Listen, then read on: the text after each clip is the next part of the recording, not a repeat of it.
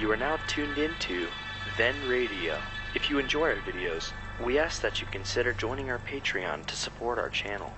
Don't forget to like and subscribe so that you never miss a new video. We hope you enjoyed today's episode, and as always, thank you for watching.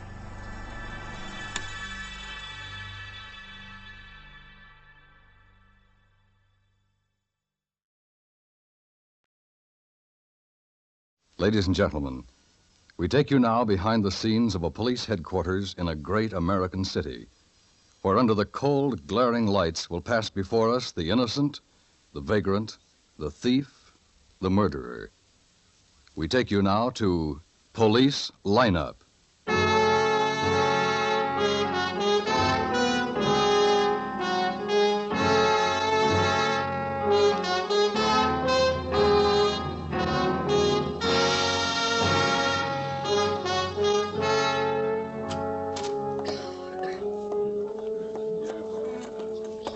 Can I sit here? Sure. Any chair in the room, Mr. Holt. You'll sit beside me, Lieutenant Guthrie? Sure. I hope I didn't do wrong about that boy, Lieutenant, but I'm pretty sure there was a bullet hole in that coat. You did just right. Like the other people here, you've all come to try to identify someone in the lineup, for one reason or another. May I have your attention, please? That's Sergeant Greb in charge of the lineup. He'll explain it to you. You people out there on the other side of the wire in the audience room, may I have your attention, please? Thank you. My name is Greb, Sergeant Matt Greb. I will explain the lineup to you. Each of the suspects you will see will be numbered. I call off a number, their name and charge. If you have any questions or identifications, please remember the number assigned to the prisoner as I call his name. At the end of each line, when I ask for questions or identifications, call out the number. If you are sure or not too sure of the suspect, have him held. The officers who took your name will assist you. They are seated among you. Please be prompt with your questions or identifications. Lieutenant. Oh, sure. Go ahead, Mr. Holt. Light up. Relax. Thanks. When the prisoners leave here, they're sent to the bathroom and dressed back into their jail clothes. It makes it quite difficult to bring them back after they leave here. The questions I ask these suspects are merely to get a natural tone of voice, so do not pay too much attention to their answers, as they often lie. So bring on the line. All right, boys, this way. You, the front one. Walk the end of the stage and take your place. The rest follow. Now turn around and face front. Hands to your sides. Look straight ahead. Hey, you, hold your head up. Look straight ahead so the people out there can see you. That's right. Number 1, George Marvin, concealed weapon. Where do you live, George?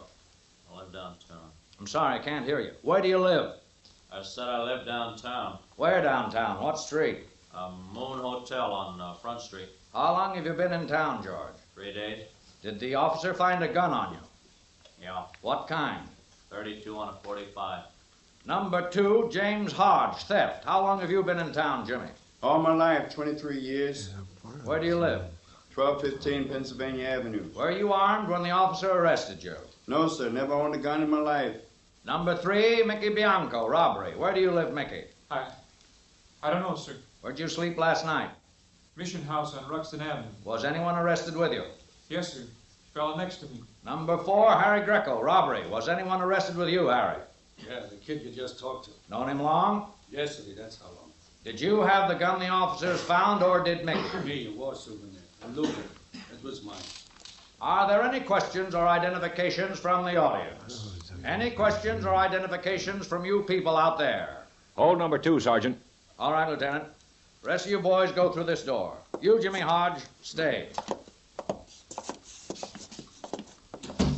All right, Jimmy, turn sideways. Face the wall. Turn sideways. To the front. How long since you shaved, Jimmy? 1 day. I shaved yesterday. This man has a slight half-moon scar on his right cheek, obscured by his beard. Height 5'8". Does anyone make identification? I'm sure that's him, Lieutenant. All right, Mr. Holt. Sergeant Greb. Yes, Lieutenant. Hold for interrogation.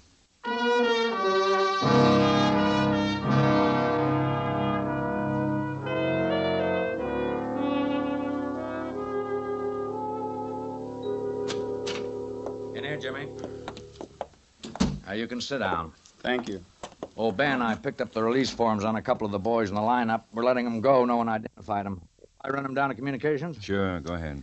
And grab yourself some coffee. I'll do that, thanks. Whew. It's a hot night, huh? Yeah. There's a hot night. You can turn on that fan if you want to, Jimmy. Yes, sir. The switch is right behind you on the wall. Okay. Cigarette, Jimmy? I still have some of my own, sir. Yeah, light up. Go on. My name's Ben Guthrie, Jimmy. I want you to understand the law's as much on your side as it is... I know all about that, Mr. Guthrie. Yeah, I guess you do. Where'd you get that coat you tried to sell, Jimmy? I told the arresting officer. Well, tell me, too. Got it from a man I work for sometimes. I sweep up and clean the windows. What's his name, Jimmy? Mr. Roy Cameron. He's got a little jewelry shop at 12th Street. He calls on me now and then. And Mr. Cameron gave you the coat? Yes, sir, he did. Why would I lie about a thing like that? You can ask him. We will, Jimmy.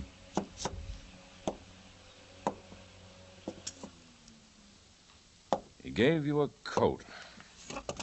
Now, why do you suppose he gave you a woman's coat? You wouldn't have any use for a woman's coat. I don't know why he gave it to me. I guess he just wanted to be kind. He knows I got a sister. Oh? But you didn't give it to your sister. You tried to sell it. Why? Why? Because I don't make much money, Mr. Guthrie. I thought I could pick up a couple of bucks easy. Mm-hmm. Why didn't you try to sell it the usual way, to a friend or an old clothes shop, something like that? I did. They thought I'd stole it just like that man did who yelled for the police. And all I did was come out of that alley and sell him an old coat. Where's the coat now, Jimmy? After I ran away, I gave it to my sister Ruth. Ruth Hodge? Yeah. And we'll check. This Mr. Holt, that's the man who had you arrested and identified you tonight in the lineup. Do you know what made Mr. Holt really suspicious of you? A lot of things, I guess, because I came out of the alley and because in the back of the coat, he saw a bullet hole. Mr. Holt says to him it looked like a bullet hole. A bullet hole? I didn't know anything about that. Mr. Cameron gave me the coat all wrapped up. I didn't even see until that man asked me to unwrap it and show it to him. I don't know nothing about a bullet hole, nothing about it. That's all, Jimmy. Roy Cameron on 12th Street? Yes, sir, that's the man. Just ask him, Mr. Guthrie.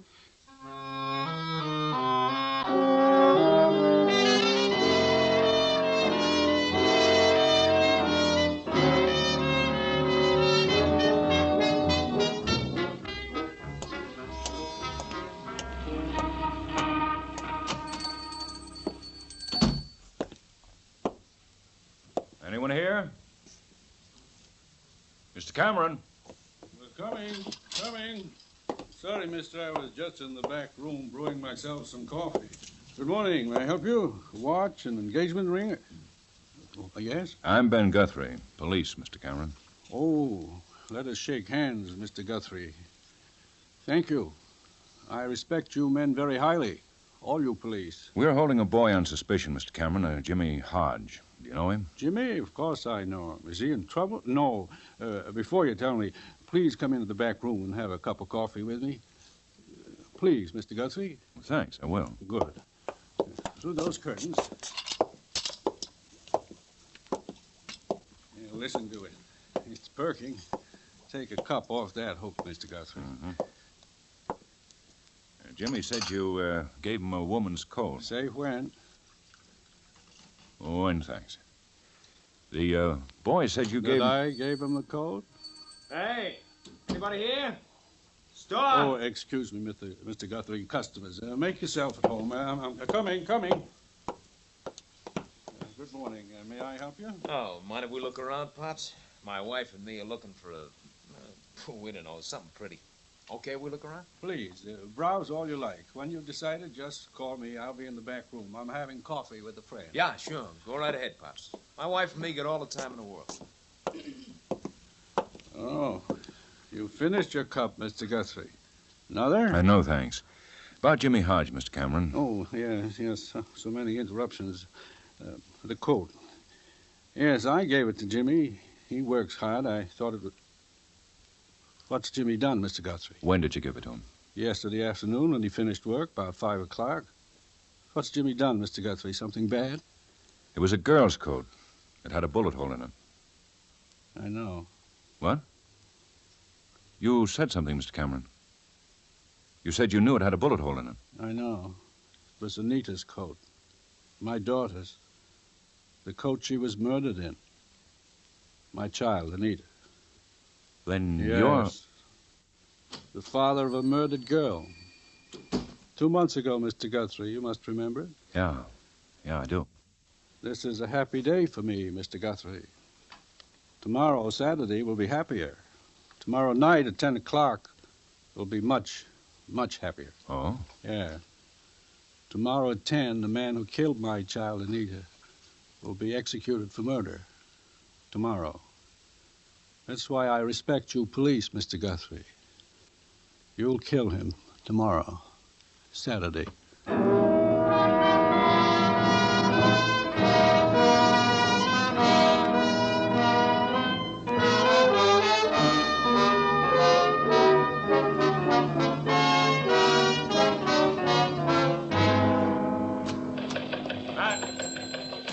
Matt, I was looking for you. Oh, hello, Ben. I was just getting ready to go.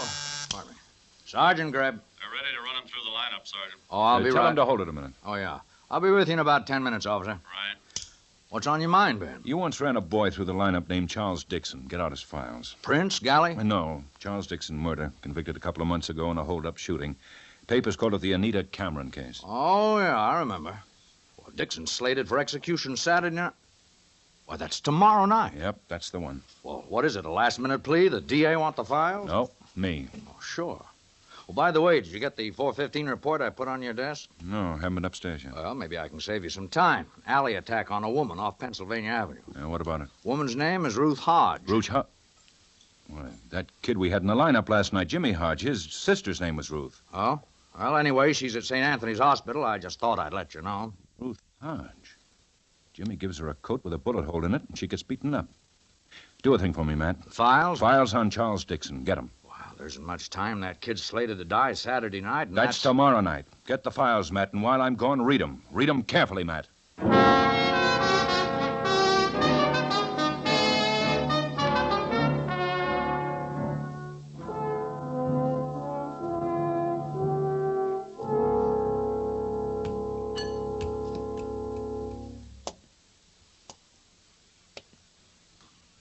Miss Hodge? Miss Ruth Hodge?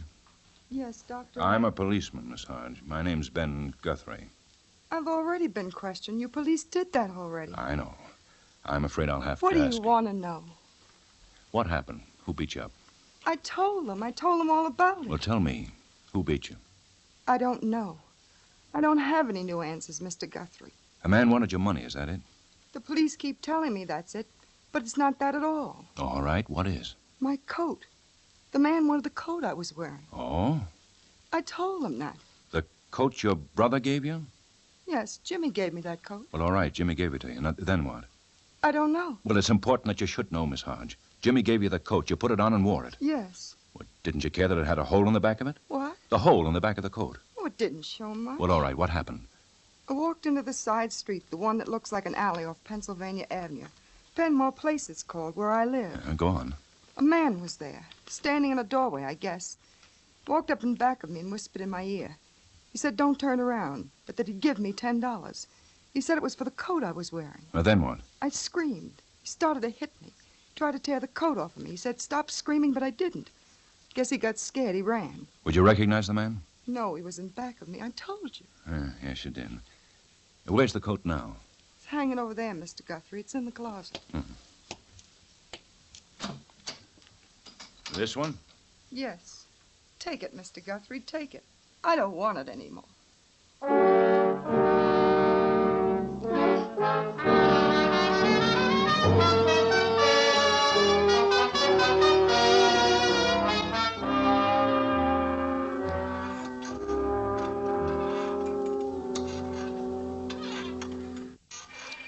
Close the window, Ben? All right.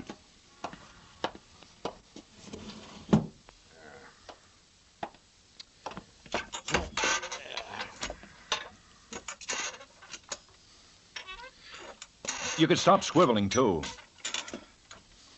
What time is it, man? You asked me that 5 minutes ago. What are you trying to build, Ben? A boy named Charles Dixon is going to be executed at 10 tomorrow night, Saturday, for a murder maybe he didn't do. You gonna prove it? That with that dressmaker's dummy you had me drag up here? This coat. It's got to mean something. Put it on the dummy again.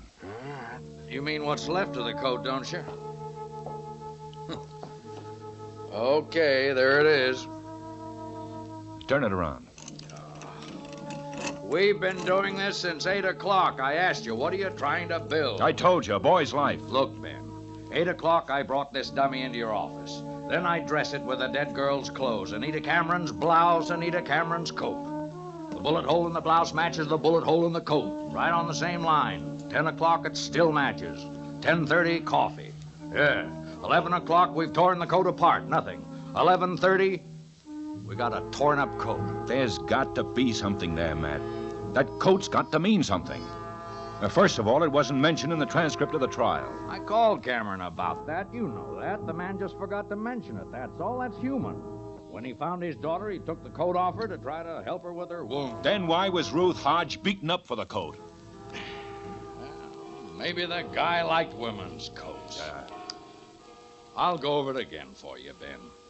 2 months ago, one Charles Dixon held up the jewelry store of one Roy Cameron. In the process of the holdup, he shot Anita in the back, her father being upstairs at the time. Tell me about those witnesses again, Matt. 2 witnesses, Vern Meredith and Grace Duncan. They were walking home from a dance. They saw Dixon with a gun in the girl's back. The girl had her hands up in the air. They heard a shot. They called the police. How did they know it was Dixon? They didn't. They noted the license number of a car parked with its motor running. Later, this car was found parked in front of Charles Dixon's house. In it was found the gun, the loot, and Charles Dixon dead drunk. Can I go home? Yeah. Now Dixon's in a death cell waiting for tomorrow night. Waiting for Saturday. Can I go home now? What time is it, Matt? It's Saturday.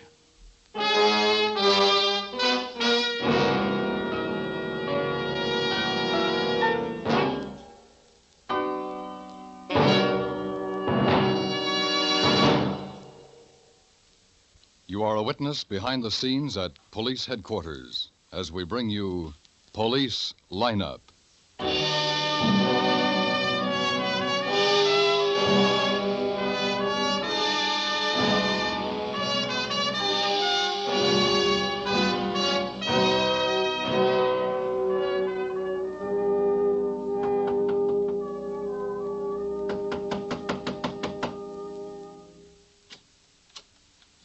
I'm looking for Mr. Meredith, Vern Meredith. He lives here? Yes. May I see him, please? Well, he's busy just now. I'm Mrs. Meredith. Can I help you? I'm from the police, Mrs. Meredith. I want to talk to your husband. Well, I told you he's... Well, I'm sure I could tell you whatever you want to know. Tell him it's about the Anita Cameron case, Mrs. Meredith. Oh. Tell him, Miss Meredith. I think he'll want to talk to me. Oh, of course he will. Please, come in. We're in the kitchen. Vern's having his breakfast. Please excuse how things look. We get up sort of late. Vern? Vern. Yeah. What do you want? It's a man from the police. He wants to... Vern, put down the newspaper. It's a man from the... Yeah, I heard you, Grace. Oh. I was just reading this item to Grace when you knocked on the door, Mr. what? Guthrie, Ben Guthrie. Oh, Mr. Ben Guthrie. I was reading her. She likes it when I do that, don't you, Grace? Sure, I like it, Vern. This item, coincidence, says the case of Anita Cameron is being scratched over by a man named, let me see. Guthrie. Ben Guthrie. You're the same? Yes. It says here, you're trying to save a killer's life. There's a twist for a cop, ain't it, Mr. Guthrie? Vern, please. Tell me exactly what you saw and what you did the night of the holdup. Oh, it's on the record. Very clear, very public. Anybody can read it. I didn't get around to it, so tell me. We were at a dance. We were walking home. You were with him, Mrs. Meredith? Then you're Grace Duncan, the other witness. Yeah, Grace Duncan. Now, Mrs. Vern Meredith, huh, Grace? But I'll do the talking, huh, Grace? Yeah, Mr. Guthrie, we were at a dance, Grace and me. What dance? Same like I testified, the Eagle Social Club on Benton.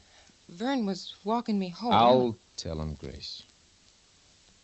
I walked her home because that's romantic, to walk a girl home. We stopped to look at a jewelry store window and see this Charles Dixon holding up a girl. How could you tell it was a holdup? Question. She had her hands up in the air. Girl does that for other reasons. How did you know it was Dixon? On the record. After the shot, we took down the license number. You cops found out it was Dixon, not us. Mrs. Meredith. Yeah. Was the girl wearing a coat when she was shot? Well, yes, may sir. I? The girl was wearing a coat. Anything else? No, Vern. Nothing else. Not now. Thank you, Mrs. Meredith.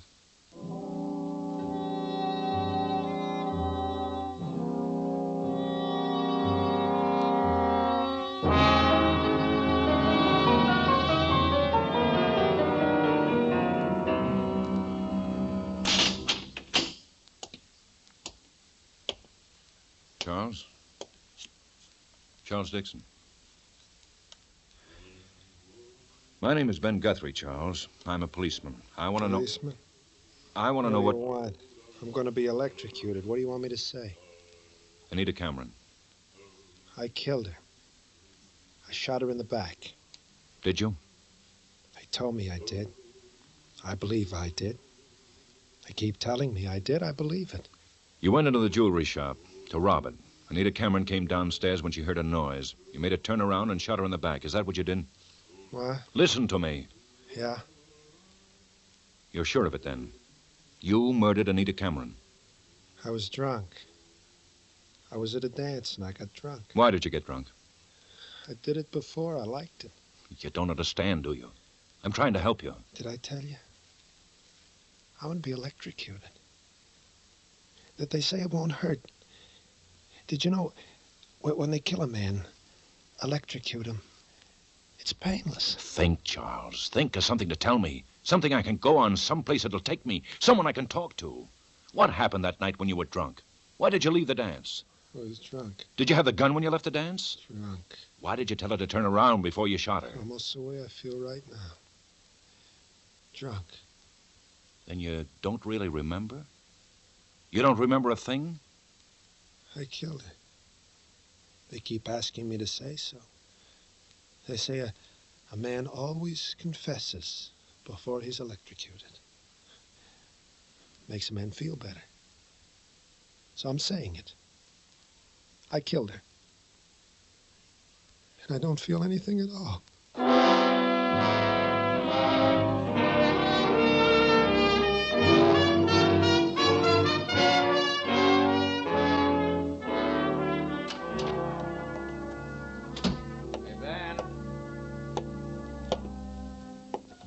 Talking to you, Ben. Uh-huh. Why don't you go home? Why? What worries you, man? Sitting there like that for hours. And? Nothing, Ben. Just, why don't you go home? What time is it? 3 more hours. I didn't ask you that. I said, what time is it? 7 o'clock. Look, I'm due over at the lineup. Nobody's stopping you.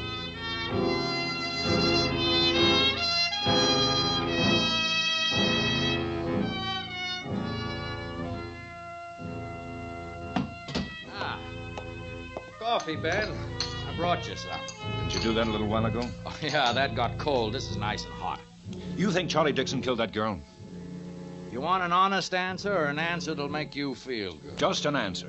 Okay, I think he killed that girl. No matter what's eating you, Charles Dixon will die in 2 hours because he killed her. You through talking? Yeah, I'm through. Then what are you hanging around for?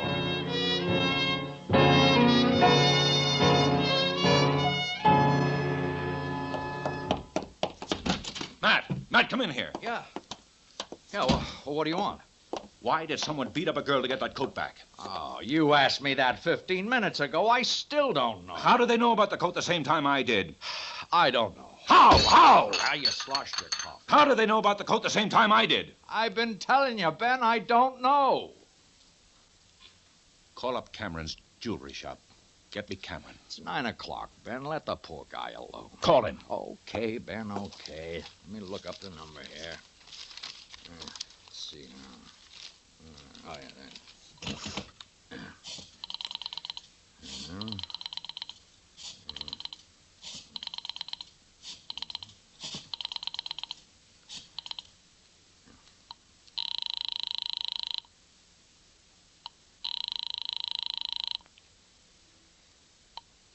Give me that phone. Don't bite my head off for a lousy phone here. Come on, come on.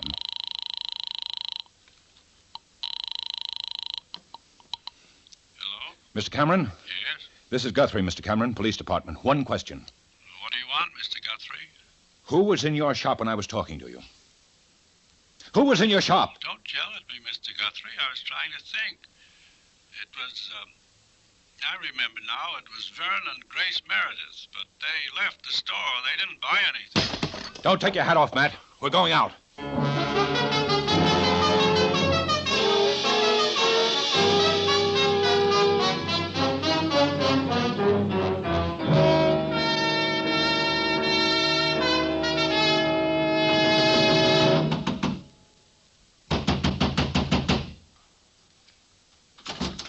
We'll be ready in just a... Oh, I thought it was a cab. Going someplace, Mrs. Meredith? Why, Sergeant Greb just asked you if you were going someplace. That the cab, Grace? no, it's not... No, it's not the cab, Vern. Oh, it's you, huh? What do you want here? Relax, Mr. Meredith. We're just talking to your wife. You going someplace, Grace? Why all the bags packed? That's simple. He's talking to Mrs. Meredith. We're going on a little trip, that's all. When did you get married, Grace? In March. March the 3rd. I got it right here inside my ring. Here, I'll show you. Yeah, the day after Anita Cameron was murdered, wasn't it? An impulse. Grace and me, impetuous. Or a wife can't testify against her husband? Grace, how did your husband kill Anita Cameron? You kidding? Shut up, Vern. You asked your wife. Vern... Was it like this, Grace? You waited outside until Vern was robbing that store. Then Anita came in and surprised him. Vern, what He held a gun on her, made her turn around and shot her in cold blood. Charles Dixon did that, remember? That's why he's going to burn. Then you both got scared, Grace. You saw Charlie Dixon passed out in his car. You planted the gun and whatever you stole in the glove compartment. It was like that, wasn't it, Grace? No. No. Tell him no, Vern. Where'd you get the gun, Vern? I never had a gun. But you know how to shoot one. I never had a gun. You have a record of robbery in 43. It said you had a gun. I was never convicted. Why did you kill Anita? You're crazy. In 43, you had a gun. You said you never had a gun. All right. So I had a gun. Is that the gun you used to kill Anita? When I was arrested in 43, the police kept that gun. Then you used another gun to kill Anita. Dixon killed Anita. What about the coat? What coat? What are you talking about? What coat are you talking The coat about? Anita was wearing when you shot her.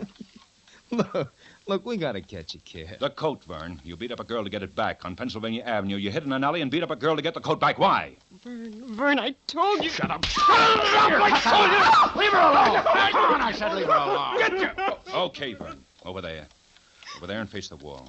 Clasp your hands over your head. Look, what is this? You heard him. Against that wall. All right. Like this? You did fine, Vern. Sit down, Grace. Matt. Huh? Get her a glass of water. Okay. Where's the kitchen? Right through that door. All right.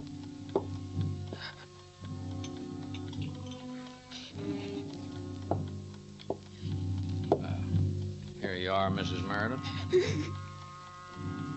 Your husband's a murderer, Grace. Oh, you're wrong. You're wrong. The coat he tried to tear off a girl's back proves it. Don't talk to him, Grace. He's fishing. He don't know anything. Grace, when you and Vern were in the jewelry store, you heard me talking to Mr. Cameron about the coat. So Vern knew it was important. Now I know why. He didn't do it. He didn't Look at your do husband it. standing over there, Grace. I don't know what you're trying to do. He's got his hands clasped over his head. A coat rises when a person does that. If I shot your husband in the back, the bullet hole in his coat would be a couple of inches lower than the one in his shirt. Vern, make them stop. The Make bullet them stop. hole The bullet hole in Anita's coat was in line with the one in her blouse. That means her hands weren't in the air like you told us. You lied at the trial, Grace. You lied because your Vern here killed Anita. Now listen to him, Grace. He'll trick you. No, take your time, Mrs. Meredith. Think about it. Got a cigarette, Ben? Mm-hmm. Here. Oh, thanks. You want one, Mrs. Meredith? No?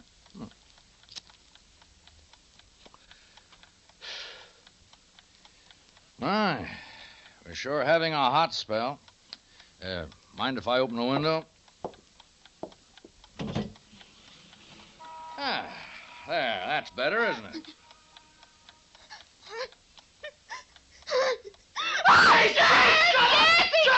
did it! I watched him and he did it! Don't move, Vern. You want to be healthy for your trial, so don't move. Cover him, Matt. I've got a phone call to make. Uh-huh. Operator. This is the police department. Give me the warden, the state penitentiary. What time is it, Ben? Don't get yourself excited, Ben. You still got 10 minutes.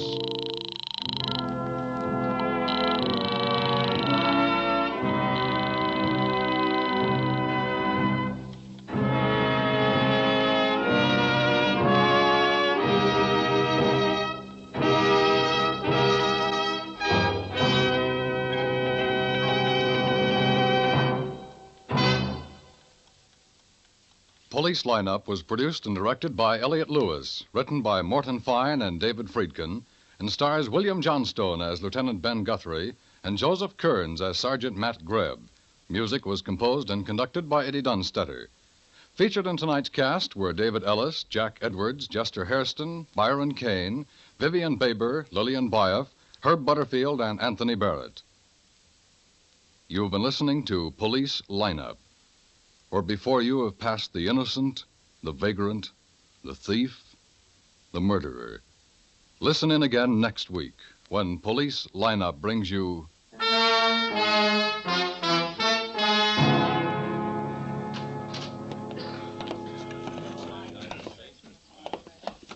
This will help me get my little girl back. We want you to identify the man you saw talking to her. May I have your attention, please? You people out there on the other side of the wire in the audience room, may I have your attention, please? Thank you. My name is Grebb, Sergeant Matt Grebb. I'll explain the lineup to you. Each of the suspects you will see will be numbered. I call off the number, their name and charge. If you have any questions or identifications, please remember the number assigned to the prisoner as I call his name. At the end of each line, when I ask for questions or identifications, call out the number. If you are sure or not too sure.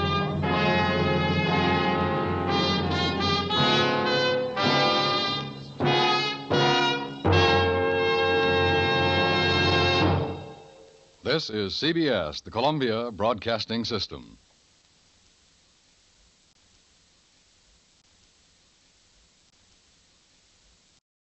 The FBI in Peace and War, usually heard at this time throughout the year, is taking its summer vacation.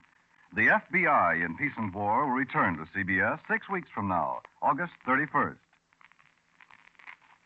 Ladies and gentlemen, we take you now behind the scenes of a police headquarters in a great American city, where under the cold, glaring lights will pass before us the innocent, the vagrant, the thief, the murderer.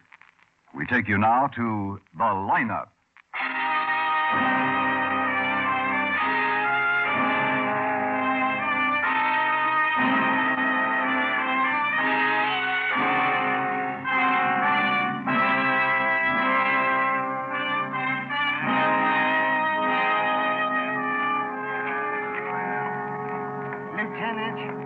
Are you sure it's all right? Don't worry about a thing, Mr. Hardesty. I just don't want anything to happen to me. I've got a family. Just identify the man you saw holding the gun. We'll see that nothing happens to you.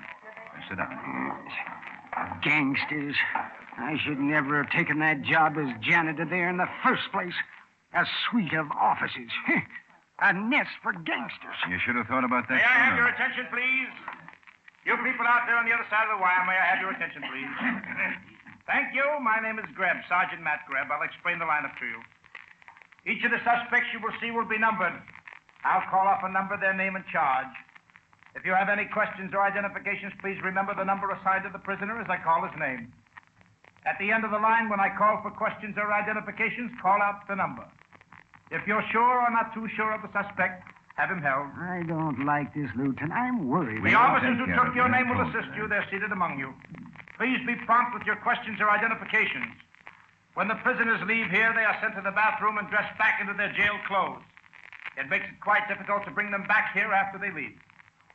The questions I ask these suspects are merely to get a natural tone of voice, so do not pay too much attention to their answers, as they often lie. Bring on the line.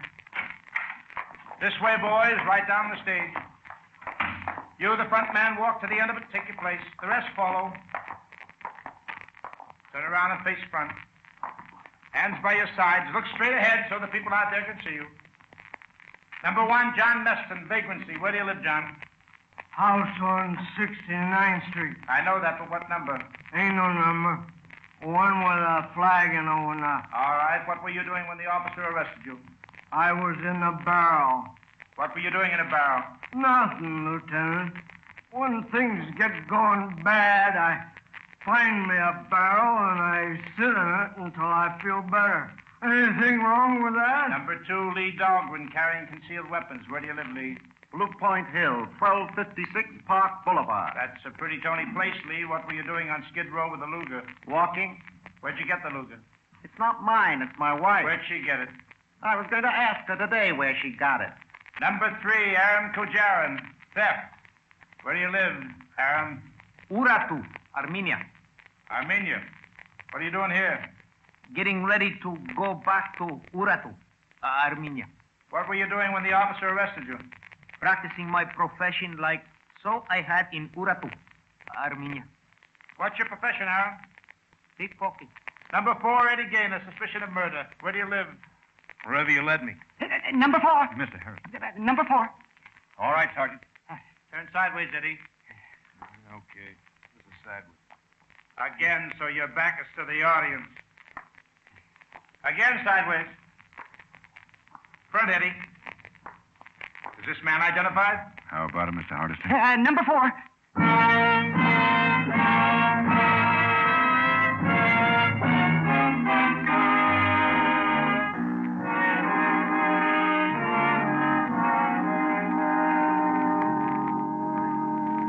You're new in town, aren't you, Eddie? I wouldn't say so. I already feel like I was born here, lived here, died here. When did you get in? 2 days ago. It's a frame. I didn't kill him. Maybe I should never come. From where? Long Ridge. It's in Illinois. It's where Chicago dumps its garbage. Why did you leave it? I told you.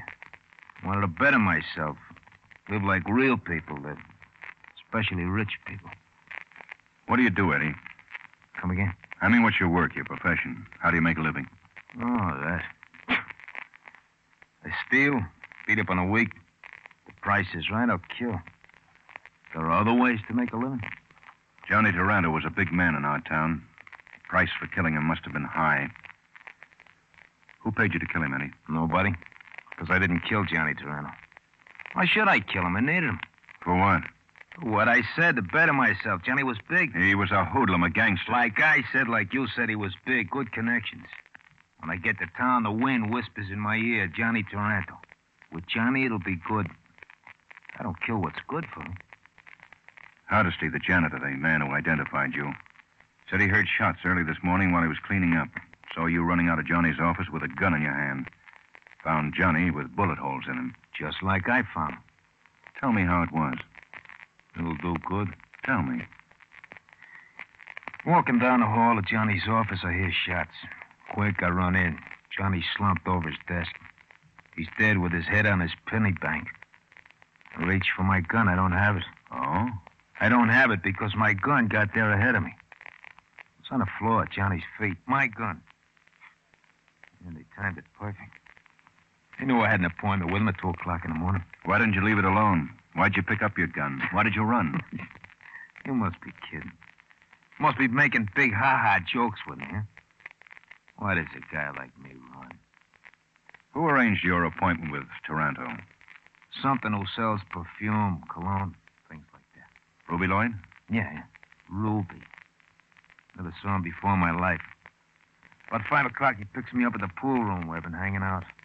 In his big car. Takes me to a store, sells me a 5th of November afternoon. Tells me I got an appointment with Johnny. What more could a guy ask? Between 5 and 2 in the morning, where were you? With a girl. A give you her name free. Because she was in on the frame. Jenny Breen. At the free smile counter in Mickey's bar in Maine. How were you framed, Eddie? Tell me. Jenny takes me home with her because she sees I'm a stranger in town. We talk, she sings me a lullaby. I fall asleep. 5 to 2, she wakes me, pushes me out the door. I shouldn't be late for my appointment with Toronto. I don't even have time to notice my gun is gone. I figured him. You got a date, Eddie. You got a date to die because you're murdered. What have you got, man? A report from ballistics. The bullet in Taranto's body came from Eddie's gun here. Yeah, what a pretty frame. You boys can go petty pie now. Your day's work's done. Maybe, Eddie. I'll go make sure. Lock him up, Matt.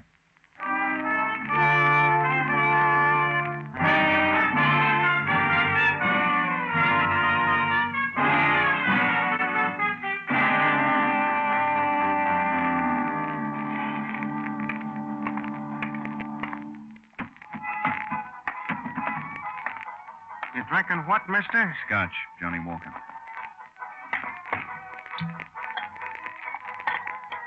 Scotch. Thanks. Well, you asked for it, you got it. Makes me nervous when a guy just stares at his scotch. Oh, he's lonesome, huh? A scotch stare with a burden, huh? We provide, mister. Yeah. Friend told me. You see, a friend told you. Our hostesses bring a smile, mister. What'd your friend tell you? Jenny. Yeah, he told you good. Jenny. Hey, Jenny. A friend told this lonesome man there was a girl, Jenny, here. Hello. He poured that drink for you, Jenny. Uh-huh. Well-charred keg. Enjoy each other. Yell loud and clear when you want more. I said hello. Yeah, I know. I'm trying to think of a clever answer. Forget it. I was just thinking, Forget Jenny. that, too. Still a young evening. Give me a nickel, huh? All right. Here.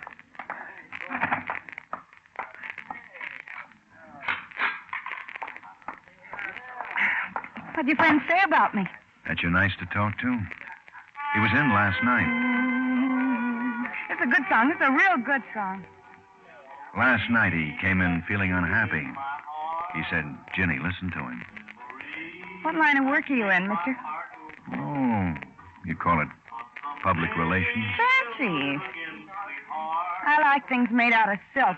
Your friend tell you that? He said he went home with you. Last night? Mm-hmm. Last night. That's what Eddie said. You know why you're not drinking your drink? Because you're a cop on duty who's not drinking on duty. What happened last night, Mac. Mac, come here. What happened to me last night, Mac? Oh, what happened to you last night? You were here till 3 in the a.m. I took you home. Had my eye on you all last night, Jenny. Goodbye, cop.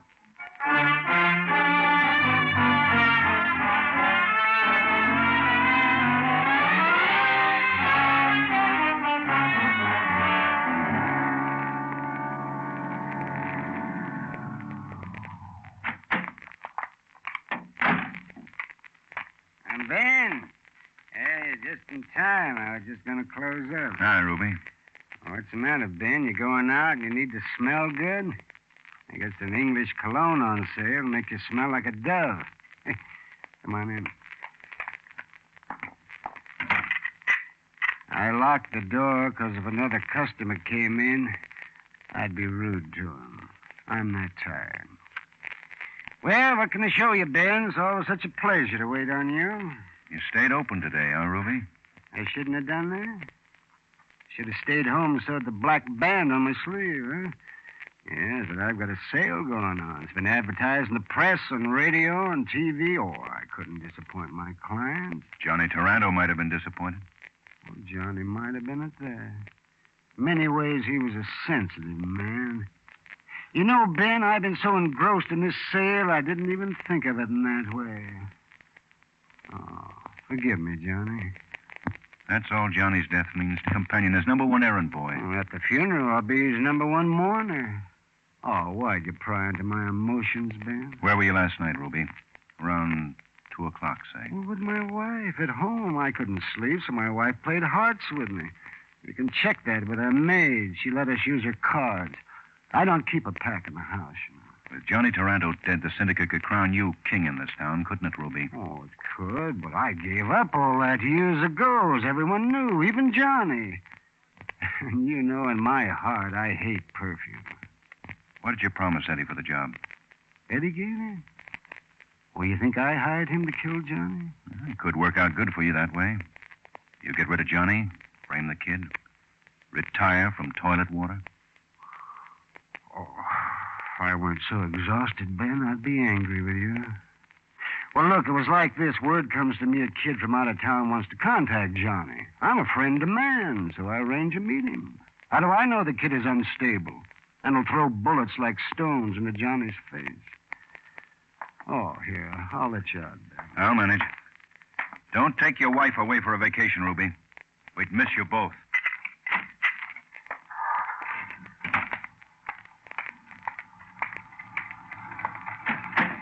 Just got a call, Lieutenant. Homicide. Where, Faraday?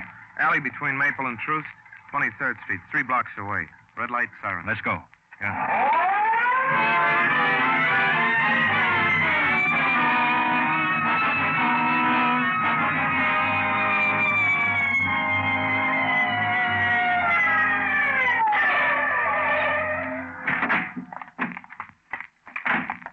I guess down here, Lieutenant.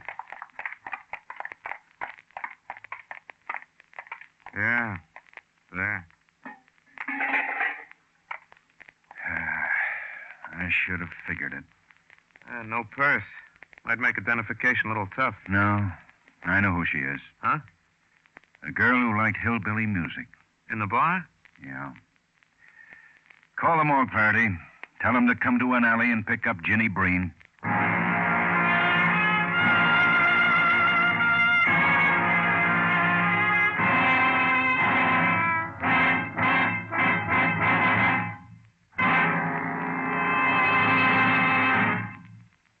You are a witness behind the scenes at police headquarters as we bring you The Lineup.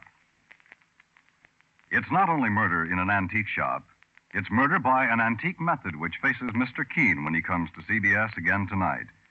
This time, the famed tracer of lost persons investigates the death of a man who owns an old curiosity shop and who has been murdered by one of his items of merchandise, an antique battle axe. Join Mr. Keene just a little later tonight on most of these same CBS stations for Murder in the Old Curiosity Shop. And now we return you to The Lineup.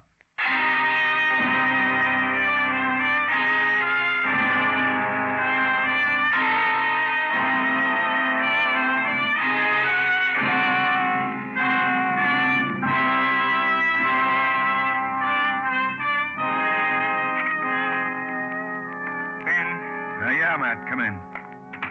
Going home? I guess. I don't know. Well, let me know. I want a lift.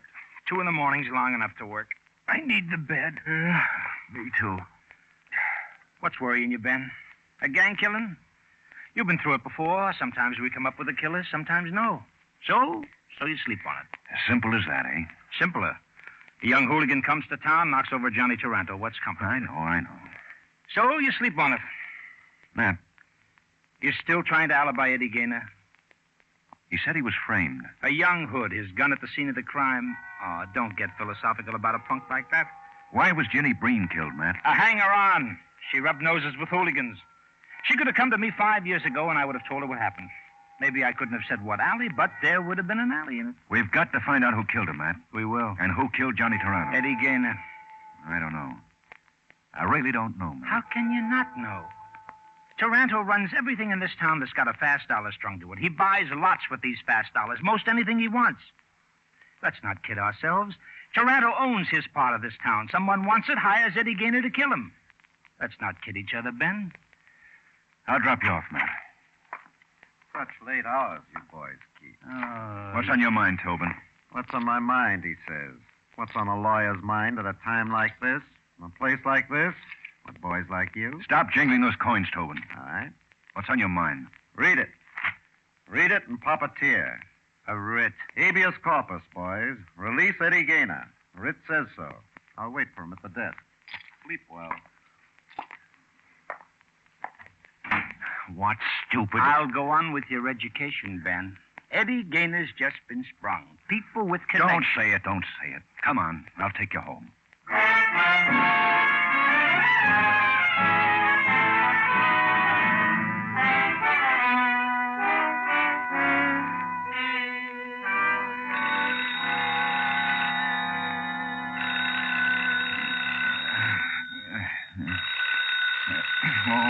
All right. Yeah? I just got to tell you this, copper, because it's too good to keep to myself. Well, who is this? You slept the night through, copper, and your pillow was a deadly mistake. Deadly. What are you talking about? It's 7 o'clock in the morning of a new day, and you don't know what I'm talking about? Eddie Gaynor, that's what. What about Eddie? You should never have released him, copper, because releasing Eddie made him sick. So sick he died. Who is this? Try the used car lot on 12th.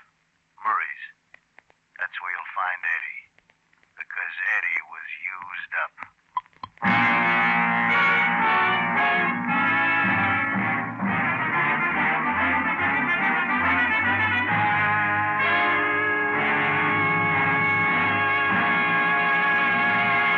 You know, I'm glad you came for him. That corpse had me going there for a while. Oh? Yeah, I walked into my lot. I'm Murray of Murray's Used Cars. Your name, please, sir? Ben Guthrie. Thanks, Mr. Guthrie. I take your name because it is unknown when you might be in the market for a used car. I know your name. It's like you're dealing with an old friend. You found him like this? Just the way you see him sitting there in the front seat, like he was real, like he was admiring the dashboard of this luxurious bargain in a used car. I helloed him, went into my spiel. You couldn't tell he was dead? Well, now, I tell you, Mr. Guthrie, some of the suckers I get in here, it's hard to tell. But this one looks so sold. I thought he was alive and intelligent. Why, I even handed him my ballpoint fountain pen. This man's Eddie Gaynor. Why didn't you call the police? Well, finding a dead man all shot up in one of your better used car bargains, that takes a little mulling over, friend. After I mulled, I was going to call you for sure. Honest. You say this man's Eddie Gaynor I've been reading about in the papers? Well, what do you know? Well, what do you know about that?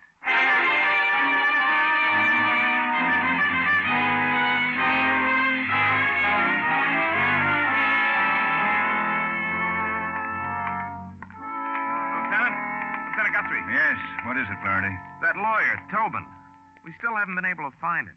Still can't understand why he should take off like he did. Lose himself. A client of his was found murdered in a used car lot. Maybe Tobin was ashamed, or maybe he heard we'd want to question him. Yeah, but a big criminal lawyer like that? Maybe something will come up. Keep looking. I've got to make this lineup. Yes, sir.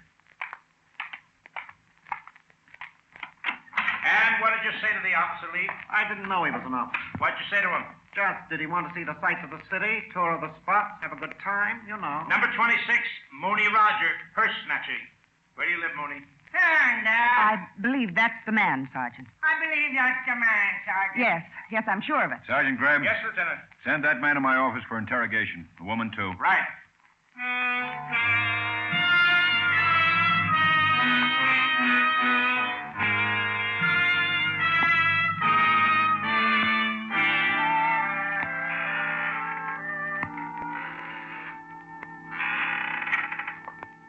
Hi, Lieutenant. Oh, come in, Florence.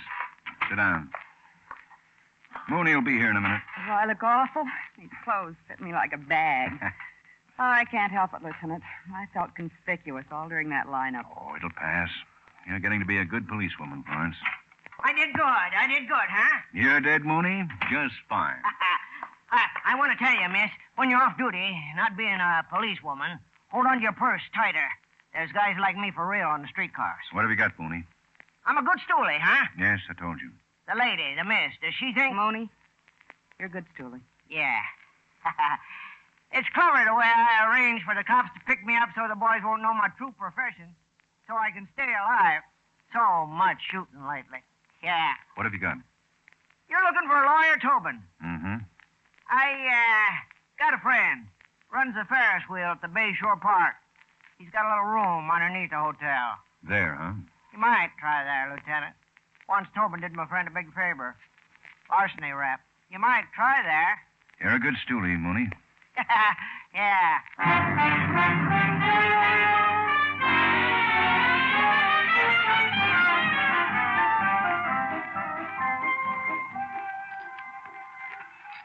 You're not a welcome sight to me, boys. You won't mind my saying it right to your faces. Oh, Tobin, that hurts. Haven't we always cooperated with you? You walk in jingling coins, you ask us to release a boy. We release him just because you ask us. You have to be glad to see it. Sure, Tobin. We made it so easy for Eddie Gaynor to get killed, we thought you'd want to thank us. That's why we looked you up. I had nothing to do with killing that boy. Absolutely nothing. Quite the reverse. Reverse? That means you were trying to save his life. Is that what it means, Tobin? Well, answer me. It must mean something else, huh, Ben? You're wasting your time, boys. I studied the law real hard. That's why I know about things like this. How policemen can waste time. Where did it get you, studying hard? You've got a mansion, a 3-car garage, servants to feed you, press your pants, and you end up under a Ferris wheel. Maybe it's this, Matt. Maybe it's just that he likes to hide under a Ferris wheel.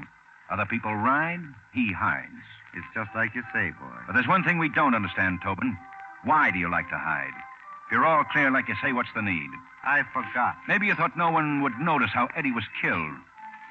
How you got him out on a writ so he could be killed. I forgot. But at headquarters you'll remember, eh, Tobin? So fix the crease in your pants and let's go. Yeah, come on, let's go. How can you stand the noise of that wheel going round and round over your head, huh? Thing like that could drive a man bats. Put the loose change in your pocket, Tobin. It'll get in the way of the cuffs. You're making a big mistake, boys. But we'll live. People like you make a mistake and you die. That's the difference between us. There's one other thing we don't understand, Tobin. Eddie Gaynor was almost sure to be executed. Why did the syndicate have him released? Wouldn't it have been cheaper to let the state kill Eddie for him? The cuffs too tight, Tobin? I'll make a deal with you, boys. You know better. No deal. I'll offer it anyway. You can consider it. There's no law says you can't consider it. So? You said a man like me makes a mistake, he gets killed. You were so right. You don't know. Riddles, Tobin? All I want for what I give you is protection. You've got to promise you'll do your best to keep me from getting murdered. What have you got to give? I was Johnny Taranto's friend. I tried to make something up to him. I didn't want him dead. Who did? Just the promise.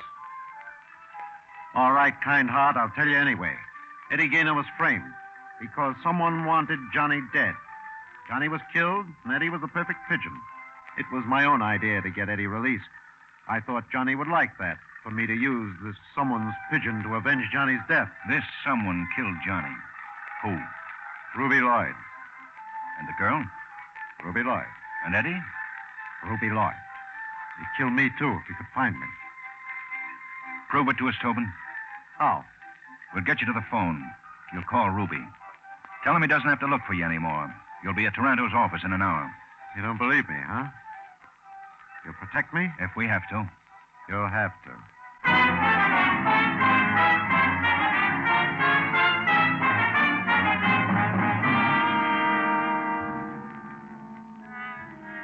You sure you'll be all right, Ben? Oh, I like it here, Matt. I like Taranto's swivel chair. No squeaks. Air foam. It's got a rich feel about it. How do you open a penny bank? Taranto's penny bank. How do you... Oh, no, never mind. I got it. I don't get it. I thought I was going to be... The pigeon? Look, Ben, what do you want to be, a hero?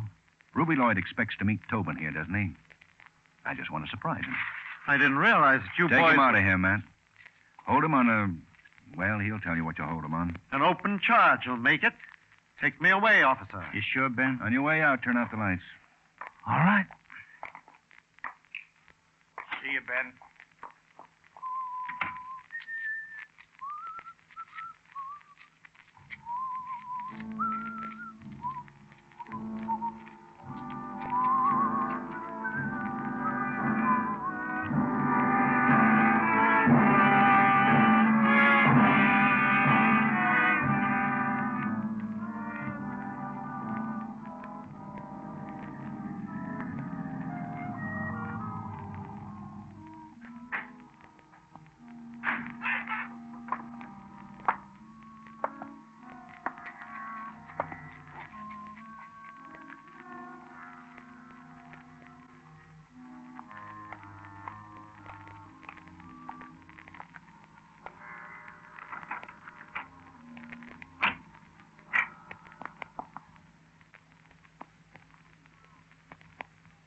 Tobin?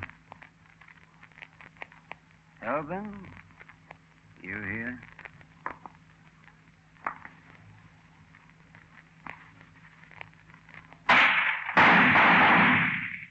Did I scare the pennies out of your hand, Tobin? Did I hurt you bad? I only want to kill you. That's for getting Eddie Gaynor released. That's for getting away the first time. And that's to make sure you don't get away again. Drop it, Ruby. Yeah, huh? Drop it. You're covered. Prove it to me. I've got you covered, Ruby. Behind you. If you don't believe, look over your shoulder. All right. 3 murders. But then you can only die once. Now, Ruby, let's go.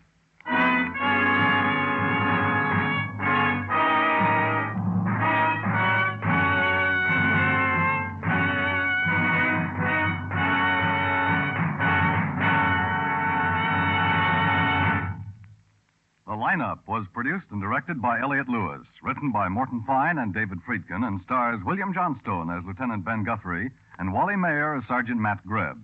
Music was composed and conducted by Eddie Dunstetter. Featured in tonight's cast were Virginia Gregg, Howard McNear, Junius Matthews, Edgar Barrier, Anthony Barrett, Paul Freese, and Clayton Post.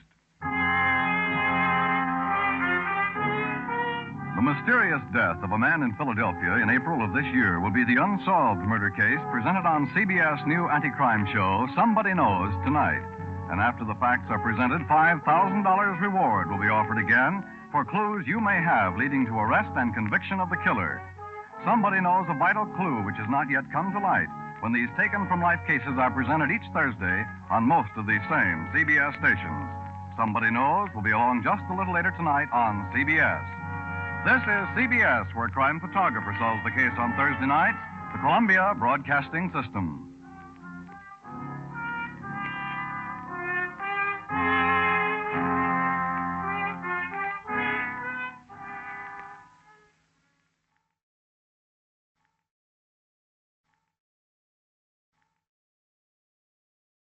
Ladies and gentlemen, we take you now behind the scenes of a police headquarters in a great American city, where under the cold, glaring lights will pass before us the innocent, the vagrant, the thief, the murderer. We take you now to The Lineup.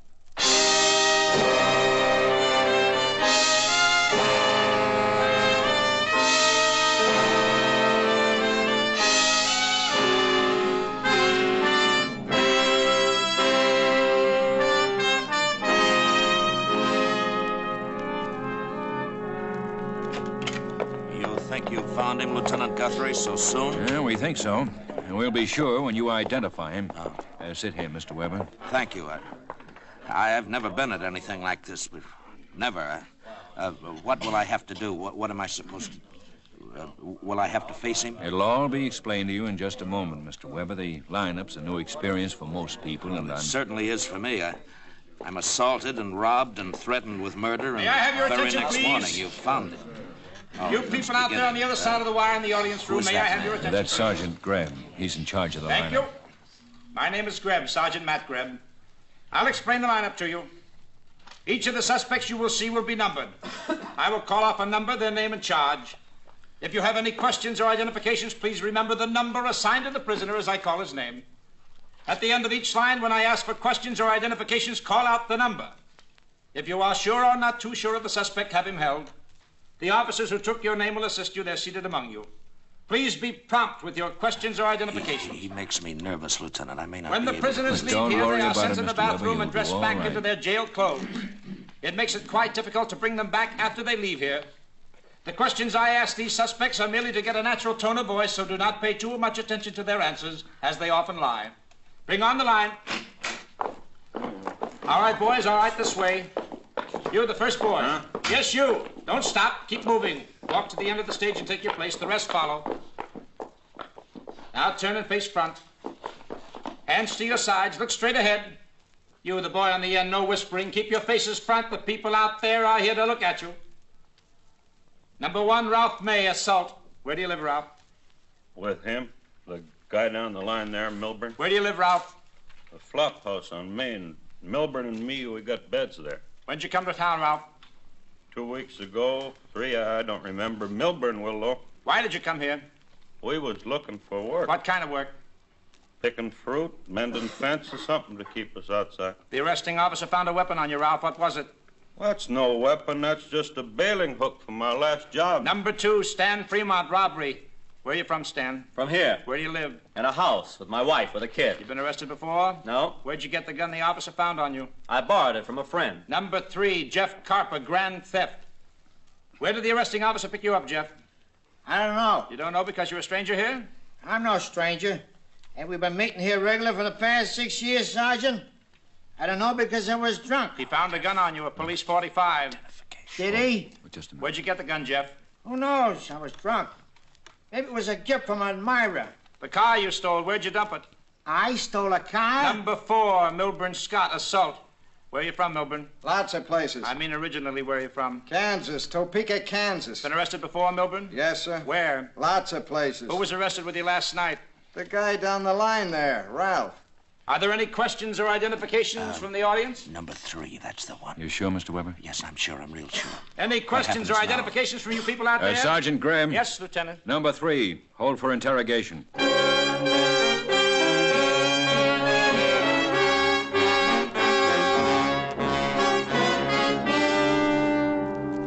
Back again, Carper.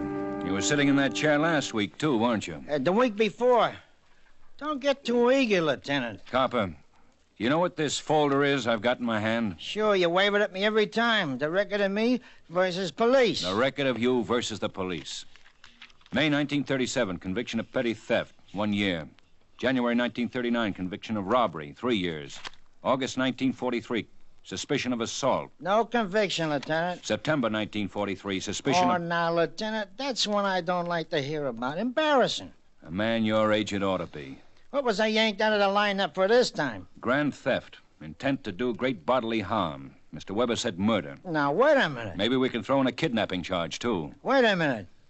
Oh, you're kidding, Lieutenant. Between 10 and 12 last night, it's charged you did all that. How much does those charges add up to? I mean, the total. With your record, you could get 20 years, easy. 20 years, huh?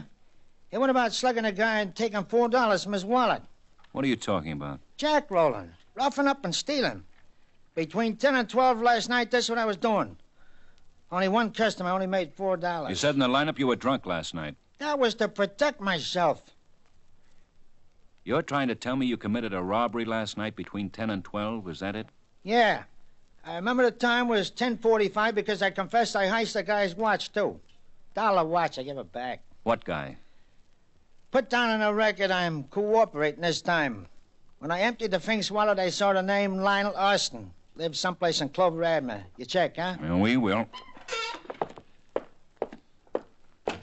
Matt. Yeah? Matt, get in here. Yeah, what is it, Ben? Man named Austin, Lionel Austin. He lives on Clover Avenue. Yeah, on Clover Avenue. Find him. I want to talk to him. Yeah, find him. Lieutenant wants to talk to him. This Austin can get me off in only 2 years.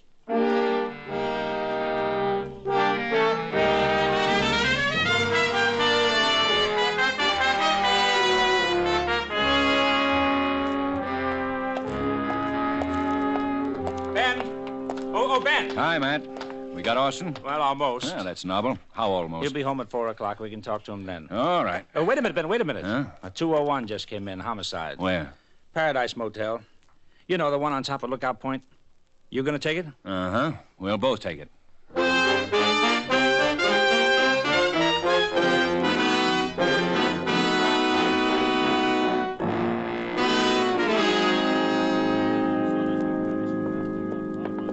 Hi, Ben. Matt. Hi, Doc. Hi.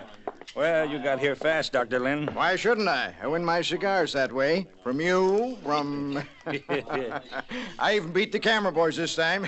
That makes several cigars. You examine the body? Stabbed in the throat. Good, clean job. Mm-hmm. When? Oh, a long time ago. Mm-hmm. Long time. How long ago, Doc? 14, 16 hours ago. Maybe between 10, 12 last night. Mm-hmm. That'd place it between 10 and 12 last night. Who was he? I don't know. But that's his wife standing over there looking out the window with her back to us. I asked her. She told me she was his wife. Kind of pretty, isn't she? Mm-hmm. Pretty. Mrs. Please, we want... We're detectives. This is Sergeant Matt Greb. I'm Ben Guthrie. Try not to be frightened now. I'm not frightened. I was just looking at the lake, the view, and he touched my shoulder so easy like it startled me. The man lying on the bed, he was... My husband, Charles Jordan. I'm Letty Jordan. I met Charles when he was driving through my hometown. That was 8 years ago. I was Letty Arnold then. I worked in a drive-in. Mrs. Jordan, tell us how this happened. I don't know. You weren't here? No, I've been away. I went home for a couple of days to Sedalia to see my sister, my old girlfriend. When did you get back here, Mrs. Jordan? This morning? Last night? It was only just a little while ago. I'm the one who found him like that. I'm the one who called you policeman. Well, tell us how you found him, Mrs. Jordan. Well, I got off the bus from Sedalia this morning and walked up the road to this cabin. There was a please do not disturb sign on the door. I thought Charles was asleep. He liked to sleep late. So I just tiptoed in. In a little while, I knew he wasn't asleep. I was looking out the window like this. Oh. What is it, Mrs. Jordan? Oh, nothing. I just recognized my friend in that car. My friend, Mr. Weber. Weber? Oh, that's Robert Weber. Oh, you know Mr. Weber? Yeah, I do. Matt, will you talk to Mrs. Jordan? I just remembered something. Yeah, sure, Ben, sure. Go ahead.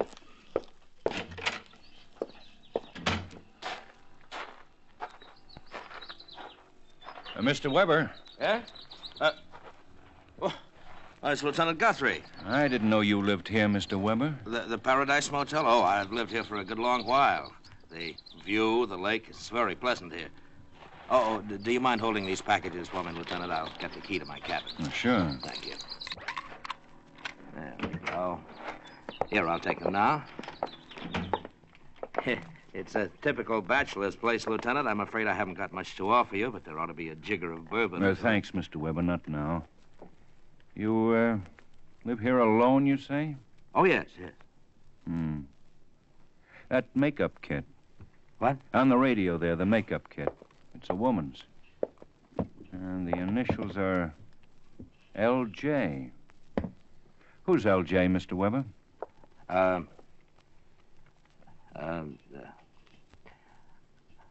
I won't lie. If it's important for you to know, you'd find out anyway. Look how fast you found it. L.J. stands for Letty Jordan. How long have you known Mrs. Jordan? Letty? Oh, about 6 months, ever since she came here to Paradise Motel. Mm-hmm. You made friends with her and her husband? Well, with Letty, I hardly noticed the husband. You know how it is. Living in paradise alone, you notice a girl like Letty. You try to make friends right off. What time were you held up last night, Mr. Weber? What? Oh, I told you, sometime between 10 and 12. Why? Why do you say between 10 and 12? Couldn't you be more specific? No, I couldn't. I left here around 10. The radio said it was 10. I went for a drive. And then that man I identified waved a gun at me, stole my things, my watch and everything, my car. I had to walk back, and it was 1 in the morning then, so it had to be between 10 and 12 sometime. Between 10 and 12, eh, Mr. Weber? Yes, that's what I said, between 10... Why do you keep asking me that? Who's the criminal? I'm the one... A man who was murdered last night, Mr. Weber, Mrs. Jordan's husband, Charles, last night. Between 10 and 12, the coroner says. Letty's husband? While I was being robbed, huh? He was killed then, huh, Lieutenant? Then for Letty and me... Don't move away from Paradise, Mr. Weber. I want to keep in touch with you.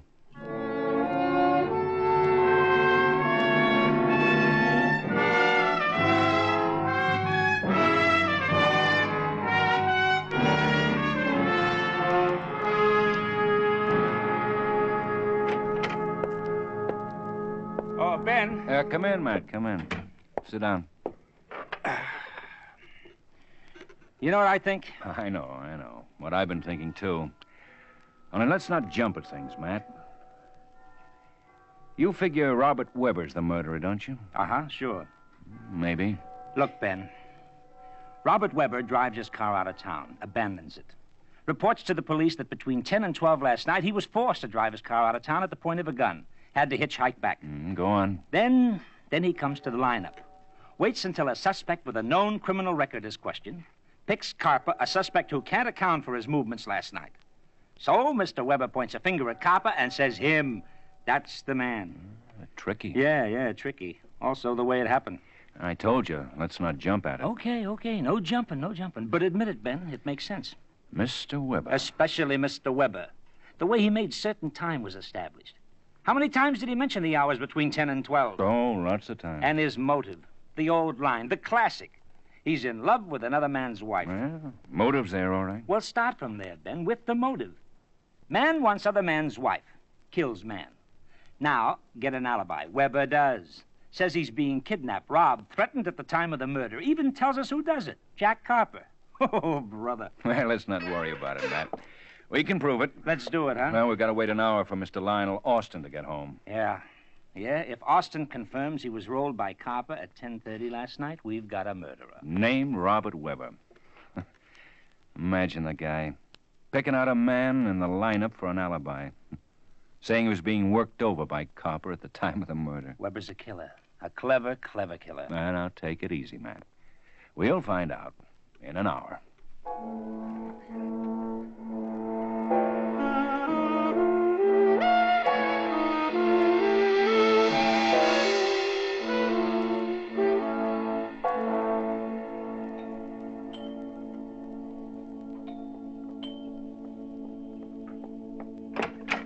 Yes? I'm Ben Guthrie. I called about... Oh, you're the man from the police. Well, please come in. I'm Mrs. Austin. I talked with you on the phone. I'm Lionel's mother. Won't you sit down? Thank you. Now, what is it you want to see Lionel about? Is he home, Mrs. Austin? Well, I'm his mother. Lionel would tell me anyhow. Well, is he home? Yes, he is. Lionel! Well, I still don't... Lionel! Yeah. Yes, what is it, Mother? This is Mr. Guthrie, Lionel.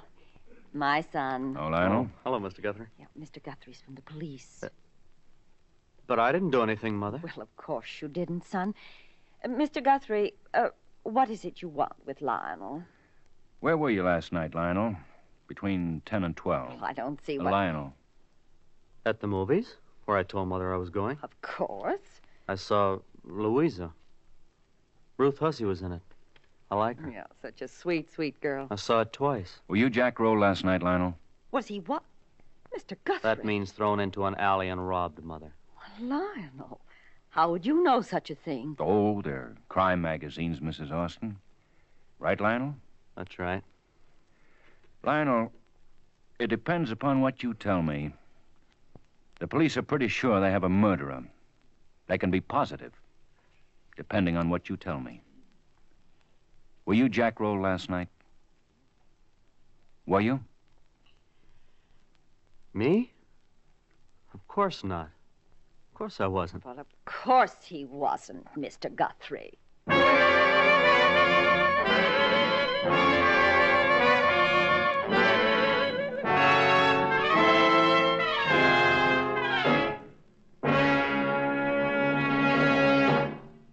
A former president once said that the armed services offer every qualified young man a chance to perfect himself for the service of his country in some military capacity.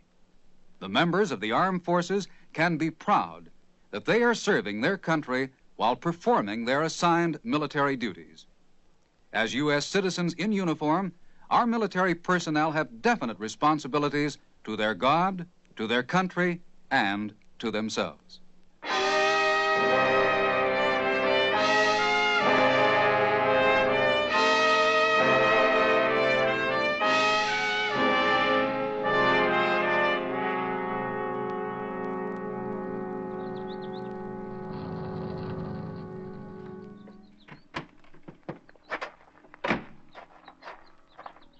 Lieutenant! Huh?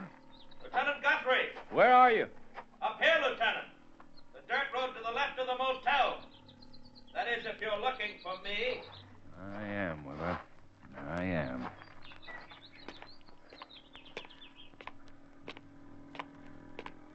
You were looking for me then, weren't you, Lieutenant? Otherwise, you wouldn't have climbed up to the hill from the motel. No, otherwise I wouldn't. But you'll find that it's worth it. Just for the view of the sunset alone. We're 300 feet above the lake here, Lieutenant. Weber, tell me again where you were between 10 and 12 last night. Perhaps you'd better meet my friend. Mr. Duff, this is Lieutenant Guthrie, the one I've been telling you about. Hello, Lieutenant. Mr. Duff. Weber, I think you'd rather talk to me alone. I don't think he will, Lieutenant. No? No. He'll talk to you only with me here. He's paying me for that. I'm his lawyer. Oh. You were wise, Mr. Weber. You will need a lawyer. But not for what you think, Lieutenant. For something else. Exactly, for something else. To protect him from you, Lieutenant. Oh? Exactly. It seems you're a great nuisance to my client, unnecessarily. You have disturbed my client's peace of mind, unnecessarily. You have made my client mentally ill with your allegations, your threats, unnecessarily. My client has had to consult a physician because you have too eagerly assumed that my client is, what, Lieutenant? A murderer. Ah, you admit it. You're prepared to arrest him for that charge? To suffer the consequences of a false arrest? Goodbye, Lieutenant. Say goodbye to the lieutenant, Mr. Weber. Don't bother. Maybe Letty Jordan will talk to me without a lawyer, Weber. Maybe, Lieutenant. But you won't find her here. Not at the Paradise Motel. Not anymore. Where? Is it all right to tell him, Mr. Duff? Try the Plaza Apartments, Lieutenant, on West Gladstone. This view. This breathtaking view. It's so peaceful. No, Mr. Duff?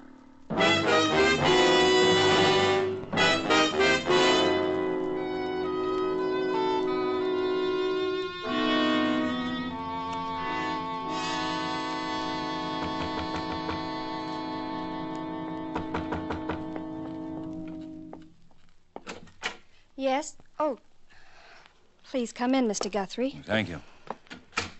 Mr. Weber told me where to find you. I wasn't trying to run away. You could have gotten the information from the motel office. I left a forwarding address. You don't have to talk to me like... I wasn't making a point of it, Mrs. Jordan. I just wanted you to know how I found you. I moved here because... Maybe you could have lived in that motel after murder's been done there. Not me, not after what I realize that. I'm sorry. I didn't mean to upset you. Stay in that motel. You couldn't have grieved too much, Mrs. Jordan. I didn't say anything about grieving, did I? A dead man's been in a bed ahead of me. I'm a woman. I know. Squeamish. Now let's talk about the same thing. Let's talk about Robert Weber. I don't have to. How does it feel to be the reason why a man has killed another man? How would I know? You'd know. Weber killed your husband on account of you, Mrs. Jordan. Robert thinks I'm attractive, if that's what you want to know. I didn't ask you that. What's wrong if he thinks I'm attractive? Just because I'm married? No. No, then what? How did you feel about Weber? Just because I'm married, does that mean I can't feel some way about somebody? That doesn't mean I did something about it. I saw your makeup kit in his cabin at the motel. So? When did you leave it there? When I got off the bus from Sedalia, I stopped in his cabin for a drink. What's wrong with that? Before you said hello to your husband? My husband didn't drink. I needed a drink. You and Weber are in love with one another, Mrs. Jordan. Weber told me that. He said you'd marry now that your husband... He said that? Robert said that? I'm holding you for complicity of murder, Mrs. Jordan. You're crazy. You both plotted to kill your husband. No. You really did go to Sedalia, Mrs. Jordan. I checked that, but you went after you plotted to kill your husband. No. There have been cases of death verdicts for complicity, Mrs. Jordan. He said we should get my husband out of the way, but he was kidding. Weber killed him, didn't he? Didn't he? But I didn't plot anything with him, Mr. Guthrie.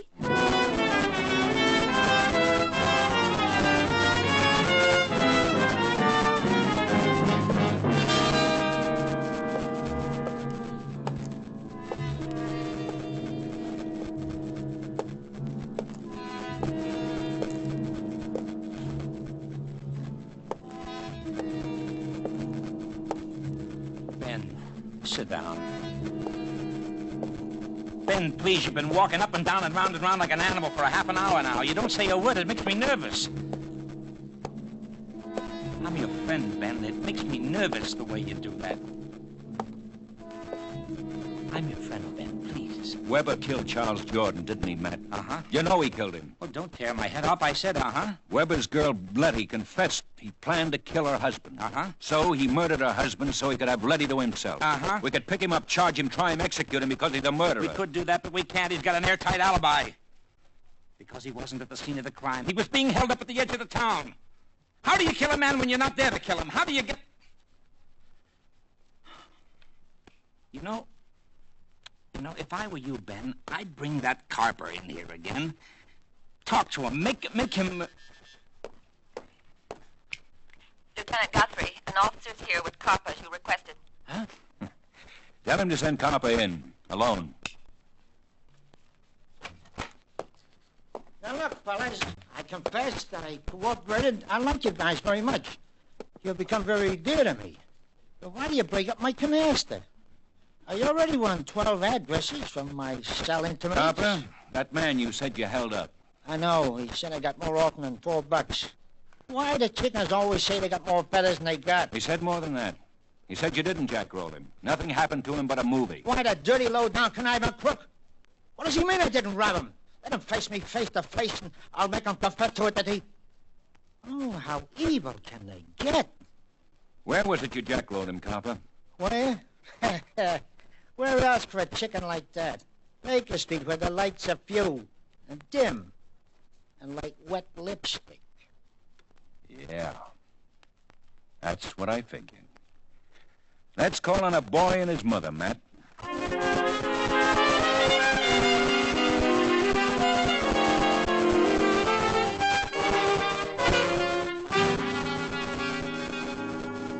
I don't understand, Mr. Guthrie.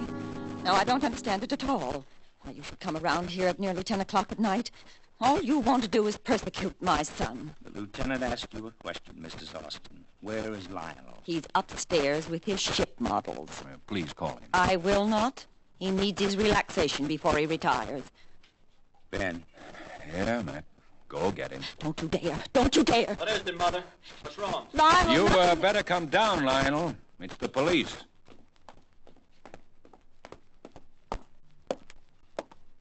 You don't have to talk to him, Lionel. Mother, don't get upset. I'll talk to these men. Why didn't you report to the police that you were robbed last night? I wasn't robbed. I told you that earlier in the day. I know you did, Lionel. But we think you're lying. My son never told a lie in his life. Not in front of me, anyway. Lionel, the man who robbed you, he was heavy set, wasn't he? Rough features, poorly dressed. I don't know what you men are trying to do. Mother, Are you afraid to tell the truth in front of your mother? If he was robbed, why shouldn't he have told the truth? He certainly would have told me about it. Wouldn't you, son? Of course. Lionel, why don't we go someplace? You, Sergeant Greb, and myself, and we can talk this thing out. Well, my son has no secrets from me. All right. Tell us what your son was doing down on Baker Street last night. Well, he went to the movies. The theater's not on Baker Street. He went to the movies, all right. He said he saw the picture twice. But you didn't, did you, Lionel? You saw the picture once. It got out at 10 o'clock. That left you 2 hours to roam around Baker Street. Lionel, what is this Baker Street? What's there? Mother, Mother... Don't stammer. Answer me. Go ahead, answer me. Burlesque houses. Bars. A man doesn't have to know a girl to talk to her on Baker Street. Does he, Lionel? Were you there, Lionel? On this Baker Street? Were you there? Answer me. Answer me. Lionel, answer me. Answer me. Answer me. Mrs. Austin. All right, I'll answer her. Mother, listen to me. What the man is saying is true. I was on Baker Street last night. I did meet a girl, and we had some drinks, and after that I was robbed. And I'll tell you something else, Mother. Last week I was there, too. I met another girl there. Let's go, man. That'll make you suffer, won't it, Mother? Now you've really got something to suffer about, haven't you, Mother?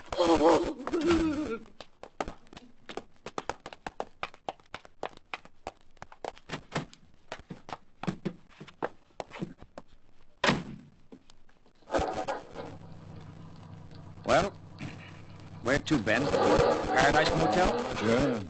That's where the murderer is, isn't it? And take it easy, Matt. Let's enjoy the view.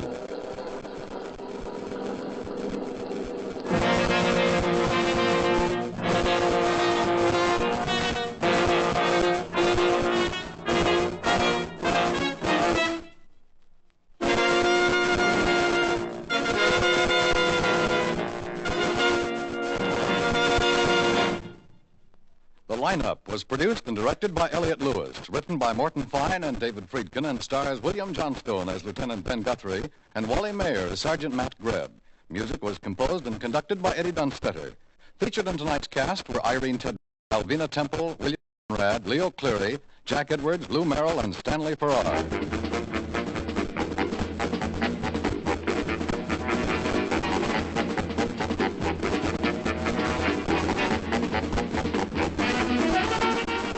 Lineup has come to you through the worldwide facilities of the United States Armed Forces Radio and Television Service.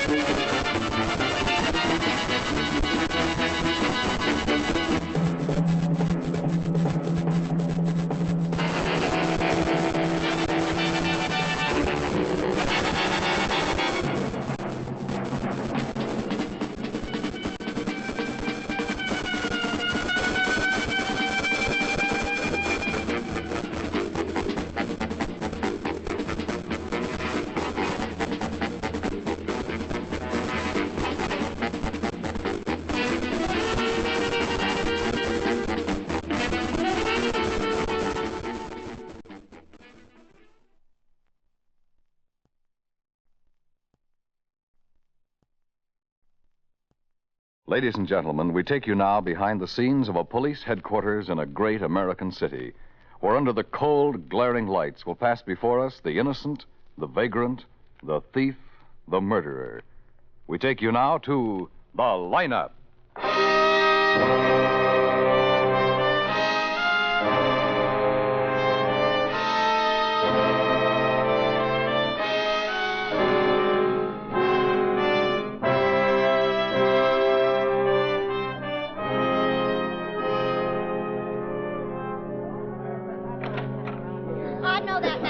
Lieutenant, I haven't been able to get his face out of my mind. Fine, Mrs. Atwater, fine. All we want you and Mr. Bush to do is identify him. Here, sit down here. Where do I sit, Lieutenant? Right next to me. Oh, yes. Yes, thank you. Now, I said to myself, Mr. Bush, now there's a face you'll never forget. Oh, those hit-and-run drivers, I tell you. Not a hit-and-run driver, Mr. Bush. The driver of that car was a murderer. May I have your attention, please? Premeditated. You people out there on the other side of the wire, may I have your attention, please? Thank you. My name is Grebb, Sergeant Matt Grebb. I'll explain the lineup to you. Each of the suspects you will see will be numbered. I'll call off a number, their names and charge. If you have any identifications, please remember the number assigned to the prisoner as I call his name. At the end of the line, when I call for questions or identifications, call out the number. If you're sure or not too sure of the suspect, have him held. The officers who took your name will assist you. They're seated among you. Please be prompt with your questions or identifications. He had the face of a killer, a real mean face. Just as long as you remember what he looks and like. dressed back into their jail clothes. It makes it quite difficult to bring them back after they leave here. The questions I ask these suspects are merely to get a natural tone of voice, so do not pay too much attention to their answers as they often lie. Bring on the line. All right, boys, all right. Right down to the end of the stage. Okay, that's far enough. Turn around and face front. You, the second man, face the audience. That's it. Hands to your sides, all of you. Look straight ahead so the people out there can see you. Number 1, Augie Plessé, theft. Where do you live, Augie? The usual place. Where's that? Bow Jungle. It's under the bridge outside of town. What were you doing when the officer arrested you? Well, I was asking a lady for a handout at her back door. With a gun in your hand? Well, I was just asking her to hold it so I could hold her pocketbook so she could get me something to eat. Number 2, Melvin Cornell, vacancy. Where do you live, Melvin? Westfall Hotel on Clover.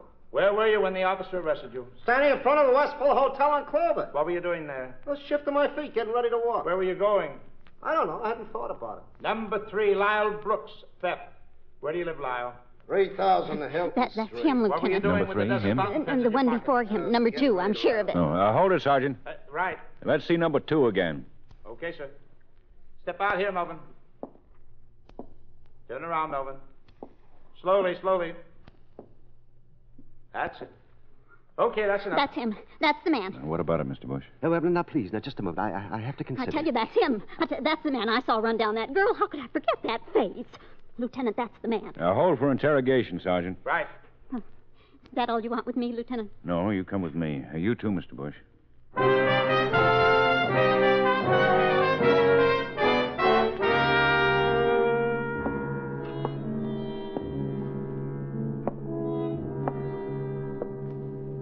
Cigarette, Mr. Bush? No, thank you. No, I never smoke. And please don't offer me a glass of water either. I don't need or want a thing. Me neither, Lieutenant. Relax, Melvin. I know what you're after, Lieutenant. And I may as well tell you. No amount of catering to what you think are my desires will make me identify this man. Much as it would please you. But Mrs. Atwater here identified him. She's sure. She's positive Mrs. he's... Atwater's wrong, aren't you, Mrs. Atwater? You're dead wrong Don't because come even near if me, I... you running hitter, you murderer! Stay where you are, Melvin. I'm not going to hurt Mrs. Atwater. Mrs. Atwater's a fine lady, aren't you, Mrs. Atwater? You couldn't have seen me driving that car, Mrs. Atwater. I don't know how to drive a car. So how could I steal a car? Mr. Bush, tell Mrs. Atwater she didn't That say man me. is the man, Lieutenant. I'll swear to it. I'll never forget his face, never. One day I shall describe him to my grandchildren. You will be deceiving them, Mrs. Atwater, because that poor man is not the man. The man who was driving the murder car was fat. He was lean, like this man here, this Melvin. You will forgive me for differing with you, Mrs. Atwater, but the man in the car that ran down that girl was fat. I have seen fat people in my life, and he was fat. And you need eyeglasses. He was lean. He was this Melvin here. My eyes are in perfect order. He was fat. What's more, he had unneat blonde hair. He needed a haircut. He was bald. He was bald and he was lean. He was Melvin. Melvin is bald and lean. Like your brain, Mrs. Atwater. The man was heavy. Even in all that rain, it was very obvious. I'll have he you was up on Stop that. it, both of you. Yeah. Stop it. That's all. You may go. Out that door. He insulted me in front of a murderer. Please. You've made a jackass of yourself, haven't you, Mrs. Atwater? How about me, Lieutenant? You too. Out. And, we're sorry. Oh, forget it. You know, things like this happen. Forget it. This is the way out, huh? Never went out this way before. Ah, forget it, Lieutenant. Matt. Yeah, Ben. Where is everybody? Let him go. Melvin, too? Yeah. But that woman identified him. Ben, a girl was deliberately run over. We know that because 2 witnesses saw the car stop, back up, and run over her body once more to make sure she was dead. Yesterday, on August 2nd, a girl was murdered. Elaine Kirk was murdered. Anything else, Matt? A woman identified the murderer, and you let him go? Mm-hmm. He stole the car and murdered that girl, Ben. You through? Yeah. What do you want with me, Ben? We're going to have to do it the hard way. Neither Bush nor that Atwater woman saw the man who was driving that car. They were just trying to be important. We're going to have to do it the hard way. Oh? Well, what can I do, Ben? You got that engagement book we found on Elaine Kirk? Well, it's in my office. Get it, Matt. I'm going to keep Elaine Kirk's engagements.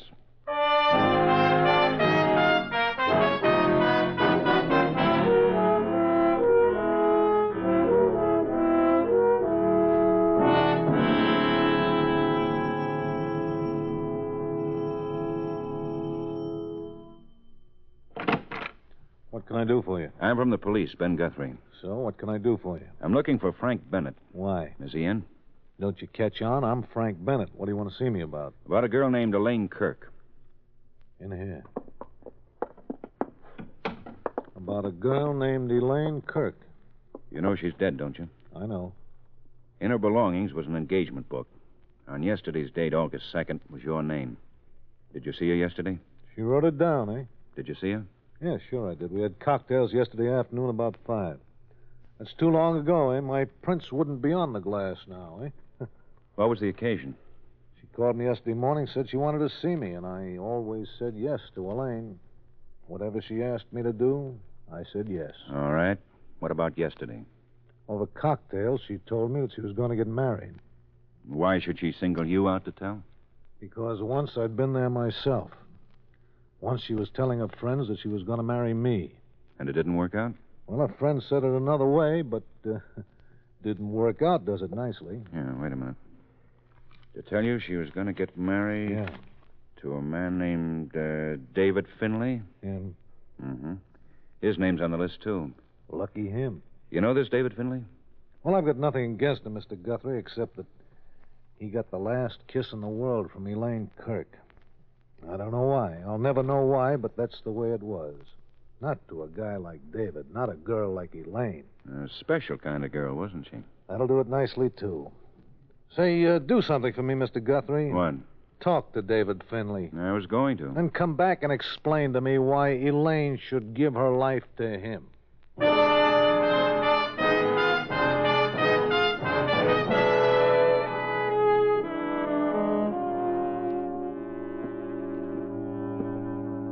David's at his desk doing his work. He's an accountant, you know, one of the best. That's his room, Mr. Guthrie. Just go right in. Thank you. May I ask who you are? I wondered you didn't ask right off, Lieutenant. I'm Dorothy Finley, David's sister. Don't keep David away from his work too long.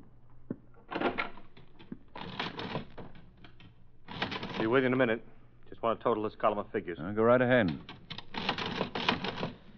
That does it. Only take a second to enter it now. I don't know you, do I? Someone recommended you to me? I'm Ben Guthrie from the police. About Elaine? Is that why you're here? That's right. Your name was in her engagement book. You saw her yesterday? I saw her. When? She came for dinner at 7. It was an occasion. Kind of a anniversary. What kind? Personal. How long did she stay? Until 10 o'clock. Then she went away. She walked down a long street. Her death was waiting for her. If I'd known, I wouldn't have let her go. You were going to be married? We were going to be married. David... I didn't think it was right we should get married. No? No. You never saw Elaine, did you?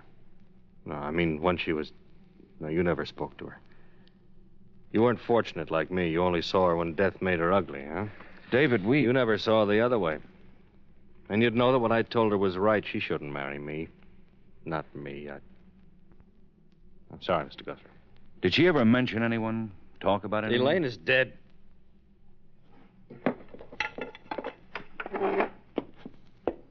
What are you staring at? Nothing. Didn't you know, Mr. Guthrie? I'm a cripple. From the waist down. I have to use my crutches to show you to the door.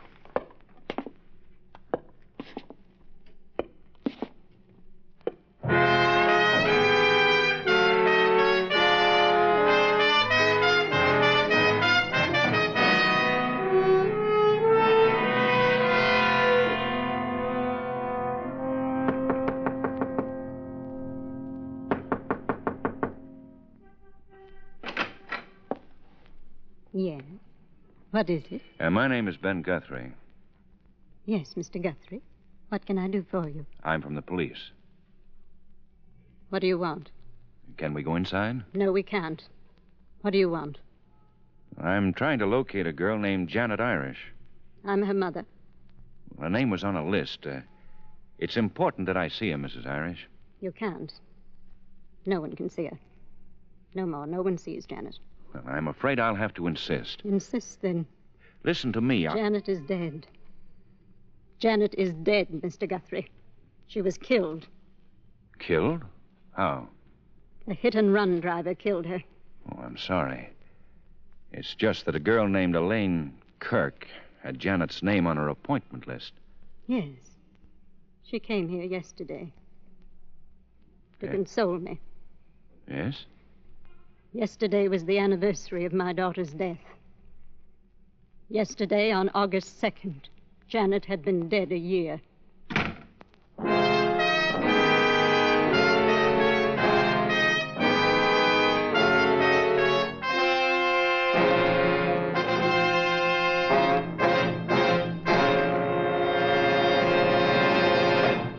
Abraham Lincoln once spoke of a government of the people, by the people, and for the people.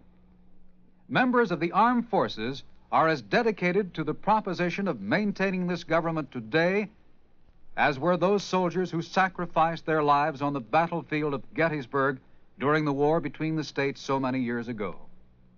They know that as U.S. citizens in uniform, our military personnel have definite responsibilities to their God, to their country, and to themselves.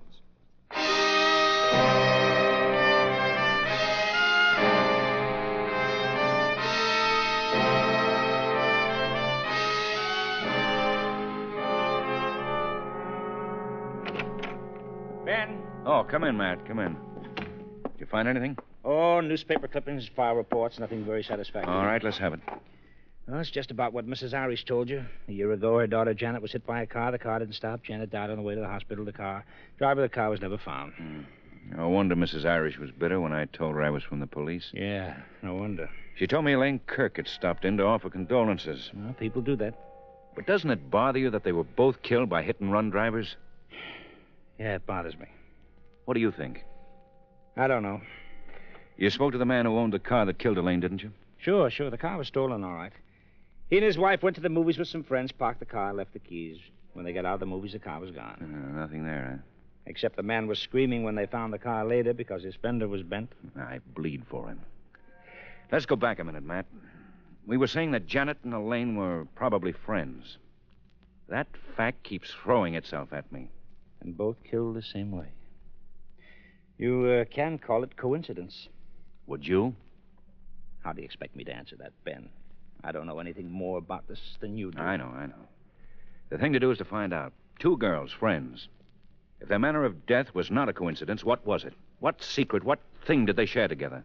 If you could find that out. Yes, if I could find that out. Well, I'm going to try. A neat trick, Ben. How are you going to do it? Elaine Kirk was going to marry a man named David Finley. Maybe she loved him enough to tell him her secrets.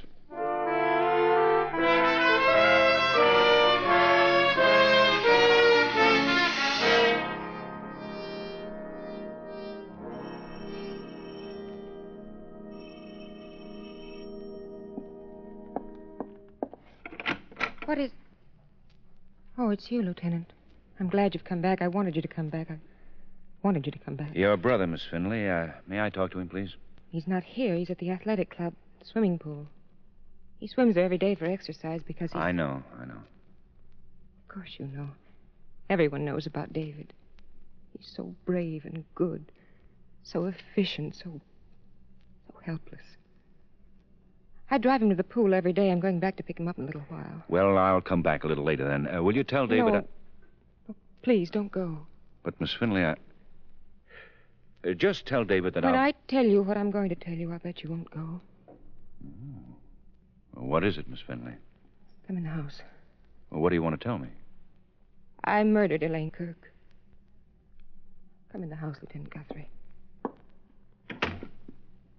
We can go into David's room. He doesn't mind. He lets me help him. Lets me do the things I want to do. They're always for him. For David. Sit right there in David's chair, Lieutenant. You said you murdered Elaine. I didn't mean to murder. He loved her so. He loved her so much. She was so beautiful.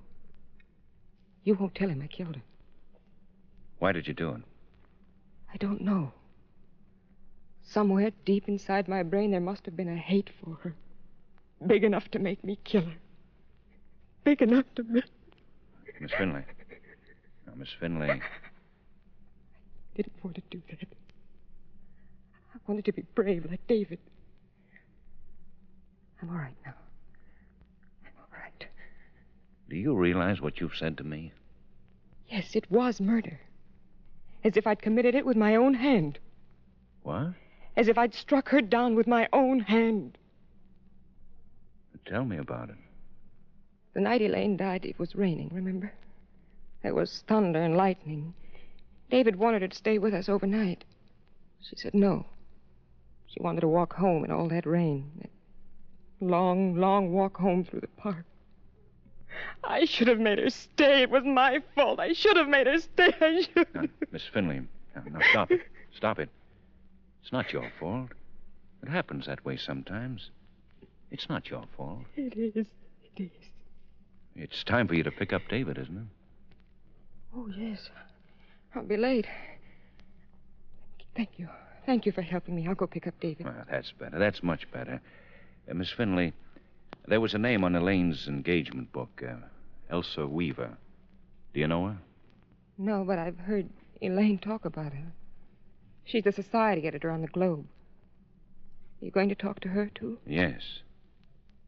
Goodbye, Lieutenant. Thank you for your kindness.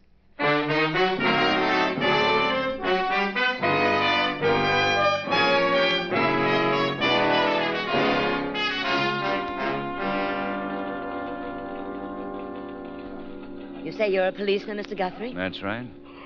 I was trying to match you with a profession when you walked into my office. Funny, I didn't think policeman. May I ask exactly what it is you do in this office, Miss Weaver, as society editor? Elsa Weaver. Yes, I know that's your name, but... Elsa Weaver, I hear rumors and write innuendos. I'm a columnist, society. You seriously didn't know who I am? Miss Weaver, I want to talk to you about Elaine Kirk. Why me? Your name was found on Elaine's person when she was killed. Oh? Why? You tell me why. My name was found on Elaine's person regarding what? On her engagement list. She came to see you. She certainly did. Why? Well, now I've got to answer you, don't I? Elaine Kirk came to me to announce her wedding to David Finley. She told me that so I could put it in the papers. People tell me things, I put it in the papers. Each Friday I draw a check. Neat? Doesn't it bother you that Elaine was killed? I loathed her. I make up my mind about people, and I keep it that way. Elaine is dead, one less person to loathe. All right, so you're honest about it. Let's keep that way. Sure. Why did you hate Elaine? The reasons a woman has for hating another woman. The reasons a woman makes up her mind about another woman. Like what? Elaine Kirk was a beautiful girl, and she knew it. That's what made her intolerable. Her beauty, her brains, her capacity for enjoying herself, it sickened me, that's all. Did you know a friend of hers, Janet Irish?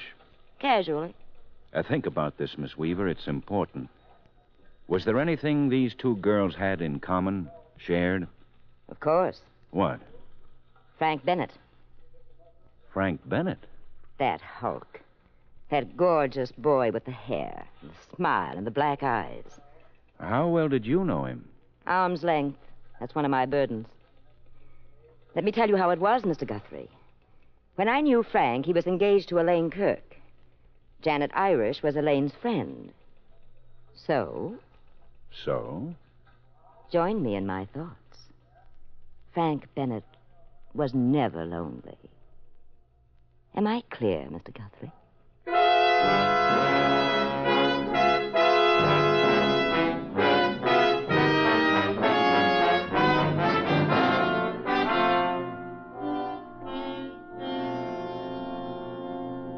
You came back to tell me that Elaine wanted David and not me. That's why you came back? No, Frank. David, with his condition, creates a big pity in people, like he did in Elaine. So much pity that she just had to marry him. See, I knew the answer all the time. Drink, Lieutenant, help yourself. You told me Elaine was something very special to you. You told me. I agreed with you. What about Janet Irish? From left field, Lieutenant. From out of nowhere, like a bolt from the blue. Why do you spring Janet Irish on me all of a sudden? I hear she was something special, too. To me? Mm-hmm. Well, what you hear is a lie. What does a policeman have to do to hear a lie like this? Where does he go? Janet Irish, Frank. Tell me about her. Oh, to Elsa Weaver, perchance, you went for this about me and Janet? Well, you went to the right place. That Elsa's a bitter girl. Frank doesn't light Elsa's cigarette. Open doors for Elsa. Kiss Elsa goodnight. For not doing these things and more, Elsa loathes Frank. Makes up lies about him and Janet, about him. Then what's the truth, Frank? That's all I want. Well, Janet was a pretty girl. Janet was Elaine's best friend, and if she hadn't been, I wouldn't have looked at her twice. Janet was not one to make me hungry for her. That's the truth. Janet was killed in a hit and run a year ago on August 2nd. Elaine was killed the same way also on August 2nd. We know it was murder. You think Janet was murdered, Frank? Well, that's your department to think about things like that. If it was murder, They could have been murdered for the same reason. You know, it's interesting the way you come to me to think things out. You use my place, you take my time. Not that I mind. You know the girls very well, Frank. Only Elaine, I told you. Elaine. Did she ever tell you anything about Janet? Some secret they shared? Well, there was a thing, but it wasn't a secret. Oh, what was it? Well, it was Elaine and Janet that made David Finley what he is today. What are you talking about? Happened up in Canada on a lake. David, he was a stranger to the girls. He was swimming, and the girls were in a motorboat. They didn't see David. They ran him down. Hit him in the back with the boat, paralyzed him from the waist down. That's what the girls did to David upon meeting him. I never read anything about it. Well, it didn't come out till months later. David didn't want it to come out. When it finally did, it wasn't news. That's why you didn't read it in the papers. Why didn't David want it known? You never saw Elaine, did you, Lieutenant? To be crippled by a girl like that, well, that could be a caress. You leaving me, Lieutenant? Without a goodbye? Without a thank you? Goodbye, Frank. Thank you.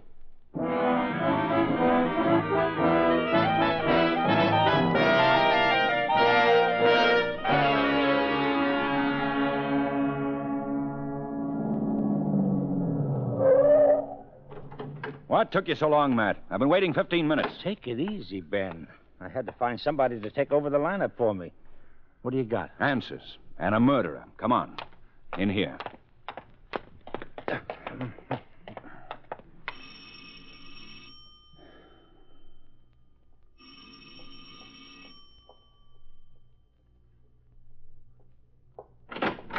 Oh, Lieutenant Guthrie, please come in. And you, too, the lieutenant's friend. This is Sergeant Greb, Miss Finley. How do you do, Sergeant? Hello. You want to see David, don't you? He's in his room. I'll go get him. Not yet. I think we want to talk with you. We want to tell you we know who killed Elaine Kirk. I told you I did. Mm-hmm. Let's go in here and sit down. Yes, of course. Sit here, Lieutenant. Sergeant, you're right over there. Miss Finley killed Elaine Kirk? Yes, I did. I explained it to the lieutenant. If I had insisted that Elaine stay here that night, nothing would have happened to her. I would have taken care of her. I see. Oh, no, you don't, Matt. What? The way I figure it, Matt, the person who killed Elaine Kirk also killed Janet Irish. Miss Finley, did you kill Janet? Who? The lieutenant said Janet Irish. Oh, no, I hardly knew her. Well, I'll tell you something else, Matt. Whoever killed Janet and Elaine had the identical motive. I want my brother in here with me. All right. Ben. Relax.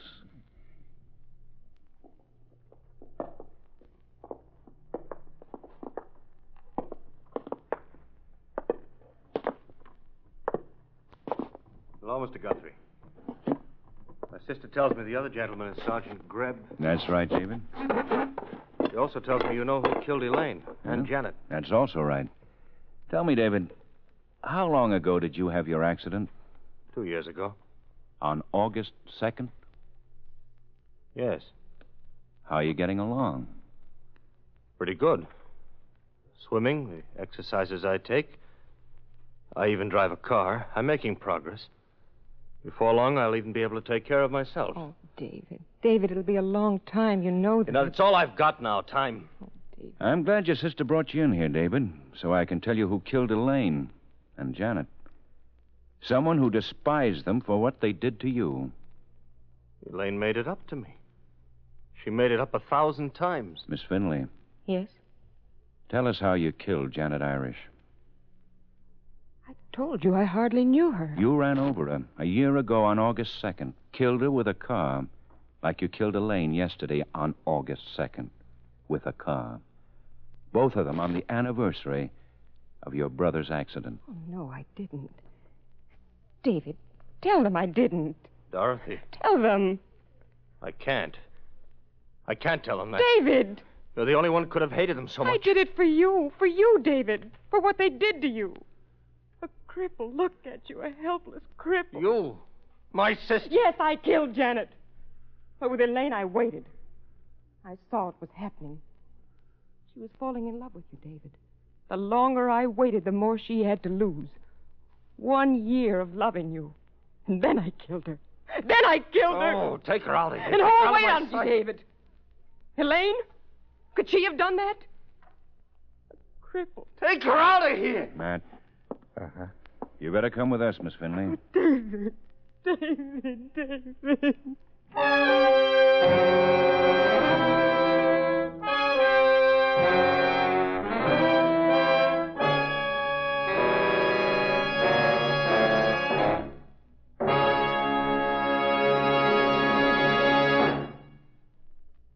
The Lineup was produced and directed by Elliott Lewis, written by Morton Fine and David Friedkin, and stars William Johnstone as Lieutenant Ben Guthrie and Wally Mayer as Sergeant Matt Grebb. Music was composed and conducted by Eddie Dunstetter.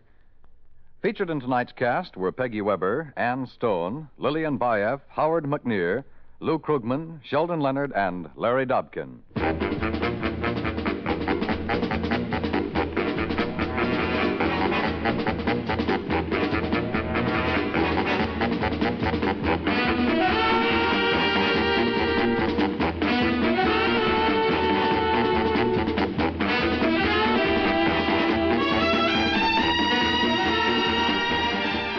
Lineup has come to you through the worldwide facilities of the United States Armed Forces Radio and Television Service.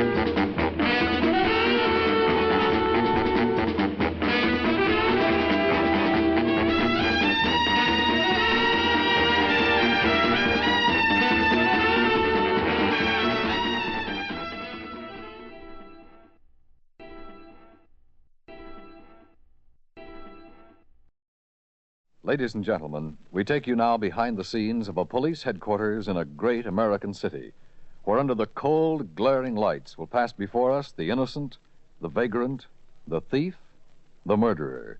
We take you now to The Lineup.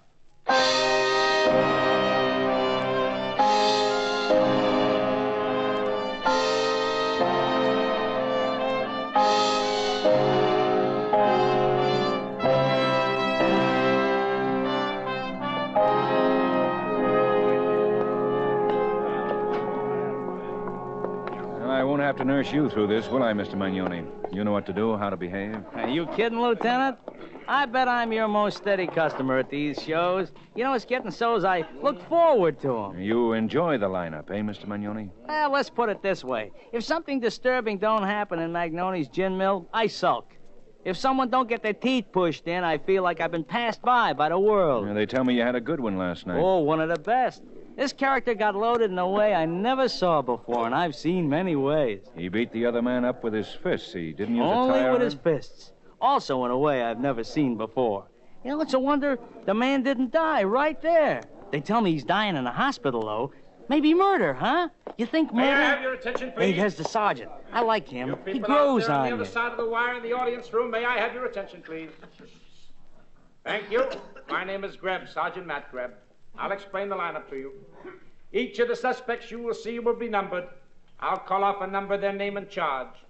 If you have any questions or identifications, please remember the number assigned to the prisoner as I call his name.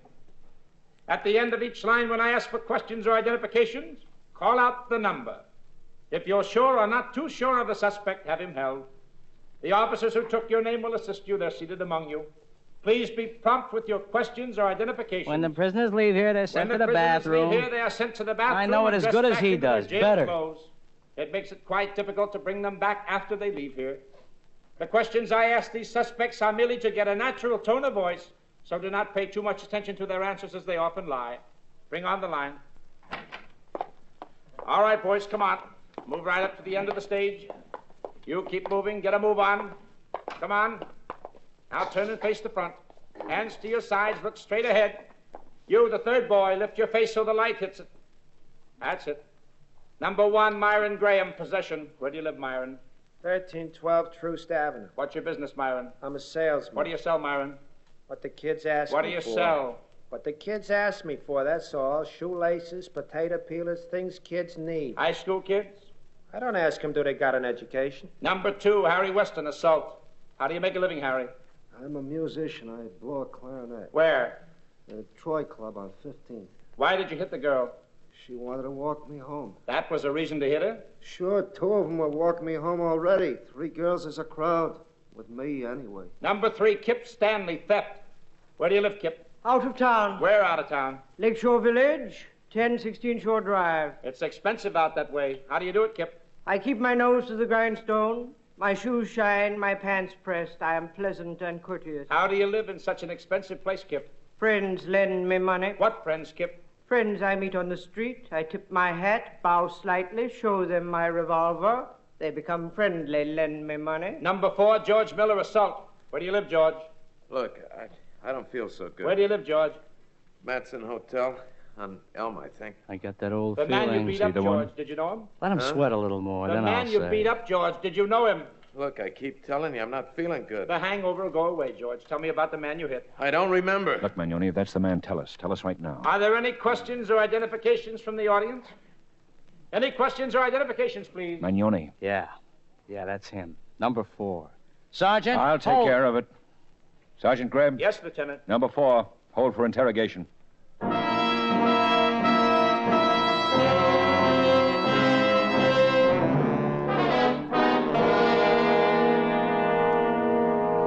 Sit down, George. Tell me to lie down. That's what you ought to tell me to do. Right there, that chair. Sit. Yeah. Lieutenant, get something for me, huh? I'll tell you about an oversight, George. The department doesn't provide for hangovers. Look, listen to me. Something's happening to me. Get me a doc, huh? Huh? Yeah, whatever it is, it doesn't look good on you. Yes, sir? Get Dr. Lynn up here. Yes, sir. Now you're making me happy, Lieutenant. Fine. Now we'll talk. Man said I beat up a man. Happens every day. People beat up people. People get angry. The man you beat up is almost dead. If he dies, your assault charge will read manslaughter, maybe even murder. You know that, don't you? Don't you? You want to see me, Lieutenant? Not me, Doctor. George. He's had a busy night. Doesn't feel good about it. George had a busy night, did he? Well, let's see now. I'd say George really did. Hangover? I've never heard it called that, Lieutenant. George is dead.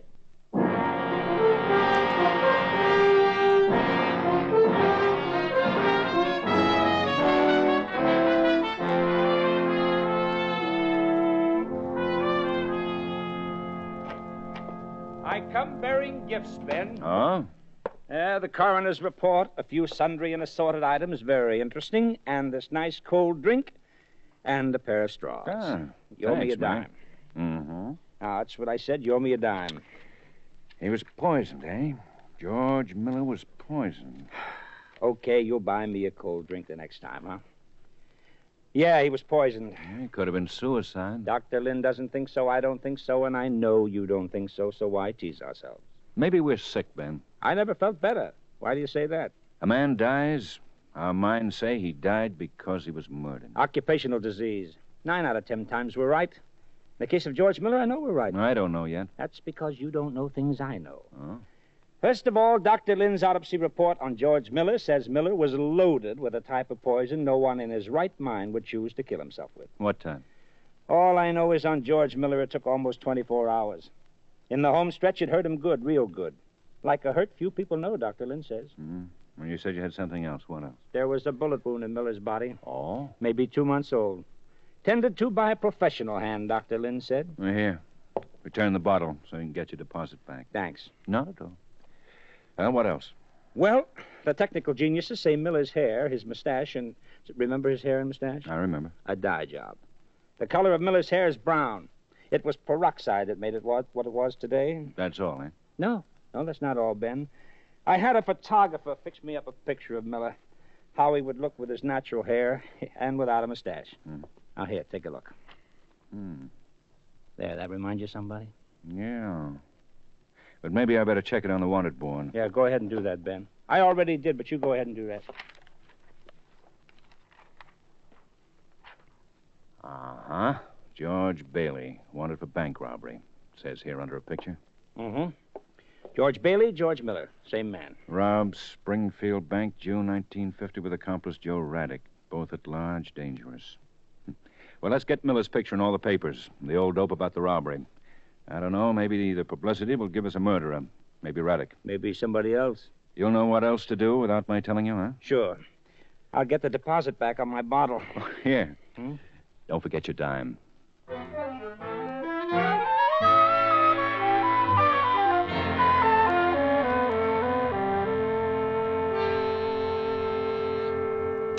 Yes? A man outside to see you, Lieutenant. Who? He just said he's a representative of the Bluebell Cab Company. What does he want? He just said it's a matter of urgency. Well, send him in. I'm a representative of the Bluebell Cab Company. Now, what do you want? This whole thing is mysterious to me. Yesterday in the rain, I let a fare off in front of the Exeter Hotel. Ere this fare gets out of the door, two new fares get in. A man and a woman. Yesterday about 2 p.m. in the afternoon. What do you want to see me about? Well, after I let the fare off, the man, that is, the woman I dumped earlier. Well, anyhow, I get back to the garage, and I see this poster of a man that you police hang up in a garage. Be on the lookout for this man, it said. So I said to myself, funny. Not knowing why at the time. Now I know. Look, I'm a busy man. man. But you're not too busy for this. 15 minutes ago, I opened the newspaper, and I see the picture again. A man who dropped dead from poison in your office. It's the same as the fare I had yesterday. Only in blonde hair and a mustache to match. Where'd you leave him off? In the middle of downtown, a busy corner. And in anticipation of your question, I left the woman off at another place. You want to know where? Yes, I do. Ruxton Avenue, 1647. Did I interrupt you, Lieutenant?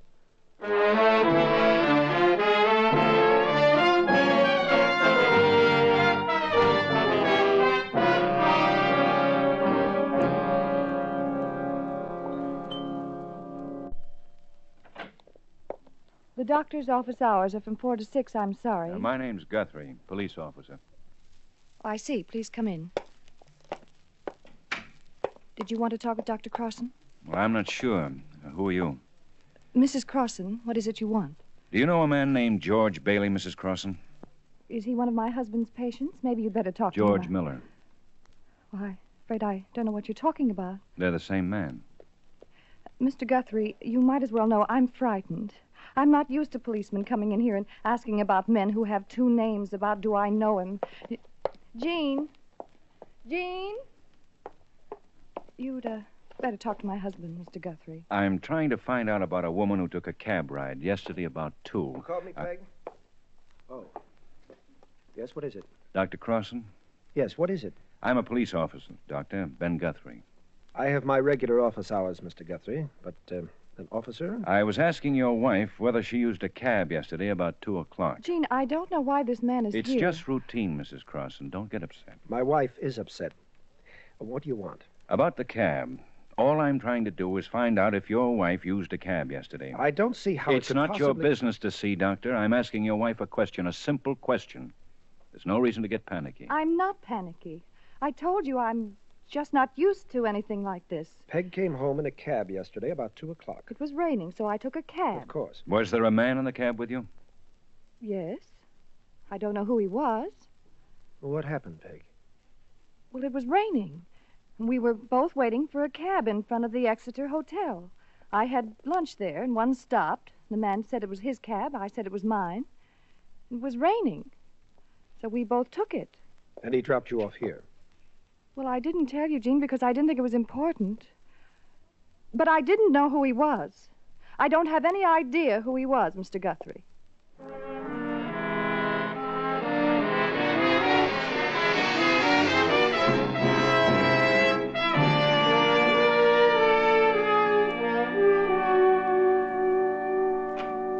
Oh, Ben. Come in, man. Any word? Yeah, I got a little news on that man in the hospital, the one Bailey beat up. Oh? The man will be all right, contusions. You know what I can't figure, Matt? Bailey is wanted by the police, and he calls attention to himself in a barroom brawl. Well, Dr. Lynn had an answer for that. Bailey was so saturated with that poison, he didn't know what he was doing. Mm-hmm. Anything on Joe Raddick? No, nothing. You? I made a little call a while ago. Dr. and Mrs. Crossan. Woman looked a little worried. Oh? What about? I'd say about nothing. The fact that she's a woman, the fact that I'm a police. Uh-huh. She took a ride with George Miller, though, in a cab. Didn't know who he was. Just shared his cab in the rain. So, you figure what? Well, let's not make a big thing out of this, Matt. What I figure is what's obvious. You think his buddy Joe Raddick poisoned him? Don't you? Wait a minute. Ben Guthrie speaking. What? Talk a little louder, will you? Oh? Uh-huh, I see. Well, thanks. Well, Matt? Well, what? You think Joe Raddick poisoned Miller? Sure I do. For what's left of the bank hall. Like I say, it's obvious. Find Raddick, we've got Miller's poisoner. We found Raddick. That phone call? Uh-huh. Great. So it's over. Right. It's over, Matt. For Raddick. He was just shot to death.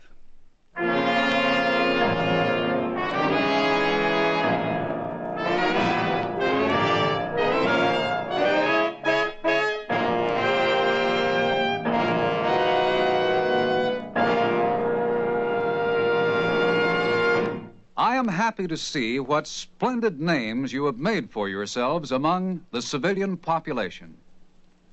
Woodrow Wilson, at that time President of the United States, said this on December 25th, 1918, while addressing servicemen in France. Members of the armed forces have the same duty to represent the United States today, wherever they may be, as did those soldiers during World War I. As U.S. citizens in uniform, our military personnel have definite responsibilities to their God, to their country, and to themselves.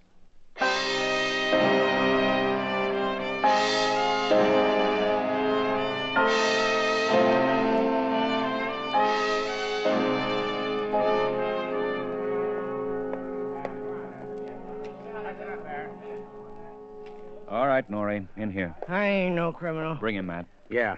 Come on, let's go, Norrie. But I ain't no criminal. You guys know that, don't you? Sure. Just because there's a dead man here in my beat-up little rooming house, you guys let your imagination run hot and cold. Just like I was a lawbreaker or golly knows what. We just want to get you away from that room, Norrie. We want to talk to you before those reporters do. Like I was a golly knows what. How long you been out of jail, Norrie? So long ago I can't remember which way the bars go, up and down or across and across. About 6 months? 7. You hear me? I said 7. And since then you've been running this rooming house? Sure. I studied rooming house methods while I was in stir, observed keenly. Golly, What fellas. happened here? Who found Joe Raddick dead? The way you fellas talk to me. Norrie's nervous, Ben. Oh? Yeah, shaking like a leaf. Look at my hands. Gee, look at his hands, Ben. They're really shaking, ain't they, Lieutenant? Gosh. You see? Book him, Matt. Suspicion of murder. Fella. Who found Joe Raddick dead? I did. Who called the police? I did. Who killed him? Now, whoa there, fellas. Whoa now. Not me, not Maury, not old Norrie. Fellas. No. But you knew he was Joe Raddick. Everybody knows Joe. You know he was wanted. You knew he was hiding out here in your hotel. Why didn't you call us then? Oh, that's a question. Did George Miller live here with him? Who? George Miller, George Bailey. You know who I mean. Same room with Joe. Used the room more than Joe. Joe didn't stay around Didn't much. Joe come here every night? Him, Joe? No. Not Joe. You know why? The dame used to call for him. They'd go out. That's why, fellas. What dame? Works the Diamond Dance Palace of Angels on Baker Street. Name of Stella Regan. I know. Well, Stella and me, we've danced. Question him and take him downtown, Matt. I'll call you later.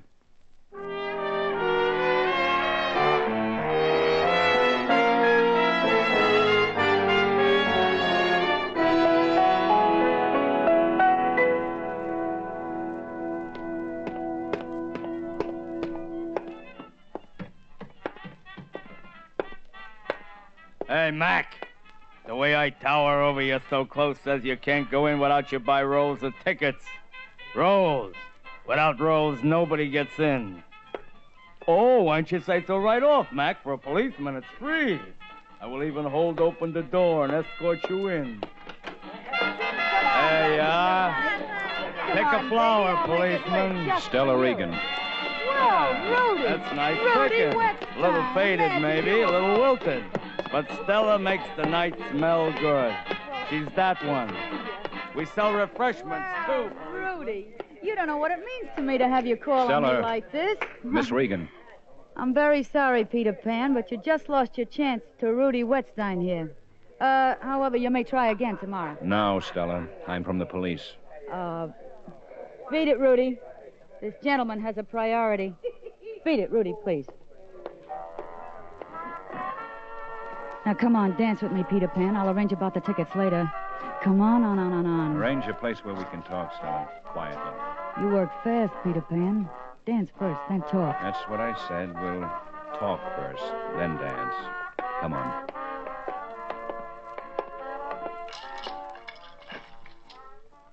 In here. It's good to talk. We girls rest here when we can't bear it no more. So far, it's not unbearable for any girl but me. You caught Joe? No, we didn't catch him. That's good. You gonna twist my arm to tell you where he is? It's been tried, never worked. We know where he is. He's dead. Shot to death. I got time to cry? Cry if you want, Stella. I cried. You brought me the death notice. You're happy. Goodbye, Peter Pan. He meant that much to you, Stella? You're quick. Yeah, Joe was that much to me. When did he hook on to George Bailey? 5, 6 years ago. Joe and me were at a place together, Fowler's Rest. Bailey came to the same place. Joe and George got on great. They knew each other's work, admired each other. That's when they decided to go to work together. This place where you and Joe and George, where you all met, where was it? Fowler's Rest? On the south side of the lake. Joe and me had it good up there. Joe rested there. Try it. I recommend it. You, run out of questions? Goodbye, Peter Pan.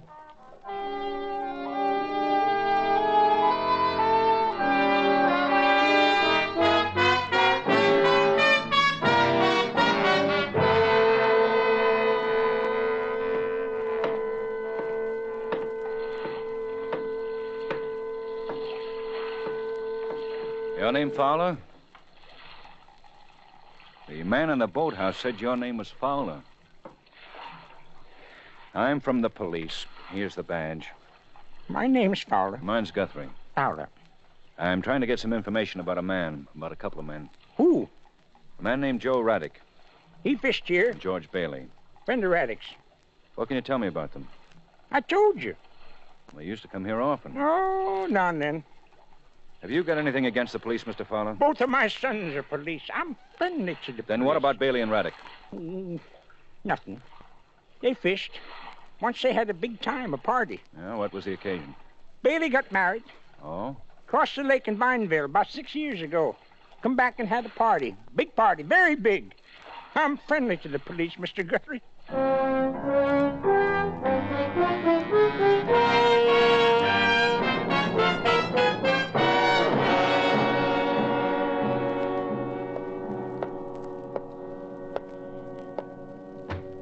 Here we are, Mr. Guthrie. The vital statistics you asked for be right here in this volume. 1934, A to C. You're in the police line, huh? Yes, look Just now... call me Mr. Joyce, Fred Joyce. We'll get on better that way. Fella across the lake has 2 boys in the police line. Know 'em well. Mr. Joyce, all Yeah, I know. Vital statistics. A to C, 1934. Who is it you care about they're getting married between A and C in 1934? You want to know who somebody married, don't you? Who? I told you, George Bailey. Yes, so you did. George Bailey. Fella in here yesterday asking for the same thing. There was? Mm-hmm. Babcock, Betsy Bear. Yeah. Well, what do you know? What's the matter? That fella that was here yesterday, the one I told you about, Yeah, remember? what about him? Well, the son of a gun tore the whole page out. Must have taken it with him, 'cause it's tore out here, you see? Gee, I'm sorry, Mr. Guthrie. The Vineville Hall of Records just can't help you about who married George Bailey. Yeah, this man who was here yesterday, the man who tore out the page, who was he? Now, don't get riled, Mr. Guthrie, 'cause it won't help, 'cause I don't know. Wait a minute. I just thought of something. Yes? Little girl next door in the grocery. She was riding her trike on the sidewalk and fell, and this fella helped her, the fella who was here. I watched him help her. Maybe he and the little girl got acquainted.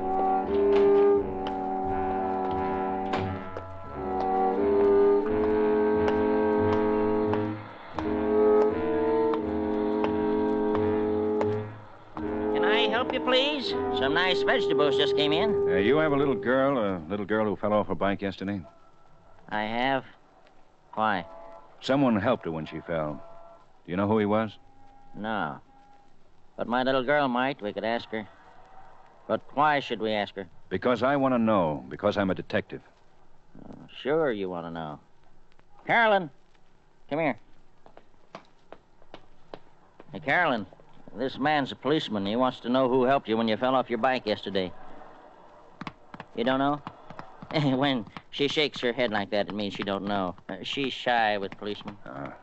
Look, Carolyn, that bandage on your leg. Who put it there, honey? It's a very good bandage. The kind a doctor would use. Did the nice man who helped you yesterday put it there? And when she shakes her head like that, that means yes. She's awful shy with cops.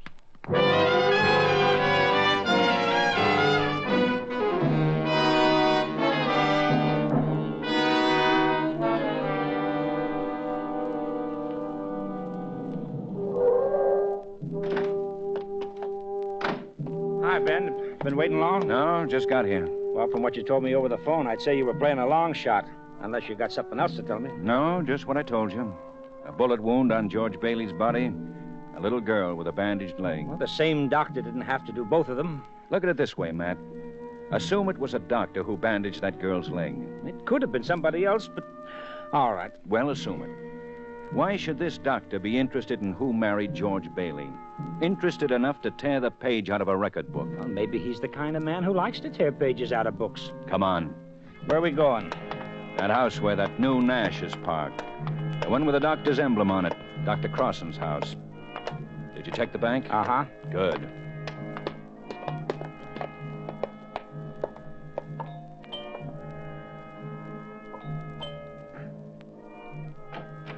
Hello, Dr. Crossan. Mr. Guthrie. This is Sergeant Greb, Doctor. May we come in? Please do. Now what, Mr. Guthrie? Is your wife here? Yes. Please get her, Doctor. Do you want to annoy her again? Get her, Doctor. The lieutenant and I want to talk to her. To you, too. All right. Peg. Peg, come in here. The police are here again, Peg. Oh. Yes, Mr. Guthrie, what is it this time? This time it's a little more serious, Mrs. Crossan. Jean, have they told you what they want? No, they haven't. You've got a pretty good practice here, haven't you, Doctor? I get along. Nice waiting rooms here. Nice furnishings. You must get along pretty good. Wouldn't you say so, man? Yeah, I'd say so. You a gambling man, Doctor? No. What right do you have to ask a question like that? That's right, Matt. Why do you ask a question like that? Well, the doctor's been making some pretty heavy withdrawals the last couple of months. I checked his bank.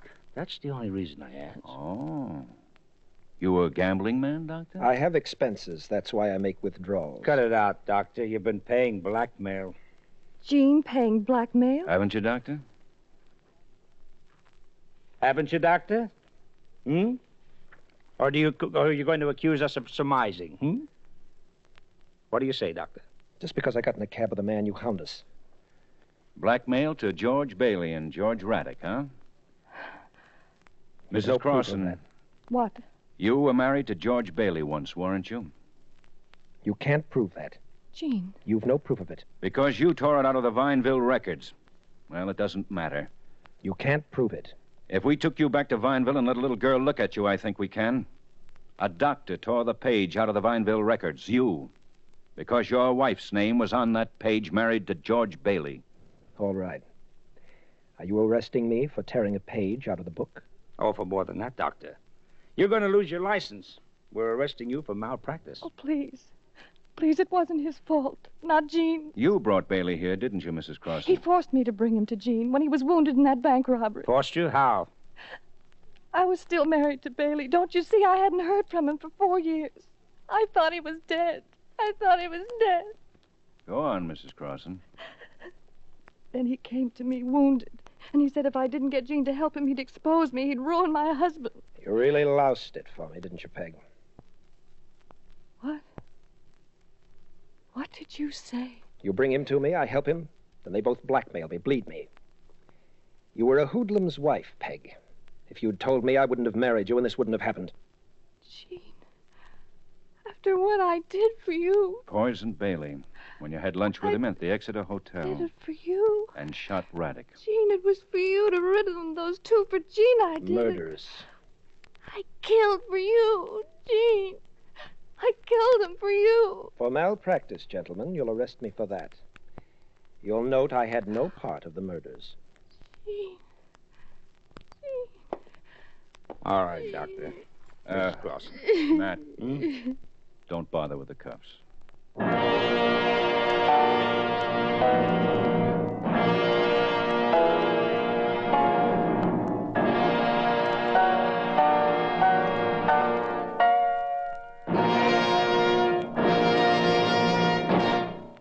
Lineup has come to you through the worldwide facilities of the United States Armed Forces Radio and Television Service.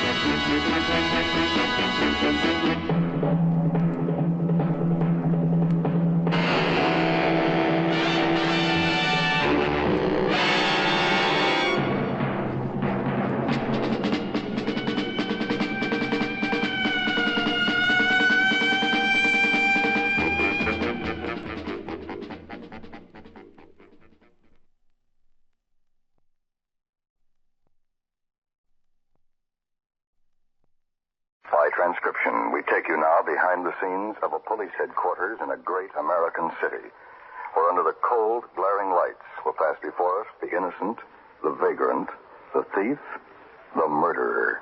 This is The Lineup.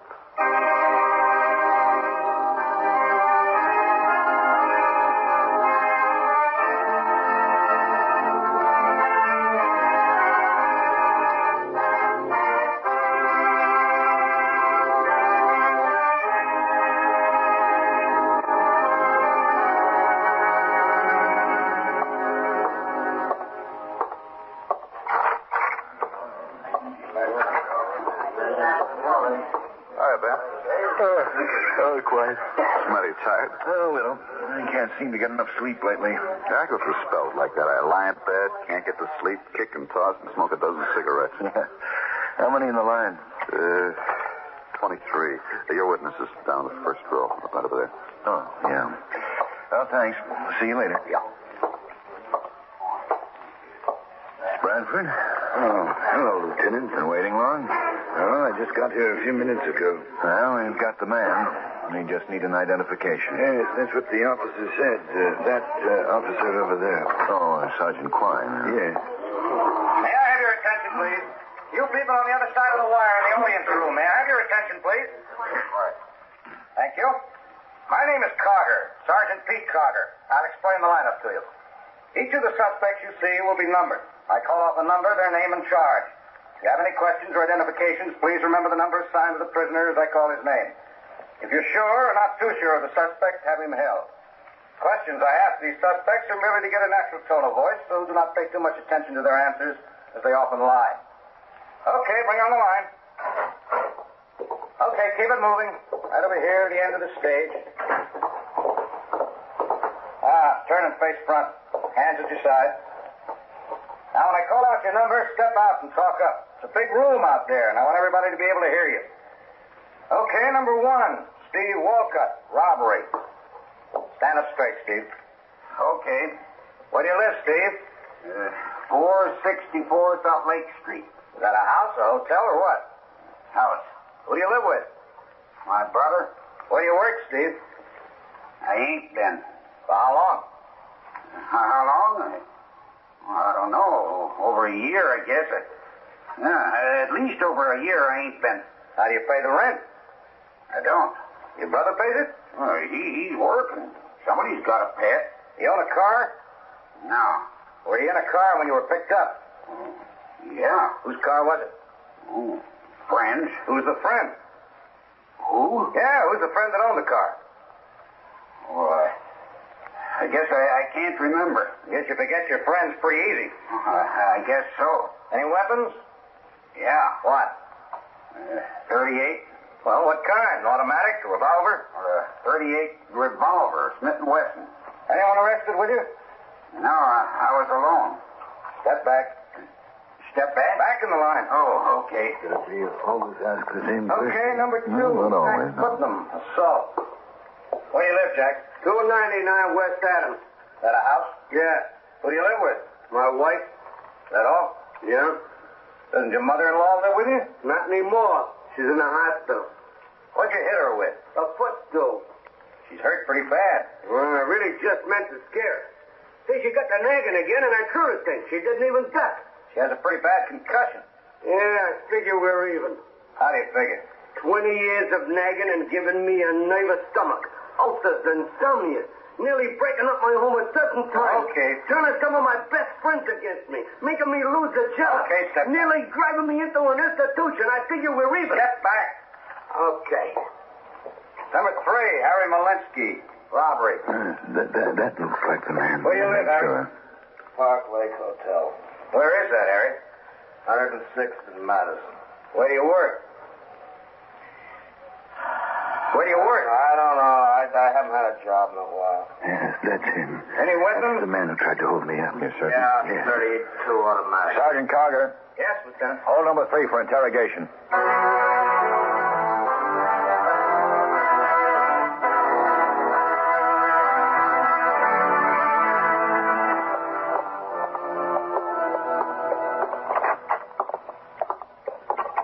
Hello, Malinsky.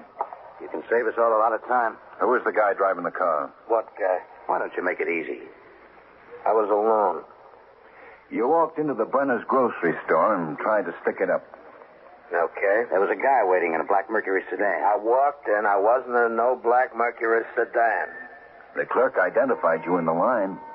I admit I walked into the store and tried to stick up. The clerk says he saw you get out of the black Mercury. He's crazy. When the officer showed up, you ran for the car, and the guy driving pulled away before you could get to it. I was just running. I didn't run for no car. Even the officer says you did. Look, maybe there was a car there. Maybe it was a black Mercury sedan, but I wasn't running for it. Why hold out? The guy driving ran out on you. Why try and protect him? Look, I tell you, I was alone, walking. I wasn't... 3 other robberies this week have identified that black sedan. I'm telling you, Who was the driver? I don't know. We got a lot of time to find out. I reckon find out. I don't know. You were in that car when it drove up? I was walking. Where'd you walk from? Huh? You walked from someplace to that store? Yeah. Where? I was on Lincoln. What were you doing on Lincoln? Walking. Just walking? Yeah. Planning to stick up? Yeah. Where were you before you started walking on Lincoln? At home. You live at 106th and Madison? Yeah. And where on Lincoln were you walking? Where? What block? I don't know. I was just walking close to the store, I guess. Mm-hmm. And that would make it about the 1100 block. Yeah, I guess. You walked all the way from 106th and Madison to the 1100 block on Lincoln? Well, not all the way. What'd you do, take a streetcar? Yeah, I took a streetcar. What car? What car? That's right. Well, the Lincoln car. From 106th and Madison? No, I walked to Lincoln. Why did you pick the Brenner's grocery store? Oh, I cased it. It's a good setup. Come on, Mullins. I'm telling you. You took the Lincoln streetcar. Yeah. You walked from 106th and Madison. That's right. What time was that? What? What time did you catch the Lincoln streetcar? I don't know. An hour before the stick-up? I don't know. I don't remember exactly. How long would you say it took you to get to 1100 Lincoln? Look, what difference does it make? Well, we just like to know. We're going to keep finding out things until you tell us who was in that black Mercury sedan with you. What time did you get off at 1100 Lincoln, Walensky?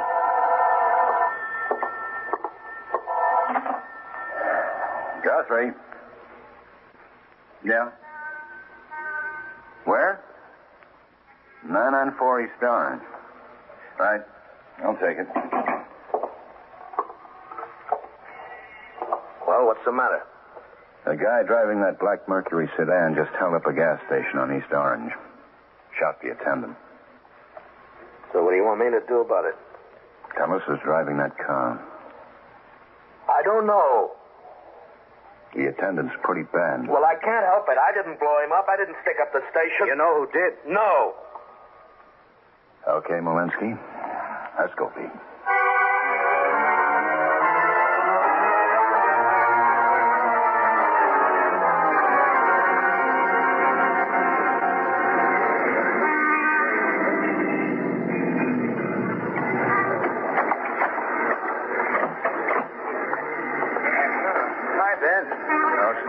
They just hauled him away. He was in pretty bad shape. Any witnesses? The other attendant, he was across the street having dinner. He's in the station. Did you get the license number? No, a lot of people heard the shots, but nobody got the license number. Bill? Yeah. This is Bill Phillips, Ben. Oh, Bill? This is Lieutenant Guthrie and Sergeant Carter. Hi. How are you? Tell us about it. Everything you told me. Well, there really isn't much. I was across the street in a diner. Right over there, the Dixie Barbecue. Uh-huh. Well, I finished and started for the station. I heard the shots and looked over and saw some guy jump into a black Merc sedan and drive away. I didn't get it at first. Where was your partner? Harv was stumbling out the door.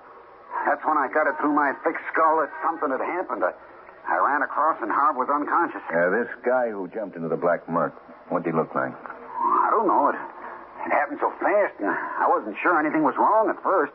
You know how fast things can happen. Yeah. Well, he was tall, I guess.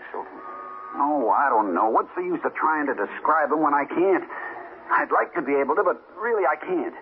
Nobody else saw it happen? Asher's out trying to find somebody, but I don't think he's going to have much luck. There wasn't anybody else in the station, and this isn't a particularly crowded section. What direction did the Merc go, Bill? That way, west. Okay. Come on, Pete. Let's go back and talk to Molinsky.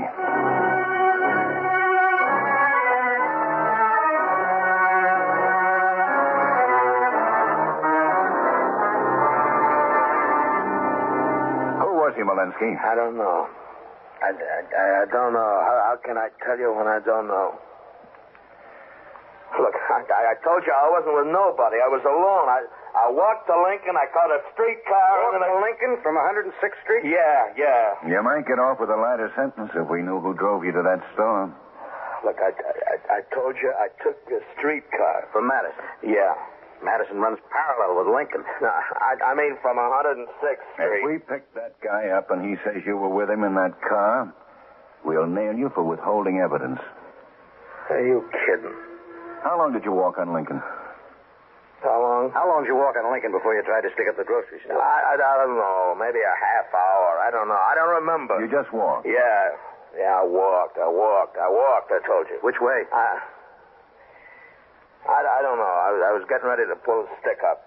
How do I know which way? And you took the streetcar? Yeah. Guthrie? Yeah? Oh. Okay. Molinsky? Yeah? That guy, your friend in the black Merc shop. I told you. I don't know nobody in a black Merc. The guy he shot in the gas station just died. Better tell us. Okay. Who is he? His name's Walker. Stan Walker.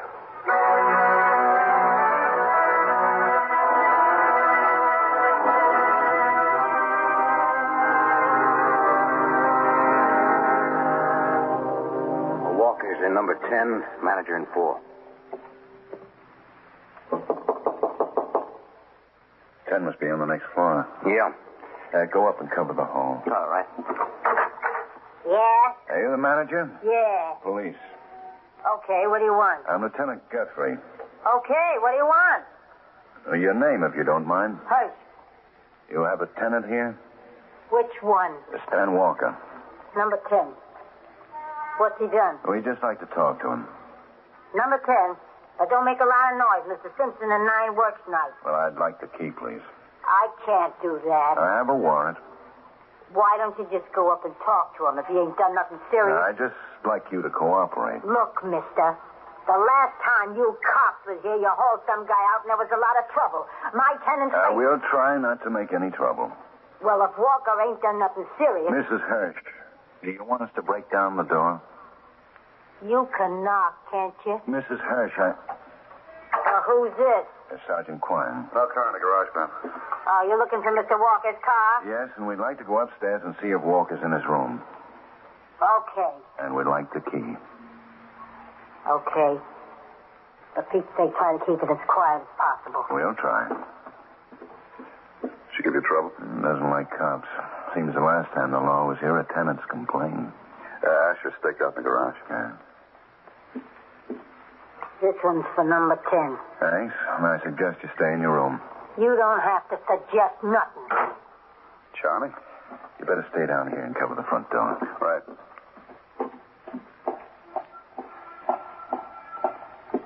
I went down and listened to 10. Couldn't hear anything. Let's go in and take a look.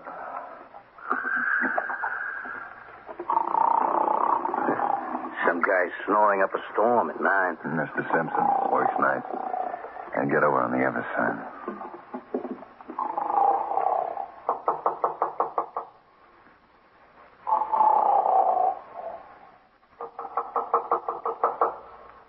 I don't think he's in there. Yeah, let's find out.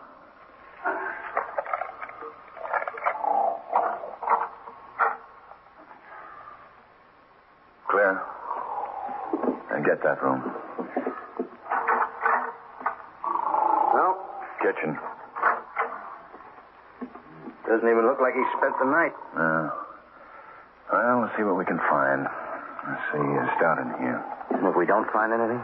Then we go check with that blonde Walensky told us about. Nancy Shelton? Yeah. The Walker was seeing her as much as Walensky said. She might know where we can find him. Oh. Hey. What? I just noticed. The guy in number 9 quit snoring. Probably rolled over on his stomach.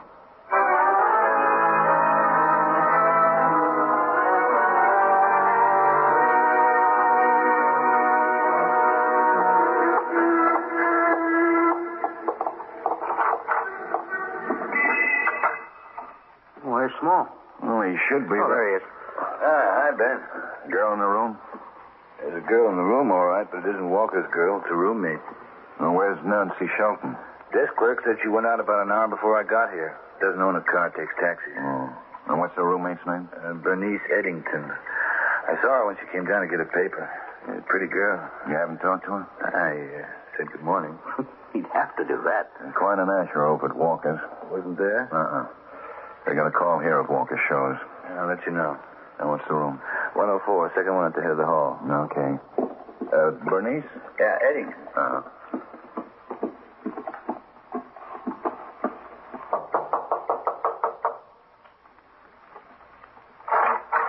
Yes?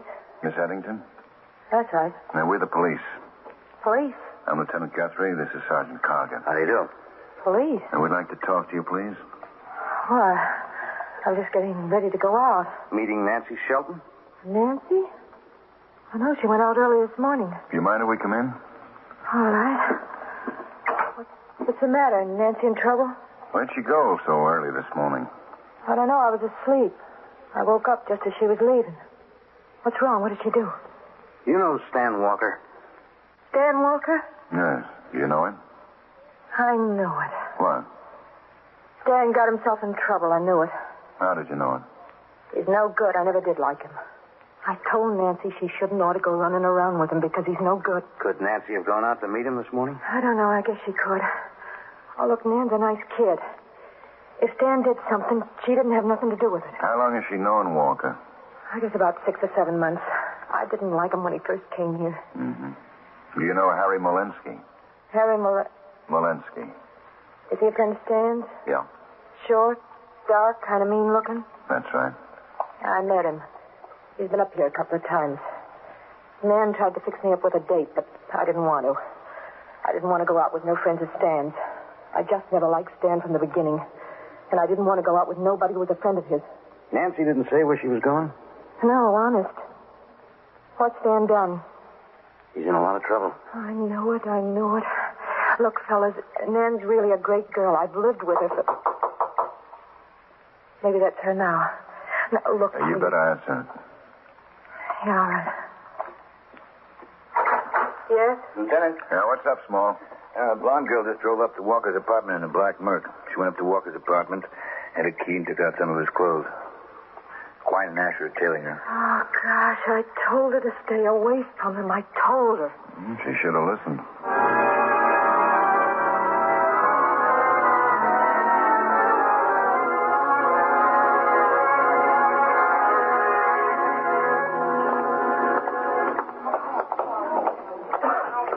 They're both in the coffee shop.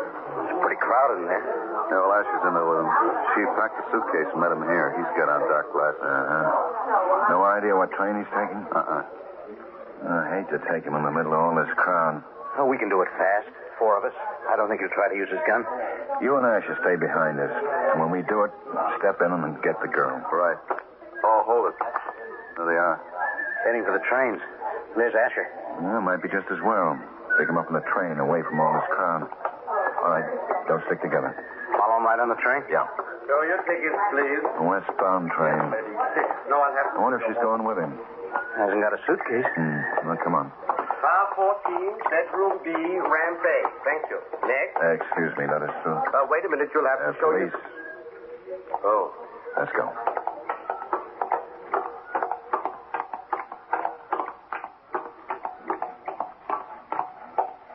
There they are, Ben. Hold it. Yeah, they're getting on. Where are they? They just got on that next car. We'll get on and you two cover. Well, one of us better go on the other side of the train. Okay, go ahead, Bob. How do you want to do it? It's a coach, so it's still going to be tough. There are many people in there. You take the girl. Right.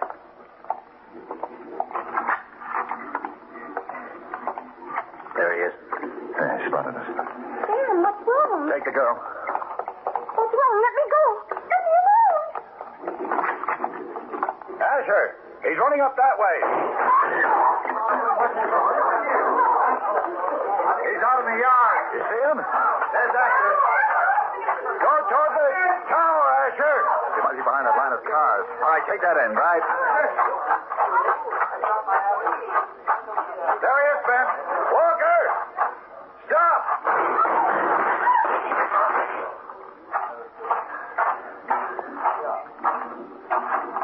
You stay here, Quine. I'll go over and put in a call. Ben. Yeah, here's the girl. All right, bring her along. What happened? I'm afraid Stan's dead. Look, I just got his clothes. I didn't know he was in trouble. Didn't you? No, honest. He just told me to pick up his clothes and meet him here at the station. Why didn't he pick them up? I don't know. Honest. He said he was in a hurry and he couldn't. How'd you get his car? He gave it to me. But he couldn't get his own clothes. Okay, so I knew he was in some kind of trouble, but I didn't know it was this serious. I didn't have nothing to do with it.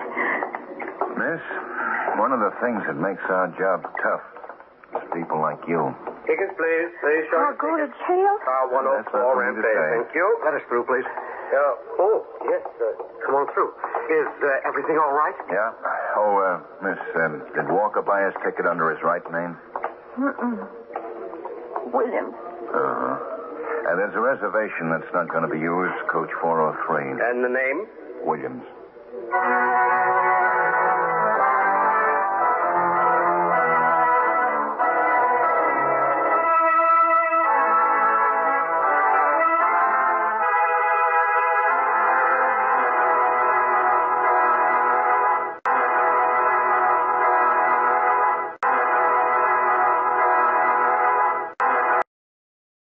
Ladies and gentlemen, we take you now behind the scenes of a police headquarters in a great American city, where under the cold, glaring lights will pass before us the innocent, the vagrant, the thief, the murderer.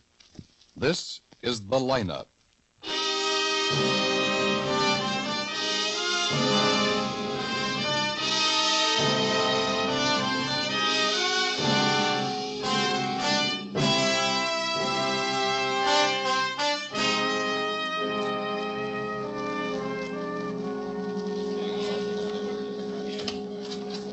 Now, these chairs in the front, any of them? Oh, yes.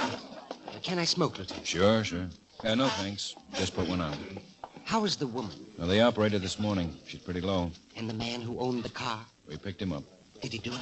That's what we want you to tell us, Mr. Dill. Well, I got a good look. I know. I can tell you all right. I hope so. May I have your attention, please? You people on the other side of the wire in the audience room, may I have your attention, please? Thank you. My name is Greb, Sergeant Matt Greb. I'll explain the lineup to you. Each of the suspects you will see will be numbered. I'll call off a number, their name, and charge. If you have any questions or identifications, please remember the number assigned to the prisoner as I call his name. At the end of each line, when I ask for questions or identifications, call out the number. Oh, sure. I can tell you all right. If you're I hope sure so, or Mr. not too Dill. sure I of a hope so. suspect, have him held. The officers who took your name will assist you. They're seated among you. Please be prompt with your questions or identifications. When the prisoners leave here, they are sent to the bathroom and dressed back into their jail clothes. It makes it quite difficult to bring them back after they leave here. The questions I ask these suspects are merely to get a natural tone of voice, so do not pay too much attention to their answers as they often lie. Bring on the line. Okay, move it along. That's good. Now turn and face front, hands to your sides. Look straight ahead. You raise your head. Okay. Number 1, Albert Bartok, assault. Where do you live, Albert? 19137 Fuller. What's your business, Albert? You couldn't make it Al, could you? What's your business, Albert? I'm not working. Why did you hit your wife? Because I'm not working. She keeps reminding me. For 2 years she reminds me. Morning, night, and noon she reminds me. It depressed me. You hit her with a chair. It was the nearest thing. Every time I tried to sit down, she grabbed my hair. She wouldn't give me no peace, so when she grabbed my hair, I grabbed the chair. Number 2, Henry Ingram, vagrancy. Hello, Sergeant. This is twice this month, Henry. Yes, Sergeant. I just got out. Why were you trying to catch the duck? I was walking through the park. I saw the duck. I wasn't trying to catch it. I was trying to pet it. I like ducks. You ruined a whole flower bed trying to pet it. Yes, Sergeant. Number 3, Martin Cerruti, theft. I told you to keep your head up. Okay. Where do you live, Cerruti? I'm from Denver. We know that. Where do you live here? I don't. I just got off the train. You stole a coat from the Wheelwright department store. I forgot to take it off. All right, you've got a place to live now. Number 4, John Wolcott, armed robbery, murder. Lieutenant, where can I put out my cigarette? On the floor. What's your business, John? I run a gas station. Where, John? Corner of 105th and Sutton Place. On the night of November 12th, you held up the Albert Candy Store. No, I didn't, Sergeant. You and another unidentified man shot the owner, Mr. Gus Albert, and his wife, Dora. I had nothing to do with it. That's the charge, John. Lieutenant, Yeah? That's him. He's the Are one there I any chased. questions or Oh, that's him. I'm identifications from positive. the audience? Lieutenant, Yeah? I think Any he's the one. questions or Number 4. identifications Yes, that's from right. the He's the one audience, who ran off the please? store. Sergeant Graham. Yes, Lieutenant. Number 4, hold for interrogation.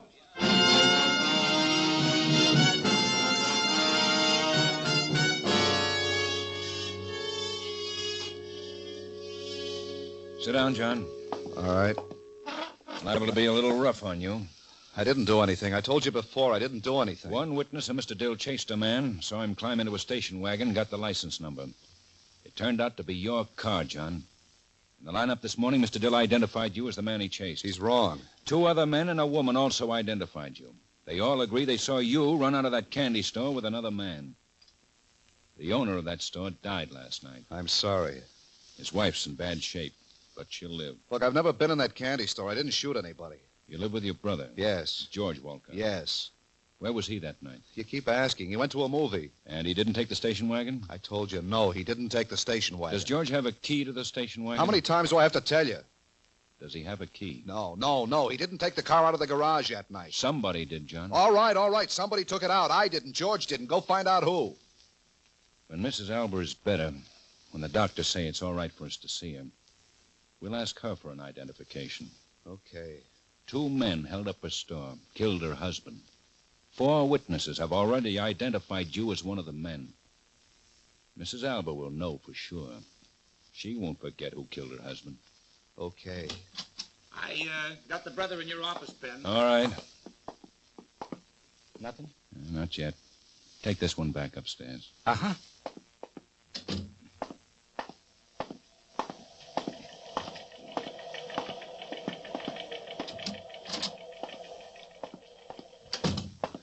Oh, George. Hello, Lieutenant Guthrie. George, your brother's in a lot of trouble. Yeah, I know. He sticks with his story. Says he didn't leave the house that night. Says he didn't use the station wagon. Says you didn't either. I didn't. You went to a movie. That's right. The Rivoli, wasn't it? I gave a long statement this morning, Lieutenant. I signed it. Somebody used that station wagon. When the arresting officers got to your house, the motor was still warm. I didn't use it, and I know my brother didn't. You think somebody could have gotten that car out of the garage without your brother hearing it? I don't know. Maybe they could. Hold up a candy store, shoot 2 people, bring it right back to the garage? I don't know. I just know I didn't use it, and I know my brother didn't either. He didn't hold up a candy store or shoot anybody. My brother wouldn't do anything like that. What time did you get home? I have to keep telling you. You have to keep telling me. Around 12 o'clock, or maybe a little after. There was a cop waiting for me. He'll remember what time better than I do. You went to the movie? Yeah. What time did you get to the movie? After 8 sometime. What was playing? 2 pictures, Mr. Lucky and A Lady Takes a Chance. They're reissues, aren't they? I saw them before a long time ago. They're good ones. I wanted to see them again. Your brother runs a gas station, doesn't he? Yeah. How late does he work? Usually around 7. How does your brother do in his gas station? He does all right. Makes pretty good money. You don't work? No, I've been looking for a job. How old are you, George? 22. John's 28. Yeah. When'd your mother and father die? Mom died when we were kids. Dad about 5 years ago. And John's been supporting you? I told you I was trying to get a job. It's not easy. And I want to talk to you again. Stick around home. Sure, Lieutenant. My brother didn't do it, Lieutenant. Awful lot of evidence, George. But he didn't. We'll talk about it later. Bye, George. Goodbye, Lieutenant.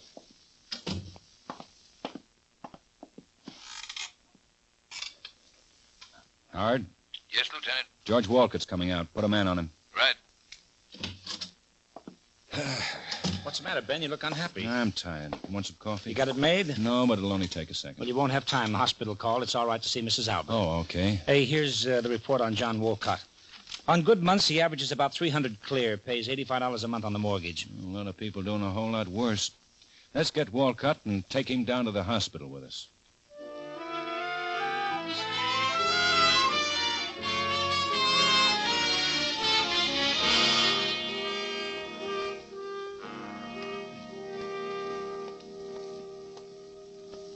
Mrs. Albert.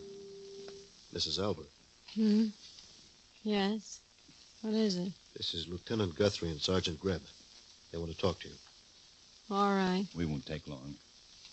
All right. We want you to tell us if you've ever seen this man before. Move up, John. Right in here. Mrs. Albert? I don't know. I'm not sure. Could he be one of the men who held up your store? I don't know. He looks... I don't know. He isn't the one who shot us. The one with the gun. He isn't? No. He's not that one. You sure? Yes. Yes, I'm sure. Well, Mrs. Albert, several people say they saw this man run away from your store. I don't remember the other one too well. The one who stood by the door. Happened so quick. The man with the gun. He's the one I remember. He was in the middle of the room. It all happened so quick. The other one I didn't really notice. I think that's about enough for now, Lieutenant. My husband's dead. And we'll do everything we can, Mrs. Albert. What can you do? He's dead. That's all. I hope you didn't have anything to do with it, young man. I hope for your sake you didn't. It's a terrible thing.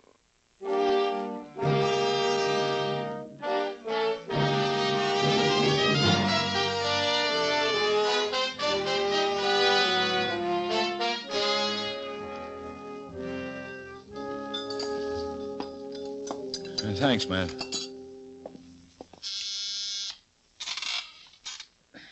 Yeah? They're here, Lieutenant. Oh, all right. Send in Mr. Dill first. Well, is the coffee all right? Whew, hot. Mr.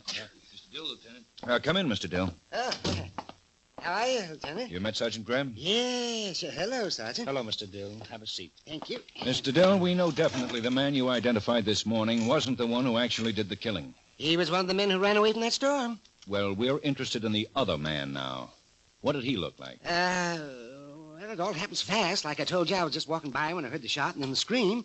The door of the store flew open. 2 men came out. They were running. The first one, the one in front, was the one I pointed out the lineup.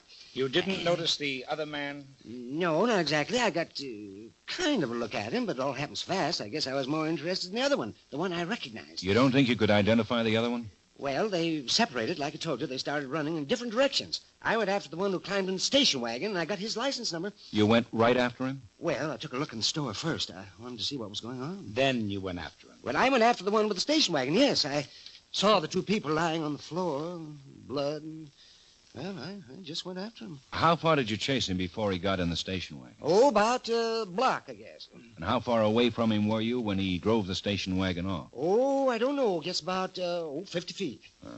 Were you across from the station wagon or behind it?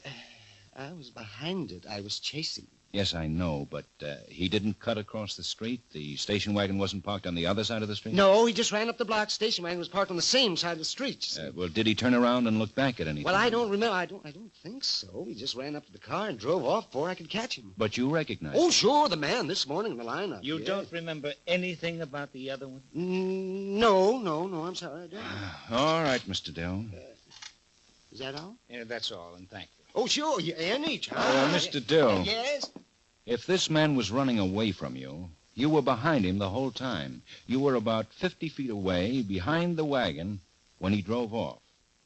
Now, I should think it would be a little hard to tell much about a man under those circumstances. Well, I got a good look. Oh, a darn good look. You said he didn't turn around. Well, now, I don't think he did. I don't remember that well. I got a look at him when he ran out that door. Oh, he went right past me. Oh, I got a look at him then. Yeah. All right, Mr. Dill, that's all. Yeah, well, he was the guy. I got a good look. Yeah. Oh, you think you'll want me again? We'll call you if we do. What are you doing, Ben? Trying to get a description of the man who used the gun. Yeah. And while you're doing it, you practically made Dill a liar. The way he tells it, or I should say the way you got it out of him, he couldn't have made a positive identification of a man who ran past him through a doorway, then showed him his back for the rest of the time. Yeah, I know. In the lineup this morning, Dill and the others didn't say a word till they heard you read off the charges. But before they went in, they knew whoever we had was the one who owned the station wagon. Okay. Explain me the station wagon. Dill got the license number. The car was still warm. Yes, I know. Well, then what are you trying to do? I'm trying to find out who killed the man in the candy store. By making a liar out of the best witness you've got? Who's making a liar? Well, you're trying pretty hard. Well, do you mind if we find out what the other 3 witnesses have got to say? Well, you don't have to get jumpy. I don't. Oh, swell. Yes, Lieutenant? Send in Mrs. Evans. I'm sorry, Ben. Maybe you better put some more sugar in your coffee, huh?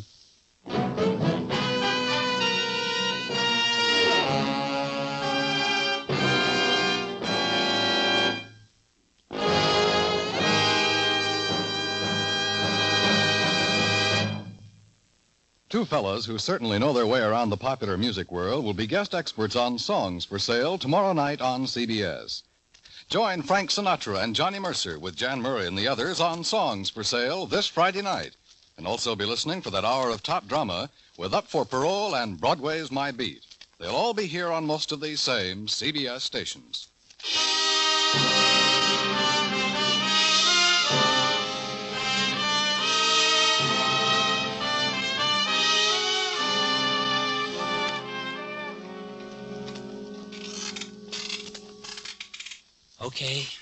Okay, nobody remembers the second man. Everybody remembers the first. Everybody remembers the first. Everybody claims they recognized the guy as he came out the door. Running. Yeah, running. So maybe because they knew Wolcott owned the station wagon, they jumped to identify him. Yeah, we've had wrong identifications before. Yes, but that's the station wagon. That's the car one of the hold-up men jumped into. Four people, 3 men and a woman, claimed they recognized the guy. So suppose they really didn't get a good look at him. It was Wolcott's station wagon. Dill got the license number. 2 of the other witnesses saw Dill chase the guy, saw the wagon pull away. One of them even identified the make of the wagon. Yeah? Sergeant Quine on the phone, Lieutenant. Okay. Quine's tailing George Wolcott. Yes, Quine. You ever see the man? What's the address of the pool? Who's the girl? Hall? Uh-huh. But all right, stay with him. I'm going out for a while. Oh, what do you got? I don't know. I want to check it. Quine says George Wolcott met a man in a pool room, talked with him for a long time, and then went over to see a girl named Hall. It may be nothing, but I'm going to do some checking.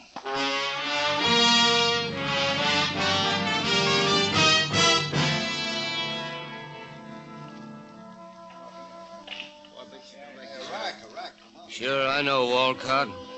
Plays snooker in here all the time. Hey, you know his brother? No, didn't know he had one. George met a man in here today. They left, went across the street to get a shoe shine. Tall, thin man, dark, wearing a brown jacket, light pants. Rudy. Rudy? Rudy Garvin. He plays in here all the time, too. Buddy at George's. They pal around a lot. Rudy Garvin. You know him? Yeah. I don't like him. Slimy kind of a guy. He's a bad boy.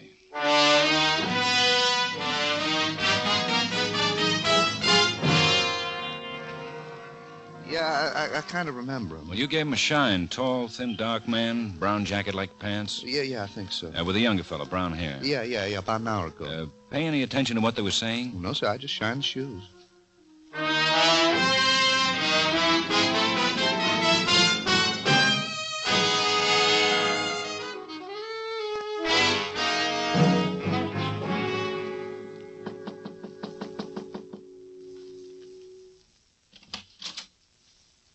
Yeah? Miss Hall?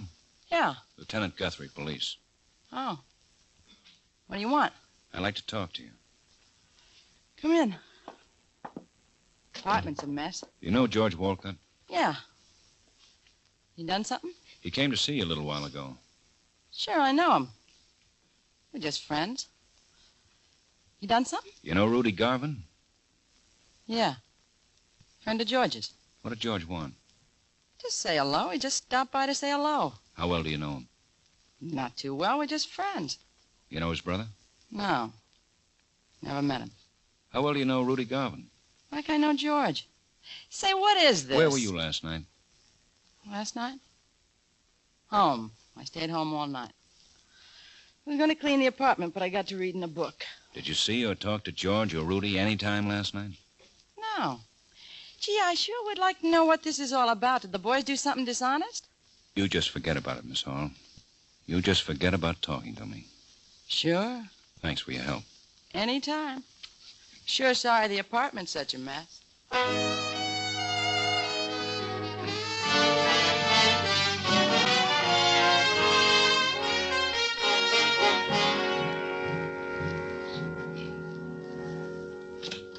Here's the file on Rudy Garvin, Ben, and his pictures. Uh-huh.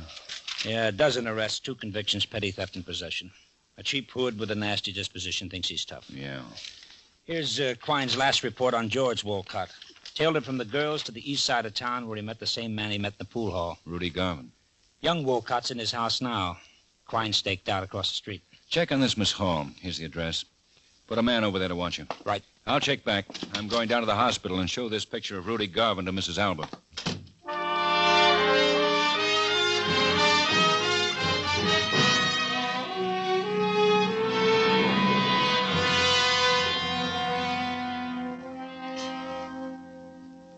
She's a lot worse. She's had a bad time. Is she conscious? She was.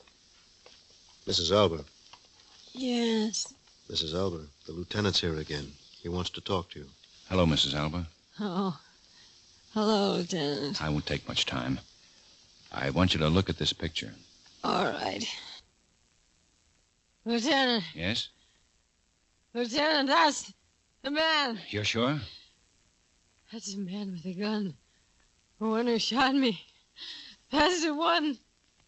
He killed Gus.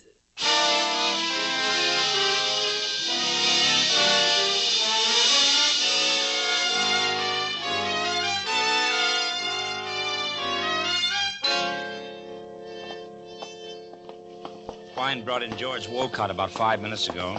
What about Rudy Garvin? Well, we're checking. Oh, George. Hello, Lieutenant. What's this all about? Stay in the chair, George. What's this all about? Why'd that cop bring me in? Well, we wanted to talk to you some more, George, about your brother. Oh. A couple of things have come up. Made us kind of change our mind about him.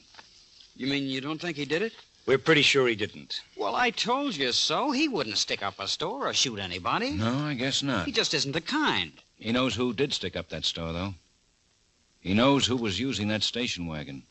Well, why doesn't he tell you? Oh, he's probably protecting somebody. You think it's me? You think I stuck up that store? Somebody took that station wagon. Yeah, well, I didn't. I told you that. I told you I was on a show. What show, George? I told you. The Rivoli? Yeah. You're a pretty good snooker player, I hear. Snooker? How long have you known Rudy Garvin, George? Oh, about, I don't know, a couple of years, I guess. Why? What do you want to know about Rudy for? What were the two movies you saw, George? Lady Takes a Chance and Mr. Lucky. What time did you get to the theater? About 8, I guess. You sure? Yeah, about 8. You met Garvin today at a pool hall. So what? You talked with him, and then you went over to see a girl named Hall. Yeah, that's right. What's the matter with that? Do you have a key to that station wagon, George? Well, yeah, John and me, we both got keys. What do you want to know about Rudy for? He's got a record. He's a tough boy to get mixed up with. I didn't know he had a record. What time did you leave the house before you went to the movie, George? Around 7. 7. Rivoli's not far from your house. What did you do from 7 to 8? Stopped in the pool hall and shot a game. You run into Rudy Garvin? No, I didn't see him that night. You didn't drive the station wagon? No, I sure didn't. Your brother's a pretty nice guy. He's all right. Look, I didn't do this thing. Why do you think I had something to do with it? What picture was playing when you got to the movie?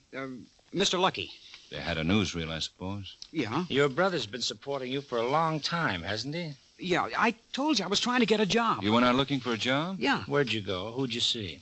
Well, I saw a lot of people. I don't remember all of them. Name a couple. Well, gee, in the last couple of weeks, I haven't been looking so What did you hard. see the girl for today? Betty? Last name's Hall. Yeah, Betty Hall. What'd you see her for? Well, I just went over to see her. For nothing, just to see her. What part of Mr. Lucky did you get in on? What part? Yeah, what part was happening, what was happening in the story when you walked in? Well, have you seen it? Yeah, we've seen it. Well, you remember the part when they had the big gambling party? Yeah. Well, that was the part when I walked in. Cary Grant had all that money wrapped up in Where did the newsreel come in? End of the show, between pictures? Between the pictures. What time did you get out of the show? Well, about 11:30, I guess. I got back to the house around 12, and I met the cop who took me down here. And you didn't drive the station wagon? No. And you didn't see Rudy Garvin? No. The woman who was shot identified Garvin as the man who shot her. Well, I can't help that. I wasn't with Rudy. I didn't see him You that saw night. both pictures? Yes. You've seen them before, haven't you? Well, yeah, they're old pictures, but I liked them. I saw them again. I told you that, Lieutenant. You didn't take a message from Rudy Garvin to Betty Hall? No. No, I left Rudy, and I just decided to stop by and What see was the her. newsreel about? The newsreel? Yeah, what was it about? Well, I don't know. I left in the middle. You left in the middle of it? No, I didn't mean that. Well, what was it about? I don't remember. You can't expect me to remember everything. You remember the two pictures? Well, yeah, sure. Then you should remember the newsreel. Have something about Korea? Why? Truman? Last week's football games? I don't remember. You can't blame me for that. The candy store was robbed about 9. That would be about the time the newsreel went on. I don't remember the newsreel. I think I went out to get some popcorn. You were out for the whole newsreel? Maybe I was. What went on after the newsreel? The other picture. Didn't they have any coming attractions or anything? They usually do. Yeah, they had coming attractions. What were they? I don't remember that either. You remember both pictures, but you don't remember the newsreel or the coming attractions? No. Which was first, the newsreel or the coming attractions? The newsreel. How do you know that? Because I saw it start, and then I went to get the popcorn. How did it start? I don't remember. Then the coming attractions went on? Yes. I thought you said the other picture went on after the newsreel. I think you better tell us where you really were, George.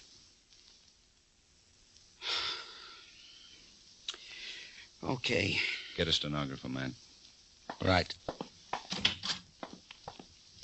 Cigarette, George? Yeah. Where can we find Rudy Garvin? Over at Betty's apartment. That's why I went by, to tell her that Rudy'd be by around 9 tonight. They're leaving town. Will you let my brother go now?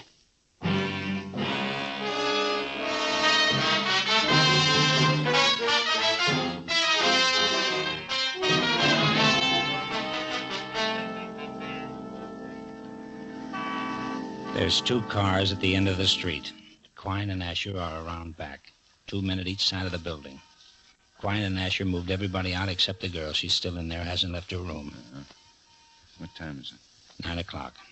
Oh, Rudy's late. We take him on the street? No, he's got a gun. Better wait. Quine said the landlady was a little unhappy, afraid she was going to get her place shot up. Well, I hope she doesn't. There's a cab. Yeah. That's Garvin. Let him get into the building.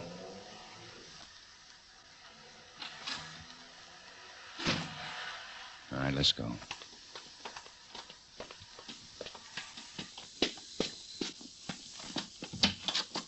Second floor.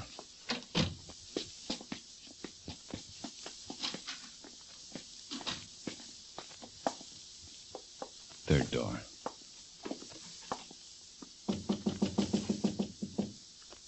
Yeah? Who is it? George. What do you want?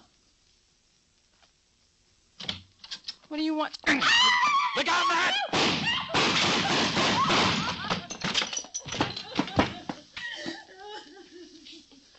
Garvin's pretty bad.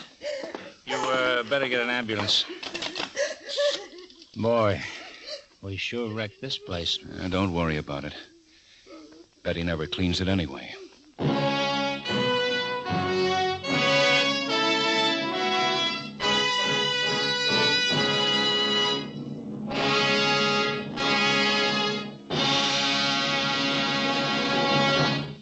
The lineup, where before you pass the innocent, the vagrant, the thief, the murderer. Listen next week when we again bring you the lineup. May I have your attention, please? You people out there on the other side of the wire in the audience room, may I have your attention, please? Thank you. My name is Greb, Sergeant Matt Greb. I'll explain the lineup to you. Each of the suspects you will see will be numbered. I'll call out their number, their name, and charge. If you have any questions or identifications, call out the number. If you're sure or not too sure of the suspect,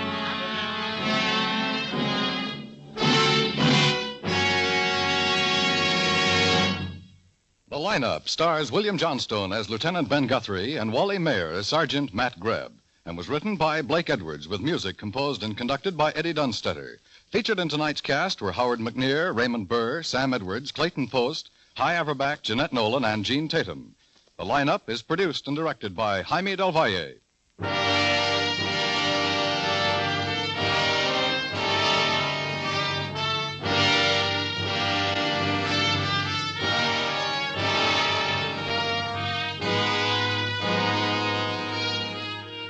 Every weekday evening, Monday through Friday, 2 of radio's top reporters, Edward R. Murrow and Lowell Thomas, are heard on most of these same CBS stations, backed by the resources of CBS' famous worldwide news-gathering organization. Ed Murrow and Lowell Thomas bring you the facts of the day's events, plus the color and background they've gathered in years of world travel and reporting. Get the news first and best from Ed Murrow and Lowell Thomas each weekday evening on CBS. This is CBS, the Star's address, the Columbia Broadcasting System.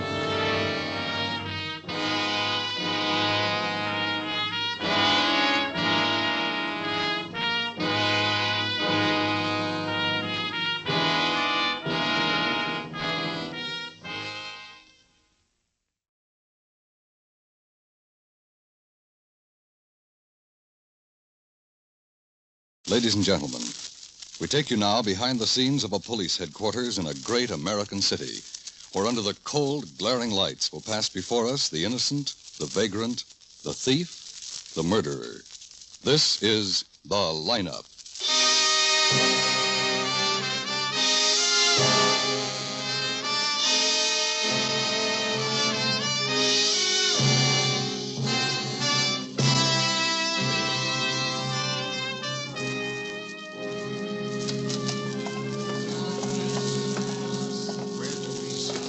Any place you want, Mr. Kramer. Suit yourself.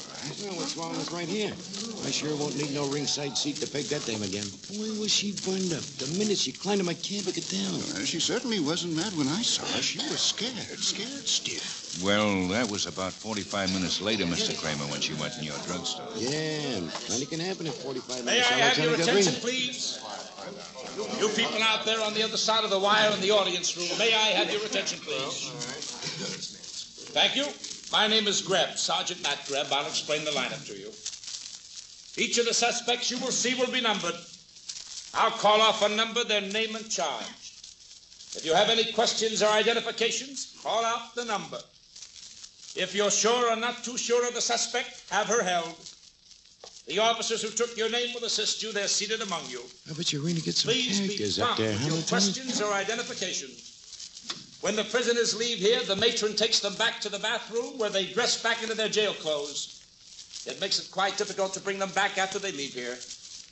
The questions I ask these suspects are merely to get a natural tone of voice, so do not pay too much attention to their answers as they often lie. Bring on the line. All right, girls, all right, this way. Move on over to the end of the stage. That's it. Now turn around and face front. Hands to your sides. You, hands to your side. Now look straight ahead. Number 1, Georgina Kelso, theft. Ever been arrested before, Georgina? I've been arrested before. Where were you when the officer arrested you, Georgina? He was no officer. He was just a spot. What were you wearing when you tried to leave the store? A dress. What else? 3 other dresses underneath. Number 2, Colleen Hodges, assault. Where do you live? That's a good question. Where did you used to live, Colleen? 414 Front Street, 3rd floor. Why did you beat up your landlady? We didn't get along. Number 3, Margaret Kenline, open charge. How long have you been in town, Margaret? About 8 years. Where are you from? That's her, Lieutenant. That's the Denver, one. Colorado. What do you say, Mr. Kramer? It's the girl, all right, no doubt about it. Sergeant Graham? Yes, Lieutenant. Hold number 3 for interrogation.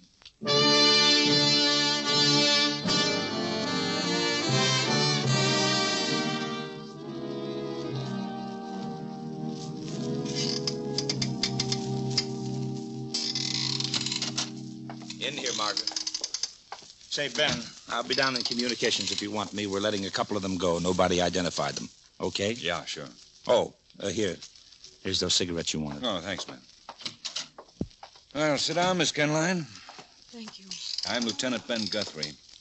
Would you like one of these? Thanks. Now, Miss Kenline, how long were you engaged to Larry Zimmerman? Lieutenant Guthrie, about 4 months. 4 months. The cab driver who took you to Zimmerman's place at 5 this afternoon said you were angry.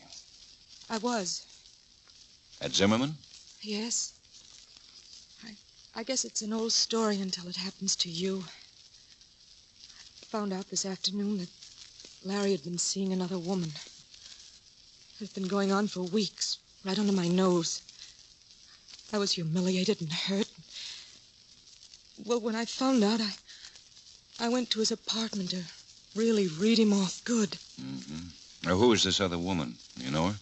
Her name is Edith DeRoca. Lieutenant Guthrie, I didn't kill Larry. I didn't do it. You have a business here in town, haven't you, Miss Kenline? Yes. A dress shop, isn't it? Run it alone? No, I have a partner, Mr. Spees. Lloyd Spees. I see. How's it going? All right. Good. Oh, we're having a style show downtown tonight. Lloyd's taking care of it. Mm-hmm. You stopped in a drugstore at 5:45 tonight. On the corner opposite Larry's apartment house. The druggist noticed you because you were frightened. I explained that once. Well, explain it to me, please. Larry's apartment was unlocked. I went in and found him in the bedroom. He'd been stabbed. But why did that take you 45 minutes? I don't know. I didn't realize it did. I was dazed, I guess. I should think you would have been. By the way, who is Rifkin? Rifkin? I don't know. Mm-hmm. Okay, Miss Kenline. Thanks. I guess that's it. The coroner says Larry Zimmerman died just about 5 o'clock. Lieutenant Guthrie, may I call a lawyer? Well, sure, if you want to. But I don't believe it's necessary, Miss Kenline. I think we're going to turn you loose.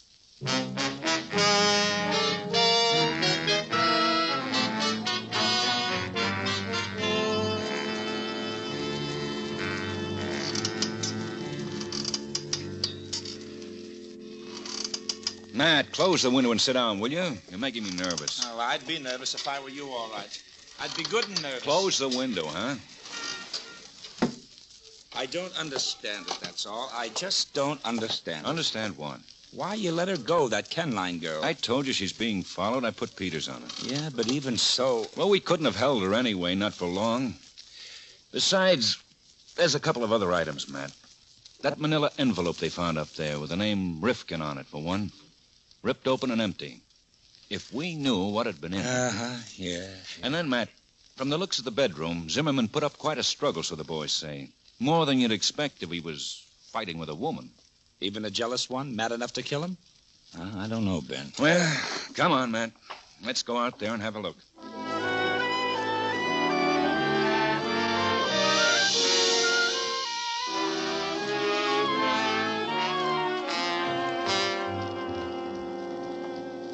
No, fellas, don't move that, please. No, that's all right. Evening, Lieutenant. Hi, Sarge. Hello, Becker. How goes it, Becker? Okay. That wagon just left. Must be about cleaned up. Sergeant Mayall's inside there. Let me have some more of that dusting. Come on, man. Yeah, thank you, boy. Don't touch it. Mayall. Oh, hiya, Ben, mate. Hi. We're just about through. Nothing much. Everything in the place is loaded with prints. Uh-huh. Except the handle of the knife. Where's the bedroom? That door there. Over the way, Ben, here's something. An earring. Where'd this come from? Yeah, it was tangled up in the rug under the body. Oh, let's see it. I'm not much of a jeweler, but I can recognize a real thing, and that's it, all right, a topaz. Pay the rent for a few months. You say you found this earring in the rug under the body? Excuse me, sir, but Sergeant Mayall, that guy's back again. That same guy in the gray Homburg hat. He just went past down the hall. What guy is this? Oh, some character that's been kind of hanging around for the last half hour. I guess never mind, Mayall. We'll talk to him. Where'd you go, Becker? Down the hall to your left there, Lieutenant. There's a lounge down that way. All right. Better get another one from right here if you want. I'll take Good. it from here. That's good. Over here now. That must be the guy there, Ben. Yeah. Well, good evening. Oh, how are you? Do you live here in the building? No. We're from the police department. I'm Lieutenant Guthrie. This is Sergeant Greb. Oh, how do you do? You waiting for someone, Mr. Rifkin? I have to give you credit, Lieutenant. Well, that initial on your tie bar helped. There's been some trouble down the hall, Mr. Zimmerman's apartment. Yeah, so I noticed. You seem pretty interested in it, Mr. Rifkin.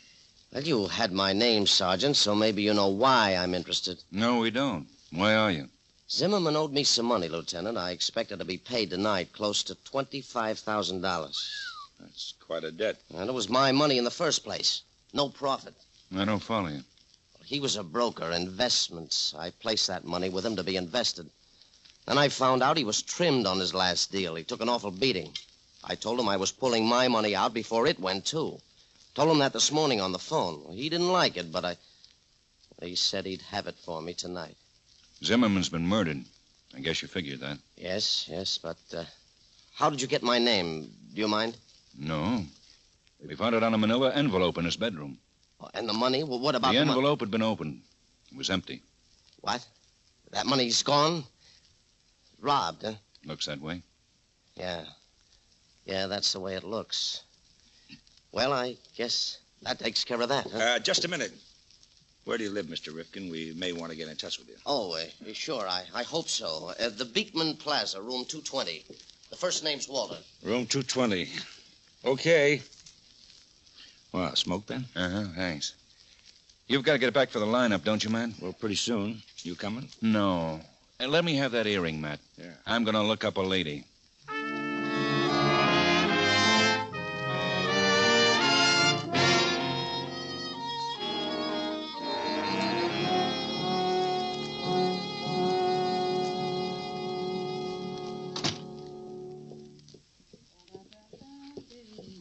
Mr. Roca? Huh? Yeah. Yeah, Mr. Roca, who are you? Police Department, Lieutenant Ben Guthrie. Oh. Well, I'm still glad to know you, Ben. I want to talk to you for a minute, if I may. Right now? Oh, I'm in a big hurry, Ben. I got a date. It's important, Mr. Roca.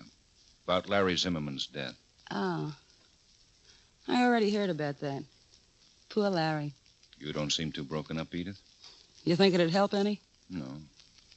You're not wearing your earrings, Edith. Huh? Uh-huh. The pinch mark shows. That's why I'm not wearing them. They pinched, so I took them off. Hey, look, am I under arrest or something? No. Then I really got to run along. Look, I'll be back about midnight. Then we can go inside and be comfortable and talk about anything you want for as long as you want. That is, if you care to wait, Lieutenant. I might just do that, Mr. Roca. We'll see.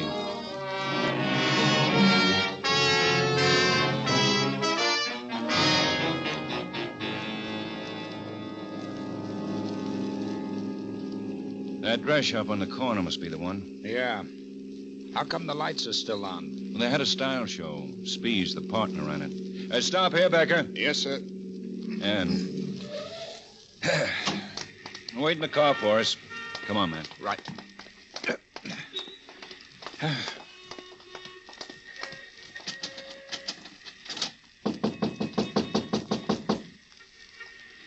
Must be in the back.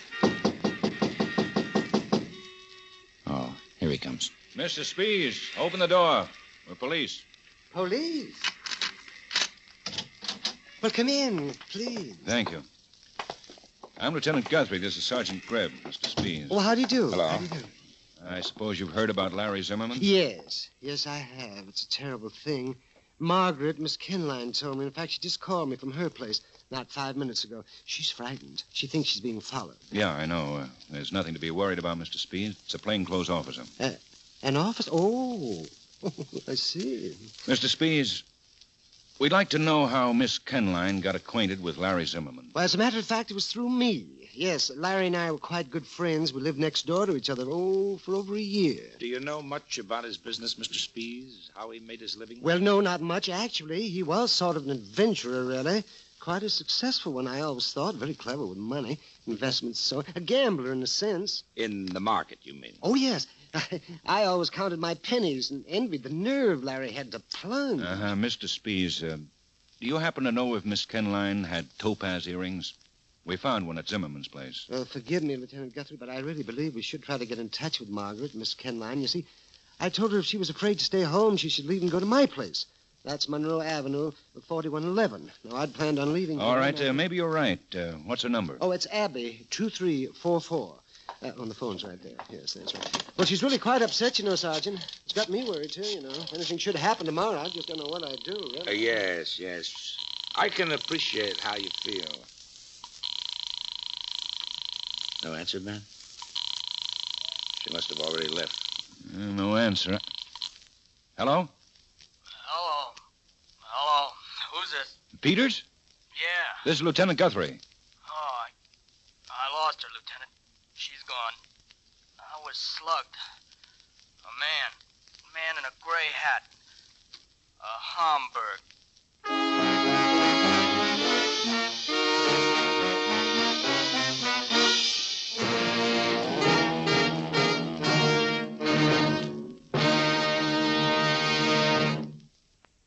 Tomorrow night, 4 more amateur songwriters will bring their new compositions to Jan Murray on Songs for Sale on CBS.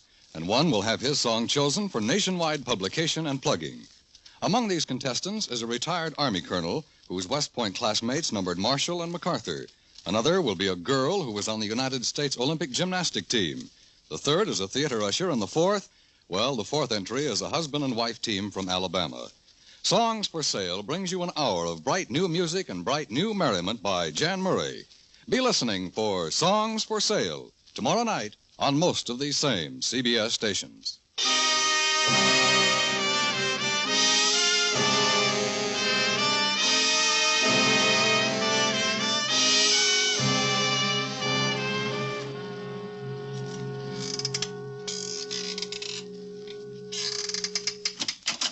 Well, it was a phony, all right, Ben. Walter Rifkin hasn't lived in the Beekman Plaza in 5 years. But we dug up a home address on him and an office set up downtown. Yeah, well? Oh, nothing, Ben. The office was just a bunch of stockbrokers' catalogs and a wastebasket full of scribbled figures. Nothing more. And the house? Mrs. Rifkin and 2 cats. Says she hasn't seen husband Walter in a week. And I don't think she cares if she ever sees him. Well, how'd you make out? Rifkin's never been arrested. There's not a line on him in the files. So? So I'm stupid. Now, easy. I should have played it your way, Matt. Should have kept Margaret Kenline under arrest and locked up Walter Rifkin just to keep her company. Maybe, but you didn't, Ben, so let's take it from there, huh? Yeah, might as well. Matt, look. 1, Larry Zimmerman was killed. 2, Margaret Kenline could have killed him. I don't think so. Why not? Soft face, soft voice, Ben. No. Walter Rifkin. Matt, if Margaret Kenline did kill Zimmerman, why did Rifkin go after her? The missing 25 grand, maybe? Well, that's a good reason, Ben. That's a lot of dough. Yeah, I guess it is. Hello. Who? Oh, yeah, put him on, Sergeant. Manny Pomeroy, Matt. This'll cost us a little, but it might be worth it. I talked to him about Rifkin earlier tonight. Yeah, hello, Manny. Oh, fine, thanks. Yeah, well, what did you find out? Uh-huh. Oh, yeah, sure, it can be important. A blonde, huh? Edith somebody? Edith, you sure? Okay, just checking. Yeah, well, sure. Sure, it's a help, Manny, sure. Well, come around in the morning, will you? Yeah, so long. Good news, Ben? Yeah. Pomeroy says that Rifkin has a girlfriend in town, a blonde. An Edith somebody. Edith DeRoca, Ben? Yeah, Edith DeRoca. The reason Larry Zimmerman tossed Margaret over. But this is a new angle, Matt. Edith tying into Rifkin. You want to come along? It's the Marlboro Hotel. Well, I can't right away, Ben. I got to run a late lineup for the narcotics boys. Okay. Look for you later, Matt.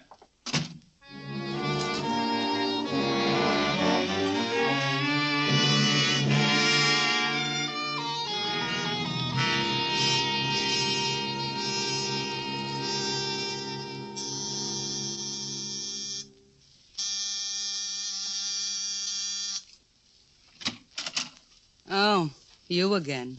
Hey, I thought you guys worked in shifts. I'd like to talk to you, Mr. Roca. I'm too tired. I still got to put my hair up. Mr. Roca, were you at Walter Rifkin's apartment tonight? Since I saw you, I mean. No. You sure? I'm positive. You weren't in the neighborhood? I wasn't within a mile of the neighborhood. One of my men says different. Then tell him to ask for a pension. He's going blind. Now, look, Mr. Roca. You look, Mr. Cop. When I left here, I went to the Broadmoor Bar and Grill. I never moved out of it until I came back here. And just in case you don't get around much, the Broadmoor is on Lancaster and East 39th, a couple of fat miles from East 60th and Chelsea. Know anything else, Ben? If so, get a warrant and arrest me, huh? I'm very tired.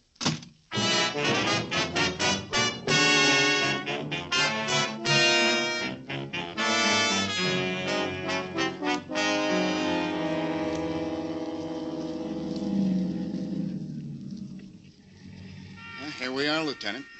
The next corner is 60th and Chelsea. A garage, a vacant lot, a duplex, and an apartment house. Okay, Becker. Wait here. Sergeant Greb and I'll try the apartment house first. That should be it. Come on, man. Yeah. Say, Ben. Huh? That Edith DeRoca, do you think she'd tip off Rifkin? I sure do. But I had the hotel desk refuse her an outside line if she asked for one, and I called in for a squad car to pick her up. She won't be in the way. Well, we'll see if this is it. The mailboxes are over there. Wait, Ben. There's an elevator boy. Oh, yeah. Oh, can I help you, gentlemen? We're from the police department. Does Mr. Walter Rifkin have an apartment here? Yes, sir. He certainly does. 3D. Oh, I guess you don't want to be announced, though, huh? Why do you guess that?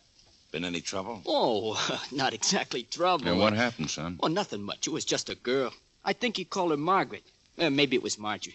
Anyhow, she ran out of here a little while ago. Came down the steps and got in a cab outside. Mr. Rifkin was after her? He sure was. But she got away. Rifkin went back upstairs. Now, when was this? Oh, about 10 minutes ago. You want to go up? I think we better. Say, bet you fellas go out on plenty of strange cases, huh? At all hours. I mean, third floor. It's to your right. Thanks. Go on back downstairs, son. Yes, sir. Cover me, man. Right.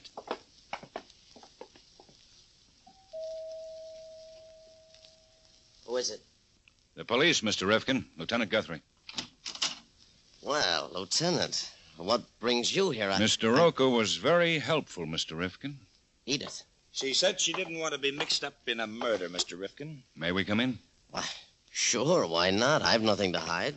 Come in, gentlemen. Living room straight ahead. This is far enough, Mr. Rifkin. What? The lieutenant means that pocketbook on the table there. Oh, that. Well, it's... Don't waste a lot of time, Mr. Rifkin. The pocketbook isn't that important. We know what happened. The elevator boy told us about Margaret Kenline running out of here. The police officer you sapped at Miss Kenline's apartment got a good look at you first. Now, look, Lieutenant, what I told you before was the truth. Not all of it. You didn't tell us about Edith DeRoca being your girlfriend. How does she fit in? Well, we were working together. I wanted Larry Zimmerman's files, his contacts, names, and numbers. I wanted the inside track that he had. I'd know what to do with it. Getting all that was Edith's job. What about Margaret Kenline? Why did you bring her up here? Because I think she killed Zimmerman, and whoever killed Zimmerman must have gotten the money that was supposed to be returned to me. Did you find it on her? No, she got away from me before I could search her. You've looked through her purse there? Looked through 10 times. It's not there. But what is there, Lieutenant, convinced me. I've got the right party. What do you mean? Hand me the purse, man. I mean that I found a receipt in that pocketbook for a pair of earrings. A pair of Topaz earrings. What do you know about those? All I know is what I heard a cop say over at Zimmerman's place. That one Topaz earring was found on the rug under the body, right? Yeah. Let's see what's in there. Yeah, compact, lipstick, wallet, pack of lifesavers, another lipstick, and a receipt. Made out to Miss Margaret Kenline for one pair of Topaz earrings. Soft face, soft voice, huh, man? My mistake. Mr. Rifkin. Yes? Does Margaret Kenline know that you've seen this receipt? No, I didn't go through her stuff until after she ran. Good. Maybe she didn't run too far, then. Yeah, her partner's place, Lloyd Spees, Monroe Avenue, 4111. Say, if you find her and she still has my money, I'll get it? Probably, Mr. Rifkin. But exactly what you'll do with it for a while, I don't know. What do you mean? The lieutenant means that you're under arrest for assaulting an officer, among other things. Oh, Ben, do you want to have a second look at any of this stuff? No, I don't think so. Receipt's enough for me, Matt. I'm so... Hey, Matt. Look at this. What, the receipt again? Yeah. Read it carefully, Matt. Then take Mr. Rifkin in, will you? I'll see you at the morning lineup.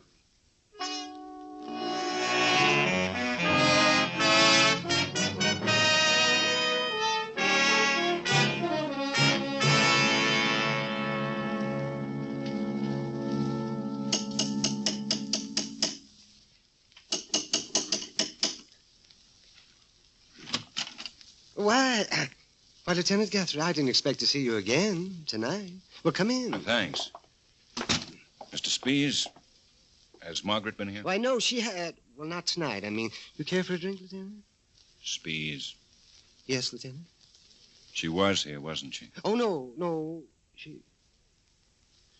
Oh, well, what difference does it make? Yes, she was here about 20 minutes ago. She killed Larry, Lieutenant. She said that? Yes, when I mentioned the earring that you said was found in Zimmerman's apartment, she stopped trying to hide things. She admitted everything. Wasn't very nice to hear. Jealousy was her motive, huh? I'll take that drink now, Mr. Spees. Yes, it was jealousy, Lieutenant. Uh-huh. And when she left, she give you any idea where she was heading? No, she didn't, Lieutenant. No place at all was what she said when I asked her. What are you looking for, Lieutenant? No place at all could be suicide, Spees. I know, but she's a murderess, Lieutenant. I didn't try to stop her. Should I have? Could you have? Stopped her? Stopped her? And turned her over to me? Could you have done that, Spees? Well, of course, I suppose so. Why not, Lieutenant? For one good reason. Your life, Spees. You see, I think you murdered Larry Zimmerman. Me? Oh, no. It was Margaret. I told you that. Yes, I know, but I don't believe you. I even think Margaret's still here, someplace in this house. You haven't had time to take her no place at all. Yes, but the earrings, aren't they important? Don't they count? Sure they do, sure. More than anything else. More than you know. I have the receipt for those earrings. Yes, a receipt made out to Margaret, is that right? Right, to Margaret. For a pair of topaz earrings, which she rented. Wait, rented? Mm-hmm. For one of the models in tonight's fashion show, no doubt. The fashion show speech that you ran because Margaret wasn't going and you were. So it was you who had the earrings, not Margaret. And you who dropped one of them at Larry Zimmerman's. Again, not Margaret. Now, where is she, Spees? But I don't know. She isn't here, I told her. Now, stay away from that door. Is she in the bedroom? Is she in the bedroom? Yes. Yes, she's tied up, but she's all right. I wasn't going to do anything until later. I had to kill Zimmerman. Why, Spees? Did you invest with him, too? Yes, it was only $2,000, but that was every cent I had in the world. When he told me I'd lost my money, I just went out of my mind. You know the rest. Yes. And Walter Rifkin's money, the $25,000 that was in the envelope. You have it? Yes. It's inside, Lieutenant. Oh, I wish I'd never met Larry Zimmerman. Oh, I wish I'd never heard of him. Oh, no.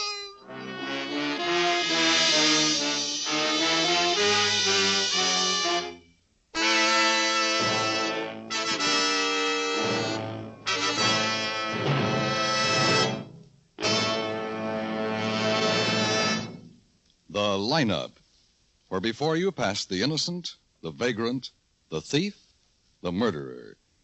Listen again next week when we again bring you the lineup. May I have your attention, please? You people out there on the other side of the wire in the audience room, may I have your attention, please? Thank you. My name is Greb, Sergeant Matt Greb. I'll explain the lineup to you. Each of the suspects you will see will be numbered.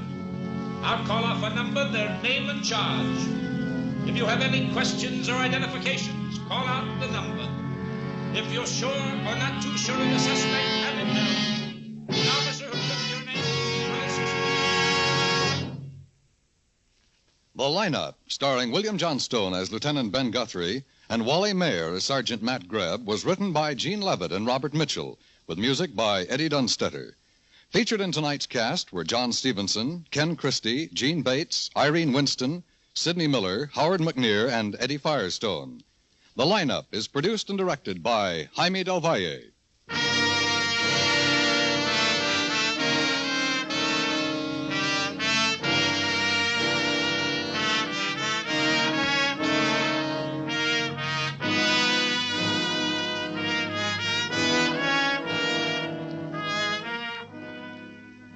Every Friday night on most of these same stations, you'll find two of CBS's most thrilling dramatic programs, Up for Parole and Broadway's My Beat.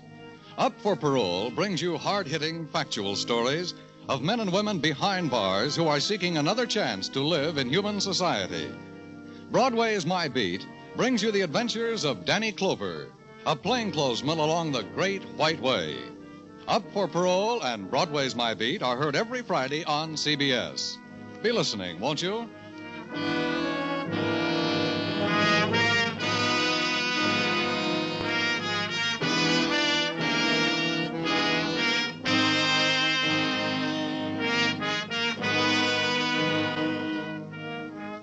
This is CBS, the Star's address, the Columbia Broadcasting System.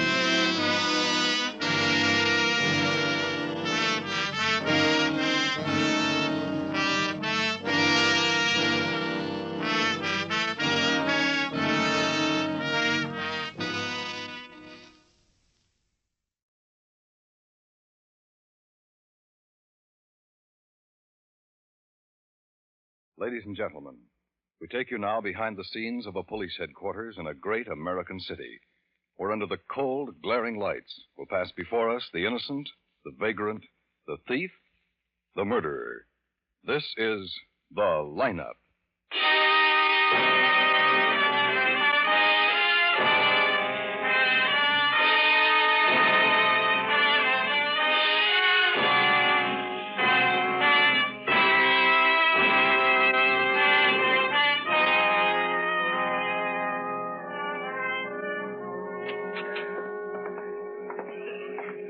sit right here, Charlie. Yes, Lieutenant. Lieutenant, I don't... It's all right. It's all right. They won't be able to see you. If you identify one of them, they won't know who you are. Yes, Lieutenant. And now just take your time and make sure. We've got to have these men, Charlie. May I have your attention, please? Have a cigarette? Oh, thanks. You people out there on the other side of the wire in the audience room, may I have your attention, please? Thank you. My name is Greb, Sergeant Matt Greb. I'll explain the lineup to you. Each of the suspects you will see will be numbered. I'll call off a number, their name and charge. If you have any questions or identifications, please remember the number assigned to the prisoner as I call his name. At the end of each line, when I ask for questions or identifications, call out the number.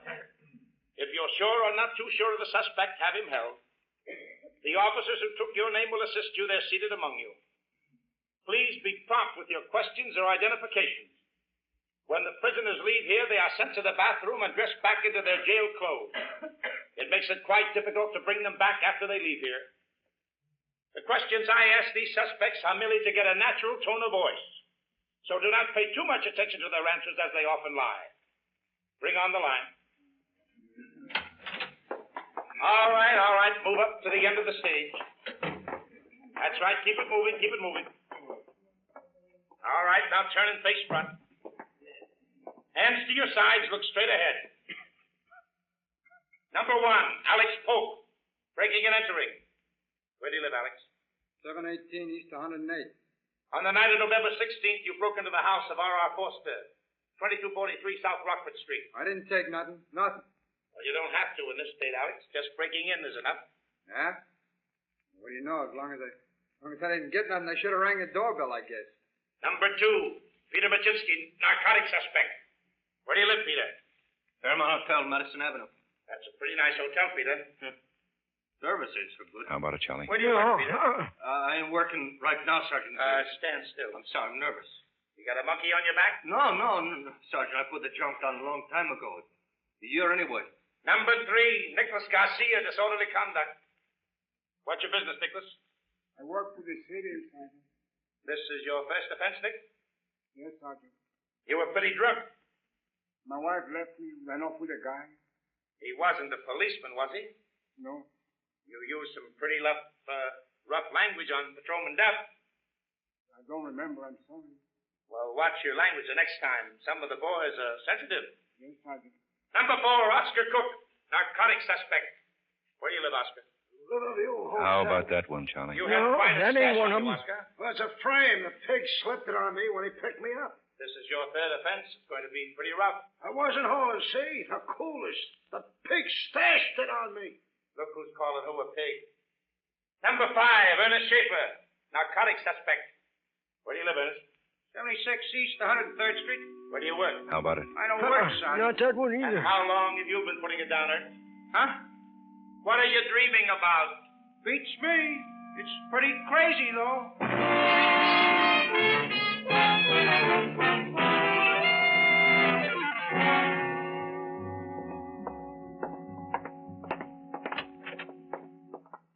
Matt?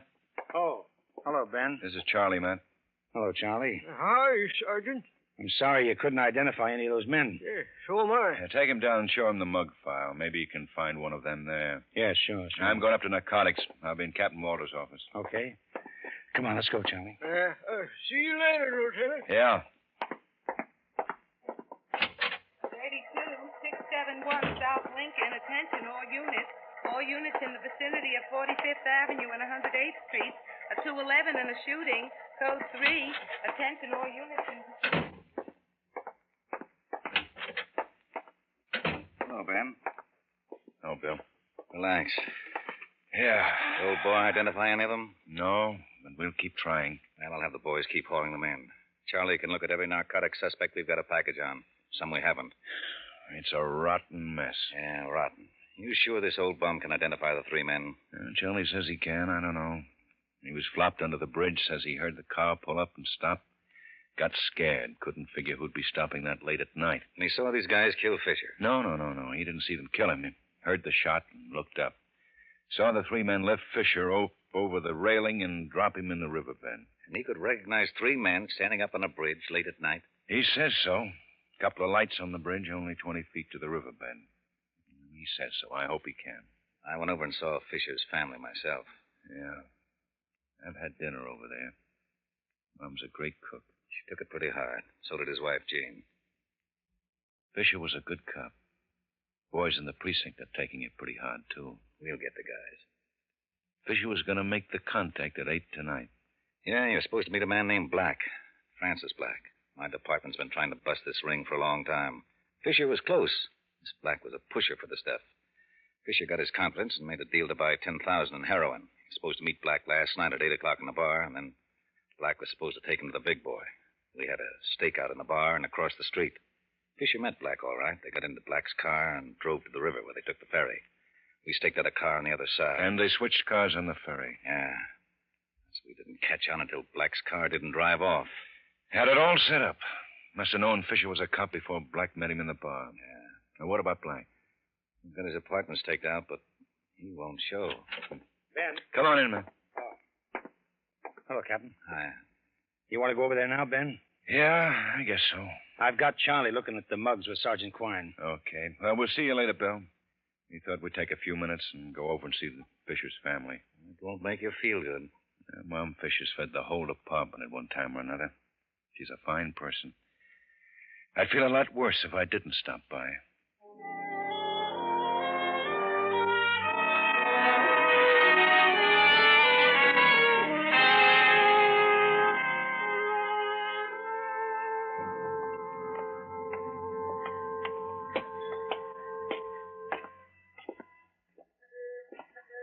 Well? Yeah? Well, go on. Ring it. Okay.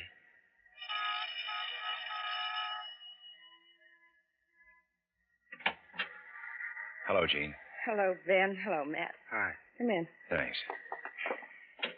Where's Mom? In the kitchen, fixing young Jeffy's dinner. Be back from school soon. He's in school? He'd already gone before Bill came over and told us. Jane. I'm all right. It won't be bad for a while. Till I get lonesome. Till I miss him. I'm just kind of numb now. Mom's in the kitchen. Little Jeff doesn't know? Uh-uh. He was already in school when we heard. I'll tell him tonight. After his dinner. After he watches television. Mom? Oh? Oh, Mom. Oh, Mom. Hello, boys. Matthew, Benjamin. I'm fixing Jeff something for his dinner. Some cookies, too, for later. Oatmeal cookies. He likes them. Would my two big policemen like some cookies? Well, we can't stay long, Mom. I shouldn't have to entertain you in the kitchen. But the little ruffian has got an appetite like you, Matthew. Nobody's got an appetite like Matt, Mama. It's your cooking, Mom. Yeah, I'm a good cook. The men in my family are particular. Jeff's now 8, and he's very particular. Jean is a fine cook, too. I guess we spoil our men, don't we, Jean? Oh, Mama. Jean, look in the oven and see if my cookies are done. Yes, Mama. They look done. Mom. Oh, you have to be going, Benjamin. Jean, you take the cookies out of the oven, and I'll go with my two big policemen to the door. Yes, Mama. Bye, Jean. Bye. Bye. Please come back. Soon. Sure. Jean's a good girl, fine girl. My son was lucky. What should we say, Mom? Say, Benjamin? You have said it without saying it. My two big policemen. You have said it. Bye, Mom. Matthew? Mom. Benjamin? Oh. What is it, Mom? The little ruffian, little Jeff, running this way down the block. I'll have to hurry and get him a few cookies so he can eat them while he watches Hopalong Cassidy. Mom. Yes, Matthew. God bless you.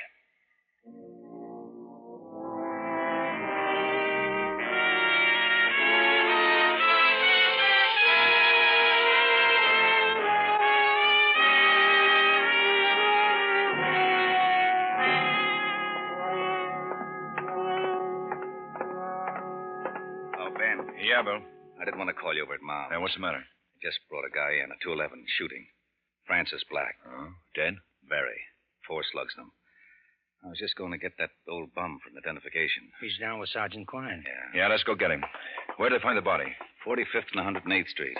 Witness say he came out of a hotel and somebody opened up across the street with rifles. Uh-huh. Man who runs a jewelry store caught a wild shot in the hip. How was Mom? Oh, magnificent. Yeah. I feel terrible. I want to get those guys, Bill. Quine. Matt? Yeah. Bring Charlie here. Huh? He found something. Charlie found something. He spotted one of them? I found one, Lieutenant. I found one. You sure? Well, he says this is one of them. I just tagged it. I'm just going to call you. Yeah, that's one of them, all right. That's one of the fellas that pushed that guy off the bridge. Here's his package. Uh-huh. You know him, Bill? Yeah. Joseph Bolger. Mm-hmm. FBI kickback here. We've had Bolger before. You sure this is one of them? Yeah, I seen him clear. Him and 2 others. Charlie, Yeah, Lieutenant? no mistake? No, sir, I mean it, Lieutenant. That fella right there is one of the men. I'll put out a pickup. We'll be in the morgue. Come on, Charlie. We got another one for you. Another one? Down in the morgue. He was mixed up in it. Might have been one of the 3 who pushed Fisher off the bridge.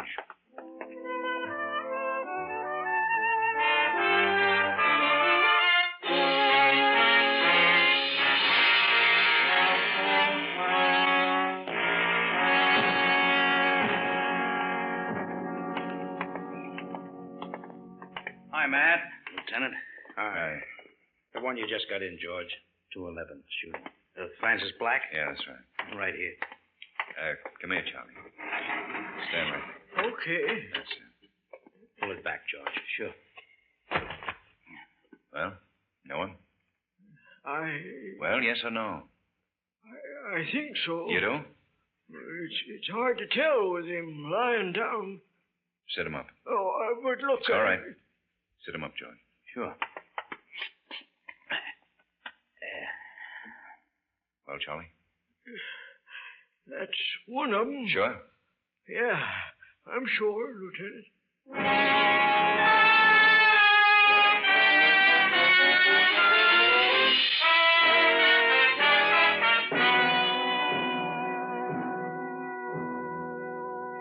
I've got a dragnet out on Joseph Bolger. Well, if Charlie's identifications are right, we've tagged 2 of them, Bill.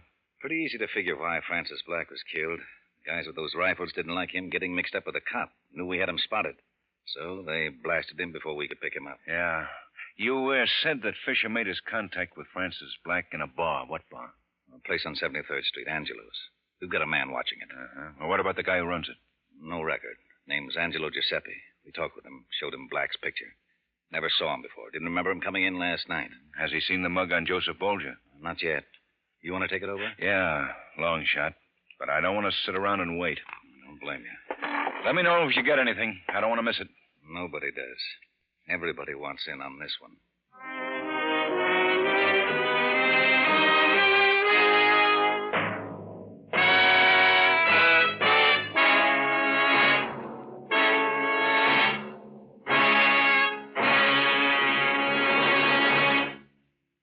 There'll be 4 more amateur songwriters on hand, and one of them will sell his song for nationwide distribution when Songs for Sale comes along this Friday night on most of these same CBS stations. Songs for Sale gives these new writers a great chance. Their songs are judged by a panel of experts. Their music is sung by Rosemary Clooney and Richard Hayes. They're made to feel at home under the guidance of the experienced showman Jan Murray. For an hour of fascinating fun behind the scenes of Tin Pan Alley, hear Songs for Sale this Friday and every Friday on CBS.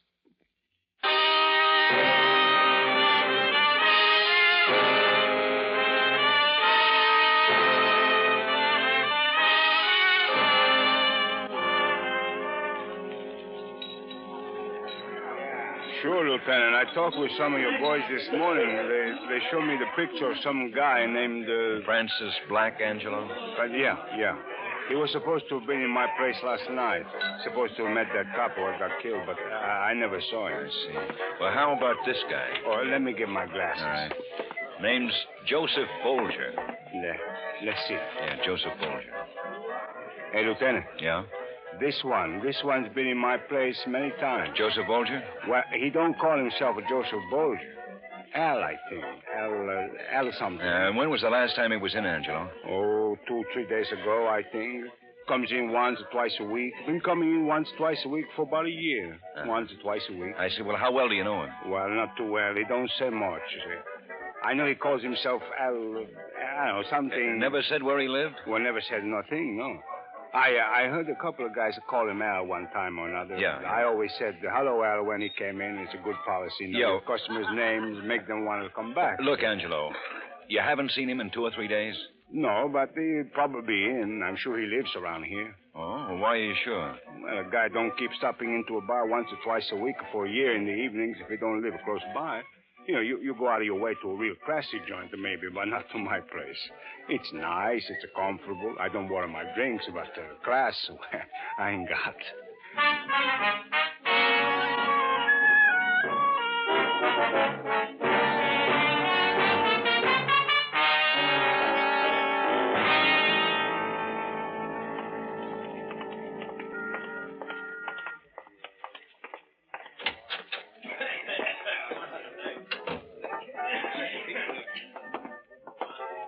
Angelo.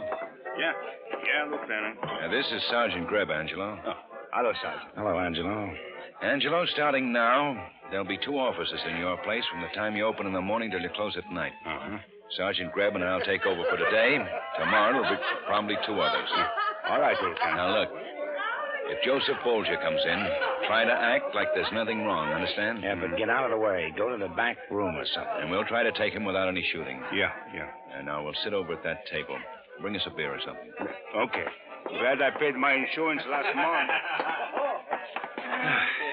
You think Bolger will show? I hope so, man. The captain's got a bunch of boys out with pictures covering this area for about 3 miles each way. That's a lot of walking. Yeah. Here's the beer. Oh, thanks. Now, just forget about us, Angelo. Well, that ain't easy. And we'll try to act like it. Well, that I can do. What's the time? It's 3:40. Cop spends half his time waiting.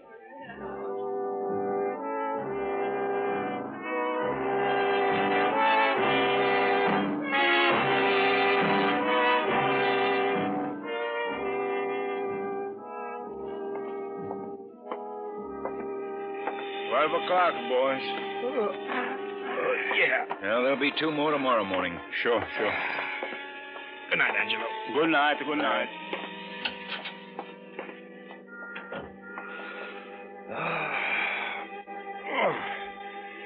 Yeah, I'd hate to do that every day. Yeah, I can't think of anything more terrible than sitting all day and half the night watching a perfectly good beer go flat.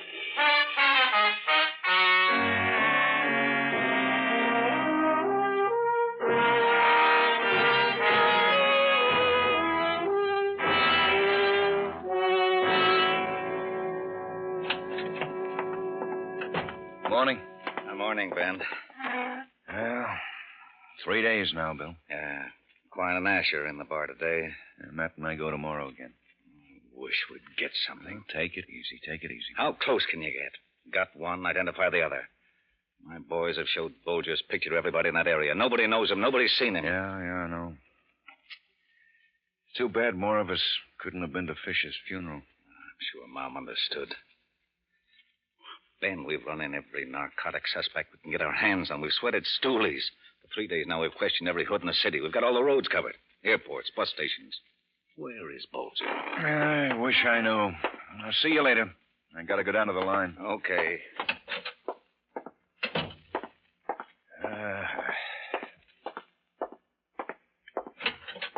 Ben! Yeah? Get Matt. Just got a call. Bolger's in the bar now.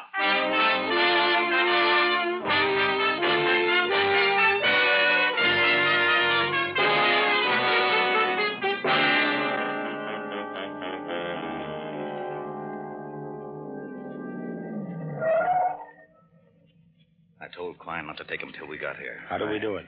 Well, the more of us, the less chance of Bolger's using his gun. Matt, cover the alley. Right. All right. Let's go, Bill.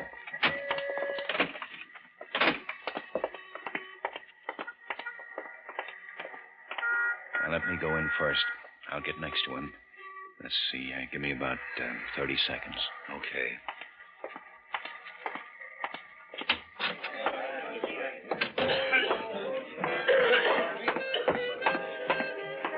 Oh, Angelo. Oh, hello. A beer, please. Coming up. There you are. Thanks. How you been? Oh, fine. Oh, my gosh. What's wrong? I forgot to call my wife. She'll kill me.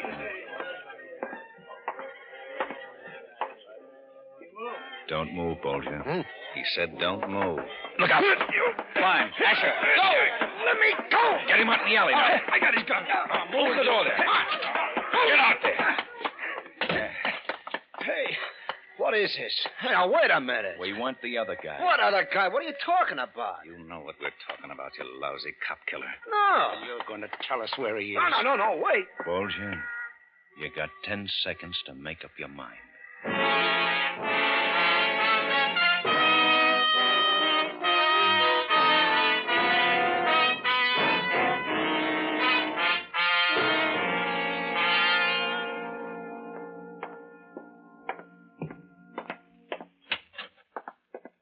Hello? Hi. What'll it be?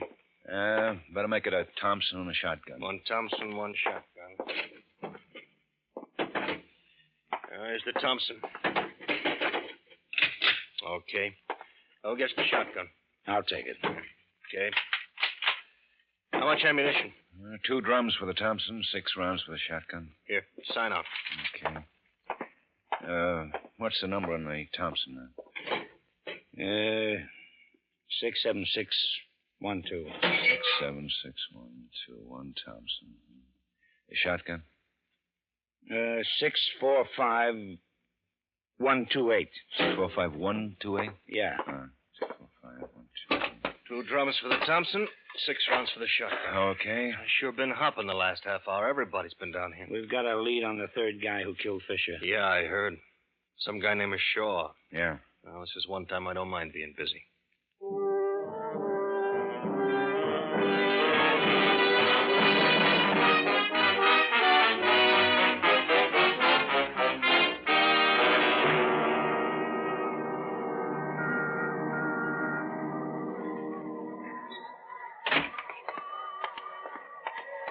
We've got the area closed off. 2 men at the alley entrance. Cars at the end of the blocks. 3 cars on the street here. Where's Shaw? We talked with the hotel clerk. Says Shaw hasn't come in yet. Usually comes in between 7 or 8. Quine sitting in the lobby. Do we wait in his room, Captain? Yeah. It's nearly 7 now.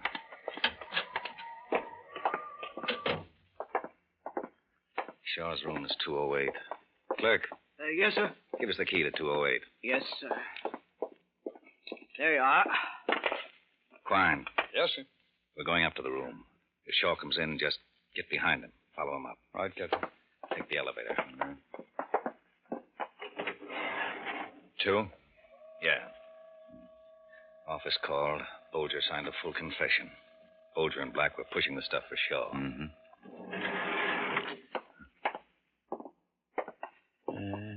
215, 214. Down this way. Shaw and Bolger met Black and Fisher on the ferry.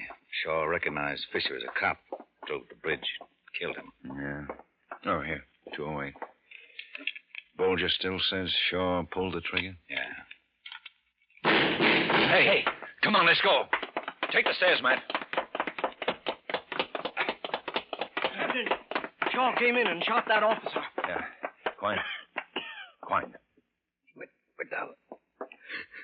He saw me start after him. He started shooting. He's down in the basement. Stairs right over there. Get an ambulance. Have to warn the men in the street. Go and tell them and get an ambulance. Come on, Matt. Yeah. You, clerk, stay with this man. Yes, sir. Down here, Matt. You want some light? No. Go around that way. Right. Must have gone through that door. No. Huh? Matt, look. Service elevator. He's going up. Yeah. The roof. Come on, let's go.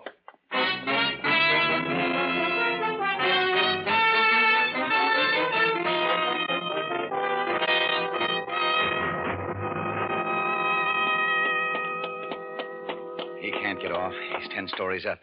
2 boys coming up the fire escape. He's probably waiting for us to come through this door. Now stay low. Go through one at a time. What about that Thompson? He'll throw slugs all over the city. I won't use it unless I have to. Keep the door open. I'll go first. Okay, Matt. Go. Right. I got him pinned down. Let's go, Bill. He's behind that row of vents. Near that big air conditioning unit. Spread out. Look out, Captain! Sure. Give it up. We're all around you. He's coming around your way now, Matt. Stay where you are, Bill. Just a minute. All right. I'll go around this way. He's coming back! He's circling. Watch it, Ben. Sure! Ben! Okay, boy. You get him, Ben? Let's get him off the roof. Get out of this wind. I should have worn a heavier coat. Yeah. Yeah, a guy could catch a bad cold up here.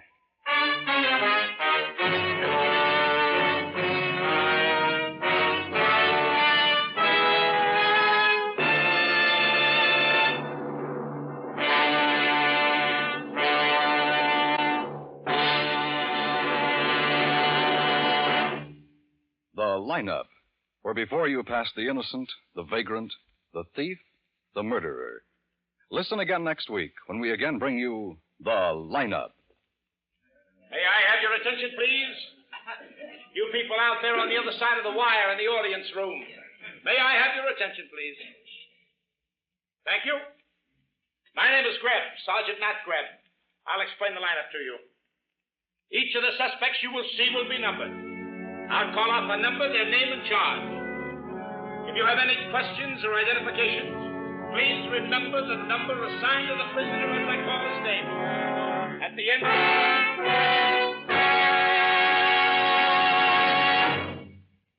The lineup, starring William Johnstone as Lieutenant Ben Guthrie and Wally Mayer as Sergeant Matt Greb, was written by Blake Edwards with music by Eddie Dunstetter. Featured in tonight's cast were Junius Matthews, Stacey Harris, Larry Dobkin, Jay Novello, Lou Krugman, Jack Moyles, Ida Reese Marin, Ed Begley, and Virginia Gregg. The lineup is produced and directed by Jaime Del Valle.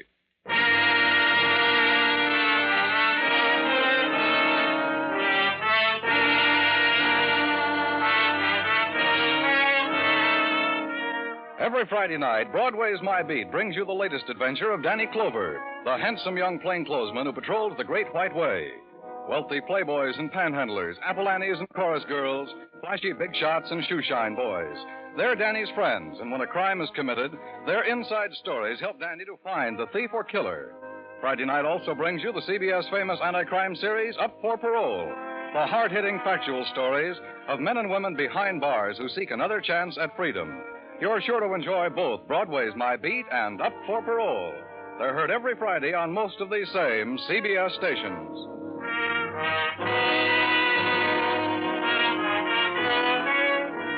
This is CBS, the Star's address, the Columbia Broadcasting System.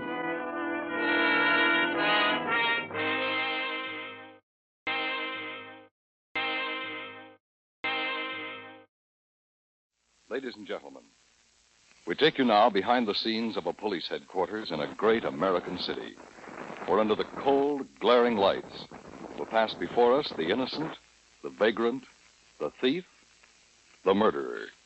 This is The Lineup.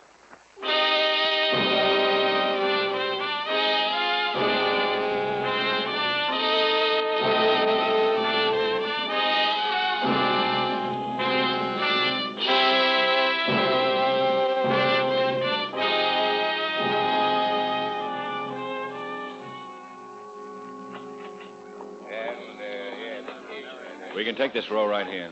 Well, will this take long, Lieutenant? Not too long, Mrs. Wheeler. I have to do my shopping for the weekend. It won't take long. Did you catch the man? No, we don't know. We picked up everybody in the area that has a record or looks suspicious. Well, I hope you have got him. Well, it would be May easy. I have your attention, Awful please? thing to have a man like that running around loose. You people out there on the other side of the wire in the audience room, may I have your attention, please?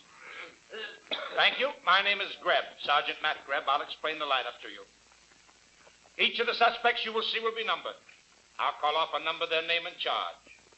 If you have any questions or identifications, please remember the number assigned to the prisoner as I call his name. At the end of each line, when I ask for questions or identifications, call out the number. If you're sure or not too sure of the suspect, have him held. The officers who took How your many name are we will going to assist look you. They're at? seated among you. Half a dozen or so. Please be prompt with your questions or identification. When the prisoners leave here, they are sent to the bathroom and dressed back into their jail clothes. It makes it quite difficult to bring them back after they leave here. The questions I ask these suspects are merely to get a natural tone of voice. So do not pay too much attention to their answers as they often lie. Bring on the line. All right. Move up to the end of the stage. Right on up to the end. Keep it moving. All right, turn and face front. Hands to your sides. Look straight ahead. You, take off your hat. Okay, number one, Leonard Foster. Disturbing the peace. State your age and where you live. I'm 42 years old. I live at 109 West 88th Street. And you know darn well I wasn't disturbing the peace. That's the charge, Leonard. I was walking along, minding my own business, doing nothing. I get hauled in. For no reason, you haul me in. You ain't got a charge, so you say I'm disturbing the peace. What am I disturbing, I want to know? 5 arrests, 2 convictions. Yeah, a long time ago, sure. Petty theft, possession, vagrant. Yeah, I know what I done. I done 180 days for what I done, but I ain't done it lately. Just answer my question. I get held rolled in for disturbing the peace because I ain't disturbed nothing. I give the arresting officer a little trouble, sure, because I know you got nothing on me. Leonard. And he tags me with a phony charge. Just because you can't pin nothing on me. And you want me down here. All right, that's enough. Okay, I'm down here, but I ain't done nothing. You all through shooting off your face? Some guy shakes a screw loose and shoots up the town, so you're hauling everybody with a record. I don't go around shooting nobody. Number 2. Or disturbing the peace. Shut up. Number 2, Edward Clark. Hello, Sergeant. Where do you live, Edward? Same place, Sergeant. Tell the people. 215 West 110th Street. Where do you work, Edwin? Oh, I'm between jobs. You've still got 10 months to go on your parole. Yeah, look, we all know why we got picked up. Yeah, for nothing we get picked up. I told you to shut up. I know my rights. All right, get him out of here. Come on, you. I want a lawyer. Run him down to the tank and let him cool off. I'll move. Okay, but I know my rights. All right, Edward. What were you doing when the officer picked you up? Walking. Where? No place, just walking, nothing else to do.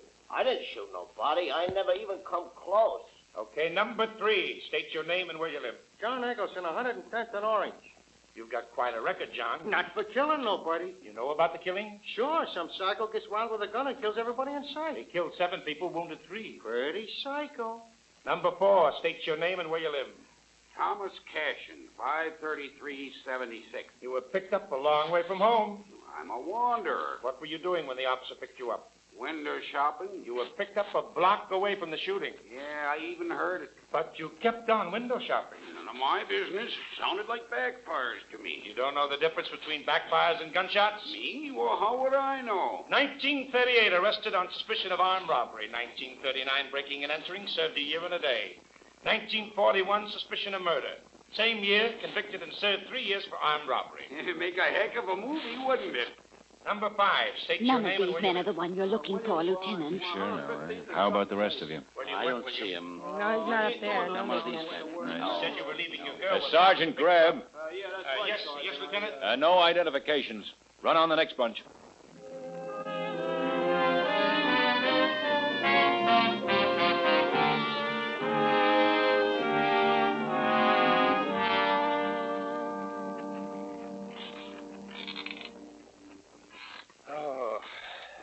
I'm beat. Yeah. Well, I didn't expect an identification on any of those boys.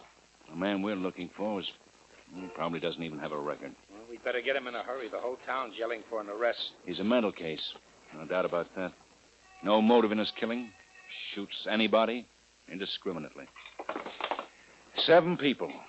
Just walk down the block and shoot him. Have you looked at ballistics report? Yeah. Ties in with what the witnesses said. Said it was a big gun, Luger automatic pistol. Yeah, machine pistol. Well, what do we do? I think he's still in that area. Look, it figures that he lives somewhere around there. Why does it figure? Well, that gun he had was a pretty big gun. Couldn't possibly carry it in his pocket. He's not going to walk very far with it before using it. I think he walked out of his house or wherever he was staying, started down this block. First person he saw, he killed him. Maybe he drove a car. No. No, that's no good. If he had a motive, sure. If he had a reason for killing those particular people, if he planned it. But no, this was just insane, wild massacre. Was anybody you saw? Anybody on the street? Yeah, I guess so. Well, look at the first person he shot, a 5-year-old boy playing on his roller skates. Walked up to him and killed him. 10 people he shot like that. 7 of them dead, maybe an 8th. No. I'm convinced he probably sat around in his room, this thing eating at him, made up his mind, walked out, started down the block, and went crazy. Well, if you're right, you've narrowed it down to a pretty small area, and somebody in that area must know him and be able to recognize him and tell you who he is. Well, we've got a fairly good description from the witnesses. Nobody recognized him, but they all gave a fairly accurate description. Let's give it to the police artist. Let him draw up a picture. Where are the witnesses now? I've got all 5 of them down looking at the mug file. Mrs. Wheeler keeps yelling she's got to do her weekend shopping. She mentioned it to me several hundred times. She's probably got a grouchy husband. Yeah. Go get him, Matt.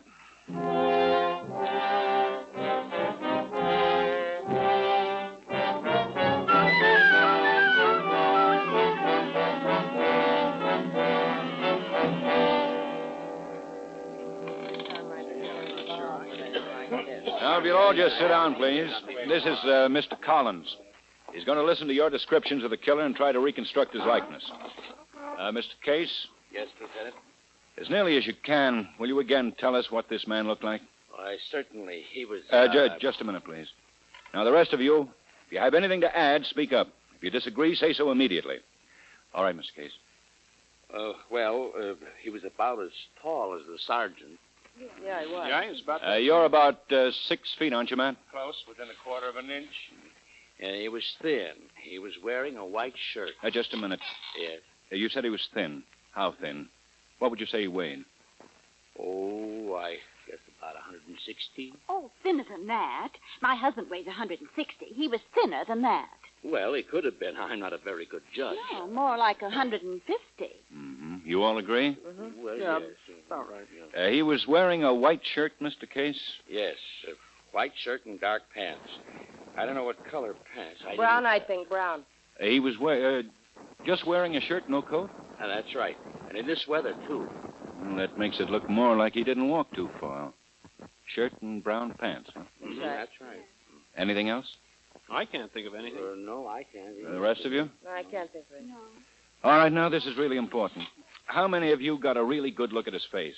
Good enough so you could give an artist a description fairly close. Raise your hands, please.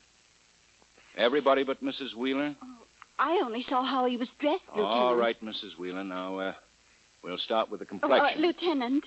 Yes, Mrs. Wheeler. As long as I can't help All now. right, Mrs. Wheeler, you can go get your shopping done. Well, I can't do much good here. No, you certainly can't. Goodbye, and thank you, Mrs. Wheeler. Well, you'd think I didn't want to Will help. you show her out, Matt, please? Yeah, sure.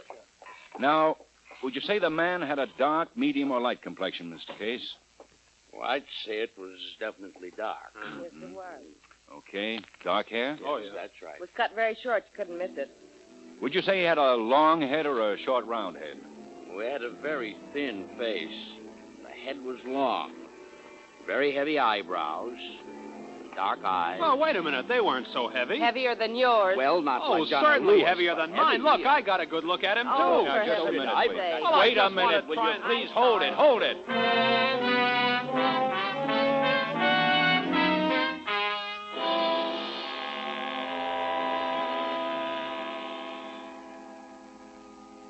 A little more on the nose. Yeah, he's right. On the bridge of the nose. Not so straight. Yeah. Lieutenant, could I be excused for a second? Well, sure, go ahead, Mr. Case. We've been in here over an hour, Ben. Okay.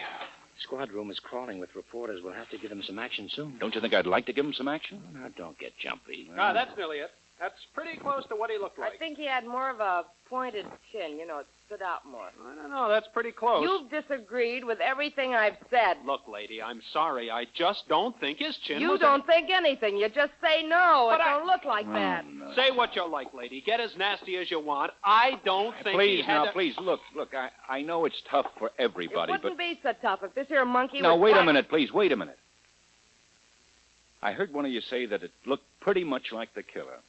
I said. If the chin was more pointed. Yes, all right, but it's close. Yeah, it's close. All right, then. I hope I didn't take too long. Well, that's all right, Mr. Case. Take a look at the picture, please. You think it looks like the killer?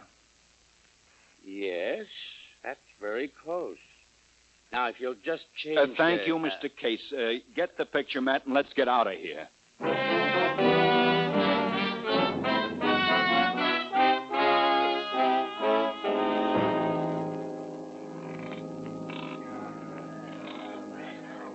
Here it is, boys. This is as close a description as we could get on the killer. Each one of you take one and start circulating in the area. Show it to everybody.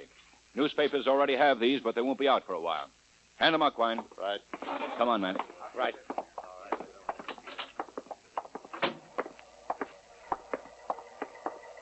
Well, where to? We'll start at the scene and work south and north. Hey, I just thought of something. What? I haven't had breakfast or lunch. I'm starved.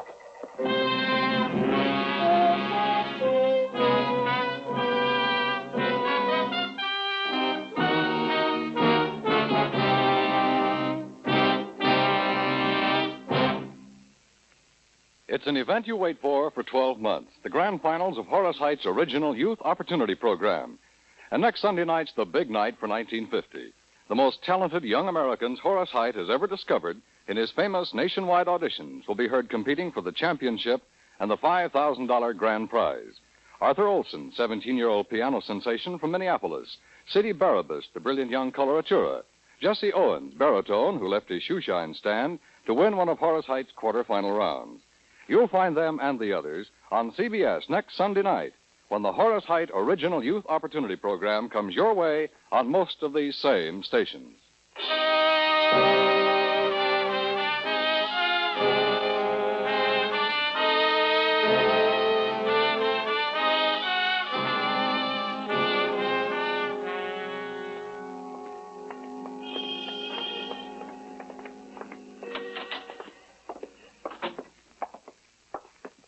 Yes, sir? Something I can do for you? Police. Oh, yes, sir. About the killing, huh? That's right. A couple of policemen were in earlier. I didn't see it.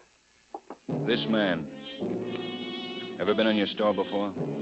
Well, I don't recognize him. You sure? Yeah, I think so.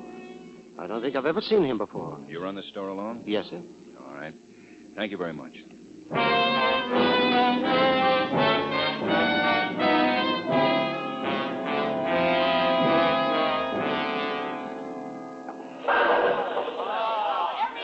Want to bowl a few games? With your head, sure.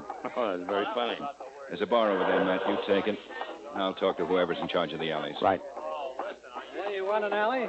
No. You ever seen this guy before? You a cop? That's right. Ever see him? No. He the guy that killed all those people? Yeah. What a terrible thing that was. How long you been working here? Me, I run the place. Well, I hope you catch that guy. Ain't safe with a guy like that around. How many people you got working for you? Just the people who might have seen this man if he came in. Well, let me see. There's Marge. She's the one over there serving the beer. Uh-huh. Who else? Let's see. I got one waitress and two bartenders working in the bar. Your bar's being checked.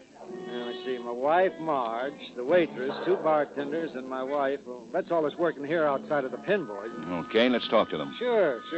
Talk to my wife first if you want her. She's the one at the cash register. Uh-huh.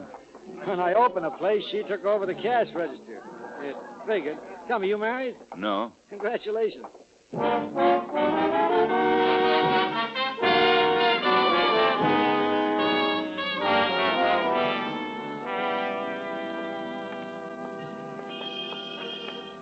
Everything's 7 blocks north, everything's 6 blocks south, and it doesn't look like we're going to get a thing. I'll try this one. What, the barber shop? Yeah. Hey, just have a seat, gentlemen. You're next. We're the police. We want you to take a look at this picture. Police? Sure, let's see. Ever see him before? Yeah, I think so. It looks like him. I got his hair yesterday, if it's the guy I'm thinking of. Who is he? His name? Yeah, his name. His name, I don't know. He's only been in here 3 or 4 times. He liked his hair short, like in the picture. He done something? Yeah, he's done something. Funny guy. You know, he's always talking about the army, about all the battles. He talk about where he lived? Well, he never talked about where he lived. Just about the army and how he wanted his haircut. And how he didn't like the people in his town. What'd he do? He killed some of the people he didn't like in this town. He was the one? He killed all those people today? We think so. Holy gosh, I cut his hair. And he didn't tell you where he lived? He said nothing, but I know, at least I'm pretty sure. Where? A rooming house, block down the street. I seen him go into once with the groceries. This side on the corner, at the end of the block. Thanks. How do you like that? He killed all those people. I cut his hair.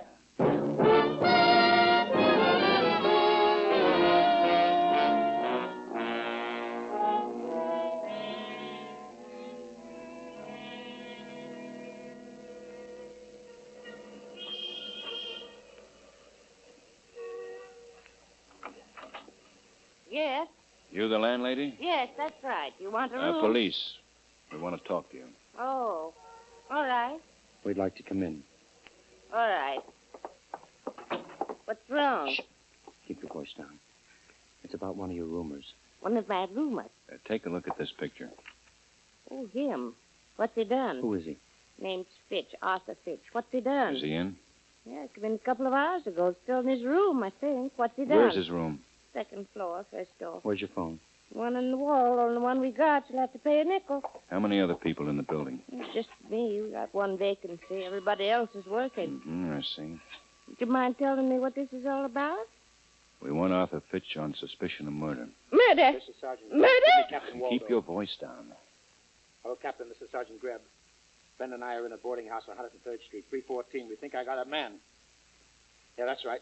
Name Arthur Fitch. A barber identified him. According to the landlady, he's up in his room now. No. We'll wait for you. Right, Captain. He'll cover the area. Look up, son. You'd better go outside, lady. Get off the street as quickly as possible. But my place. Lady, you've got a murderer upstairs. You want to stay here? All right. You go outside, Matt, and wait for Waldo. I'll right stay where here. you are. Oh, good Lord. Don't move. Don't shoot us, Arthur. Better put it down, Arthur. I'll kill you all if you move. You don't have a chance, son. I never do. Somebody's always trying to hurt me. I never have a chance. I said don't move. Oh. All right, Arthur. You think you're smart, don't you? You think you're pretty smart. I heard you talking on the phone. I heard you when you came in. I saw you coming down the block. I knew you'd get here sooner or later. Just haven't made up my mind what to do yet. Just haven't made up my mind. I feel so bad. Everybody makes me feel so bad. We don't want to hurt you, Arthur. You don't. You're lying. We just want to talk to you. Want to talk to me, huh? You want to talk to me, then you want to go out and tell people things about me. You want to make people talk about me. You want to make them hate me. We want to show you how to get out of here, Arthur. Show you what to do. Help you make up your mind. You're lying. We just thought we could help you, Arthur. You want to help me? That's right. How? How can you help me? Nobody around here wants to help me. Not since I got here. Nobody likes me. Just like that other town. Everybody's saying things about me, planning things. How can we get Arthur out of town? Arthur's no good. Let's run him out. I showed him. We'll hide you, Arthur. I don't believe you. I don't know you. Well, sure you do. We've helped you before. You have? Sure. We don't want you to get hurt. We'll hide you so you can't get hurt. You've helped me before? Sure. Don't you remember? No. Oh, we've helped you lots of times. You're a policeman. You call the police. Ah, we just said that. Yeah, so we could fool them. Get you out. You've helped me before? That's right, Arthur. We'll help you this time, too. When did you help me before? Lots of times when you were in trouble. Remember all the times you were in trouble? And how you got out of them, Arthur? How you got out of trouble? We helped you. You haven't forgotten us, have you, Arthur? Will you get me out of this trouble? Sure. We'll show you the way. Yeah. Yeah, please. Please help me. Come down the stairs. All right. Now, you've got to hurry. You're going to help me? Sure. Like we helped you in the Army. All the times you got in trouble. You were in the Army? Sure, we were in the Army. What's that? Well, it isn't anything, Arthur. Come on now. No, Mrs. Evans, come up here. You better do as we Hurry said. up or I'll shoot the whole bunch of you. Yes. Up the stairs. We'll go to my room so I can think. They won't hurt me while I got you. Where is he, Lieutenant? He's got the landlady upstairs in his room. He's got the machine pistol, too. Whole area is surrounded. And he's a complete paranoiac. Really came apart at the seams. Thinks everybody hates him. What do we do? Well, he's killed 7 people already. We can't take a chance on that poor landlady. We almost had him. Just another second, and we just about had him talked into thinking we were his only friends. I doubt if he'll trust anybody now. Come on, let's get outside. Oh, here comes Captain. Now, wave him back. The more cops Arthur spots, the more desperate he'll get. Well, we just can't let him sit up there. There's no telling I got an idea, Matt. Stay close to the building. According to the landlady, that's his room right above us. No way to get up there. Now, there's a building across the street. If we can get into the second floor... Quine, go get a rifle.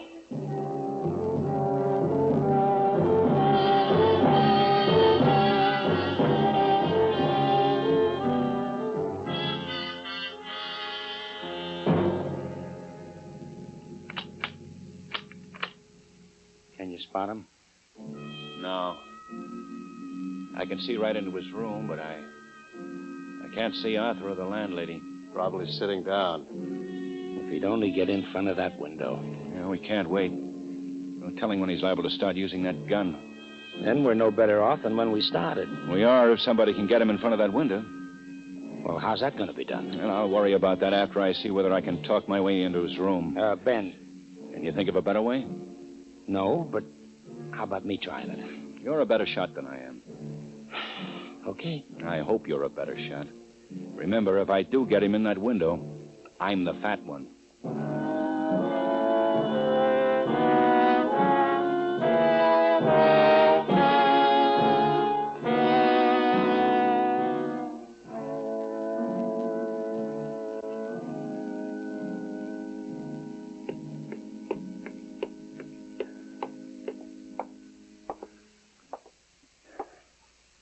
Arthur?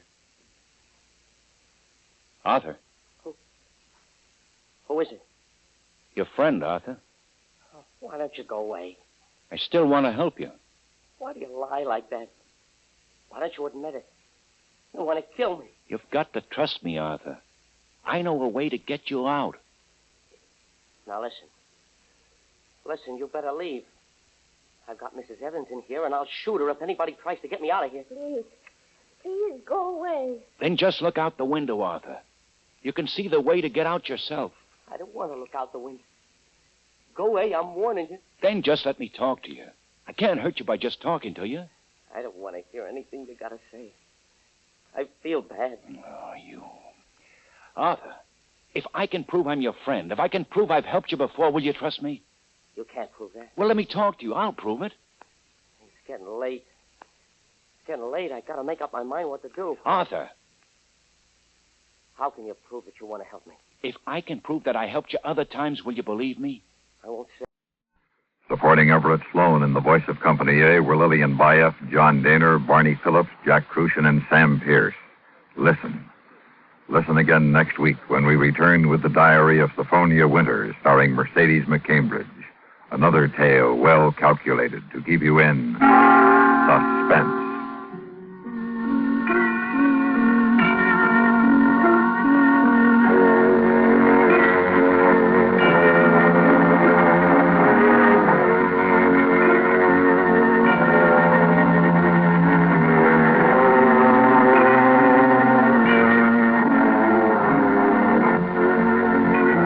Get the complete news first on the CBS Radio Network. You said if I could prove I was in the Army with you, you'd let me help you. Were you in the Army? With you, Arthur? In the war? Yeah, that's right. Infantry? Just like you. I was in the Army for 5 years. 7 battles. Were you with me then? That's right. I helped you all those times. Oh, yeah.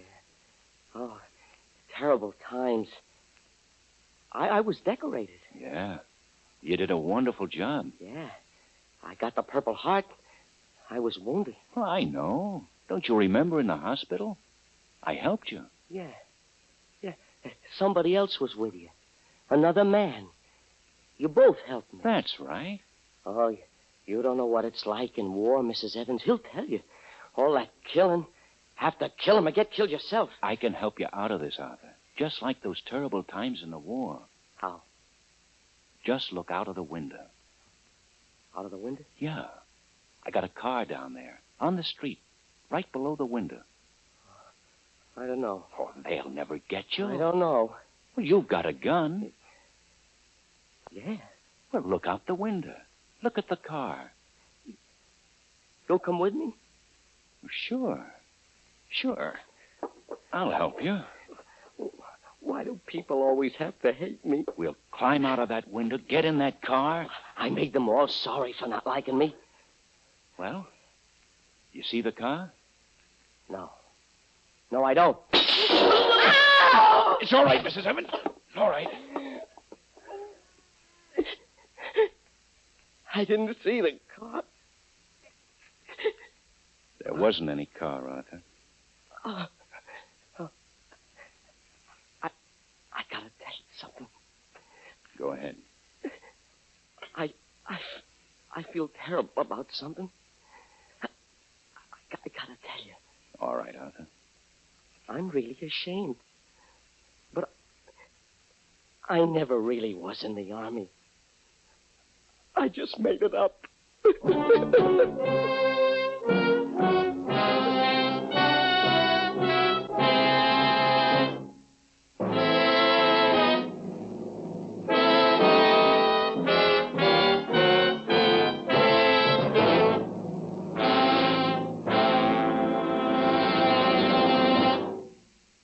The lineup, where before you pass the innocent, the vagrant, the thief, the murderer. Listen again next week when we again bring you the lineup. May I have your attention, please? You people out there on the other side of the wire in the audience room, may I have your attention, please? Thank you. My name is Greb, Sergeant Matt Greb. I'll explain the lineup to you. Each of the suspects you will see will be numbered. I'll call off a number, their name, and charge. If you have any questions or identifications, please remember the number assigned to the prisoner.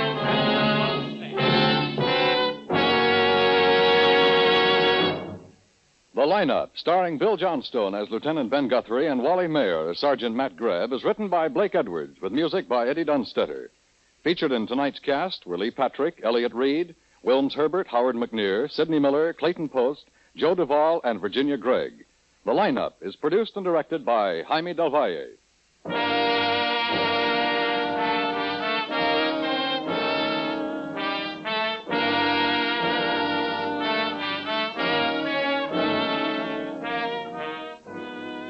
Every Friday evening on CBS, the handsome young cop, Danny Clover, brings you his latest adventure patrolling the theatrical district of New York. Broadway's my beat, says Danny.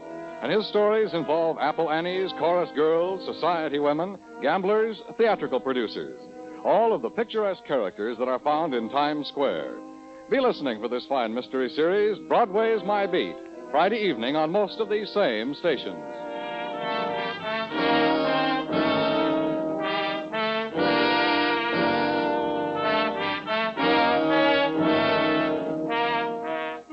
Dan Coverly speaking. This is CBS, the Star's address, the Columbia Broadcasting System.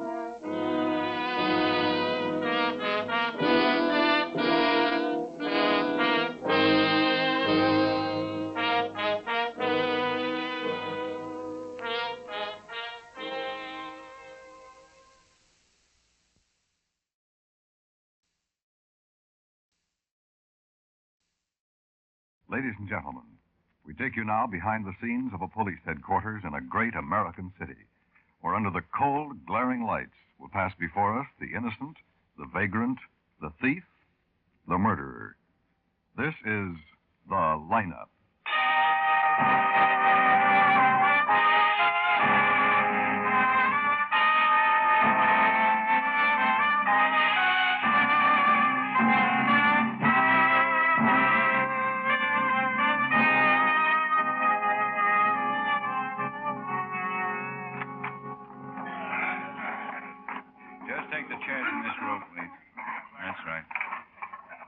To smoke.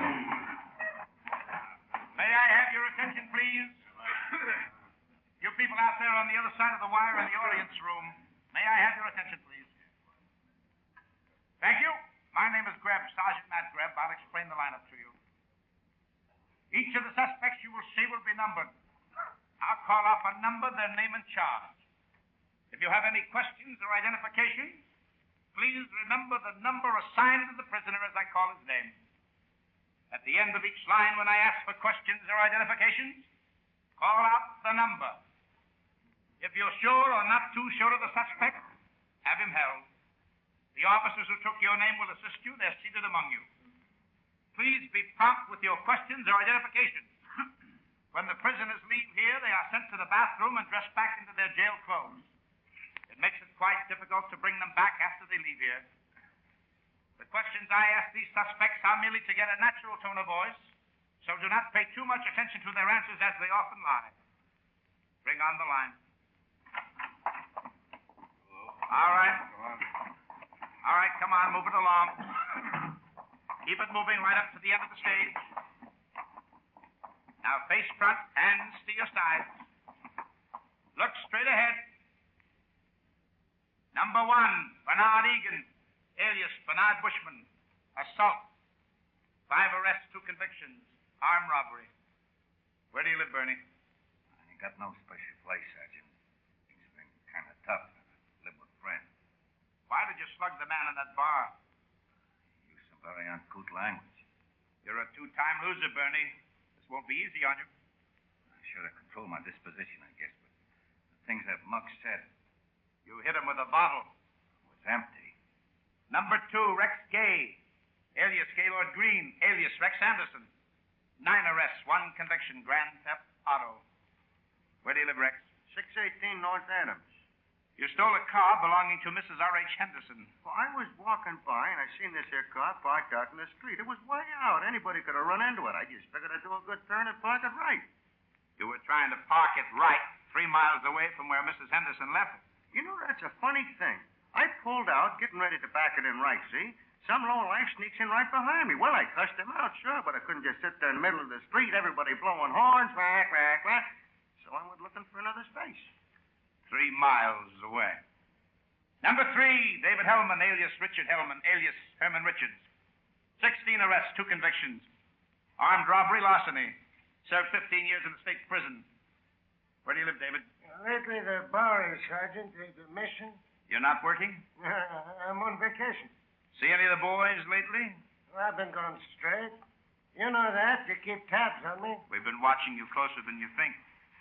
Number 4, John Kaler, alias Jack Johnson. How are you, Sergeant? You talk when I ask you. I beg your pardon, sir. Vagrancy. 4 arrests, 1 conviction. Forgery. Now, where do you live, John? I just got out. Where do you live? I doubt I just registered when the door flew open. 2 of your finest gently lifted me by the back of my neck, did a very sloppy job of frisking my duffel bag, hauled me down here. Where were you registering, John? Eden Hotel, 2 bits a night.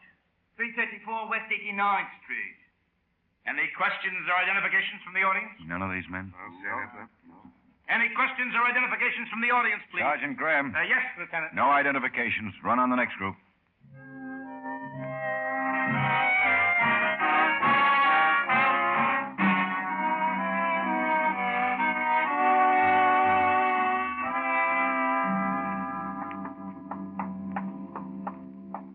I've got the whole bunch of them down looking at the mug files. I've got to see Baylor. Want to come along? Yeah, sure. We haven't had a bank job like this in 6 years. How's the guard? He's still unconscious. Doesn't look like he'll make it. Oh, Chief. Hello, Ben. Matt. Oh, Chief. I just had the witnesses look at the lineup. Didn't spot anybody. We haven't had a bank hold up in 5 years. In 6 years. Well, here's how it stacks up, Chief. 5 men went into the bank at 11 this morning. As near as the bank can tell, they got away with close to 100,000. They ran for the street, and this bank guard pulled a gun, exchanged shots with one of the hold-up men. Giulio Bulati. Yeah, that's right. Bulati and the guard are both in pretty bad shape. Unconscious. Not likely to live. Sergeant Quine's over with Bulati in case he regains consciousness. The other 4 left Bulati on the sidewalk, piled into a green sedan. Witnesses say it was either a Chrysler or a Plymouth. Couldn't get the license number, covered with mud. Well, the witnesses have identified 2 of the hold-up men, Leon and Jack Holsteder. We'd like to have those boys. Well, they've never operated here, Chief. All we know about them is what you got from Denver. They've been out of circulation for about 7 months. Never pulled a job this big before, but that doesn't mean they couldn't. Originally from Oklahoma, a couple of brothers who started out bad. Both have done time. Skipped out on their parole a year ago. Well, this Bulati is a local boy. We know him. They probably landed here, cased the job, and then rounded up some local talent. Well, that's what we're hoping for. We've got Biolotti, but he may die before he can tell us anything. The other 3 boys are local talent. Maybe we can trace that green sedan. If it wasn't stolen. Well, even if it was, it'd be easier rounding up some of our own local hoods than it would the Holsteder brothers. We've set up the usual roadblocks, covered the airports, the bus stations, and trains. The witnesses in the bank got a good look at all 5 of the men? Well, they say so. They identified the Holsteder brothers. Let's hope they can tag the other 2. Now, what about the 6th? Man driving the car. Nobody got a good look at him. Just our luck. He's probably the one who owns the car. Chief Baylor speaking. Yeah. Okay. You better get down to the hospital. That was Klein. Doctors say Biolotti's regaining consciousness.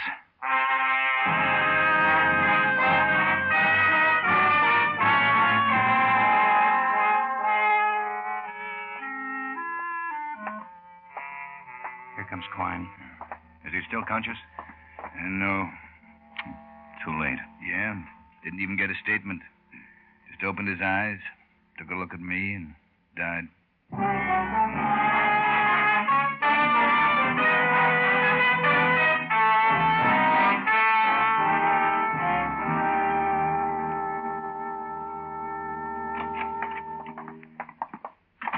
Want some coffee, man? Oh, yeah, please.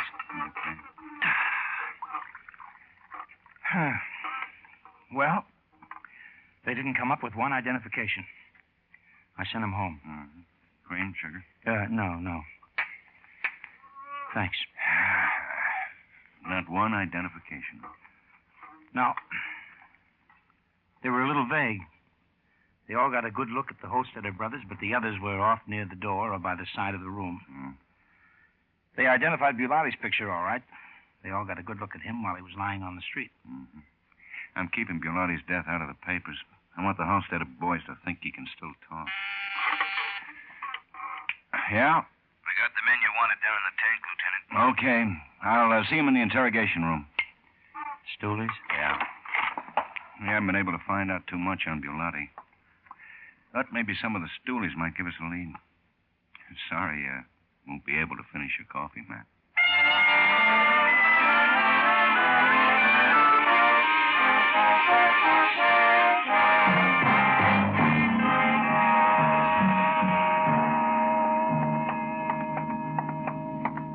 Well, I hope something comes out of this. I hope so. Hello, Lieutenant Guthrie. Hello, Bert. Good afternoon, Sergeant Gleb. Hello. How are you? Is this about the bank robbery this morning? Uh-huh. I can't help you, Lieutenant. You know Giulio Biolotti? I heard of him. Don't know him. He was one of the men who stuck up the bank. He got 100,000 I hear. He sure had a lot of nerve pulling a job like that. What do you know about Biolotti? I've heard of him. And what have you heard? Got a record. Just a hood, that's all I heard. Mm-hmm. You know any of his friends? No, Lieutenant. First National Bank they knocked over. Some nerve. How about the Holsteder brothers? What do you know about Leon and Jack Holsteder? Can't help you with this one, Sergeant. We've done you some favors, Bert. Oh, I appreciate the favors. I done you some, Lieutenant. You can't help us? No, Lieutenant, can't help you. I'd like to help you, but don't know nothing about the bank job. Or Biolotti? No, Sergeant. Or the Holsteder brothers? No, Lieutenant. You're sure, Bert? Oh, sure. That's all, Bert. Thanks, Lieutenant. Yeah. Keep your nose clean. Yes, Sergeant. Good afternoon. Bye, Lieutenant. Yeah. Bring in the next one. I hate working with those guys. Sometimes you gotta. Cigarette? Oh, yeah. Here's Tony, Lieutenant. All right. Come on in, Tony. Hello, Lieutenant. Just sit down, Tony. Sure. Hello, Sergeant. We want to ask you some questions, Tony. How about the bank job this morning, huh? Word gets around. Yeah, it sure does. I can't do you no good. Did you know Giulio Biolotti, Tony? No, I heard of him, no. Know any of his friends? No. How about Leon and Jack Holsteder? Heard of them, too? Don't know 'em.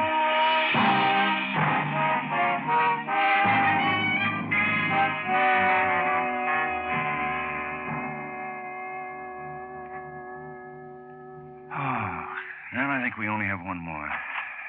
Amos here is the last one, Lieutenant. Okay. Come on in, Amos. Yeah, Lieutenant.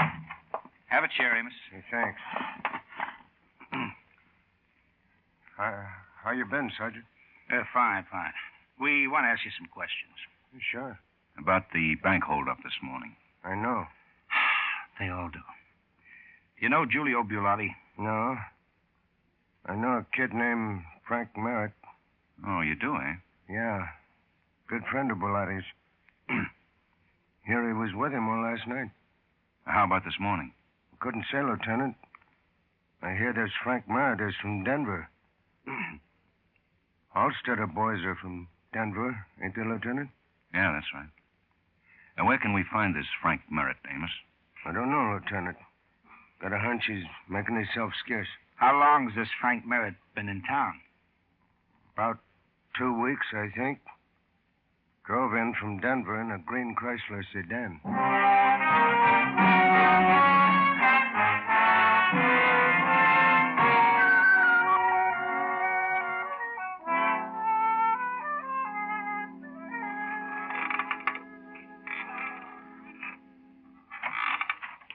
Good morning, Ben. Morning. I just saw Chief Baylor. And? And nothing. I'm getting sick of this. We get a lead and we sit around for 2 days. Yeah, I'm getting sick of it, too. But we can't find Merritt. Or the Holsteder brothers, or an identification on the other 2 hold-up men, or the green sedan. Yeah. FBI's got every available man on it. We've got every precinct in the city working on it. Sooner or later, we're going to turn up with something. Yeah. Ulcers. Well, now, look, if we don't pick up one of the Holsteder boys, then we might find Merritt, and he'll lead us to the rest. If we don't find him, we may get a lead on that green sedan. There's so few green Chrysler sedans in this city. Maybe you have a better suggestion? No, but I have an alternate. Make some coffee. I'm sick of coffee, too. Well, then, you think of something. Hand me the coffee jar. Lieutenant Guthrie. This is Quine, Lieutenant. That bank guard just died. He never regained consciousness. Okay, come on in. Well, that's swell, Matt. Bank guard just died. No identification. Oh, where the devil are these guys, man? I always thought we had a pretty efficient force. They're keeping out of sight good. Yeah.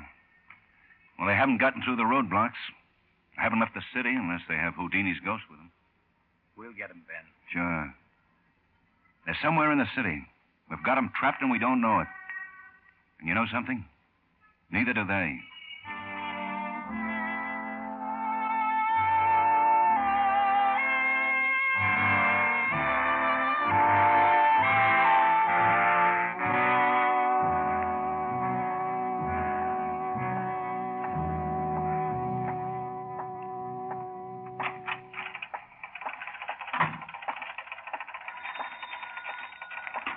Police headquarters.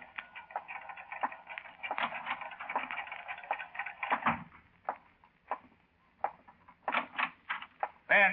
Yeah, what's doing, man? You, knocking off? Yeah. You? Uh-huh. Give you a lift? Oh, I'd love it. All right, Bill. Night, Lieutenant. Good night, Bill. Oh. I'm a little tired. Yeah, me too. Want to stop and get some dinner? Oh, yeah, sure. Lieutenant! It's Quine. Wait a minute, Ben. Oh. Glad I caught you. Yeah, what's the matter? We think we got the green Chrysler sedan spotted in a garage over on 3rd Avenue. Guy fitting Merritt's description brought it in yesterday morning for a paint job. What were you saying about dinner, Ben?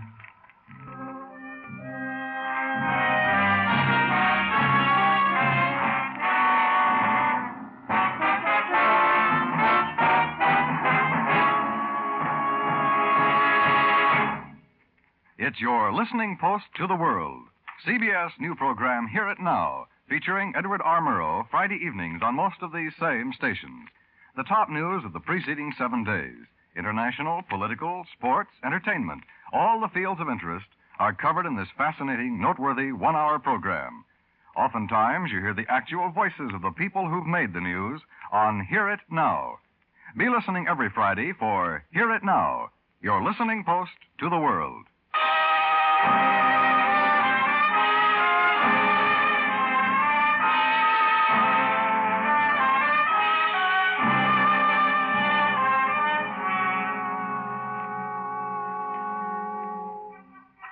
right, Lieutenant. That's the fellow who brung in the car. That's it right over there, the black sedan. You painted it? Sure. That's what the fellow wanted. How'd I know you guys were looking for him? He just come in, wanted a fast paint job. How'd I know? I'm in business. Got to make a buck. It was green? Sure.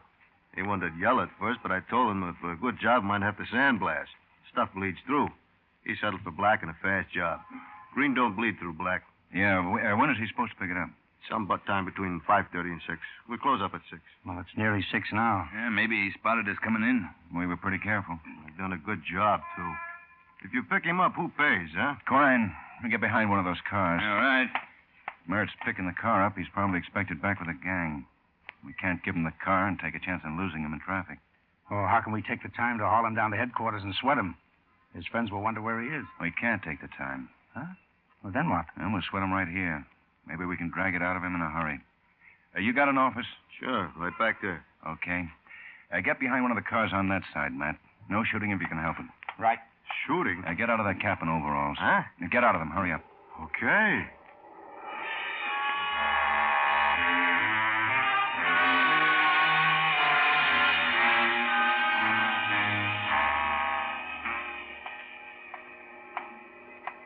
Quine. Yeah? I'll see if I can take him alone.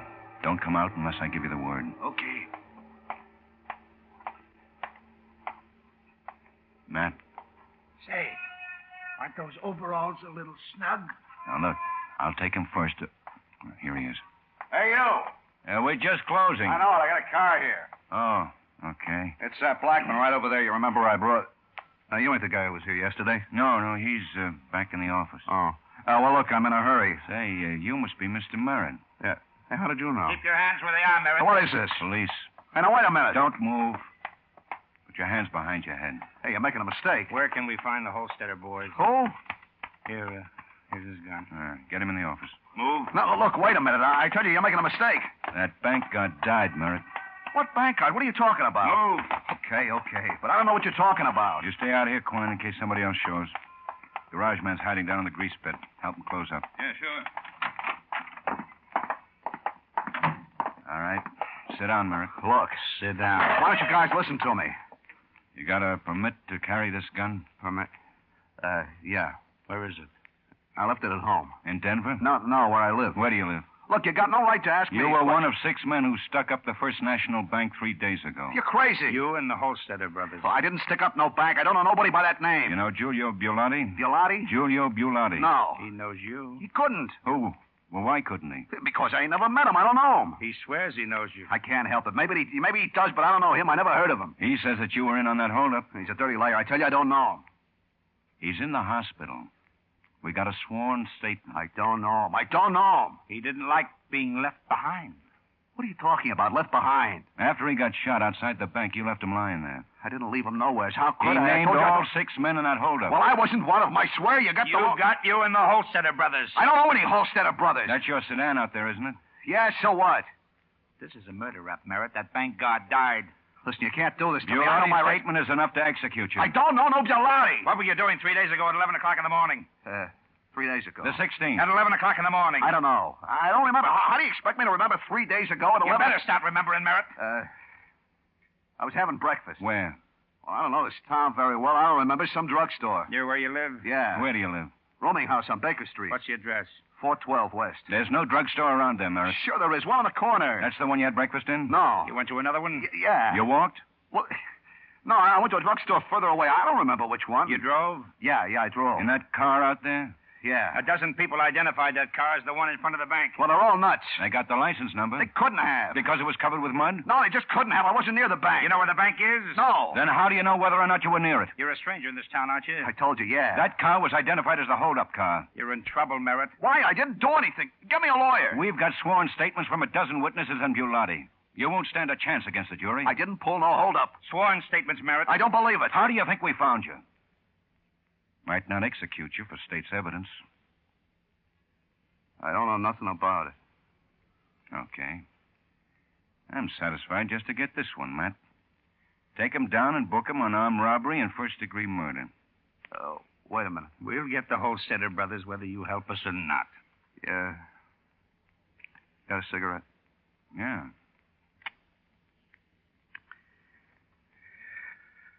Where can we find the Holsteder brothers? Will you go easy on me? No deals.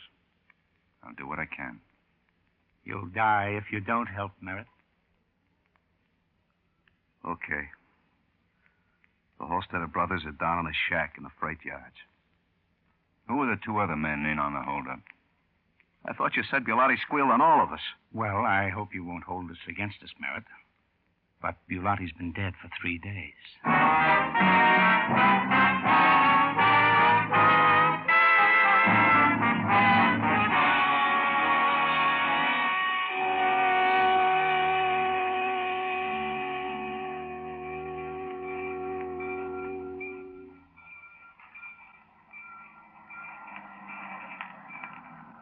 It's Chief Baylor, Ben. Yeah, as if we don't have enough trouble. Now, we got the yard surrounded, Chief. They're down in that shack. You seen them? No. Merritt says they're down there. Quine and Asher have Merritt in the car. How many of them? A whole bunch, according to Merritt. Holsteder brothers. A man named William White, Detroit record. Guy named Jake Harrison, also a Detroit boy. Merritt was supposed to pick him up in the car. You got lights? It's pretty dark. Yeah, 4 big ones. All right. Now, what's the deal? Well, I'd like to get him out of that shack if I can. Merritt was supposed to drive up on that ramp and honk twice. Now, we got the sedan here, so what's to stop one of us from driving it up on the ramp and honking twice, and when they get halfway to the car, throw the lights on and cover them? Okay. Okay. Quine. Yeah? Come here.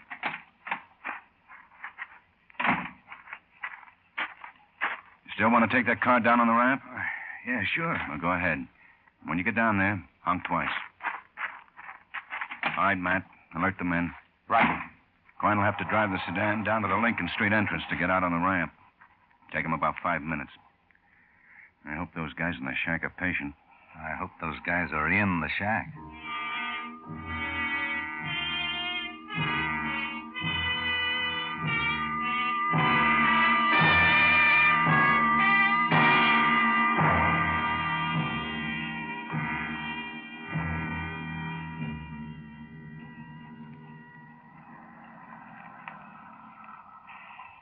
There's Quine. You did that in a hurry. Give me that microphone. Here.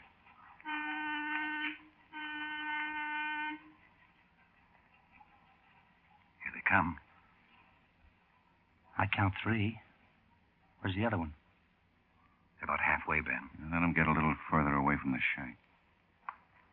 Okay. Lights. They don't know which way to go. Stand where you are. You're surrounded. They're running. Open fire. That's 3, but where's the other one? Play those lights around the yard. Put one on the shack. There. There he goes. He climbed into that culvert. Hold your fire. Come on, man. Yeah.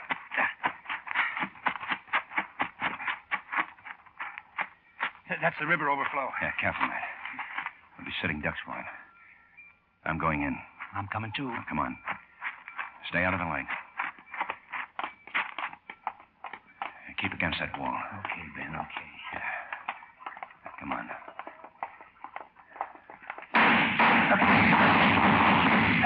Are you okay? Yeah. Yeah, there he goes. Light up ahead at the end of the culvert. Yeah, there he is. He's hit, but he's still going. Watch yourself. There. There he is. Yeah. He's lying by the edge of the water.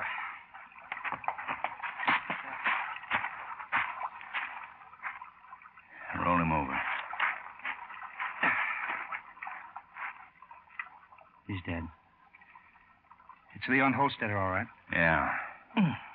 What's the matter? What'd you do to your knee? Oh, I skinned it. Well, you better put something on it when we get to the car. A thing like that can be dangerous.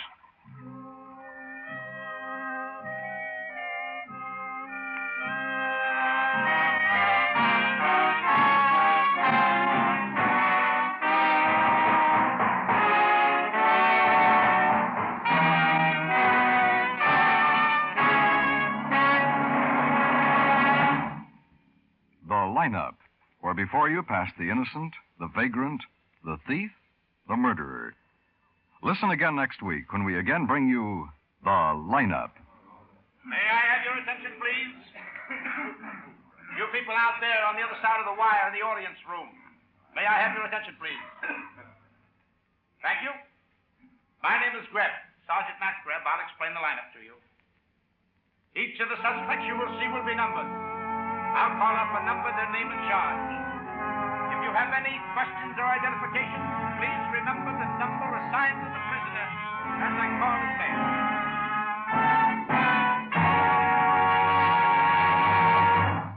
The Lineup, starring Bill Johnstone as Lieutenant Ben Guthrie and Wally Mayer as Sergeant Matt Greb, is written by Blake Edwards with music by Eddie Dunstetter. Featured in tonight's cast were Clayton Post, Robert Griffin, Raymond Burr, Earl Lee, Hy Averback, and Ed Begley. The Lineup is produced and directed by Jaime Del Valle.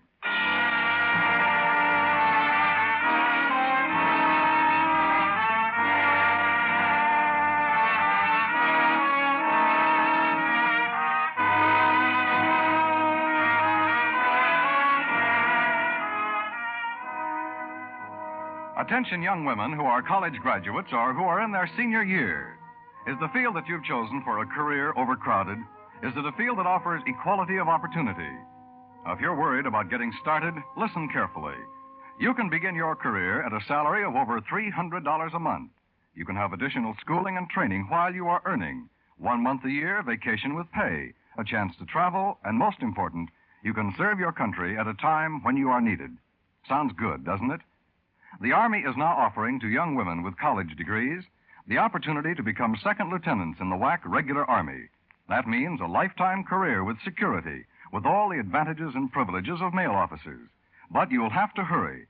Applications must be received by 6th Army headquarters by January 15th. So act today, right now.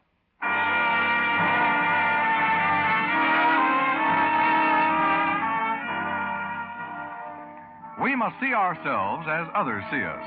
If our nation is divided in any way by rumors or acts against other groups, races, or religions, we suffer. In these times of crisis, we lose not only abroad, but at home. Judge your neighbor, your fellow worker, on his merits alone. Dan Coverly speaking. This is CBS, where you find songs for sale every Friday night, the Columbia Broadcasting System.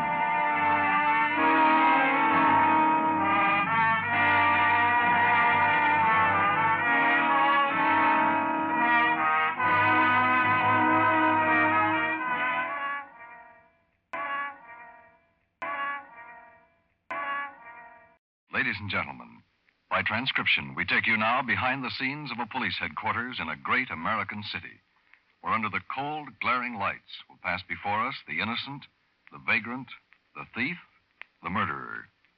This is The Lineup.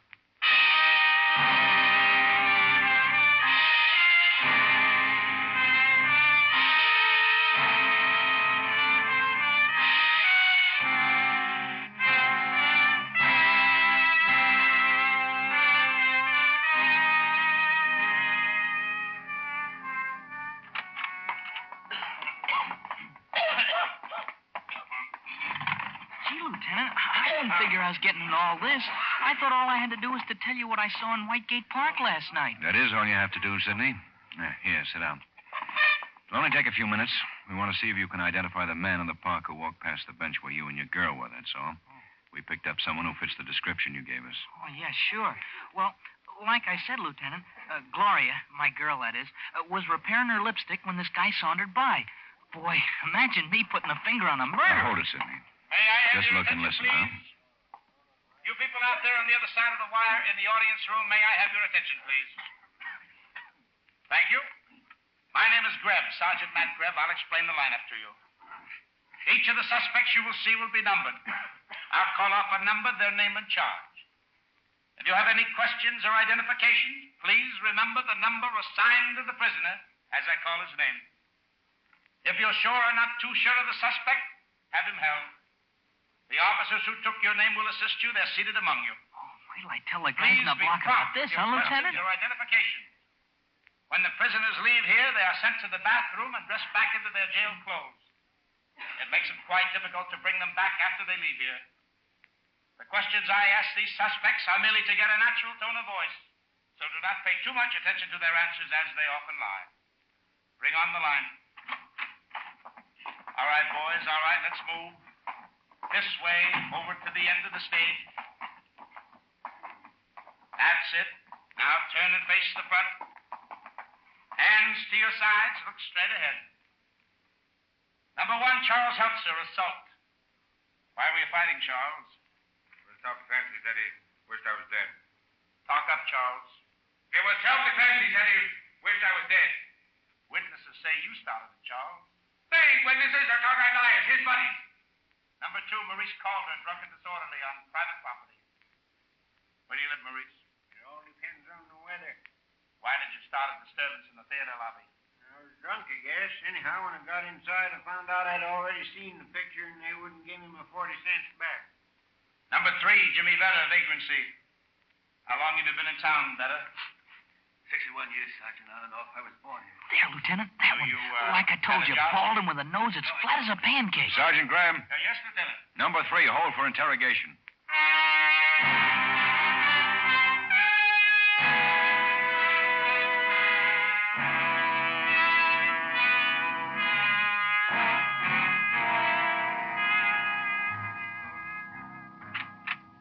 Okay, Vedder, right in here.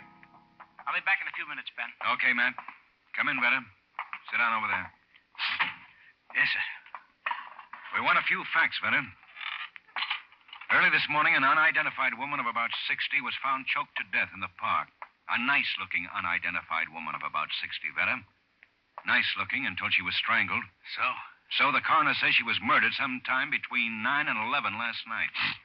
I don't get it, Lieutenant. This morning I'm picked up in an alley sleeping off a snootful. Now this, where's the connection?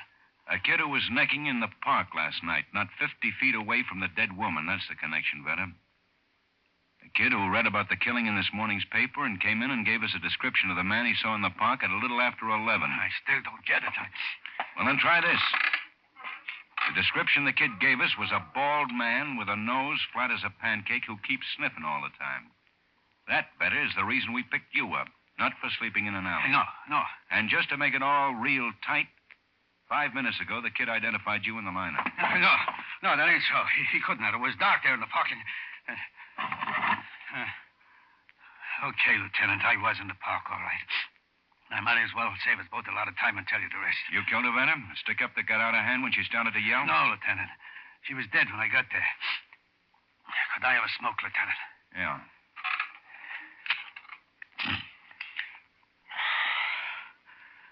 I was walking through the park, Lieutenant, looking for a good spot to flop for the night when I saw something shiny off in the bushes away. This here house key.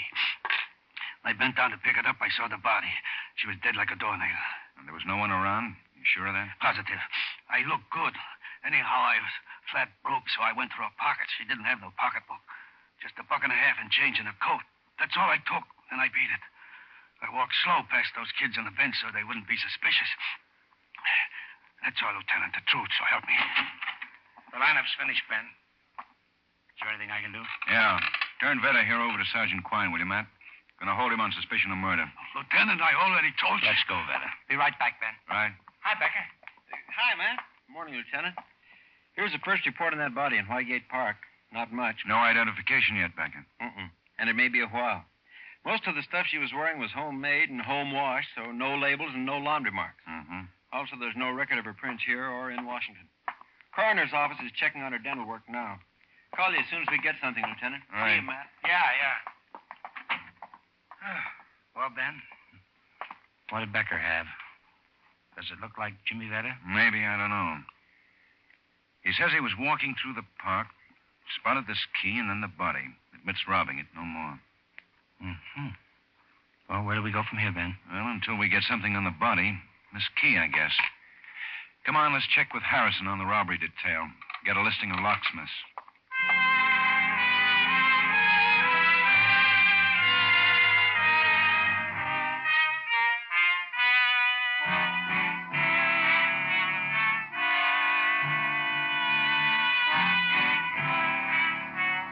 Lieutenant, you may be lucky if this key. Now, how's that, Harrison? One thing, the number punched on it by the locksmith who turned it out, this G104 here, is a local serial number. Mm-hmm. Get the name and address out of the file in a minute. But better than that, the key itself is for a Brasso Dunlap lock. They're pretty rare in this part of the country, so the locksmith may remember who he made it for. Of course, on a Yale or Master padlock wouldn't stand a chance. Well, don't locksmiths have to keep a record on each key they turn out, Harrison? No, Sergeant. Only keep a record when they make a key for a specific lock, not when they make a key for key. Let's see who G104 is. G, F, G, 80, 95, 1, 103, 104. Here we are. Wallerman Key Shop, 3920 South Clement Avenue.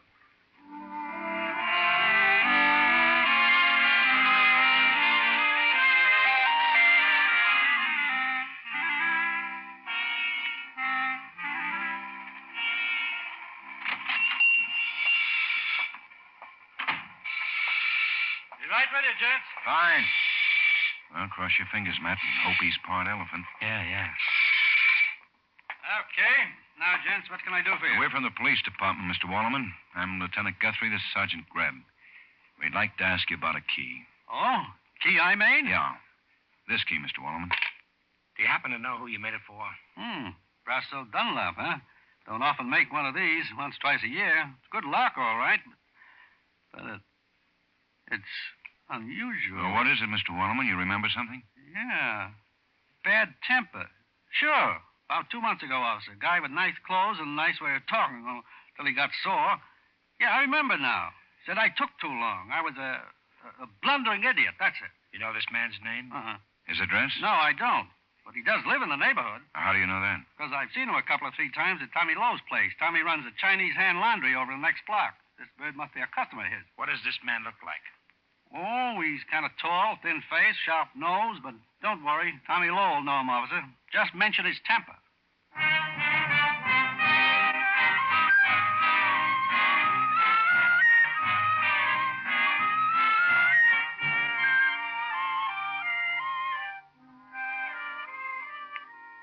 Oh, yes, Lieutenant. No man you speak of very well. His name, Mr. Leonard Elsner. He live 105 Duane Boulevard.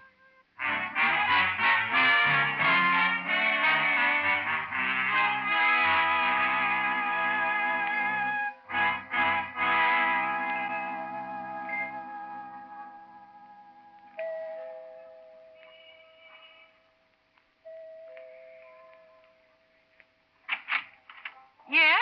Mrs. Elsner? That's right. We're from the police department, Mrs. Elsner. I'm Lieutenant Guthrie. This is Sergeant Graham. How do you do? Mrs. Elsner. Mrs. Elsner, is your husband at home? We'd like to talk to him. Yes, he's inside listening to the radio. Just a moment and I'll call him. Excuse me. Sure. Oh, Leonard? Leonard? You see if that key fits, will you, Matt? Yeah. Yeah, it works all right, Ben. Uh-huh. Now, here's Elsner. Now, Mr. Elsner, I'm Lieutenant Guthrie. This is Sergeant Graham. We'd like a few words with you, please. Very well. Living room is this way, gentlemen. Thank you. Oh, Mrs. Elsner, if you don't mind, we'd like to talk to your husband alone. Of course. All right, dear. Sit down, gentlemen. Frankly, I'm curious to know what this is about. Do you mind telling me? Well, it's about a woman, Mr. Elsner. An elderly, unidentified woman who was found choked to death in the park last night. What? Woman choked to death? I don't understand. You want to talk to me about that? That's right. Tell me, Mr. Elsner, did you read about this in the newspapers? No, I haven't seen the papers today. Do you mind telling us what you did last night? I stayed home. All evening, Mr. Elsner? Yes, all evening. Now, what is this all about? Mr. Elsner, do you recognize this key? Of course. My house key. One just like it. Do you have your house key with you now, Mr. Elsner? I do. Together with all my keys. Here. How many house keys are there? For everyone who lives here, I mean. 3, 4, 5, maybe. I don't know. They're all around. Does the maid have one? She does. At least she let herself in with one a few minutes before you arrived. And your wife, Mr. Elsner, she has a key, of course. Of course. Now, look here, enough of this. Why all these stupid questions about house keys? What, if anything, do they have to do with the woman who was strangled in Whitegate Park last night? Well?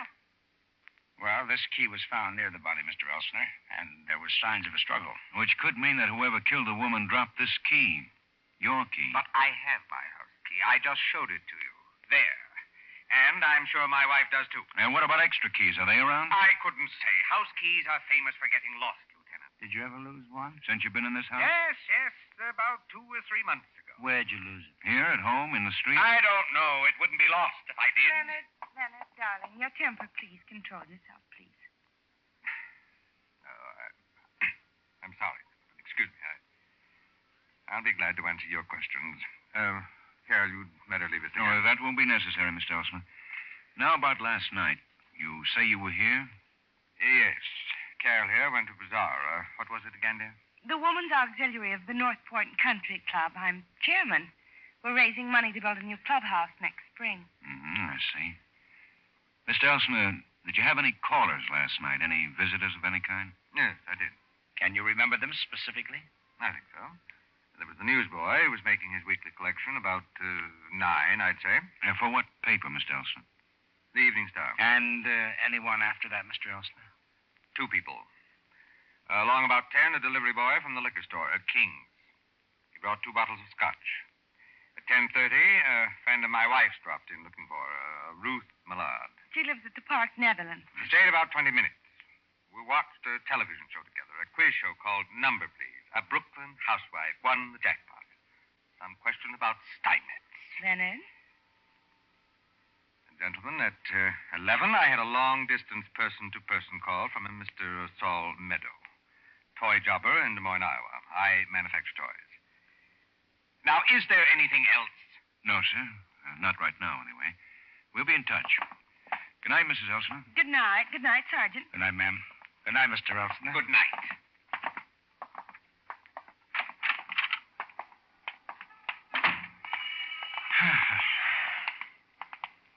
You know, Matt, Mr. Elsner said he didn't read about the killing in the paper.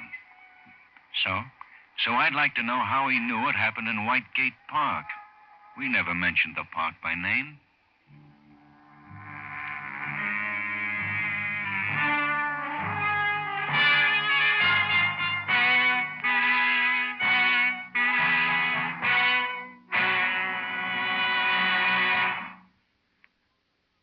Next Sunday, CBS brings you an exciting, timely appraisal of the world situation and some of the answers when 10 top CBS correspondents are heard in a special broadcast entitled The Challenge of the 50s, Years of Crises.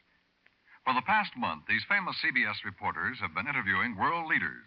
On next Sunday's broadcast, you'll hear on special recordings what these leaders predict. Edward R. Murrow will be the moderator.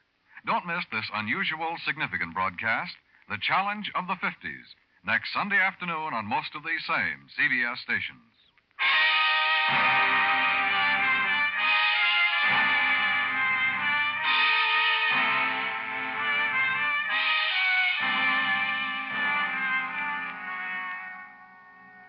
Did you get that, Willis? On Walnut, yes. King's Liquor Store. They're supposed to have sent 2 bottles of scotch to Elsner last night about 10:20. Yeah. And get a hold of the newsboy who collects for that route, will you? It's the Evening Star. Yeah, that's right. And put a tracer on a person-to-person call Elsner claims he got at 11 from a Saul Meadows in Des Moines. Yeah. I want every bit of that alibi check. Right. You know, Ben, personally, I think you're wasting your time. What, checking Elsner's alibi? Yeah, it sounds good to me. Too many people involved to be a phony. Well, we'll see. There's something wrong there someplace, Matt. Well, the keymaker backs up Elsner in his story about losing the key. For my money, you're reaching quite a ways to tie a well-to-do guy like Elsner into a threadbare old lady dead in a public park. Why would he do it, Ben? That's what beats me. Why? You got me. Well, anyway, I'd go easy if I were you. Elsner's the kind of bird that really blows his lid over a false arrest. In fact, there was... Come in. Call, Lieutenant. Matt. Hi, Becker. Well, we got an identification on the old lady in Whitegate Park. Good. We traced the shoes. They'd been half-soled lately, and we finally located the shoemaker. A guy way out in the Henning district. He just now identified the body. Well, who is she? Edna Clooney, 4412 Durban Street. That's a walk up, and it checks out. Who'd you talk to there, Becca? A landlady, a Mrs. Peters. She says Mrs. Clooney's had a room there for about 6 months. Let's go, man.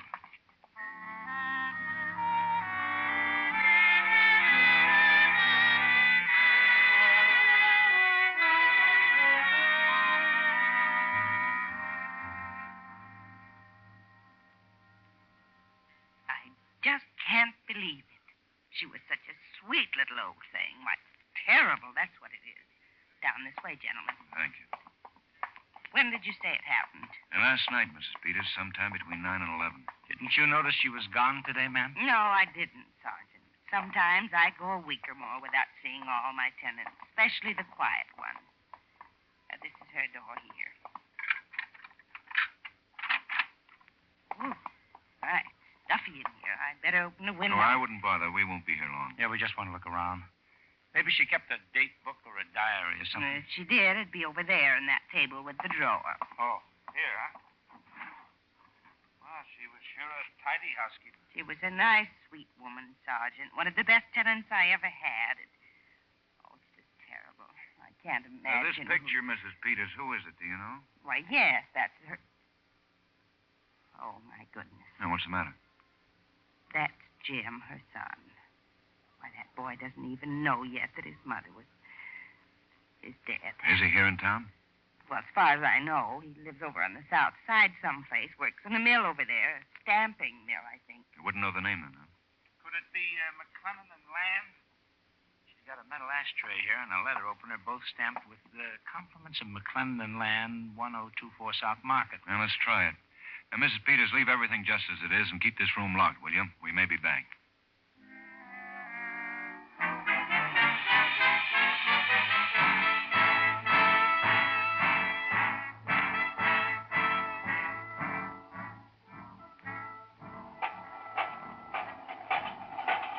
This must be him, Ben. You the fellows who wanted to see me? I'm Jim Clooney. Yeah, and let's go inside here, Jim. Out of this noise where we can talk. Go ahead, Jim.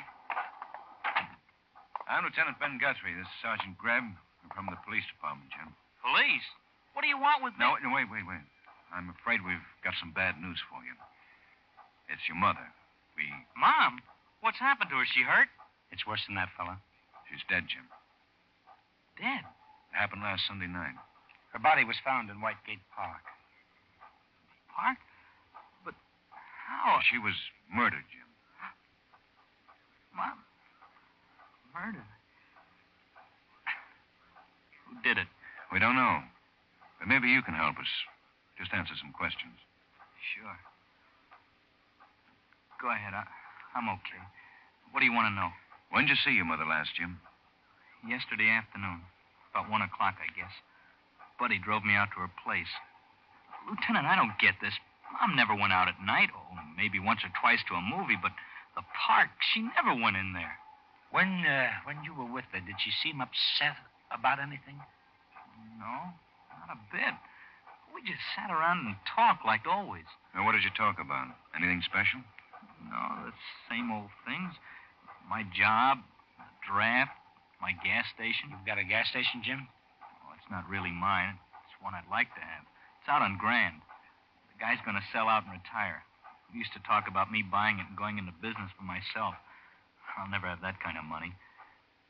Yesterday, Mom was kidding around that she was going to borrow the down payment for me. She ran into a wealthy old friend, she said. Now, who was that, Jim? Oh, some guy she knew 25 years ago. I worked for the same company up in Evanston for a while after my dad died. Uh-huh. She hadn't seen this guy since then, but, well, she ran into him on the street last week and recognized him. She got a big kick out of it. Did she mention his name? Yeah, it was Melvin something. Melvin Berry it was. You know where we can get in touch with him? No. Why do you want him? Well, maybe your mother wasn't kidding about borrowing the money, I mean. Mothers are funny where their kids are concerned, you know. Oh, by the way, did you ever hear of a Leonard Elsner? Lives up on Duane Boulevard? Leonard Elsner. No. Wait a minute. That's funny. What's funny, Jim? That you mentioned that Duane Boulevard. Why? What about it? Why, Mom used to go up there quite a bit. She used to take a bus to the library up there. And what, Jim? I think she said that that's where she was, coming out of the library when she ran into this Melvin Berry.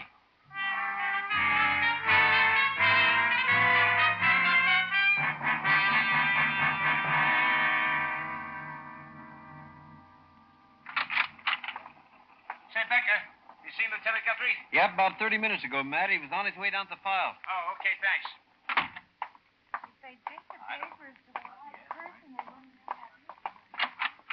Ben? Yeah, back here, Matt. Oh. Any luck? Yeah. We had to dig back into the desk for this one. Have a look. Melvin Berry, escaped from state penitentiary, February 1930. Uh-huh. Evanston had him for embezzlement. Tried and convicted up there in December 1929. Got 5 years. He's a nice-looking guy. Pretty dapper with that mustache. Matt, do you see what I see? Huh? No, I guess not. Well, look. Skip the mustache. Forget it. The eyes, Matt. The eyes. Holy smoke. You weren't wasting your time checking on that alibi after all, Ben.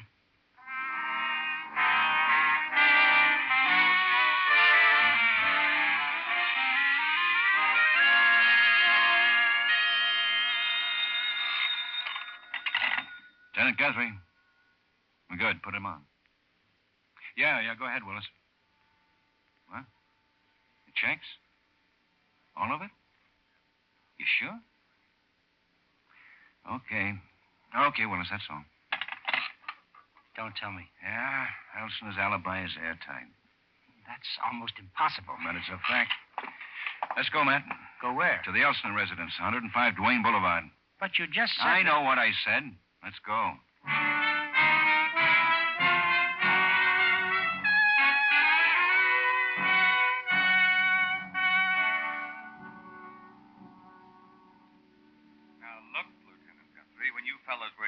I tried my best to cooperate. I know. But we found out a few things since then. We want to find out a few more. Like what?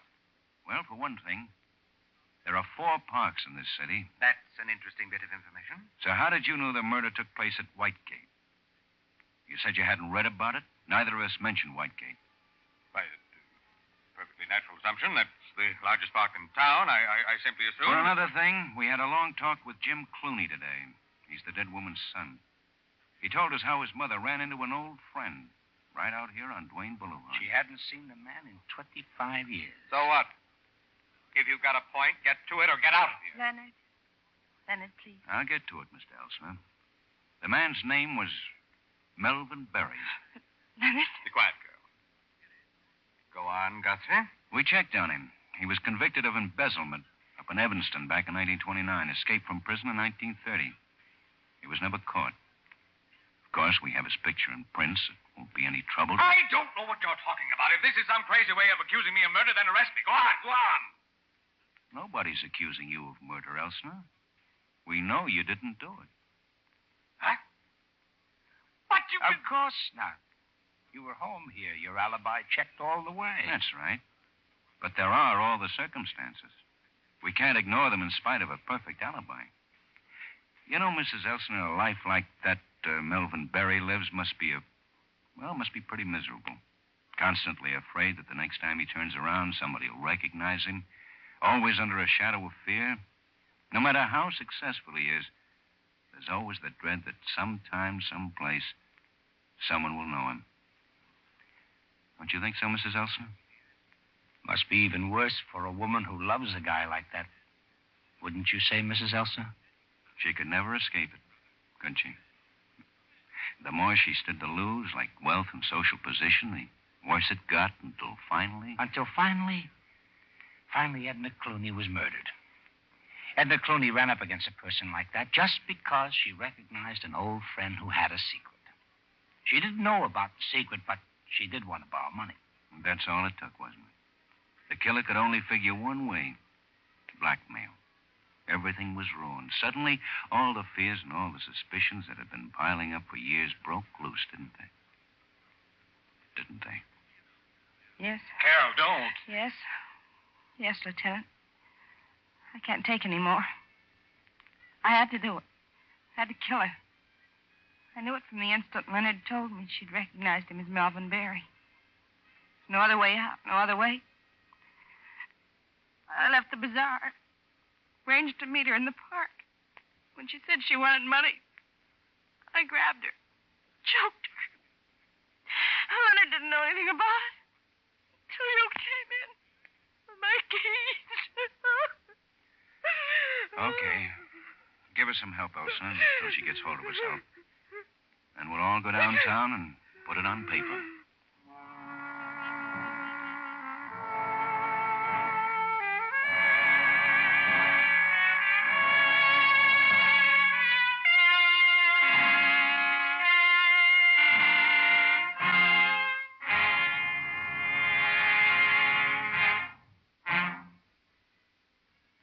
The lineup, where before you pass the innocent, the vagrant, the thief, the murderer. Listen again next week when we again bring you the lineup. May I have your attention, please? You people out there on the other side of the wire in the audience room, may I have your attention, please? Thank you. My name is Greb, Sergeant Matt Greb. I'll explain the lineup to you. Each of the suspects you will see will be numbered. I'll call off a number, their name and charge. If you have any questions or identification, please remember the number assigned to the prisoner as I call his name. If you're sure or not too sure of the suspect, have him held. The lineup, starring Bill Johnstone as Lieutenant Ben Guthrie and Wally Mayer as Sergeant Matt Greb, is written by Gene Levitt and Bob Mitchell, with music by Eddie Dunstetter. Featured in tonight's cast were Gil Stratton, Ted Osborne, Parley Bear, Herb Butterfield, Robert Griffin, and Virginia Gregg. The lineup was transcribed in Hollywood by Jaime Del Valle.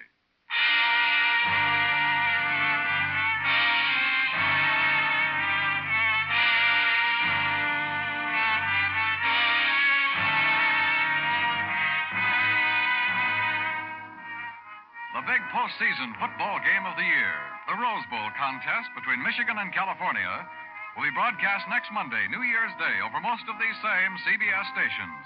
For action, color, excitement, be sure you're on hand for this great sports event, the Rose Bowl game between Michigan and California.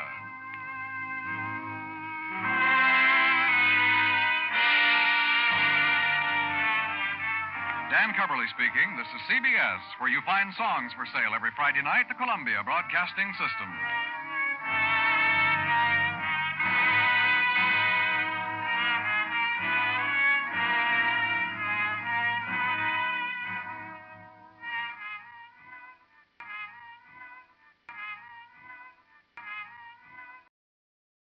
Ladies and gentlemen, we take you now behind the scenes of a police headquarters in a great American city, where under the cold, glaring lights will pass before us the innocent, the vagrant, the thief, the murderer. This is the lineup.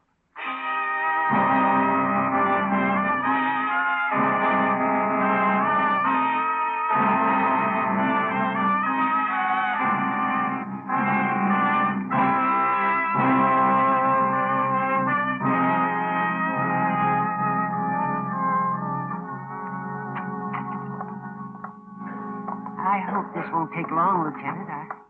I've got to get back to my milk wagon. It won't take My long, horse. Mr. Mayo. Now, let's sit here. Golly, just think. If I hadn't been delivering milk, I wouldn't have seen this fella run out of the alley. Just so you can identify him. Oh, I can do that. I'd know him any place. Why, the way he scared Olga. Olga? My horse. This dead girl, Lieutenant, all dressed up like she'd been dancing somewhere. Had she been dancing somewhere, Lieutenant? That's something we have to find out. Dancing. Then a few hours later... you never May know. I have do you, your Lieutenant? attention, No, I guess you never do. Dancing. You people out there on the other side of the wire in the audience room, may I have your attention, please? Thank you. My name is Greb, Sergeant Matt Greb. I'll explain the lineup to you. Each of the suspects you will see will be numbered. I'll call off a number, their name and charge. If you have any questions or identifications, please remember the number assigned to the prisoner as I call his name. At the end of each line, when I ask for questions or identifications, call out the number.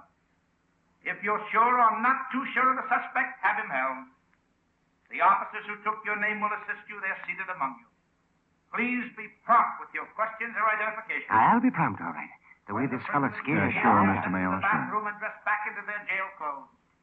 It makes it quite difficult to bring them back after they leave here. The questions I ask these suspects are merely to get a natural tone of voice, so do not pay too much attention to their answers as they often lie. Bring on the line. All right, boys, all right, this way. Move along. You, the first boy. Yes, you. Pick up your feet. Walk to the end of the stage and take your place. The rest of you follow. Now turn and face front, hands to your side. Look toward the people out there. They want to see you. Number 1, Phil Rosiger, vagrancy. Where do you live, Phil? Near the arena. I like the wrestling matches. Where were you arrested?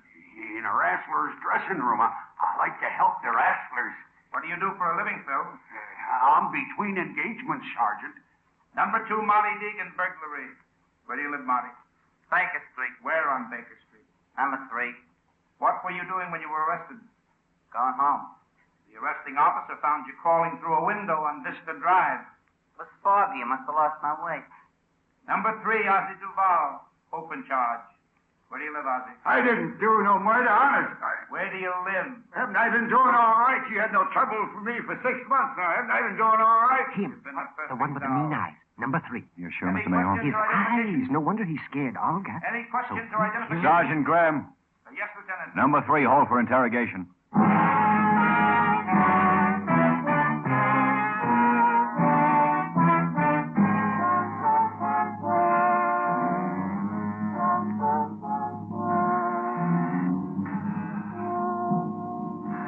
Like yesterday, Lieutenant, you sitting there swiveling in your chair, me sitting here shaking and sweating. You don't have to shake, Ozzie. Just tell me about it. This time is serious, huh, Lieutenant? Yeah, Ozzie? Serious. Because a girl named Joyce Ronson was killed. Because you were seen at 5 this morning running out of the alley where she was found. Yeah, well, you'd run too, Lieutenant. What were you doing in the alley? I told the Well, cop... tell me.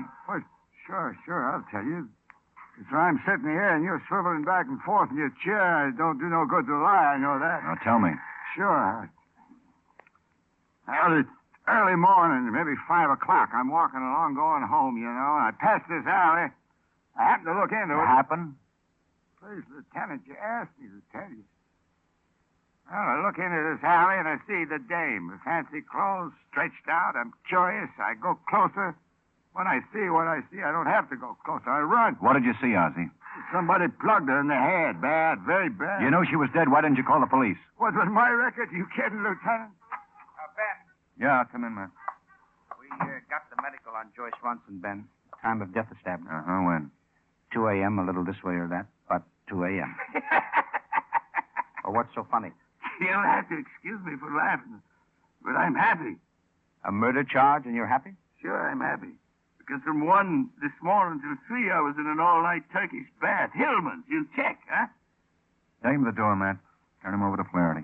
Sure, You Ben. check, won't you? Come on, Ozzie, Hillman's come on. gonna find out it's me, the big fat guy. All yours, Flaherty. Well, it looks like we'll go to work, Ben. You have something to work on? Naturally. Namely, the contents of Joyce Ronson's evening bag. Namely what? All the usual contents of a lady's evening bag. Vanity, lipstick, driver's license, miscellaneous matters, the usual. Anything unusual? Well, maybe. A dance program. Now, don't look at me that way, Ben.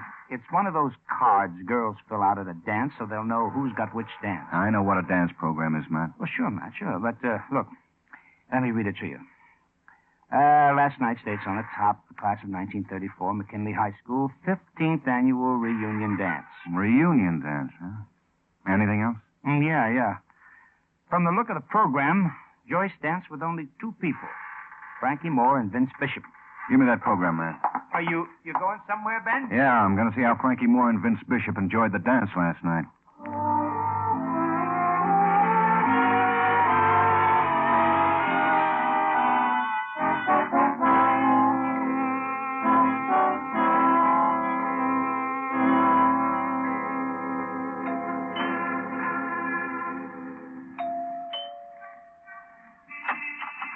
Yes? I'm looking for Frankie Moore. Oh, he's not in. I'm Mrs. Fisher, Frankie's landlady. You can give me the message. He'll be back soon? Mister, I'm like a mother to my boys. But I'm a good mother. I don't ask them where they're going or when they're coming back. Are you here about the wedding? Wedding? Yeah, Frankie's wedding.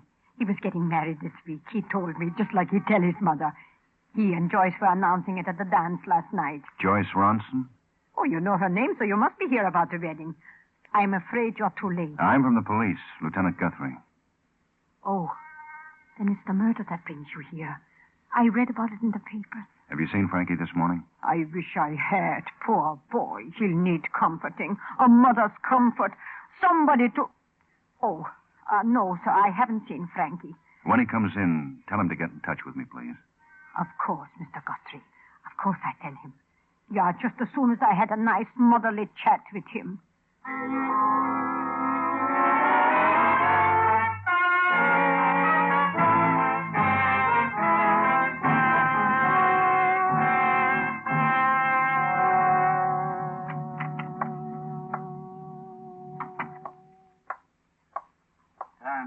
Yeah?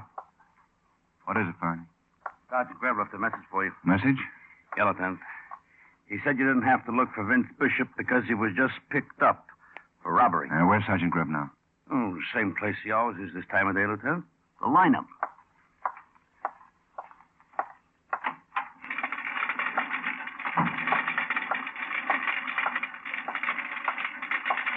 The officer who arrested you said you were loitering, Pete.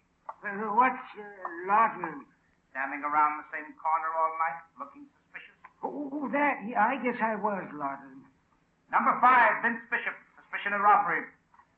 Where do you live, Vince? Look, this is crazy. I don't know any... Question, Vince. Where do you live?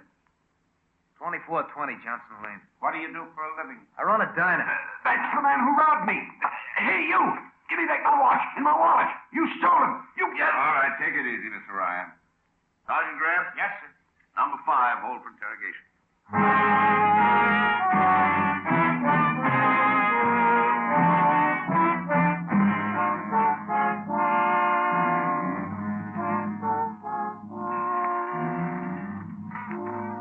You're making a mistake, Lieutenant Guthrie, a big mistake. Vince, what time was it when you held up Mr. Ryan last night? I didn't hold him up, him or anybody else. Look, I run a diner. Mr. Ryan says it was around 1:30. He says he knows because he was looking at his watch when you asked him for it. He's lying. Wait till my wife gets here. She'll prove he's lying. We've sent for your wife. She's going to say you were with her? She will. She will because I was. Well, tell me about it. Okay. It'll make you feel like a policeman to make me answer questions, so I'll answer. Until my wife gets here. Then we'll just be citizens together. Ask away. How well did you know Joyce Ronson? What's that got to... Oh. I see. I read about Joyce. You've done some checking. You're looking for a pigeon, huh? Isn't that the way it is, Lieutenant? A nice, fat pigeon? How well did you know her? How well is well. I went to school with Joyce. Saw her now and then in the street. Danced with her at reunion dances. Like last night? Like last night. Just before Frankie Moore announced he and Joyce were going to play wedding tones together. Funny thing. What? Joyce. She didn't seem like a girl about to hear a wedding. She was scared. I wondered what it was. Now I know. I'm scared. Scared of you, maybe, Vince? Blind alley, Lieutenant. You're trying to make me say I killed Joyce Ronson. I didn't. No. Because just before Joyce was killed, you were on the other side of town filling your pockets with Mr. Ryan's belongings. That's what happens. You get friendly with a cop, give him information, that's what happens. Yeah? Mrs. Bishop. We send her in. Now you'll see, Lieutenant. Vince, why are you here? What's this all about? Look, honey, Wait a minute, Vince. Mrs. Bishop, I sent for you because I have to ask you a few questions. Certainly. But I don't understand Last night, you went to a reunion dance. Your husband was with you, wasn't he? Of course, we always go everywhere together. You hear that, Lieutenant? We go everywhere. I'll do the talking, Vince. After the dance, Mrs. Bishop, what time was it when your husband left you? Left me? That's right. Went out for a walk or maybe a glass of beer. Left the house. Lieutenant, you think Vince did something last night? Something against the law. I'm not saying he did, Mrs. Bishop, but he might have. Well, he didn't. And you know why? Because he was with me the whole night. The whole night, Lieutenant.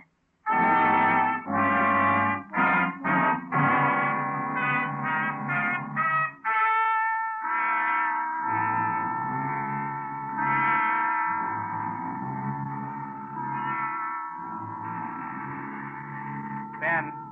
Uh-huh. You've been sitting there a long time, Ben. Just sitting. Uh-huh. Frankie Moore, he'll call, Ben. I know what you're thinking, that maybe he won't call. That maybe Frankie killed Joyce Ronson and is now putting space between us and him. Oh, I don't know, Matt. You want us to go looking for Frankie? No, not yet. We'll wait a few minutes more. Well, if you say so, but Lieutenant Guthrie. Yeah? Oh, yes, Miss Fisher. Yeah, right away. Now, let's go, Matt. That was his landlady. Frankie Moore just came in.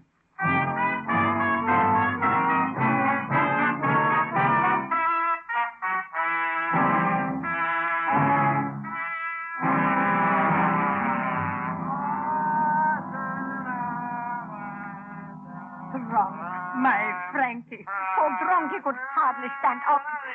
It's enough to make me lose my motherly feelings. Now, don't take it too hard, Mrs. Fisher. Something every mother goes through. I tried to make him call you, but he... Come on, Matt. The window, Matt. The shot came from there. Too late, Ben. I didn't even see the car. It got around the corner. Frankie, he's pretty bad, huh? Yeah. Frankie. Frankie. Frankie's dead, Mrs. Fisher.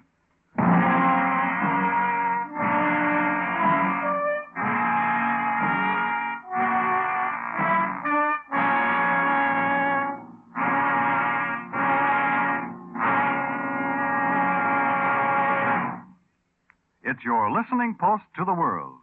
CBS new program, Hear It Now, featuring Edward R. Murrow, Friday evenings on most of these same stations.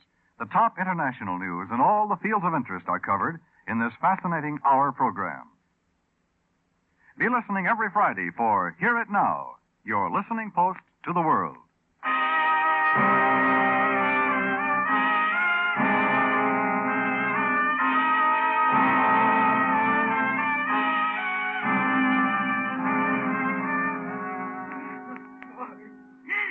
Mrs. Fisher. Like a son he was. Such a nice boy. Please, Mrs. Fisher. Ma'am. Sure, Ben, sure. Mrs. Fisher, I just want to tell you, Sergeant Greb and I... Well, it hurts us that we were too late to save Frankie's life. Yeah, I know that, Lieutenant Guthrie. I know that. And now we'll need your help. My help? I can't help Frankie now. It seems like just yesterday I took Frankie down to the corner drugstore for a hot fudge sundae. Frankie was fond of hot fudge sundaes? Oh, no. Only when his daughter was here. His daughter? Yeah, that's right, Lieutenant. Frankie didn't talk much about her. Poor little thing, always dressed in that ugly uniform. Oh, what kind of uniform? Oh, I'm sure I wouldn't know, Lieutenant. I never pried into Frankie's affairs. But I tell you, that long-nosed drugstore clerk, he would know. He knows everything. Matt, go buy yourself a hot fudge sundae. I'll meet you back at headquarters.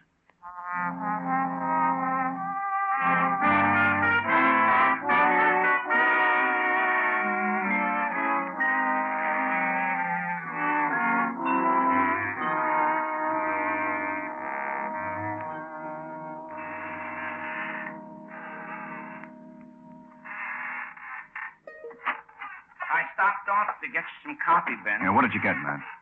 Coffee?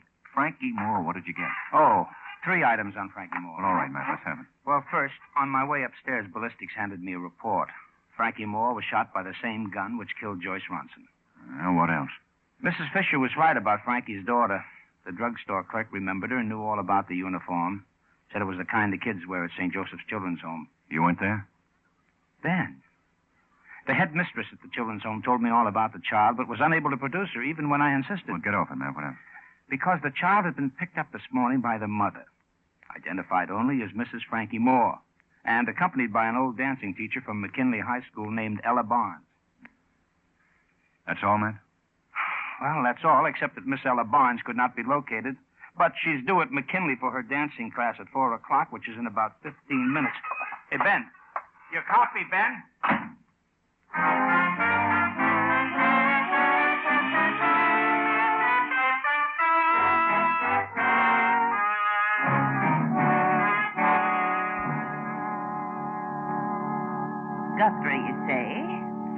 a policeman. Well, what brings you to my dancing class, Mr. Guthrie? Speak up. I'd like to ask you some questions, Miss Barnes, about Mrs. Frankie Moore. Pardon me, Mr. Guthrie. Elsie, you may start the record. You may call me Miss Ella. Everybody does. You look familiar, Mr. Guthrie. Did I ever teach you dancing? I'm afraid not. Oh, you needn't blush. Dancing is a very masculine exercise. Look at Nijinsky. Miss Ella, if you don't mind. Mrs. Frankie Moore, you say? Excuse me, Mr. Guthrie. Limber, Elsie, limber. The left leg. That's right, dear. I'm sorry, Mr. Guthrie. I'm an old woman. I sometimes forget. What is it you were asking? Mrs. Frankie Moore, you were with her this morning when you went to pick up the child. Is it important for you to know, Mr. Guthrie? It's important. He sent you to get the child, didn't he? Well, you won't get her, Mr. Guthrie, even if you are from the police. I don't want the child, Miss Ella. What do you want, then? Speak up. Information about Frankie Moore's wife. Ex-wife, Mr. Guthrie. Divorced over 10 years ago. I told Alice when she married him it would be that way. Caroline, the hips, my dear. A part of the body. There, that's better. Oh, I'm sorry, Mr. Guthrie. I can't give you any more information. Miss Ella, I don't like to insist, Then why do you? Go to Frankie Moore. Ask him what you want to know. I wish I could. Frankie Moore's dead. Dead? Murdered. Come with me, Mr. Guthrie. Elsie, take over for a few minutes, my dear. It won't be long. Right here, Mr. Guthrie, my office. Sit down. Thank you. Frankie Moore. Murdered, you say? Shot, Miss Ella, by the same person who killed Joyce Ronson. Joyce? No. I'm a fool. An old fool. One thinks of pupils as children to be protected. They grow up, Mr. Guthrie. One forgets that. Adults with adult emotion. I'll tell you what you want to know. Where shall I start? You tried this morning, when you were with Alice Moore. She came to see me, woke me up. Were you expecting her? I haven't seen Alice since Frankie divorced her. I thought she disliked me because I tried to keep her from eloping with Frankie. When she rang my bell this morning, I was surprised. And flattered, I suppose. She asked you to go with her, get the child? Yes. She was afraid. Wanted me to keep the child, so Frankie... Please go on, sir. That's all. The child is at my apartment, sleeping until this evening. This evening? Yes. I'm to meet her at the station. She said she was going to take the child away where Frankie can't bother her. What time is she leaving? 7:30. Don't suppose Alice will be meeting me now, will she, Mr. Guthrie? Because you'll be asking her questions. We'll have to find her first. I don't know Alice Moore. No, you wouldn't, would you? Maybe I can help you, Mr. Guthrie. Sure. So many relics. So many years. Memories of an old woman. Miss Ella. Oh, yes. Last picture of 1934. Look at their faces, Mr. Guthrie. Pure as sweet. Alice Moore, which one is she? Here. Fourth from the left. You know her, Mr. Guthrie. I can see by your face that you know her. Yes, I know her. I'm glad I could help you. Now, please go. Before I'm sorry I helped you. Goodbye, Mr. Guthrie.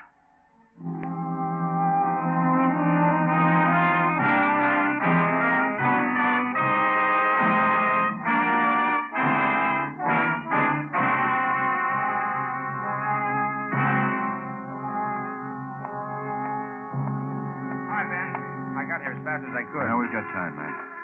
Where's your car? Around the corner, like you said. What's up? Is that Vince Bishop's diner over there? Yeah, the one with the green light. Uh-huh. You didn't answer my question, Ben. Do you think Vince Bishop's wife killed Joyce and Frankie? I don't know yet. I think so. It's a long shot, Ben. You know that, don't you? Just because Alice Bishop was once Alice Moore. If we're wrong, it could mean trouble. Yeah, we'll take that chance. Ben, before we go in there, why don't we just pick up Alice Bishop, take her to headquarters where we can talk to her quiet like? Why not, huh? Because this is the way I want it. Come on, let's go. Just a minute, Ben. Aren't you forgetting something? What? Vince used his wife as an alibi to clear him on that robbery charge. That means they were together. That's why I want them together now. Come on.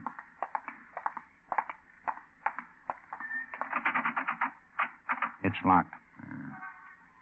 I can hear them moving around. Knock on the door.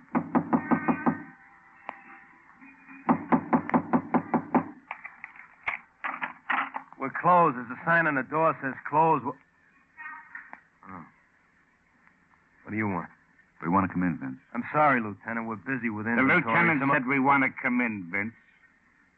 The lieutenant didn't say it quite that way. Come in. Your wife here, Vince? Yeah, she's here. What do you want to know? Call her. She's busy. I said call her. All right, if that's the way you want it. Alice! Alice, honey, come in here a minute, will you? Vince, you know I'm trying to get this stuff. Oh. You didn't tell me. Now, don't be frightened, Mrs. Bishop. We just want to talk to you for a few minutes. You and Vince. I see. All right, Lieutenant. What do you want to talk to us about? Murder. Why did you kill Joyce Ronson? Are you crazy? I told you. You told me this morning you didn't rob Mr. Ryan. That's right, isn't it? You didn't rob him? Of course I didn't. Think about it, Vince. For robbery, you'd get a year, maybe 2. Murder's a different thing. I didn't rob him. You heard what Vince said, Matt? He didn't rob Mr. Ryan. I heard him. Well, you better come along with us, Vince. We're charging you with the murder of Joyce Ronson. You're crazy. I was with my wife last night, like she said. Go on, tell him again, honey. Sure, I'll tell him. Vince was with me all last night. And if you arrest him, we're going to sue the city for every dollar it's got. You understand, Mr. Guthrie? You ready to go, Vince? I'm not going anywhere. Oh, I'll go ahead with him, Vince. Let him arrest you. They can't prove a thing. I'll get a lawyer, a good lawyer, Vince. When will you get a lawyer, Mrs. Bishop? Doesn't your train leave in an hour? What did you... Where are you going somewhere, Mrs. Bishop? This is ridiculous. I don't know what you're talking about. You better hurry, Mrs. Bishop. You don't want to keep Miss Ella and your daughter waiting, do you? What? What's this all about? Oh, it's nothing, Vince. Don't believe him. What's it all about? Well, I meant to tell you I'm taking a kid on a little trip. You meant to tell me? When? When, Alice? You were going to run out on me, weren't you? Weren't you? Vince, Don't bother, Alice. All right, Lieutenant. I got something to tell you. I did rob Ryan at 1:30 this morning. That's where I was. Now, honey, maybe you'll tell Lieutenant Guthrie where you were this morning? Your husband asked you a question, Mrs. Bishop. I'll tell your husband where you were, Alice. You were killing Joyce Ronson. I won't listen to this. And today, Alice, today you shot Frankie. Why? Vince, are you going to stand there? You're still in love with him, aren't you? Everything I did was for you. Everything. What did you ever do for me? Feel like a common thief because the diner didn't make enough money for you. Out on the streets night after night and scared sick for you, Alice. Did you really think that would help, Vince? For you. And all the time you're in love with that cheap, no You good... call him cheap. I hate you. Get out of here. I don't want to look at you. Listen to me, Vince. Listen to me say it. I love Frankie. I always loved him. Yeah, even when he didn't want me. So you killed Joyce because she was going to marry Frankie. Is that it, Alice? I couldn't stand it. Her with Frankie. Being with him all the time. You killed Frankie, too, didn't you? He didn't want me. I begged him to come away, but he didn't want me. I came back to his room and killed him. I killed him! Matt? Get the coats. Here, Ben.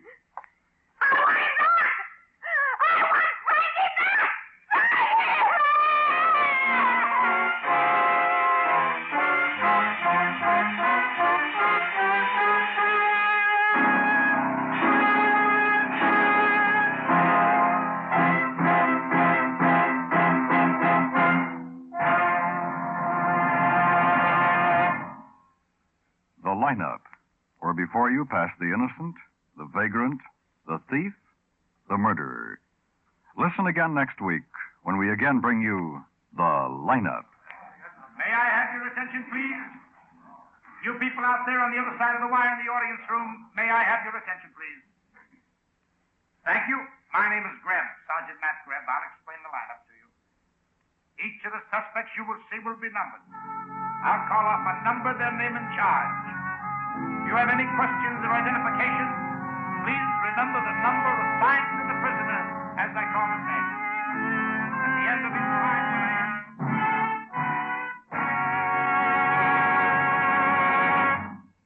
The lineup, starring Bill Johnstone as Lieutenant Ben Guthrie and Wally Mayer as Sergeant Matt Greb, was written by Charles E. Israel with music by Eddie Dunstetter. Featured in tonight's cast were Howard McNear, Joe Duvall, Wilms Herbert, John McIntyre, Jeanette Nolan, Tony Barrett, and Virginia Gregg. The lineup is produced and directed by Jaime Del Valle.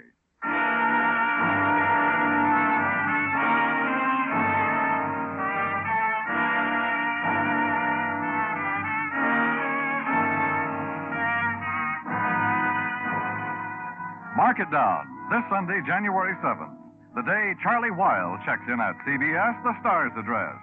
You'll enjoy the adventures of Charlie Wilde, a private eye with a whole set of fascinating, unorthodox methods for dealing with men on the shady side of the law. Charlie Wilde, Private Eye, will be heard on most of these same CBS stations every Sunday, starting this Sunday, January 7th.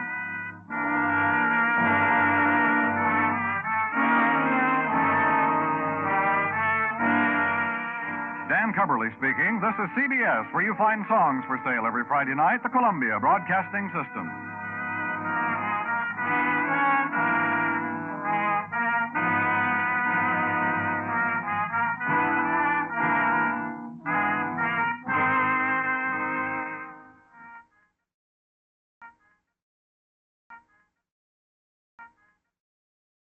Ladies and gentlemen, we take you behind the scenes of a police headquarters in a great American city, where under the cold, glaring lights will pass before us the innocent, the vagrant, the thief, the murderer. This is The Lineup.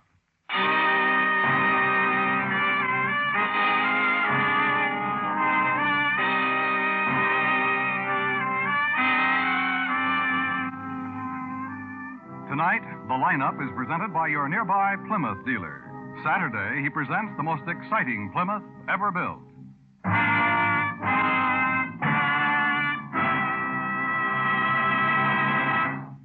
Before we join the lineup, let's eavesdrop on one end of a telephone conversation.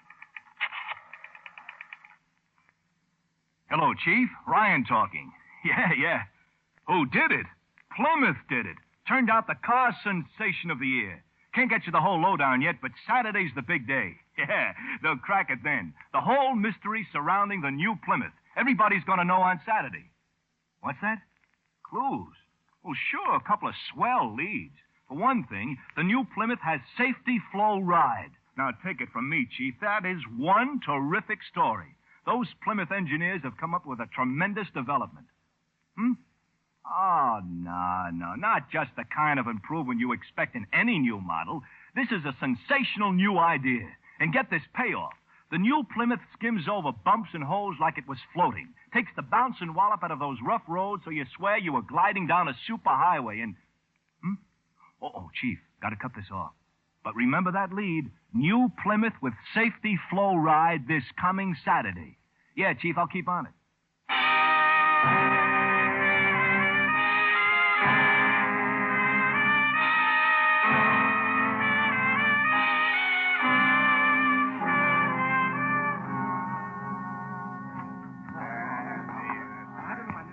And we can sit right here, Mr. Hunter.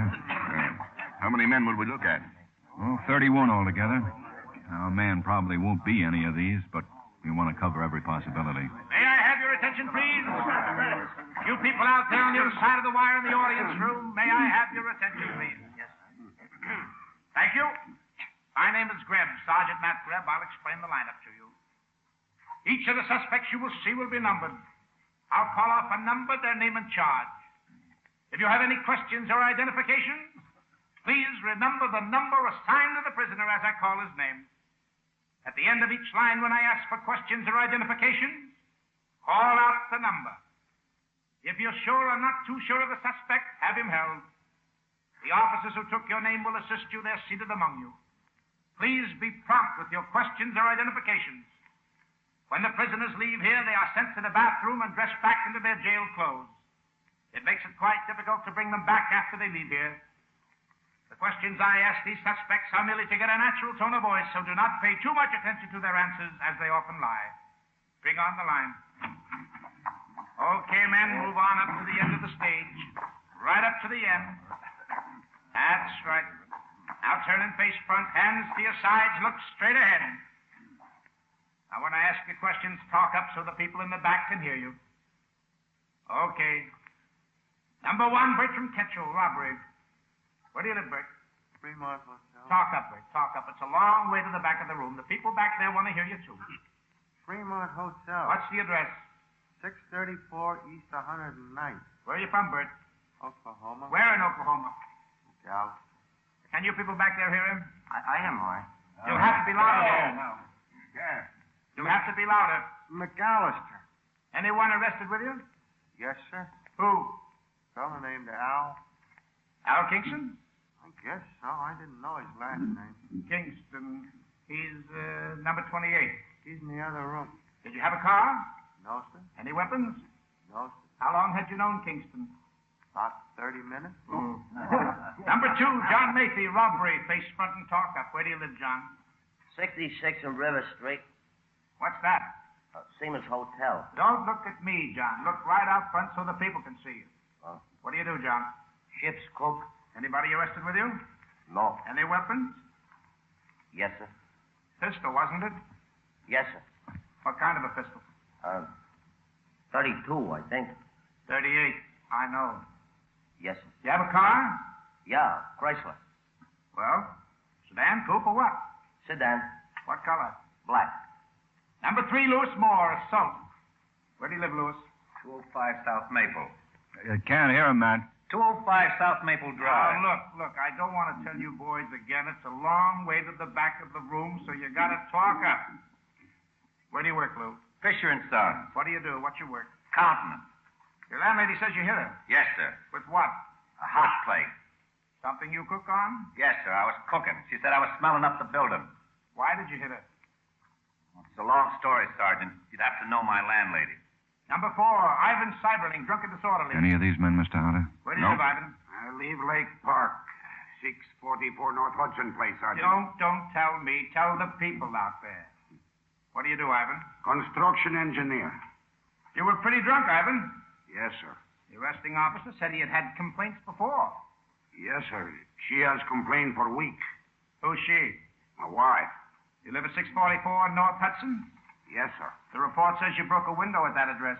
Door was locked. I broke one other night, too, when she locked me out. I will keep right on breaking them until she leaves door unlocked. Maybe you better stop drinking. Yes, sir. Any questions or identifications? How about him, from Mr. the Hunter? audience? Number 2 was picked up in your neighborhood. No. Any questions None of or those men. identifications Okay, from the we'll look audience, at the next please? bunch. Nothing, man. Okay. Run them off. Bring on the next line.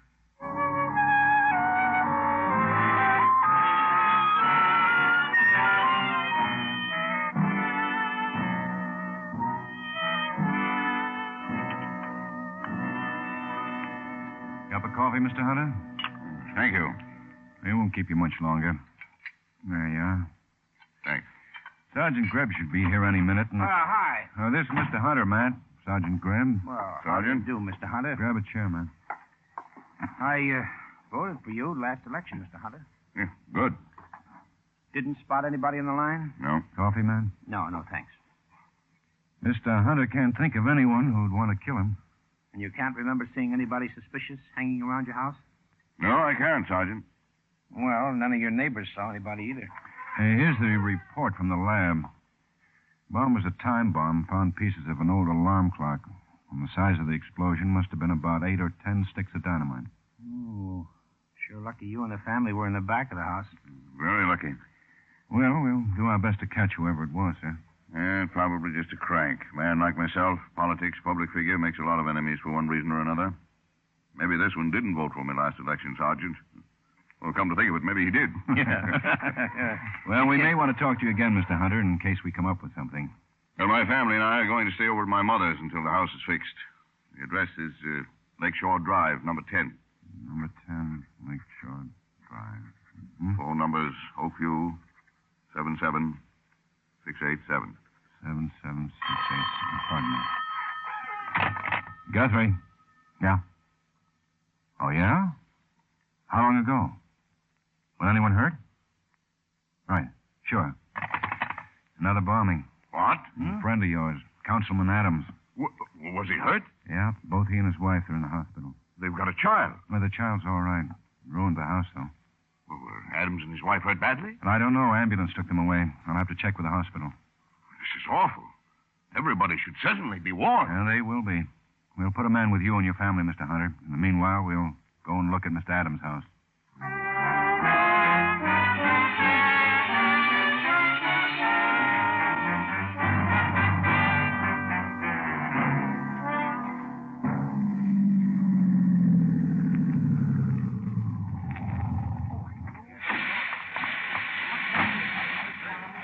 There's Twine. I got a man over here. Maybe he saw the guy who planted the bomb. Well, let's go talk to him.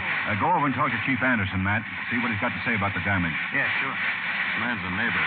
Named Crump. Mr. Crump. Yes, Sergeant. This is Lieutenant Guthrie. How are you, Mr. Crump? Glad to meet you, Lieutenant. Let's move over here where we can talk, huh? Tell the lieutenant just what you told me, Mr. Crump. Well, about 4:30, I was working in my backyard, mowing the lawn. I saw Mrs. Adams get in her car and drive out of the garage. About an hour later, I went around front to get the hose, and I saw an old truck pull up across the street, right over there by a lamppost. I see. Saw a man get out, kind of an old man, old clothes. Went around the back of the truck and took out something. It looked like a box about this big. I disconnected the hose and started around back. I noticed this man walking across the street with a box. Looked like he was heading for the Adams house. A couple of hours later, I was sitting in my living room, and I saw Mr. and Mrs. Adams pull up in front of their house and go in. A little while later, my wife and I were having dinner, and an explosion happened. Busted most of the windows in our house. I didn't think about the old guy with the box until I found out what had happened, and I remembered reading about this other bombing yesterday. I figured that box the old guy was carrying might have been the bomb. Well, can you remember what this old guy looked like? Well, maybe if I saw him again. And what kind of a truck was he driving? Well, real old. Okay, take it real away, beat Bob. up jalopy. You know, one of those pickups. Did you get the license? No, why would I get it? I didn't even think anything about it until after the explosion. I see. Well, can you tell us a little bit more about the old guy? Well, he wore dirty coveralls and a leather jacket, if I remember right. He didn't have a hat. Remember, he looked like he needed a haircut. Partly how I told he was old. He had gray hair, almost white. The coveralls and the jacket, they were pretty dirty. But if you saw him again, you think you might recognize him, huh? Yeah, I think so. All right, well, thank you very much, Mr. Crump. We'll keep in touch with you. Sure, glad to have Quine, get Mr. Crump's phone number and anything we might need. Right. I'll be up with Matt. Okay, Lieutenant. Oh, Ben. Yeah? Hello, Chief. Hello, Guthrie. Been a mess, huh? The bomb do all that? Bomb and the fire. Well, he used more dynamite than the last time. Blew this room sky high. Yeah. Hey, watch out for that glass there. Right. Center of the explosion was right about here. Uh-huh. Probably walked up to the side of the house, stuck the bomb into that opening on the foundation there. I'm surprised nobody saw him. Well, somebody thinks he did. Well, you better catch this boy. He hasn't killed anybody yet, but he's trying pretty hard.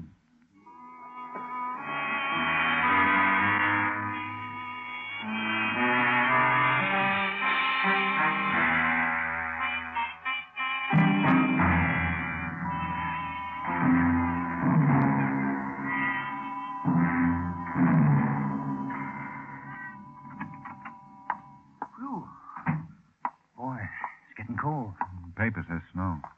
How'd you make out with Crump? Oh, nothing. He looked through the whole mug file, not a thing. I talked to the hospital this morning. Adams are going to be all right. No luck on that old pickup truck? Say, why don't you turn up the heat, Matt, huh? Okay, sure. I'll bet we get a blizzard. We do, you know. Guthrie. Yeah? What was he wearing? That sounds like him. Yeah, we'll be right down. Well, maybe we got the bomber. Yeah? 25 minutes ago, picked up a man wearing old coveralls and a dirty leather jacket coming out of the state building. They spotted him, followed him 3 blocks before they grabbed him. He was climbing into an old pickup truck and back with 30 sticks of dynamite.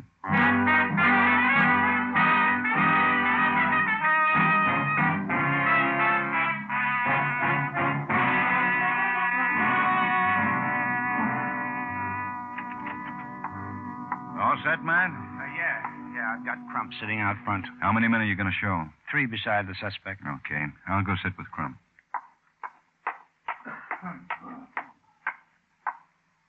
Hello, Mr. Crump. Hello. Oh, Lieutenant Guthrie. I couldn't see. We want you to look at some suspects. Yeah, that's what Sergeant Greb told me. We think one of them might be the man who planted the bombs. Hope I can help you. I hope so. All right, Ben. Run them on. Right. Lights. Okay, men, move out on the stage. Stand in a line, face front. They've all got on coveralls and leather jackets. Take a good look. The man on the end, Lieutenant. Now, what about him? That's the man, no doubt about it. I remember better than I thought I would. He's the one that got out of the truck, all right, the one with the box. All right, Matt. Run him off. Right. That's all, men. That's all. File off. Well, I think you picked the right one. That's the man I saw in front of my house. We'll need a statement from you, Mr. Crump. Sure. Well, what were the others arrested for? They weren't arrested, Mr. Crump. The 3 others were police officers.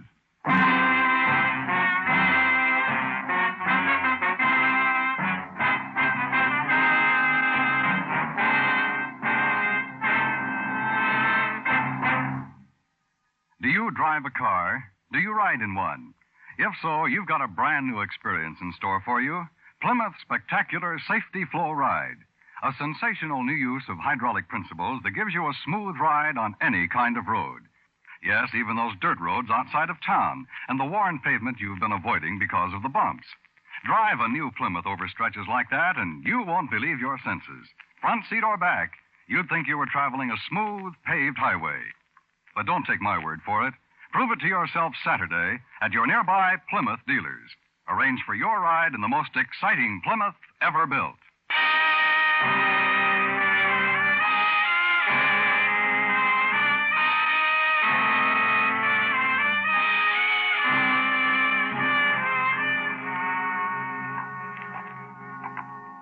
He's going to be a tough nut. Arresting officers couldn't get a thing out of him. We've got men over there talking with people in the state building. So far, nobody remembers seeing him come in. You say his name is Louis Black, huh? Yeah. Driver's license gave his address as 1910 East Flower. Asher's over there now checking. Wonder what he was doing in the state building. Yeah, I'm worried, too. I wonder if... Oh, no. No, he couldn't have. Big building. I hope you're right. Hello, Mr. Black. I'm Lieutenant Guthrie. This is Sergeant Greb. Quine. Yeah? I'll see you upstairs. Right. Well, sit down, Louis. We want to talk to you about those bombings. We know you made those bombs. A man saw you walk up to the Adams house with one of them. Sure cold in here. Yeah. It started to snow. That's right. Now, look, why don't you tell us about it? Oh, I made him. Oh, yeah, sure. Why? I made him. I don't have to tell you why, though. You put one of them under George Hunter's house. Do you know him? I know who he is. But you don't know him personally? Nope. Did you know Adams? Nope. Then why'd you try to kill him? And I've been out of work.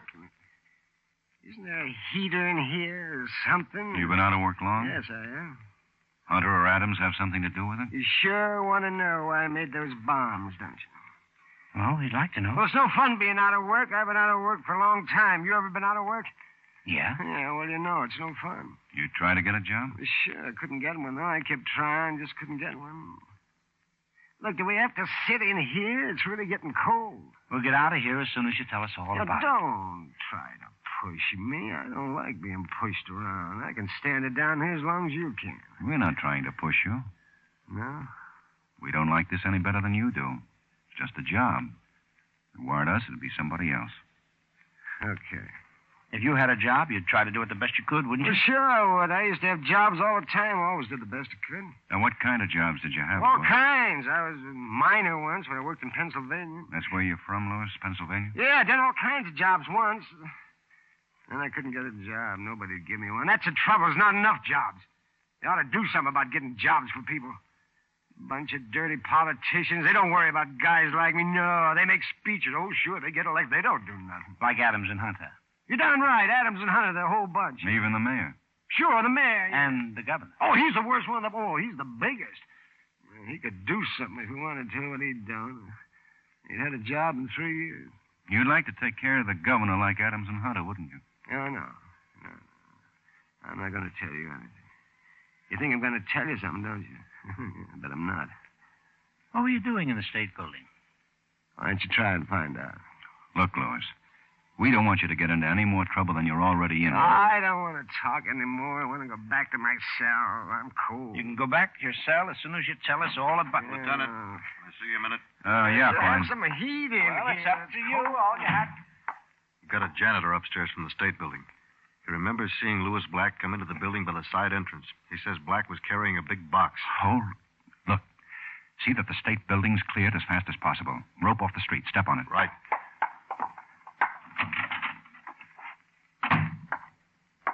Louis, I just found out that you planted a bomb in the state building. I don't care what you found out. I'm not going to tell you. I'm tired of playing with you, Louis. Now, where's that bomb? Where'd you put it? Oh, you can do anything you want to me. Go on, get rough, beat me up. I won't tell you where I put that bomb. Well, at least tell us when it's set to go off. What time is it? 6 minutes to 5. You won't find it. How much time? Oh, about 40 minutes, I guess.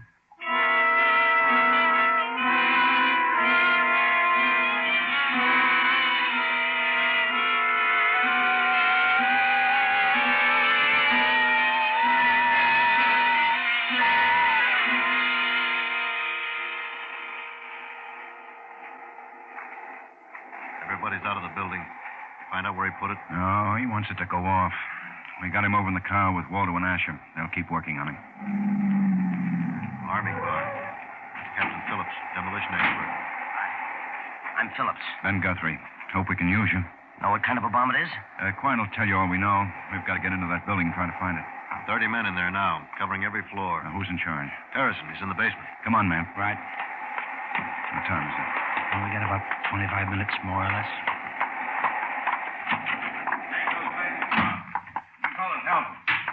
Any luck? No, not yet, Lieutenant. Harrison still in the basement? Yeah, down those stairs. Okay.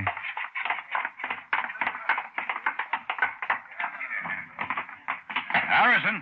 Over here, Ben. Well, any luck? No. How much time we got? Less than 25 minutes. What orders did you give? If the bomb's found, it's to be taken directly to the street. If we've still got any time left, a car will drive it to a safe place. That army man get here? Yeah, he's here. Well, this is the way I want it to go. It's 5:13 by my watch. Set yours. Right. At exactly 5:25, order your men out of here. Tell them they've got 10 minutes to get clear. We'll go tell the rest on the other floors. Can you run an elevator, man? Yeah, sure. Well, take the second floor. I'll take the alternates, third, fifth, and so on. Be sure they set their watches with yours. Right. Sergeant. Yes, sir. You got a watch? Yes, sir. I'll set it with mine. Yes, sir. In 5 seconds, it'll be 5:14:35. Now, have all your men off this floor by 5:25. 5:25. Yes, sir.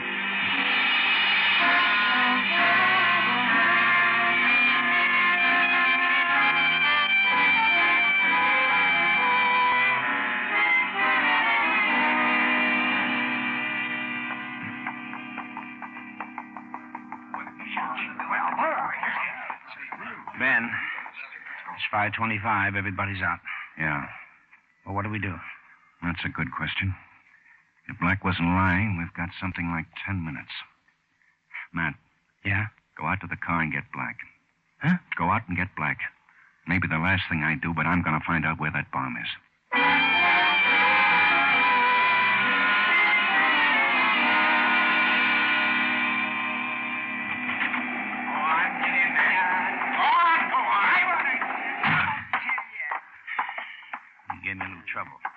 right, get out of here, man. What? Get out of here. Wait a minute.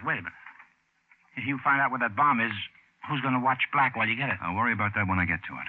No, I'm staying. Okay, I can't argue. How about it, Black? You want to tell us where it is? You'll never find it. What time is it? 5:28. Oh, you can't scare me. You think if you keep me here, I'll tell you where the bomb is, huh? About 5 minutes, huh?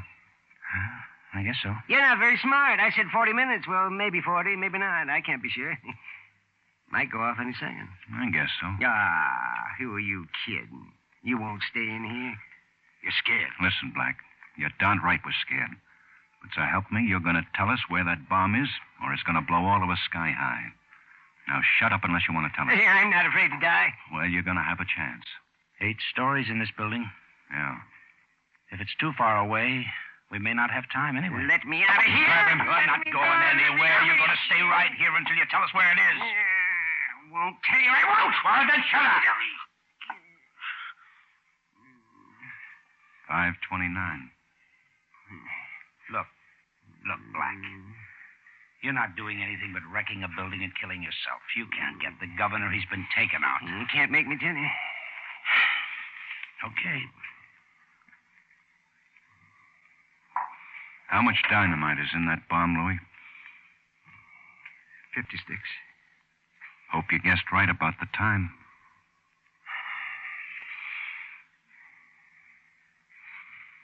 Ben. Yeah? I told you it would snow. Yeah. Gonna be a big one. Louis, why don't you tell us? I can stand it if you can. 5:30. All right. It's in the basement. Well, show us. All right. Come on, step on it. Come How on. much time is there? Not much. Can you stop it? Yes. All right, now where? It's up there. On top of the big pipes in the back. How did you get up there? Where's the ladder? Everything's been moved. Forget the ladder. Show us the spot. It's right about here. All right, give him a boost up. Yeah. Put your foot in my hands. Come on. Up you go. Suppose it goes off. I'm scared. No wonder we couldn't find it. You see it? Yes. Well, then grab it. I've got it. All right, now hand it down. Okay. Please, get out of here. Yeah, let it go off. We might not have time to stop. Well, can I tear off these boards without something? Oh. Yes. Well, explain it to me while I rip them off, will you? I don't know. I don't remember. Please. If you want to get out of here alive, you better remember. It's dynamite. Old alarm clock. Batteries, breaker switch. The alarm goes off and causes a circuit in the batteries. Okay, take it apart. No, let me out of here. You're going to stay right It'll here? blow us all up. Now, you settle down. Come on. Tell me what to do. The wires and the batteries of the dynamite. Pull them loose. These? Yes. Okay. You sure that does it? Yes. Okay. Let's get it out to the street. You make it all right, Ben? Yeah. All right, let's go. All right, Louis. Come on. What's that? What is it? That's the alarm clock. That's it. If those wires were connected, it would. Give me that.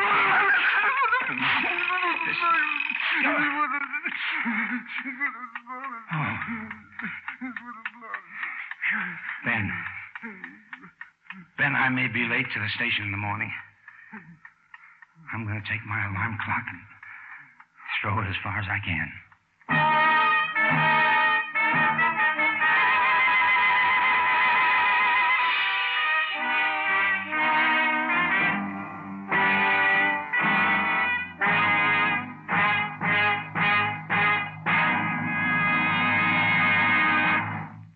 For a moment, let's listen in again to our friend who's been investigating the new Plymouth. Hello, Chief. Ryan again. Dug up some more for you on the new Plymouth. Safety flow ride? Oh, sure. That's the big news, like I said. Smooths out bumps and dips just as if they weren't there. Oh, brother, you never saw anything like that before on any car at any price. But get this. Plymouth has a new look, too. Sleek, flowing lines.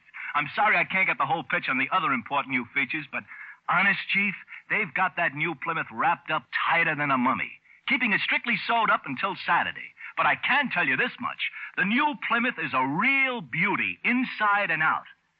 What's that, Chief? Oh, no, you can't. Not till Saturday. That's the big day. Then everybody and his brother gets a chance to see the new Plymouth in person. And if you want a tip from yours truly, hustle on into your neighborhood Plymouth dealers Saturday. Feast your eyes on the biggest value car in the low-priced field, the sensational new Plymouth.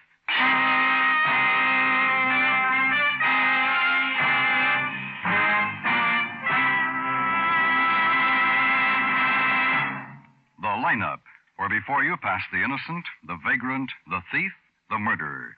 Listen again next week when we again bring you the lineup. May I have your attention, please? You people out there on the other side of the wire in the audience room, may I have your attention, please? Thank you. My name is Greb, Sergeant Matt Greb. I'll explain the lineup to you. Each of the suspects you will see will be numbered. I'll call off a number, their name, and charge. If you have any questions or identification, please remember the number assigned to the prisoner.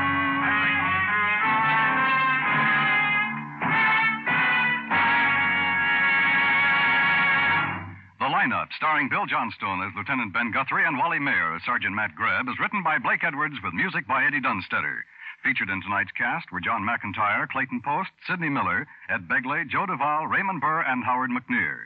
The lineup is produced and directed by Jaime Del Valle.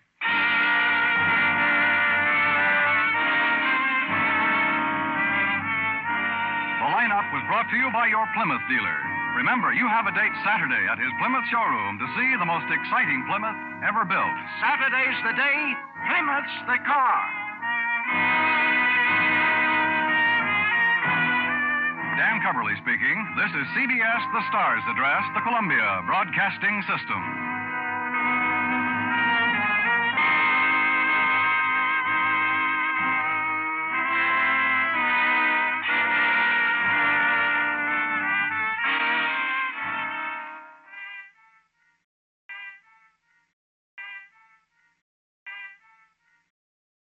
Ladies and gentlemen, we take you now behind the scenes of a police headquarters in a great American city, where under the cold, glaring lights will pass before us the innocent, the vagrant, the thief, the murderer. This is The Lineup.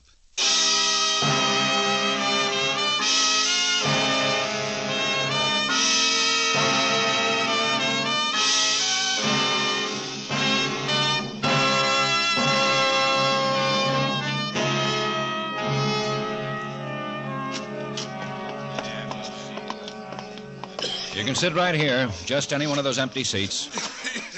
Quine. Hello, Lieutenant. Which line are the Yudo boys in? First line, I think. Let's see. Yeah, Tommy Young, number 1. Ernest Conway, number 2. And George Holstamp, number 3. All in the first bunch. Are these all the witnesses? Yeah. I hope they can do us some good. Please? You people out there on the other side of the wire in the audience room, may I have your attention, please? Thank you. My name is Greb, Sergeant Matt Greb. I'll explain the lineup to you. Each of the suspects you will see will be numbered. I'll call off a number, name, and charge. If you have any questions or identifications, please remember the number assigned to the prisoner as I call his name. At the end of each line, when I ask for questions or identifications, call out the number. If you're sure or not too sure of the suspect, have him held. The officers who took your name will assist you. They're seated among you. Please be prompt with your questions or identifications. When the prisoners leave here, they are sent to the bathroom and dressed back to their jail clothes. It makes it quite difficult to bring them back after they leave here. The questions I ask these suspects are merely to get a natural tone of voice, so do not pay too much attention to their answers, as they often lie. Bring on the line. All right, keep it moving. Walk right over to the end of the stage. Turn and face front. Hands to your sides and look straight ahead.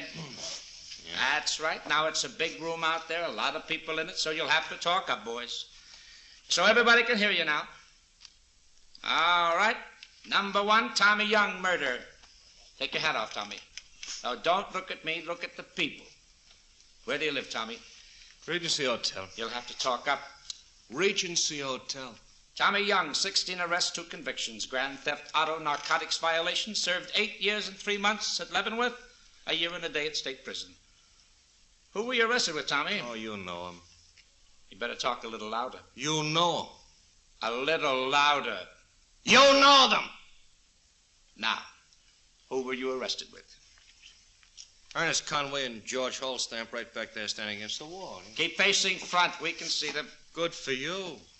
You boys work for Lester Yudo, don't you? We don't work for nobody. We don't even get along. I guess we're what you call antisocial. That isn't what I'd call you.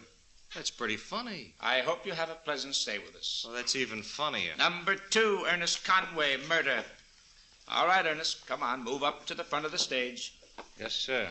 And take your hat off. Yes, sir. Something funny? Yes, sir. Well, we could use a laugh. Ernest Conway, 22 arrests, 2 convictions. Assault with a deadly weapon. Breaking and entering, served 5 years at Sing Sing. Who were you arrested with, Ernest? Tommy Young and George Holstamp. Any weapons? Yes, sir. I kind of think there was. What were they? Well, near as I can remember, 2 knives, probably 6 guns. Any of you 3 boys ever been in the cigar store at the corner of Lucas and Jefferson? Couldn't say about the other 2 boys, but I don't smoke. You work for Lester Yudo, don't you? Who? Lester Yudo. Don't believe I know the gentleman. All right, thank you, Ernest. It was my pleasure, Sergeant. Number 3, George Holstamp, murder. Get your hands out of your pockets.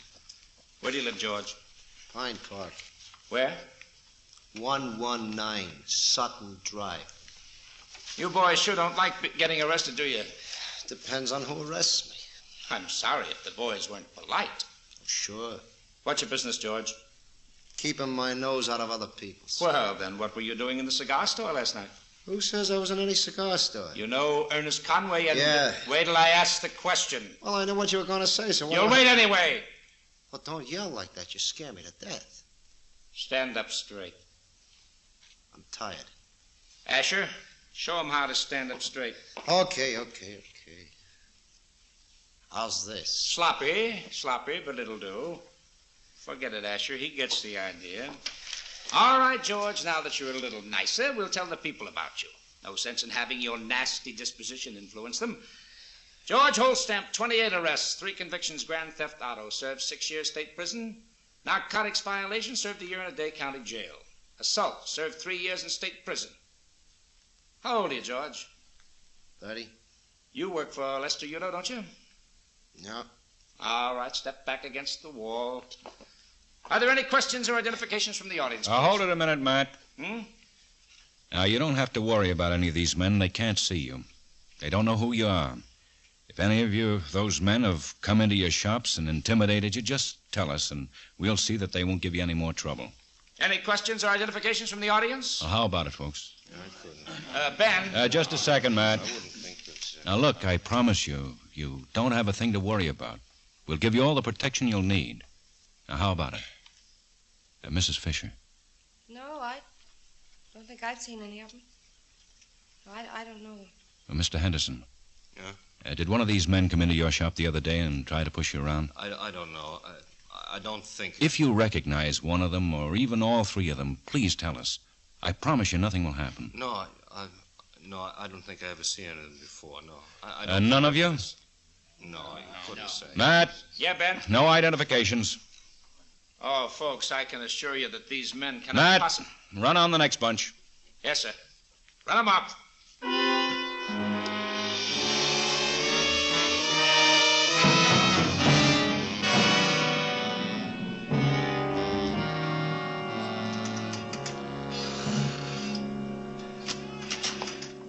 You want to see me, Ben? Yeah. This one's got me a little sore, Matt. Well, you didn't expect the witnesses to make an identification, did you? I had hopes. None of the others have. Why should these be any different? Because this time somebody's been killed. All the more reason for not saying anything. They're scared. They're scared stiff. Yeah. They'd probably be just as scared. They've got families to think about. Yeah, I know it. Well, what'd you want to see me for? Because it's going to be a while before I cool off. Well, you're not going to take it out on me. Lester Yudo.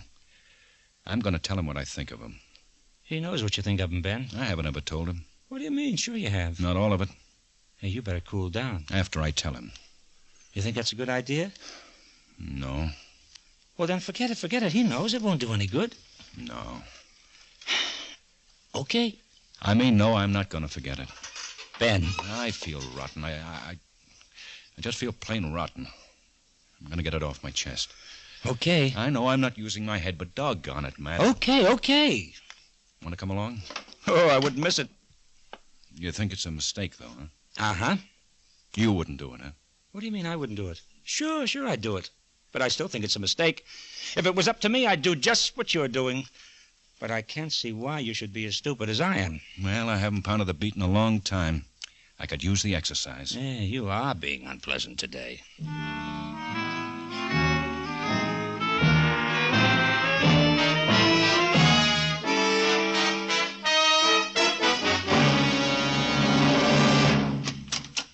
Well, glad to see you, boys. Sit down.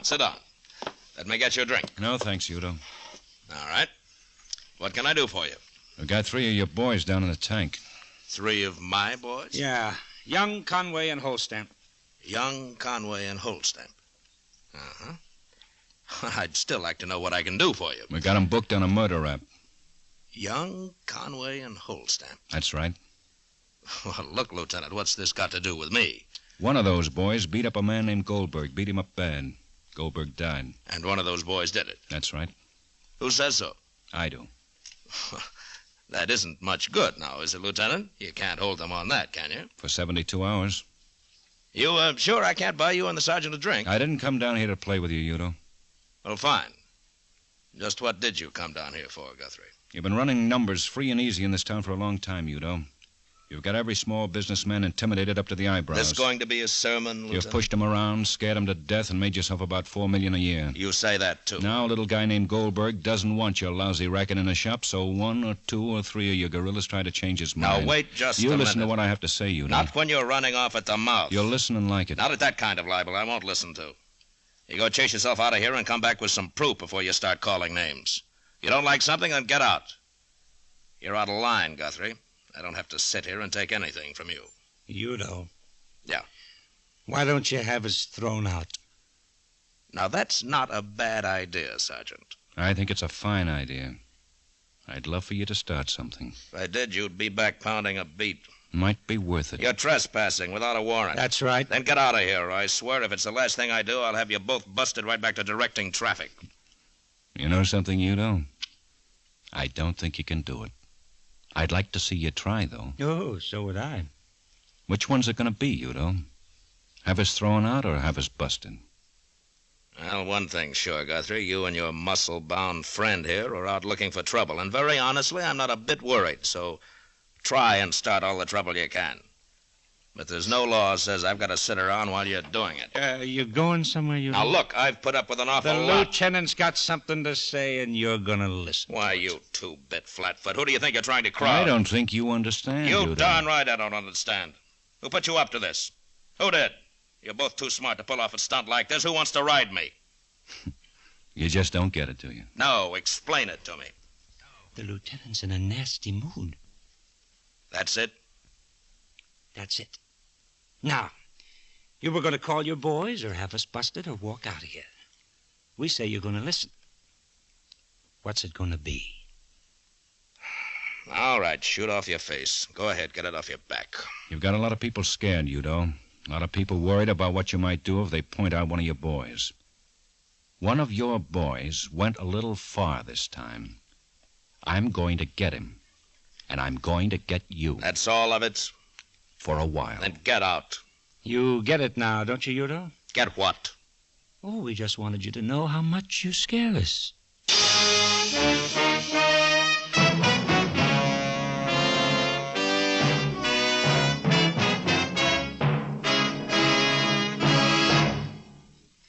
"1950 saw the second greatest incidence of infantile paralysis in the history of the United States. It's estimated there were over 30,000 cases. Staggering statistics, aren't they?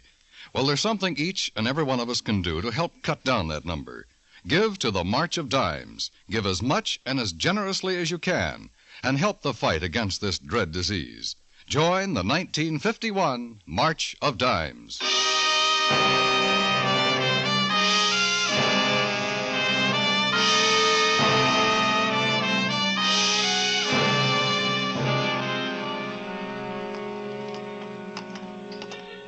Right down here, man. The shop's closed. No, they live around back.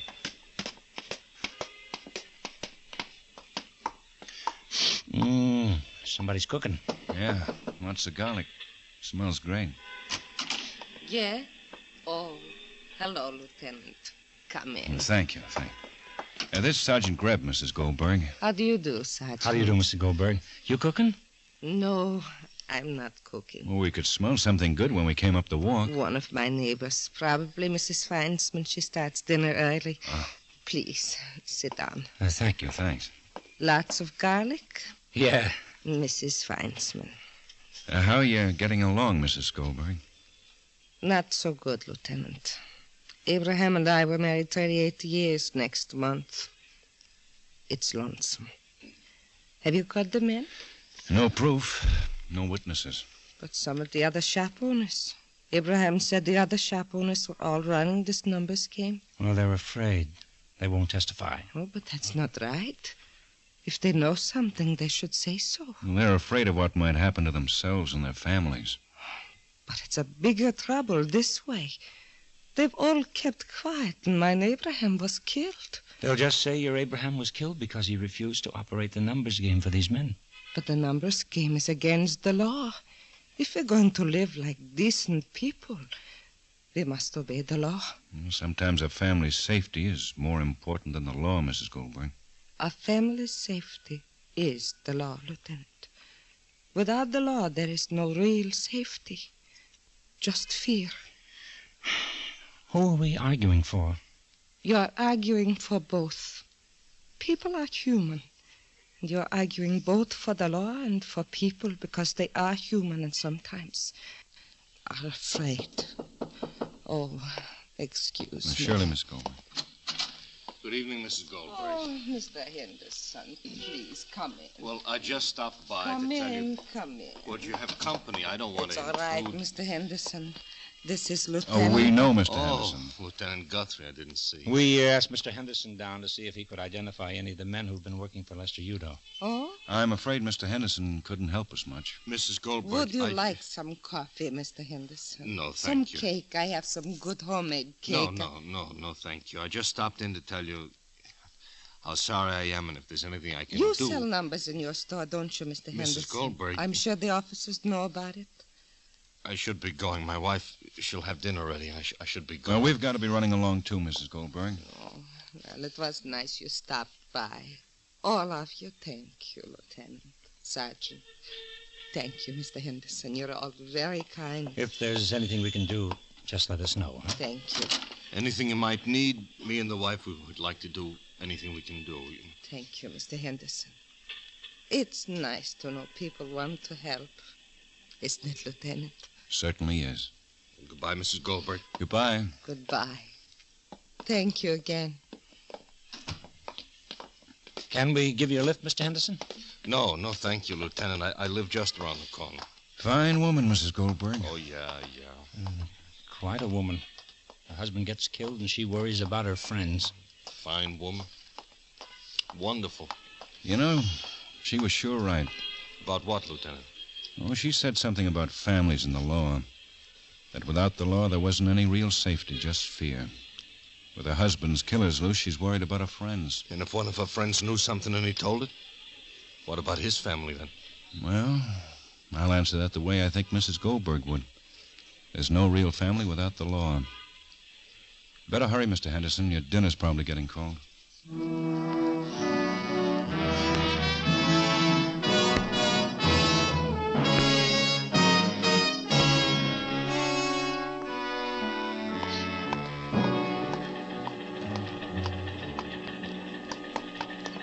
Lieutenant?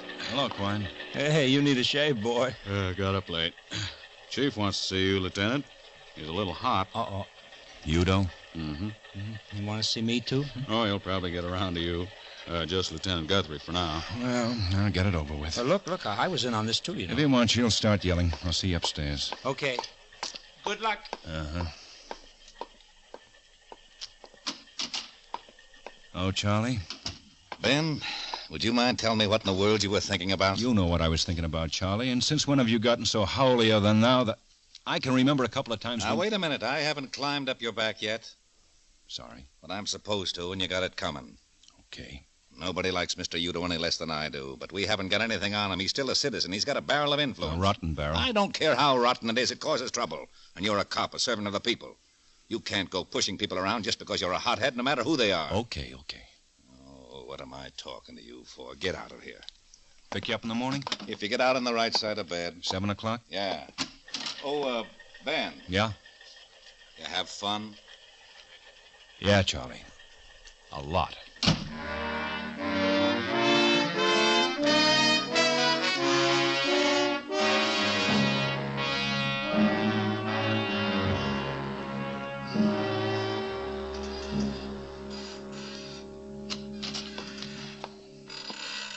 We released the 3 Yudo boys, Lieutenant. We've got a man on each one of them. Well, they're hot. They won't bother anyone. Yudo'll probably send them out of town. They'll work another city. Want us to close up the 4 stores we know about? No, these are first offenses. Just make sure they don't peddle any more numbers. Those people couldn't afford to have their places closed. Well, there's a law against this number. Well, these people didn't make any money out of it. They wouldn't have broken the law if they hadn't been worried about getting their heads busted. Ben. Yeah, man. I've got someone out here who'd like to see you. Okay. Right in here. Hello, Lieutenant. Well, how are you, Mr. Henderson? How was your dinner? I didn't eat much. I went back and talked to Mrs. Goldberg for a while. Then I went back and talked to my wife. Oh, what'd you talk about? Coming down here. In that lineup, when I said I couldn't identify any of the men who come into my store, I lied. 2 of those men been in my store. They made me sell the numbers. They pushed me around. Which 2 men, Mr. Henderson? Tommy Young and George Holsteder. Get a stenographer, Matt.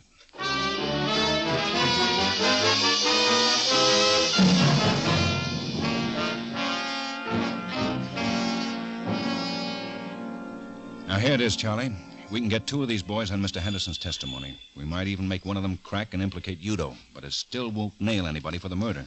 And the rap isn't tough enough to scare it out of him. No, not these boys. But Yudo will get pretty worried if he knows we've got a witness that'll send 2 of his boys to stir. All right. We keep what we've got quiet until the trial is set. We just pick up Young and Holstamp and say nothing about Mr. Henderson. We pick up Young and Holstamp, yes. But I want Yudo to know who our witness is. Have no witness at all? Mr. Henderson has agreed to help us out. He knows just what he's up against. All he wants is his family out of the way in a safe place. We can do that, but, Ben, you know how tough it is to Look, try so does Henderson. I'll have 3 detectives on him 24 hours a day. But I want it to look like he's alone. Yudo's no dummy. He knows you wouldn't let a witness out on the street without protection. I'm going to put an obvious man with Henderson. When we think one of Yudo's torpedoes are ready to go to work, we'll pull the man off, make it look like he got lazy. I want somebody to try for Henderson.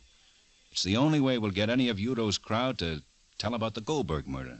Okay, but how are you going to know when Yudo's boy gets ready to go to work? I got somebody and everybody Yudo knows, even his mother.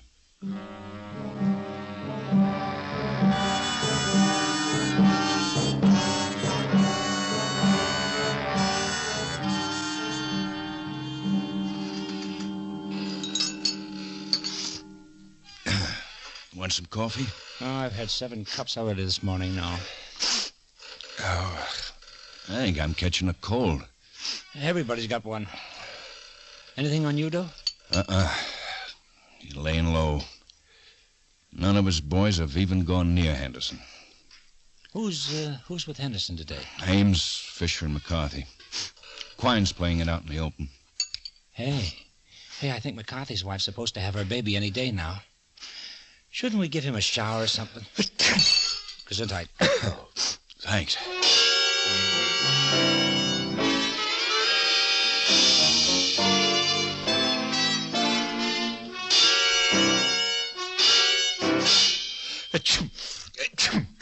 Oh, boy.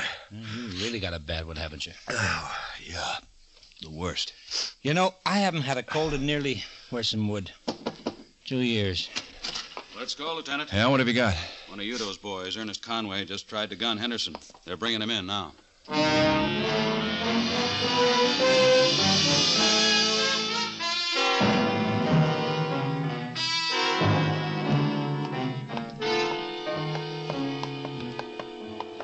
We've got Yudo tagged in case Conway wants to talk. Okay.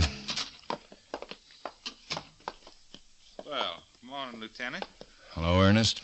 You don't look so happy, Ernest. Too darn early in the morning, Sergeant. I hear you tried to take a shot at our witness. You know something? I should have known better. I must be getting downright feeble in the head. I knew you had one cop on him, spotted him right away. Then when we went outside for a smoke, I never figured you had more boys on Anderson. Big, stupid me. Just thought how lucky it was that cop went off and left Henderson like that. Well, we all make mistakes, Ernest. Yes, I guess so. But I sure do feel silly. We're going to try our best to see you get life. Yes, sir. You'll have company. Holstap and Young will get you 5 to 10. That ain't much company. Look, fellas, I'm just a country boy, and I put my foot in it, but I figure you got something on your mind, or you wouldn't be down here. Well, we just want to ask you some questions. Yes, sir. You want to make a deal, huh? We don't have to make a deal. You mean if I was to tell you who done that killing, you wouldn't help me out of prison a little earlier? Life's a long time. You just turn states and bound to be easy. How much easier? Oh, maybe 10 with time off for good behavior. I don't know. Well, 10's a lot better than life, fellas. I don't mind doing time because I got downright careless. But just being a country boy who likes fresh air, I don't think I could stand it for the rest of my life. George Holstamp killed that fella. Who was with him? You got him locked up. Tommy Young? Yes, sir. Where were you? With Mr. Yudo. You can ask him. I'm going to. Boy, I should have made a mistake, didn't I? You sure did, country boy.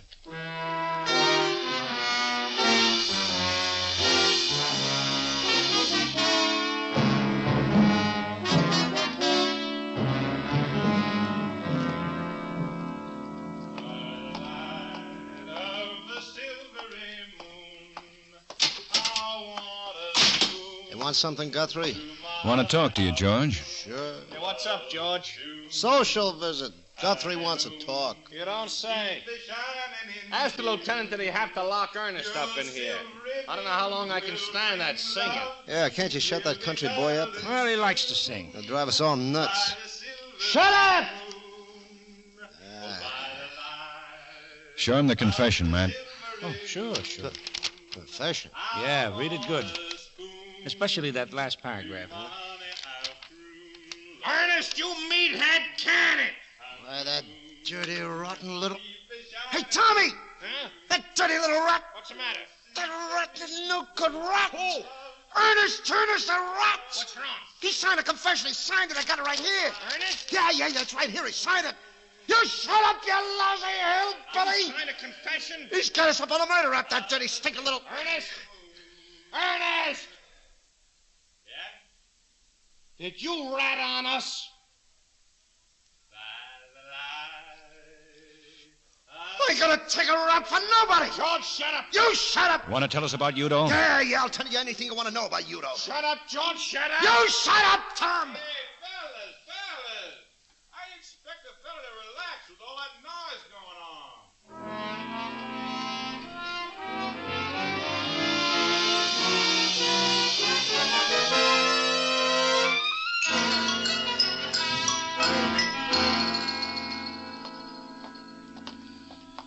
Yudo's in his house. Fine. Matt and I'll do this.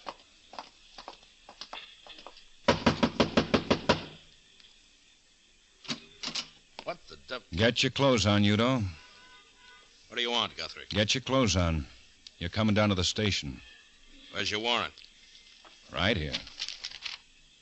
What's the charge? Oh, we got a lot of them. We got a new trio down at the station, singing all over the place. Now, let's go, Yudo. Get out of the way. I haven't got time to... He's making a break. Look out! I got his gun. I'll take him, Matt. Oh!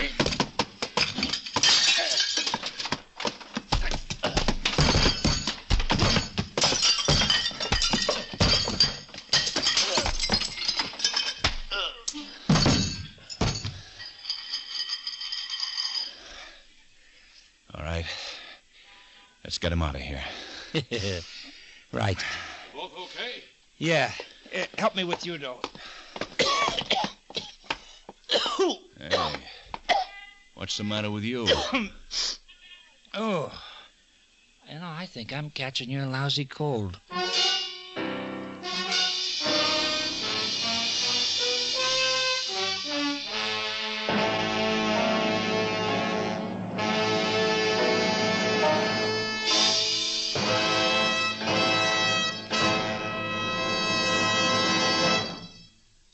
lineup, or before you pass the innocent, the vagrant, the thief, the murderer. Listen again next week when we again bring you the lineup. May I have your attention, please? You people out there on the other side of the wire in the audience room, may I have your attention, please? Thank you. My name is Greb, Sergeant Matt Greb. I'll explain the lineup to you. Each of the suspects you will see will be numbered. I'll call off a number, their name, and charge. If you have any questions or identifications, please remember the number assigned to the prisoner as I call his name. At the end of each line...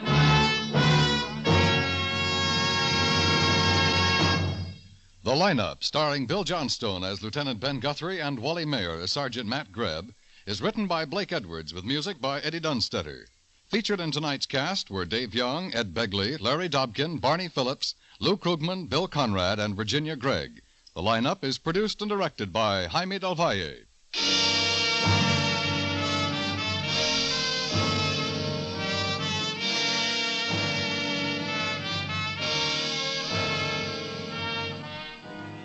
By the time Friday night rolls around, you're in the mood for relaxation, plus having the feeling it's time to get caught up on the world after a busy week. With this in mind, CBS brings you 2 one-hour programs every Friday evening, Songs for Sale and Hear It Now. Songs for Sale and Hear It Now are broadcast every Friday on most of these same CBS stations.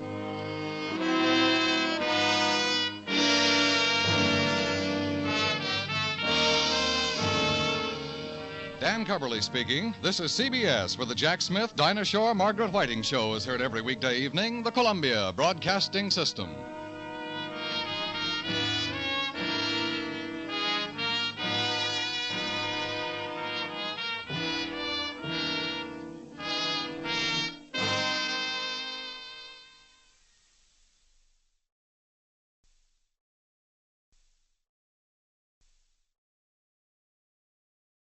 Ladies and gentlemen, by transcription, we take you now behind the scenes of a police headquarters in a great American city, where under the cold, glaring lights will pass before us the innocent, the vagrant, the thief, the murderer. This is The Lineup.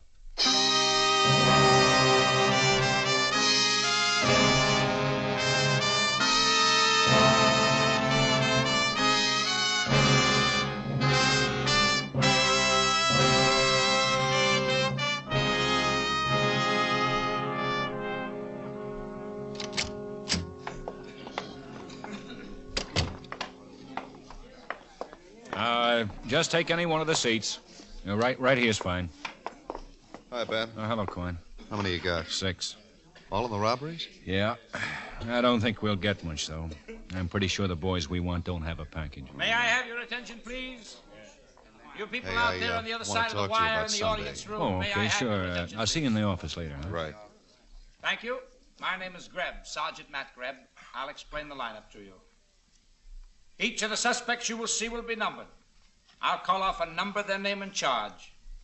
If you have any questions or identifications, please remember the number assigned to the prisoner as I call his name.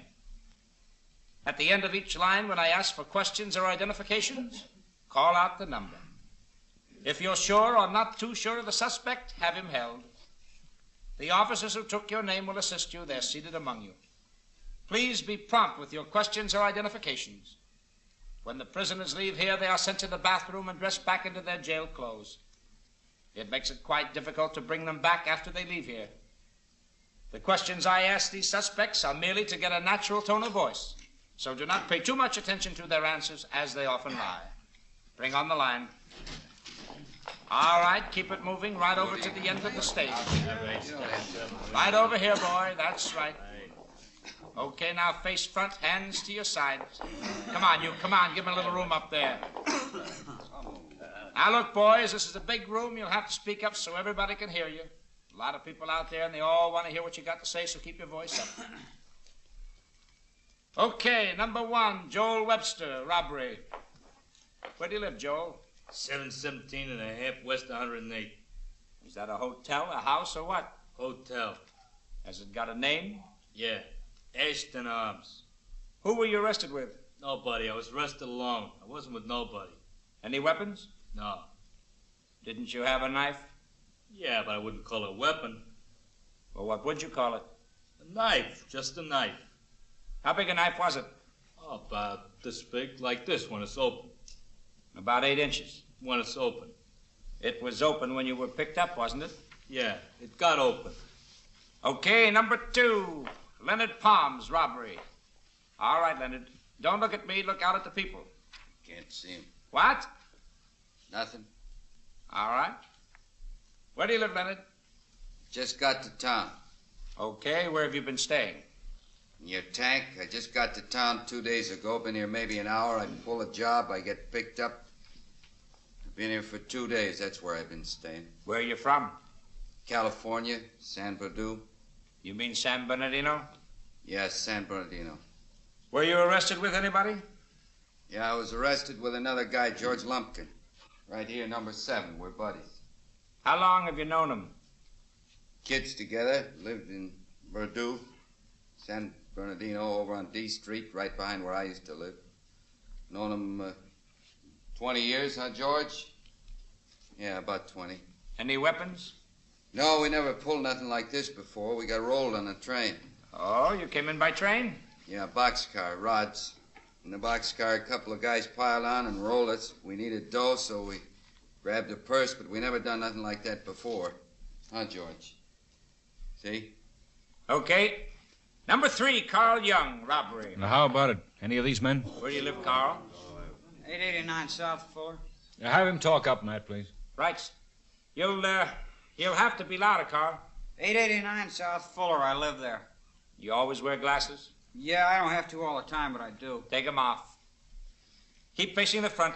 What you got to say it to the people out there, not to me. Yes, sir. You working, Carl? No, sir. Not in 6 or 7 months. What do you do when you work? Gardener. Sometimes anything. Odd jobs and things. Any weapons? Yes, sir. A gun. What kind of a gun? 32 Smith & Wesson. Blue steel, nickel plate, or what? Nickel plated. I had it for about 10 years.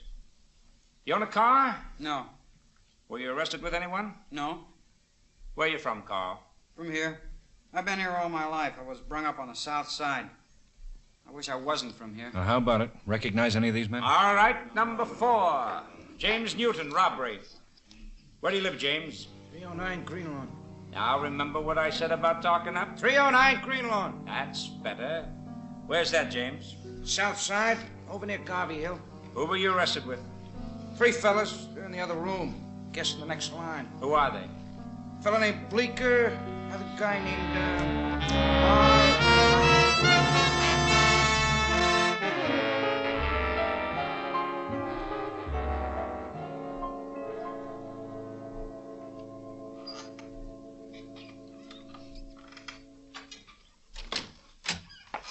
Hi, Ben. Oh, you look a little tired. Yeah, a little. No identifications? I didn't think they would. These boys don't have records. Well, they're sure gonna have. 8 robberies in a month. You know, got good descriptions. Yeah, they follow a pretty uniform M.O. Gas stations, all-night markets. Yeah. The best we can do is stake out every all-night market and try watching as many gas stations as possible. Yeah, that's a big order. Sure is. You're with me tonight. Okay. We've got the West Side Market over on Fountain. You better go over and check out at Thompson just in case we're lucky. Lucky.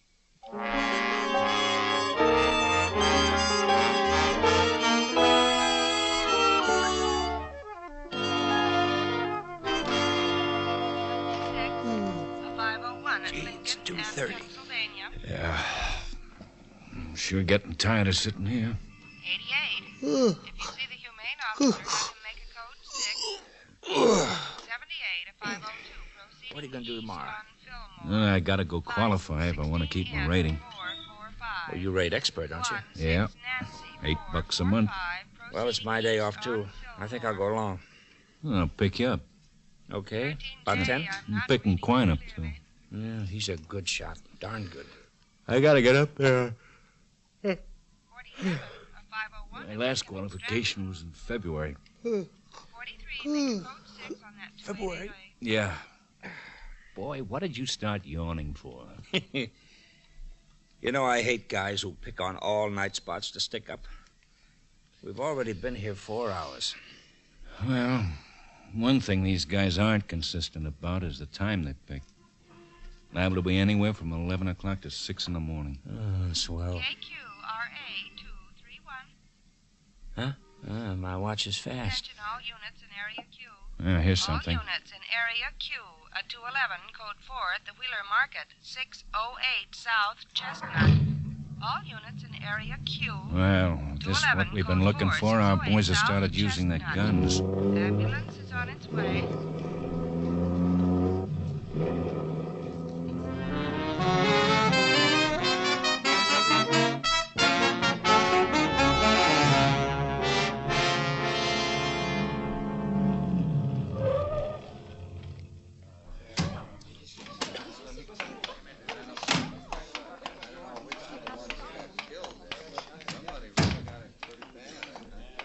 Okay, take it away. That's Asher. Quine's inside talking to the manager. Okay. All right, let us through, please. Let us get by, please. Come on. Who'd they haul off in the ambulance? Manager's son. Oh. Hello, Ben. All right, what happened? This is Mr. Bishop. He runs the store. This is Lieutenant Guthrie and Sergeant Greb, Mr. Bishop. I've got to get down to the hospital. That was his son in the ambulance. Yeah, Asher told me. Please, I should be with Jack. It was the 4 men we want, all right. They came in, held up the cash register girl. Oh, is that her? Yeah, the one crying. They asked for the money, and Mr. Bishop's son went for a gun under the counter. He wanted to protect the store. He wasn't afraid of them. Please, I've got to get down and see how he is. Asher? Yeah, Ben. See that Mr. Bishop gets down to the hospital. Get him there fast. Sure. Thank you. Car's out this way. Get a statement when he feels like it. Yeah, okay. Now, let's go talk to the girl. Okay. Her name's Wilson, Jean Wilson, engaged to the son. Yes, Miss Wilson? Yes. This is Lieutenant Guthrie. He'd like to talk to you. All right. Miss Wilson, did you get a good look at the hold-up men? Yes. Oh, it was just terrible. I've never been in a hold-up or anything. It was just awful. And when that one man shot Jack, it was just terrible. You could identify the man who shot Jack, though, huh? Yes, I could identify him. I think I could identify all of them. All but the one who stood by the door. There were 4 of them? 4, yes. I got a good look at 3 of them. 2 of them came right up to the cash register. The one stood right over there by the vegetable section, but I'd recognize him. And the 4th, he stood by the door? Yes, right over there on the right side. I didn't see him until the 2 men who walked up to me took out guns and told me to give them all the money in the cash drawer. And then I noticed the one standing by the door, just sort of out of the corner of my eye. He had a gun, too. I was scared to death, and Jack, well, he was standing in. Jack was standing right behind her. When the hold-up boys showed their guns, Jack reached for a gun his father kept under the counter. It's still there. He never made it.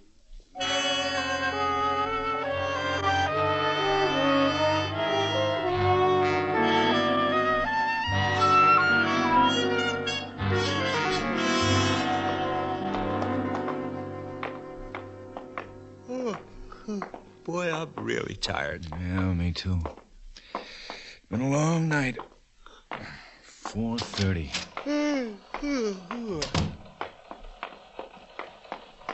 Wonder how Mr. Bishop's boy's doing. We ought to hear soon. Hey, wait a minute. I gotta wash up. Yeah, me too. Matt? Huh? Want to lift home? Yeah, please.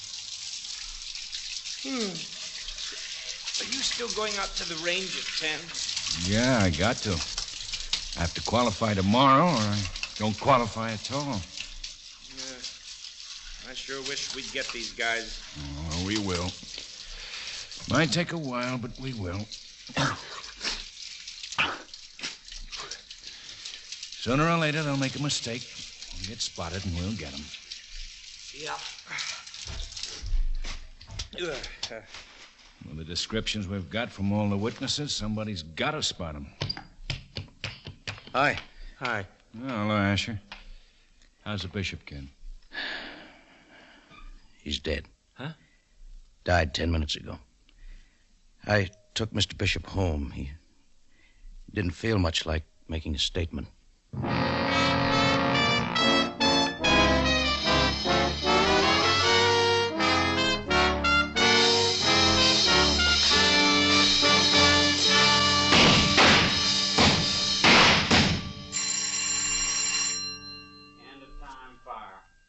Well, let's take a look. Yeah, I felt like I was waving at a bus. You got a 98, Ben. Waving at a bus. That's what I felt like. I wish I could wave like that. 97, Matt. Hey, how about Quine? We got a bet. I'm counting it up. You might as well pay up now, boy. I feel it today. The Annie Oakley of the 16th precinct. 99, Quine. What? You see? Come on. Pay up. You probably made a deal with the range master. Come on, I hate Welshers. Let's have it. Okay. Here's your dime. Wait a minute. You want to double it on the time fire? 20 cents? 20 cents. How you going to eat next week? 20 cents. You want it or not? You want in on this one, Ben? Sure. I'll get in on it. Okay. First half of rapid fire. Load and lock. Fire on third bell.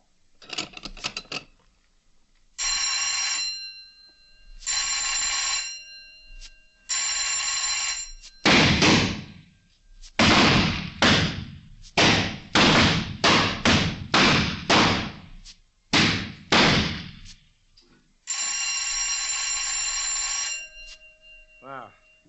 Oh, here comes Asher. Hello, Asher. Hi.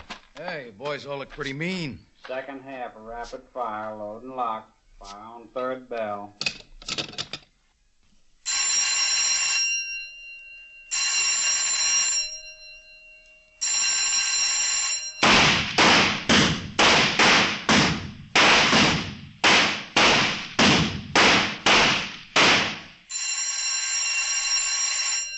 Hey, you look pretty good, Ben. Yeah, he waves, and every time he does, he shoots a 98. They got 2 of the holdup men. Oh, they did? Come on, Matt. Hey, wait a minute. You say they got the hold-up men? 2 of them. Phillips had a rookie out in the car. Spotted 2 guys in a parking lot stealing some stuff out of the back of a car. A couple of young guys. Phillips and this rookie named Crockett picked them up. That's wrong. They got 2 of the holdup men. Phillips and a rookie picked them up. They didn't even figure that they might have been part of the holdup gang. Caught them stealing something out of the car, huh? What? Well, they took them in, shook them down, but not very well. They were bringing them up the back way when one of them pulled a hideout gun. There was a fight on the steps. The rookie got both of them. One dead and the other's dying. I just left Phillips' family. What happened to Phillips? The one with a hideout gun killed him.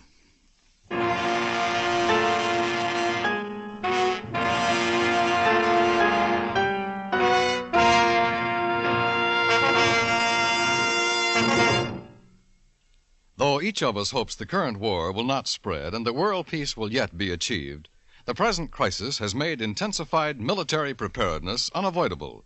Men are being recruited for all the services: the Army, Navy, Marines, Air Force, and Coast Guard. Volunteers mean high morale and efficiency for our armed forces. Go to your nearest recruiting office to see if you are eligible to volunteer. Volunteer today and be the leader of tomorrow.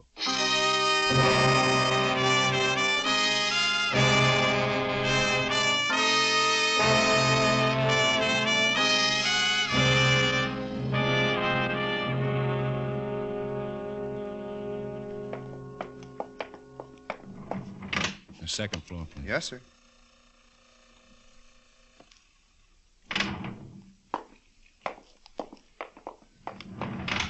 Hello, Guthrie. How are you, Doc? Sergeant Graham.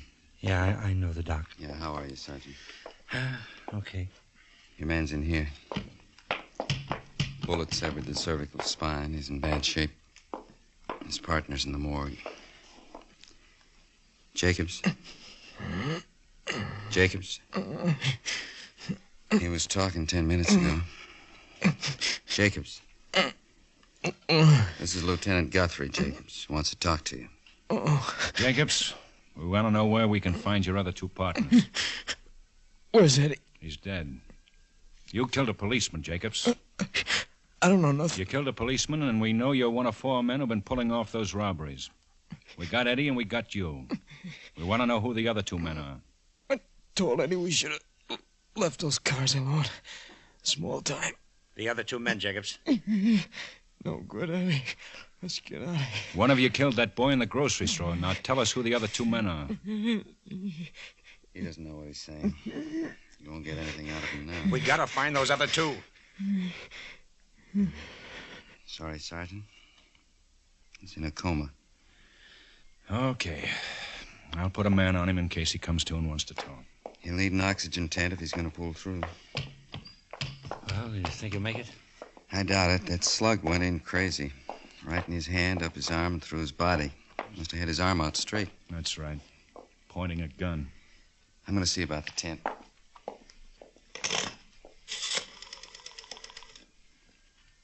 Hello. Robbery, please.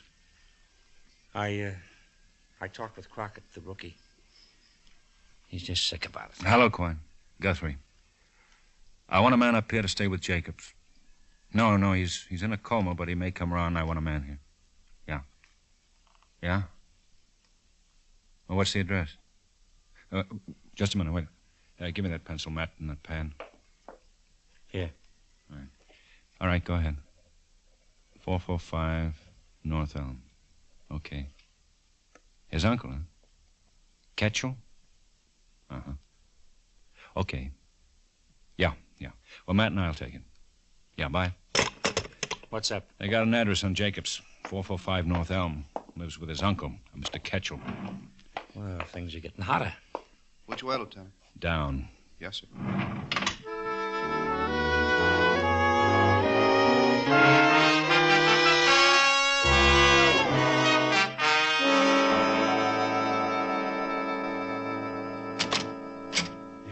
Mr. Ketchel? Yeah. Police. What do you want? We'd like to talk to you. Okay, come on in. Place is a mess. Excuse it. Yeah, we can sit in here. It ain't so dirty in here. How about a drink? No, thanks. You don't mind? I'm going to have one. Just grab a chair. We want to talk to you about your nephew. Yeah, I figured. Sure you won't have a short one? No, thanks. Lousy cough. Had it for a month. No, more than a month. Had the lousy thing since December. Cheers. Your nephew's in the hospital. He is? He was shot. He killed a policeman. Killed a cop, huh? How do you like that? Well, he ain't no nephew of mine. I'm not really his uncle. My wife's nephew. She's dead. I brought him up. He was with a friend, Eddie Klein. Yeah, just like Jake. No good. Knew Jake would get thrown into jail sooner or later.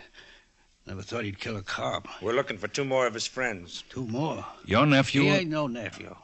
Jacobs and Klein, along with two other men, started holding up stores and gas stations a week ago. Holding up stores and gas stations? Yeah. And we want to know where we can find the other two men. Been sticking up places. Kills a cop. And a young boy who worked in one of the stores. You got to get me another drink. You sure? No, thank you. He never was any good. I brung him up. His family died when he was 3, I think. Wife's sister. Come to live with us. Wife died 10 years ago. Never could do anything with him.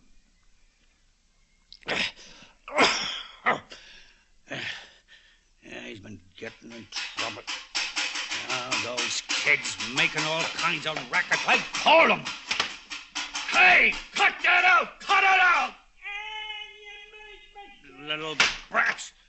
Yeah, they beat that dishpan all day. Look, Mr. Ketchel, can you help us on the other two men? Well, one of them would probably be Willie Harris. They run around together. Where does Willie Harris live? A rooming house over on Maple, next block. Don't know the address, but it's in the middle of the block. All right, thanks, Mr. Ketchel. Sure. Kills a cop, sticks up stores. They get much money out of these stores? Quite a bit. Never showed none of it around here. So long.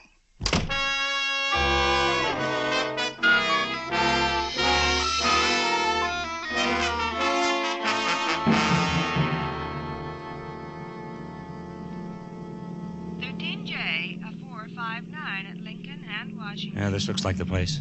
Rooms. 88, Yeah. code 6. Oh, that's us. 88, code 6. 88, roger. Let's go, Matt. I'll use the phone in the rooming house. I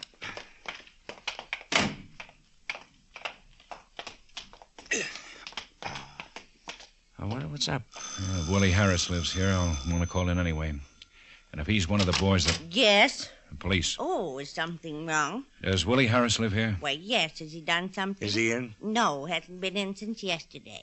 Well, I'd like to use your phone. Well, all right. Has Willie done something? You're going to arrest him? No, we're not sure.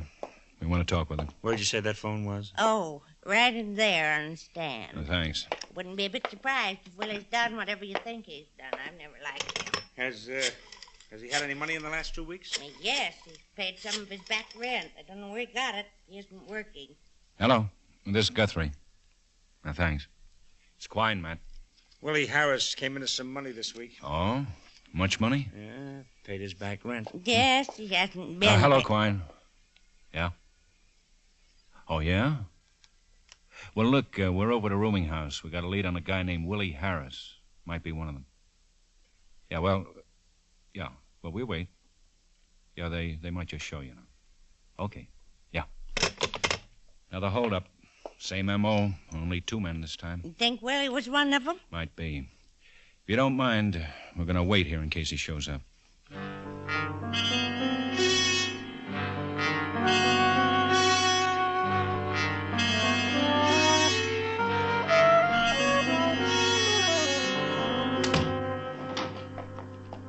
Everybody's out. The men are staked around the block. I just talked to Quine. He's spotted across the street in the alley. Did you find anything? Yeah. Slugs from a .38. No gun. Say, it was a .38 that killed that Bishop boy. Mm-hmm. I'd like to find some of that money. Shh. Huh? Somebody came in.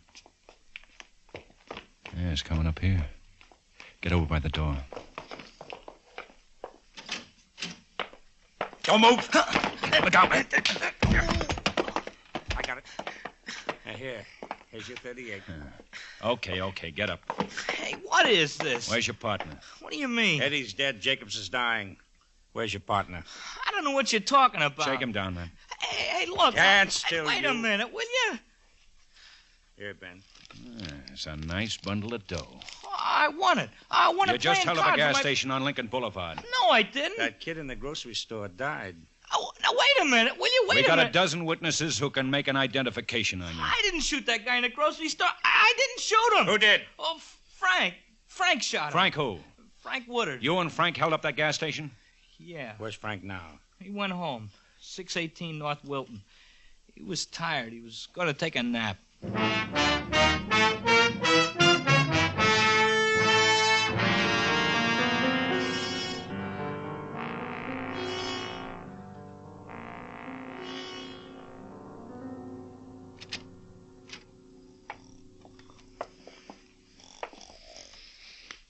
Get up. He said get up. Hey, what? Grab what him, are you Matt. doing? Grab him. Let go, will you? Let go. Sit there to get under the pillar. And a bundle of dough. You busted Get me. up. You're not. All right. Get your pants on. All right. Who told you where I was, Willie? Yeah, Willie. Look, you can't prove Can nothing. Come on, let's go. What about a shirt? Leave the pajama top on. We'll give you a whole new outfit downtown. Okay. Any trouble? No. You can have him, Quine. Oh, here, this is yours. What for? 60 cents. Matt and I got 96 in that last round of rapid fire. You had a 98.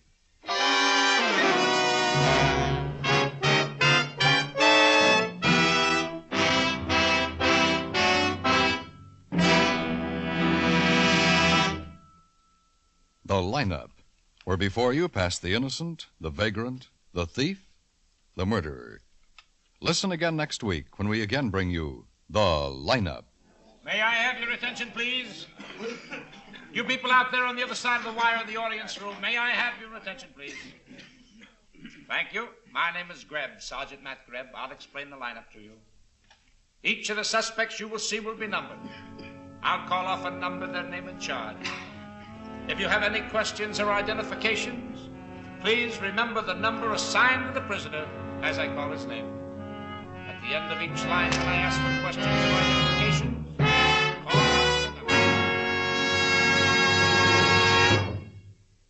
The Lineup, starring Bill Johnstone as Lieutenant Ben Guthrie and Wally Mayer as Sergeant Matt Grebb, is written by Blake Edwards with music by Eddie Dunstetter. Featured in tonight's cast were Hy Averback, Gil Stratton, Vic Perrin, Sam Edwards, Jack Moyles, Gene Bates, Herb Butterfield, Tony Barrett, and Virginia Gregg. The Lineup is transcribed in Hollywood by Jaime Del Valle.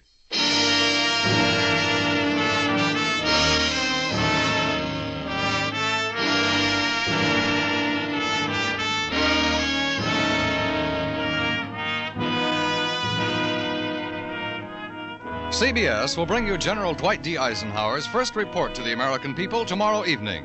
This CBS broadcast will be General Eisenhower's public review of his recent visits to the Atlantic Pact nations, where he laid the groundwork for rearmament under his direction as Supreme Commander. Earlier tomorrow evening, Edward R. Murrow and Hear It Now will bring you a picture of Detroit, Arsenal of the Republic, as it girds for defense production. And for light entertainment, Jan Murray will be present with his Songs for Sale. Songs for Sale, Hear It Now, and General Eisenhower's report will be heard tomorrow evening on most of these same CBS stations.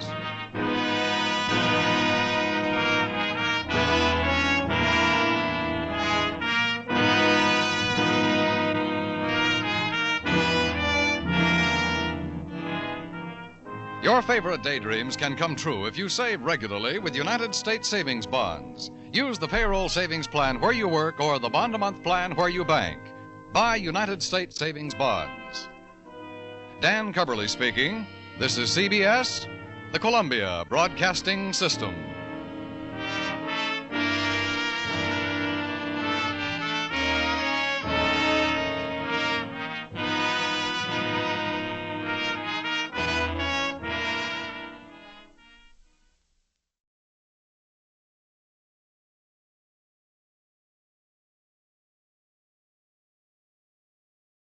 Ladies and gentlemen, we take you now behind the scenes of a police headquarters in a great American city, where under the cold, glaring lights will pass before us the innocent, the vagrant, the thief, the murderer.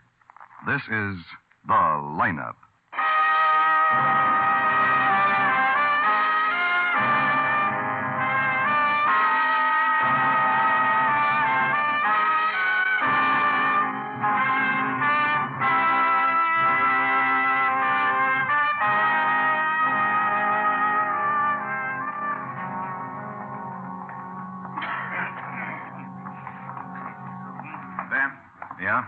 Here's Mr. Wiggins. Oh, how do you feel, Mr. Wiggins? Better.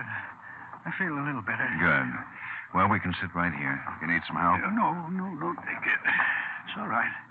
I'll see you later then, Ben. Yeah. Thank you, Sergeant. You bet. Nice guy. Corey? Yeah. How many people do we have to look at? Oh, I think they're 28 or 29. We've had 2 other cases like yours in the past week, Mr. Wiggins. We picked up a couple of guys that might be possibilities, but we haven't been able to get positive identifications. May I have your attention, please? You people out there on the other side of the wire in the audience room, may I have your attention, please? Thank you. My name is Grebb, Sergeant Matt Grebb. I'll explain the lineup to you. Each of the suspects you will see will be numbered. I'll call off a number, their name and charge. If you have any questions or identifications, please remember the number assigned to the prisoner as I call his name. At the end of each line, when I ask for questions or identifications, call out the number. If you're sure or not too sure of the suspect, have him held. The officers who took your name will assist you. They're seated among you. Please be prompt with your questions or identifications. When the prisoners leave here, they are sent to the bathroom and dressed back into their jail clothes. It makes it quite difficult to bring them back after they leave here. The questions I ask these suspects are merely to get a natural tone of voice, so do not pay too much attention to their answers as they often lie. Bring on the line. Okay, move it up over to this side of the stage. Spread out and stand facing the audience, hands to your sides, and keep looking straight ahead. Now, boys, when you answer the questions, talk up so the people out there can hear you. It's a long way to the back of the room, so keep your voices up. All right, number 1, William Bushman, robbery. Take your hands out of your pockets. Where do you live, William? Underneath in Lincoln. Where are you from? Los Angeles. How long you been in this city? About 7 months, I think. Why, September. About 7 months. Were you arrested with anybody, William? Yeah, a couple guys. Well, what were their names? Joe. I don't know his last name. Joe, Lucas? Yeah, number 18, yes. Who was the other boy? Call him Twitch. Herman Twitchell. Ah, he's number 19. Any weapons, William? No. You have a car? No, we was walking. If we had a car, we wouldn't be here. Number 2, Max Sloan, robbery. Where do you live, Max? East side. You have an address, haven't you? 411 Orchid, south. Were you alone when you were arrested? Well, I was with the guy I was sticking up. Was anybody arrested with you? No, I was pulling the job. We weren't sticking up each other.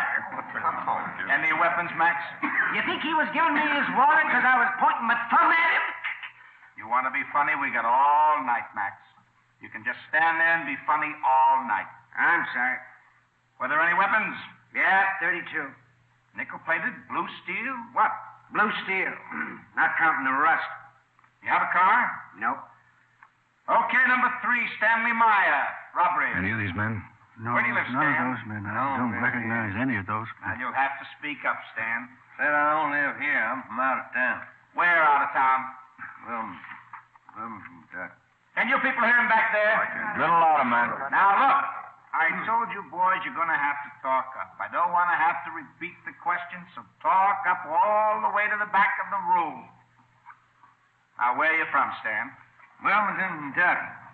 Where have you been staying here?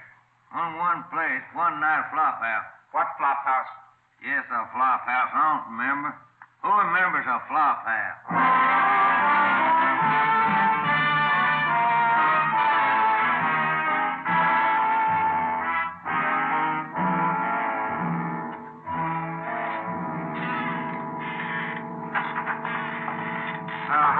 Hi. Wiggins didn't spot anybody, huh? No. Those 2 guys that jumped him did it too quick. Oh, this is the 3rd slugging in a week. Somebody better come up with a halfway decent description. These guys aren't stupid. They follow a pretty routine M.O. Dark spots. Pick an old guy like Wiggins, jump him before he knows what's happening, beat him unconscious, and roll him. How much chance has he got for a decent description? They're liable to kill somebody. They seem to be getting rougher. Yeah. Here's a list of Wiggins' valuables. See that all the pawn shops are covered. Okay, Ben. Other 2 victims didn't have much that those guys might want to hawk, but Wiggins had a gold watch and an old stick pin. Watch had his name and an inscription. They might try to get rid of it. We're in 13J tonight, huh? Yeah. These boys move around, but they seem to stay pretty much to the east side. We'll have the usual cars and 5 auxiliaries. Waldo's putting about a dozen plainclothesmen on the streets. Be funny if one of our boys got rolled. Oh, they're too old. These guys pick 'em old so they won't give 'em much trouble. Nice guys. Yeah. Swell.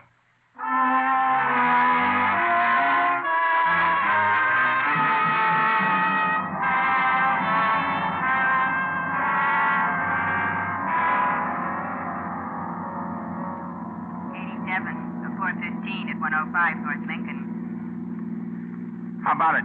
You getting hungry? Yeah, a little. Well, let's pull into Rogers and get a hamburger, huh? Oh, okay.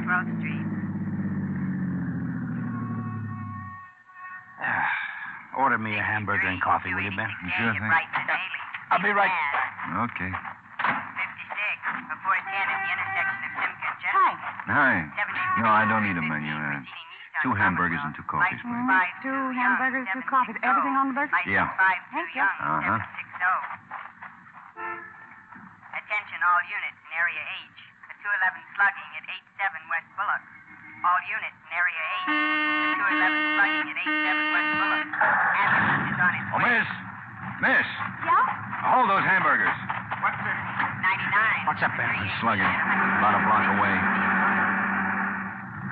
You know, someday I'm going to finish a whole meal.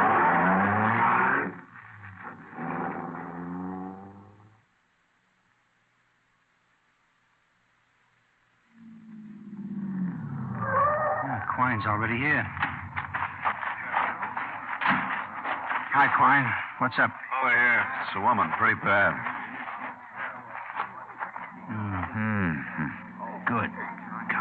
I've done everything I can. Oh, here comes the ambulance. This is the fellow that found her. Mr. Hall? Yeah? This is Lieutenant Guthrie. Tell him about it. Well, I was walking by over on the sidewalk. I tossed a cigarette over here, and I saw her. Well, about then, I spotted this officer in the car, and I yelled. Hi, Doc. Another slugging, huh? Yeah. Well, she's not dead, but she's close. Hey, get that blanket over. Looks like a bad fracture, a really bad one. Lost a lot of blood. You think she'll make it? I don't know. Keep that end up. All right. She's pretty old. Lost a lot of blood. Oh, are you coming down, Lieutenant? Yeah, we'll be down. She didn't have anything on her, Ben. No identifications. They got everything. Uh-huh. You just found her lying here, Mr. Hall? That's right. Threw my cigarette over here. I wouldn't even have seen her if I hadn't thrown my cigarette. They probably waited behind this hedge. Grabbed her when she passed, slugged her, and dragged her into the lot. Yeah, it's a good spot for it. Good and dark. Gee, it was a terrible scene. I still can't quite believe it. What are you going to do about it? What do you think?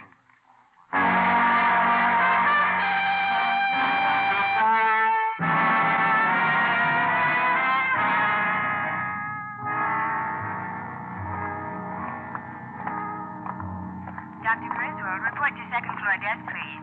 Dr. Griswold, second floor desk, please. Lieutenant. Oh, Murph, that 211 slugging that came in about a half hour ago, who's got it? The old lady? Yeah. She's in surgery now, Dr. Gurdon.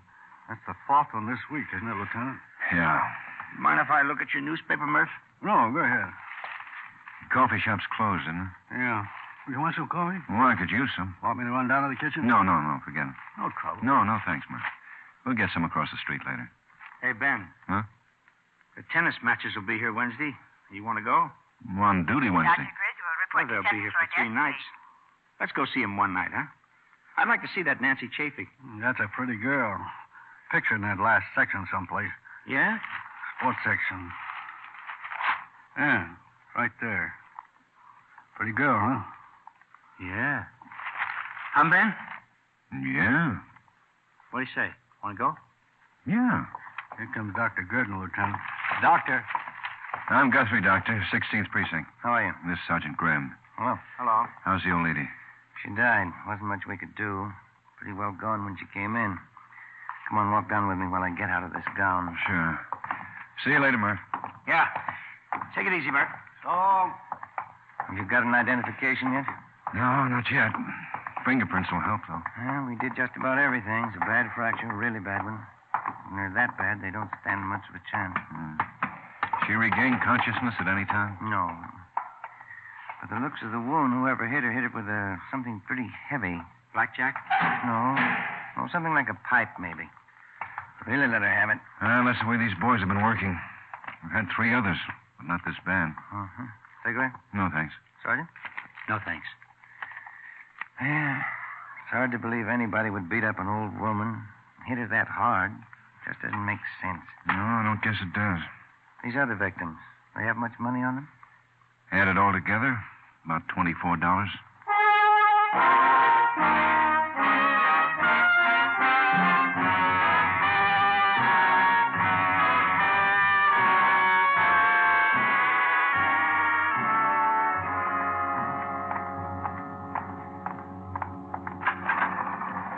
Hi, Ben. Morning, Matt. Anything new? No, just routine stuff. Well, let's grab some coffee then, huh?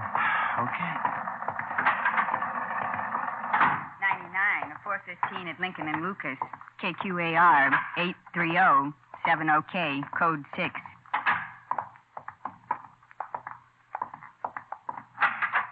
Oh, I was just looking for you, Ben. Come on in. Huh? Morgue sent us over the fingerprints on that old lady. You got an identification? Yeah. We ran a check through, and that's what we came up with. Woman's name is Stokes. Mrs. Rebecca Stokes lives at 518 North Oak with her daughter. Asher went over to get the daughter. We'll need a positive identification. Asher's taking her right down to the morgue. I thought maybe you'd like to talk to her first. Yeah, I would. Let's go. Daughter's name is Lillian Dunn. She was married. Husband killed in the war.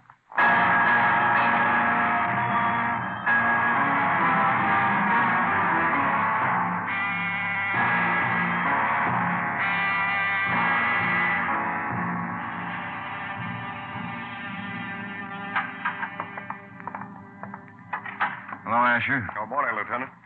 Oh, This is Miss Dunn. This is Lieutenant Guthrie and Sergeant Greb. How do you do, Miss Dunn? How do you do? Hello. We certainly wish we could eliminate all this, Miss Dunn, but it's necessary. I don't think I can go through with it. I don't think I can do it.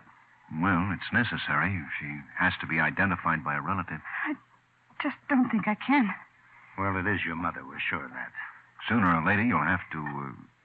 sooner or later, you'll want to see her. But not in here. Please, not in here. We'll have to keep her here until we get a positive identification. Do you have any other family? In Nevada, an aunt and a cousin. Well, if they could get down here, They haven't seen Mom in years. Your mother's the fourth victim in a week. We've got to stop these men. We'll need some information. All right. Where was your mother going last night? I guess she was coming home. She went to a movie early when I guess she was coming home.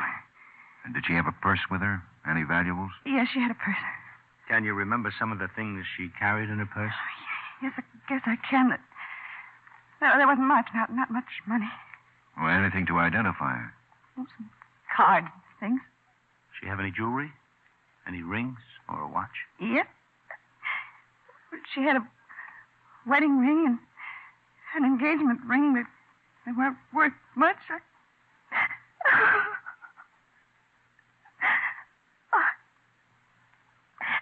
I'm sorry.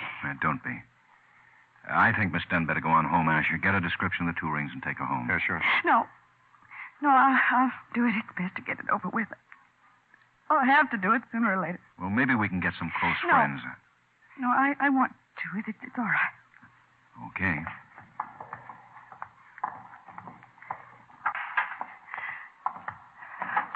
Oh.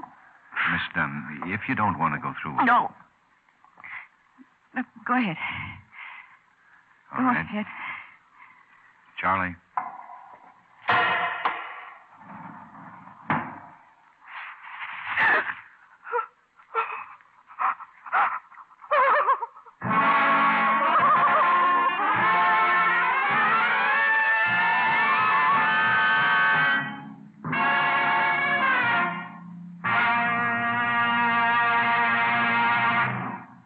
Next Wednesday evening, February 14th, CBS will bring you the exclusive broadcast of what promises to be the greatest boxing bout of the year, the meeting of Sugar Ray Robinson and Jake LaMotta. In meeting LaMotta, Robinson will be facing the only man ever to defeat him. LaMotta will be defending his middleweight crown in this exclusive CBS broadcast, which will come to you on most of these same stations. Be listening for this important sports event next Wednesday evening, February 14th on CBS.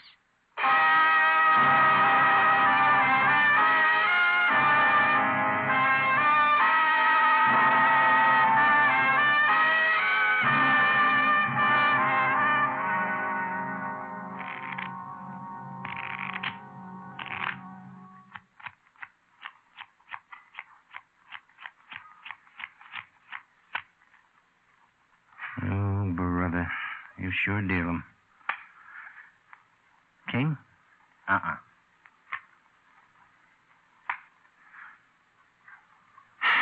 Lovely.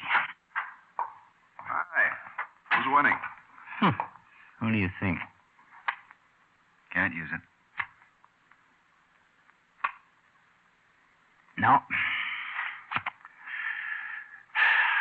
Let's see. No?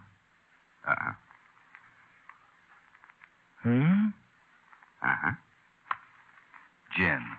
Oh, Quine, do me a favor, will you? Drop dead. Well, you couldn't discard the three. He picked one up. Oh. Owe me 30 cents. Kibitzers. Oh, by the way, Walter's got 8 auxiliaries tonight. You and Matter and 13J again. Well, how about the policewomen? You get 5 of them. They'll be in the area from 10 till 2. One car within a block of them at all times. Well, we got half an hour. You want some dinner? Yeah, I'm getting hungry. Okay. Discard the 3. Wait a minute. Well, you couldn't have. Have what? Discarded the 3. Oh, it had to be the jack, huh? Couldn't have been any of the 9 other cards. You. Yeah? Oh, hello, Mr. Wiggins. Yeah, I remember. You did? Where? 837 South Wilton. Okay. Yeah, we'll meet you there in about 10 minutes. Right. That was Mr. Wiggins. We spotted his watch in a pawn shop. The watch the hold-up men took after they slugged him.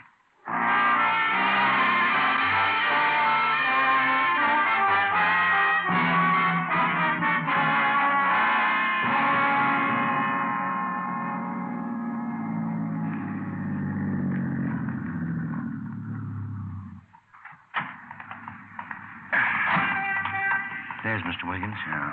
Hello, Lieutenant. Where's the watch? Right over here, in the window. There, the gold one. It's open. See the inscription? Yeah. Okay, let's go in.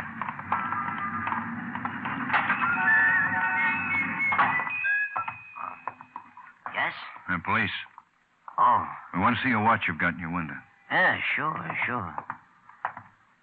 Which one? It's that one, the gold one. The gold. Sure. This one? Is that it, Mr. Wiggins? Yes, that's it. See the inscription? To Dave, love, Alice. My wife. She gave it to me. Hot? Yeah. You remember where you got it? I got a ticket.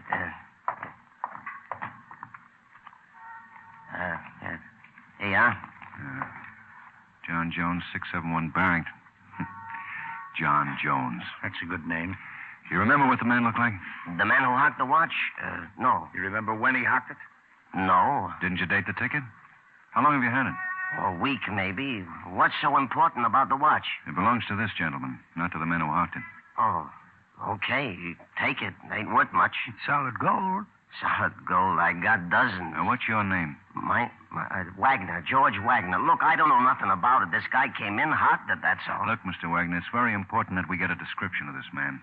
He stole it, huh? Yeah, and he's got a friend. We want both of them for murder. Murder? That's right. You think you might know him if he came in again? I don't know. I don't know. Maybe. I don't remember. You get one of these lists?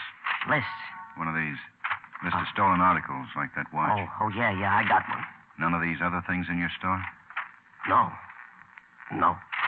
You sure? Yeah, I'm sure. You didn't know about the watch. You better check. Look, I know I ain't got none of them. You didn't report the watch. You better check. All right, I'll check. If I find something, I'll call you. We'll wait. While I check the whole inventory? Just the tickets on the last week and a half. Okay. We'll take a look at them, too. Sure. Okay. Look, officer. Yeah?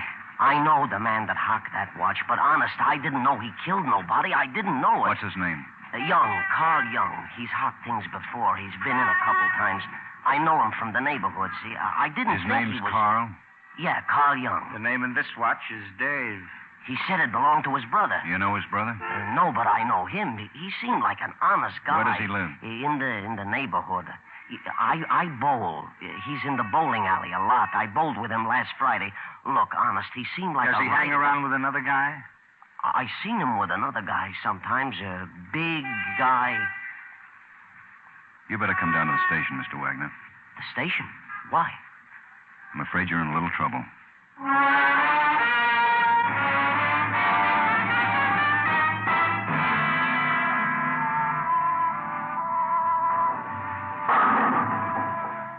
Yeah, I know him.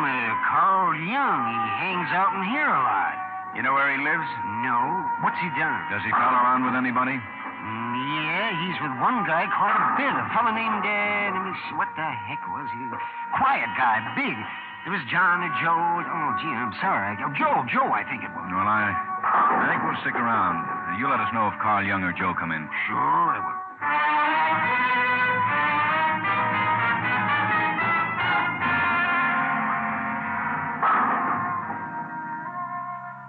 Quine's got a dozen men checking the neighborhood. There are 4 cars in the block. Nobody does anything unless you give the word. If they both come in, we'll take them. One of them will tail him. Okay. Gee, it's 3:30. See that guy down there, second alley? Yeah, what about him? He's bowled 6 strikes.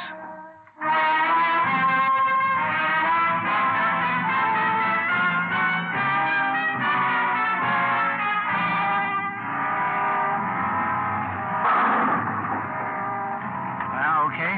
Fair. 150 so far. Yeah, you need a few strikes, friend. Yeah.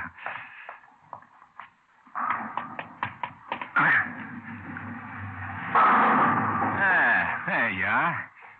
Okay, pick him up. Lieutenant. Yeah? Yeah, what is it? That fella just came in. Which one? The big one. I said, hello, Joe. And he said, hello. His name must be Joe. Oh, get a load of this guy. Where is he? Upstairs in the pool hall. Come on, point him out. Yeah, it's up here. Coming right up here. Hello, Joe. Hi. That's him? Yeah. Come on, Matt.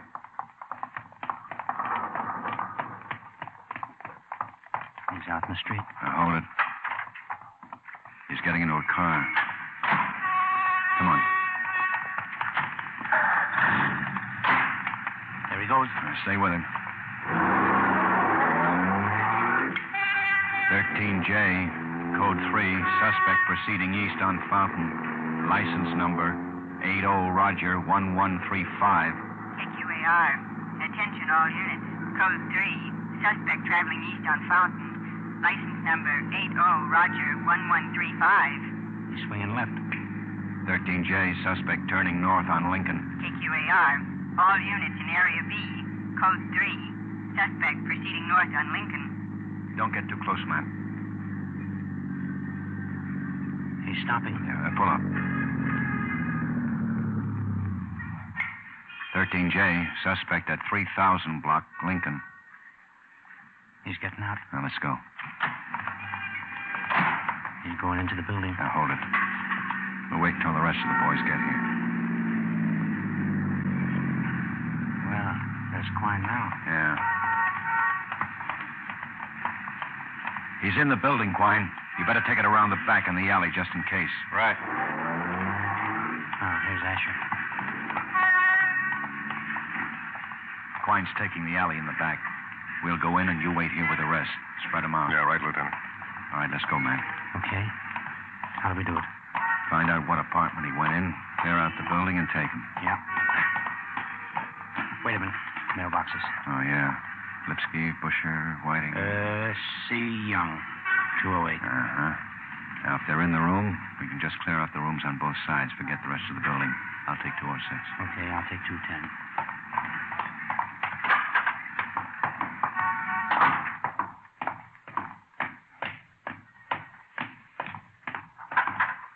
Yeah, sure. So what? I tell you, Carl, it's not... excuse me. Certainly. I tell you, I know what I'm talking about. This thing ain't... Ben. Yeah? That was Carl Young with the big boy. Come on. It's better. We'll take him on the street. They're climbing into the car. Hold it, Young. Look out, Carl! Carl! Watch it, Ben. Asher, over that way. Get them between us. Yeah. Give it up, Young! Give it up! Watch it! They're breaking for the alley. Young's down. Take this one, Asher. Right. All right! Don't shoot! Don't shoot! Quine's got him. Face the wall. Put your hands on the wall. Okay. Okay. Shake him down, Matt. Okay. Big boy wasn't as tough as he looked. Oh, he's been fighting old ladies too long.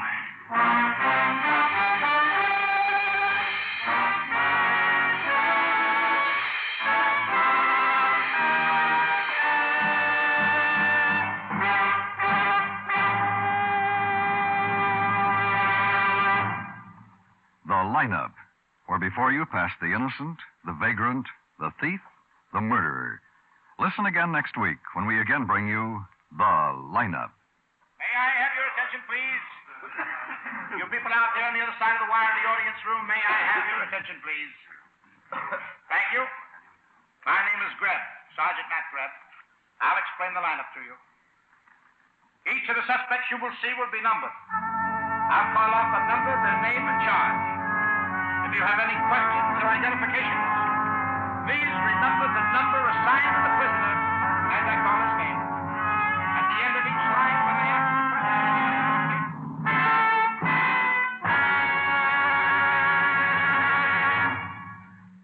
The Lineup, starring Bill Johnstone as Lieutenant Ben Guthrie and Wally Mayer as Sergeant Matt Greb, is written by Blake Edwards with music by Eddie Dunstetter. Featured in tonight's cast were Hy Averback, Sidney Miller, Bill Boucher, Herb Butterfield, Barton Yarborough, Sammy Hill, Mary Lansing, Howard McNear, and Tim Graham. The Lineup is produced and directed by Jaime Del Valle.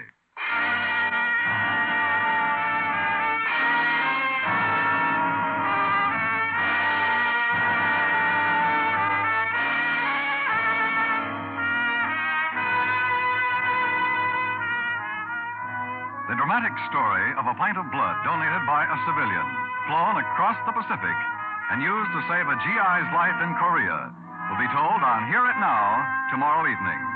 Edward R. Murrow will narrate the drama, and Generals MacArthur and Ridgway will be heard as part of this gripping, vital story. Also on CBS this Friday night, Jan Murray will be here with another bright hour of songs for sale. 4 more amateur songwriters will be competing for nationwide publication and the royalty checks. Songs for Sale and Hear It Now are heard every Friday on most of these same CBS stations.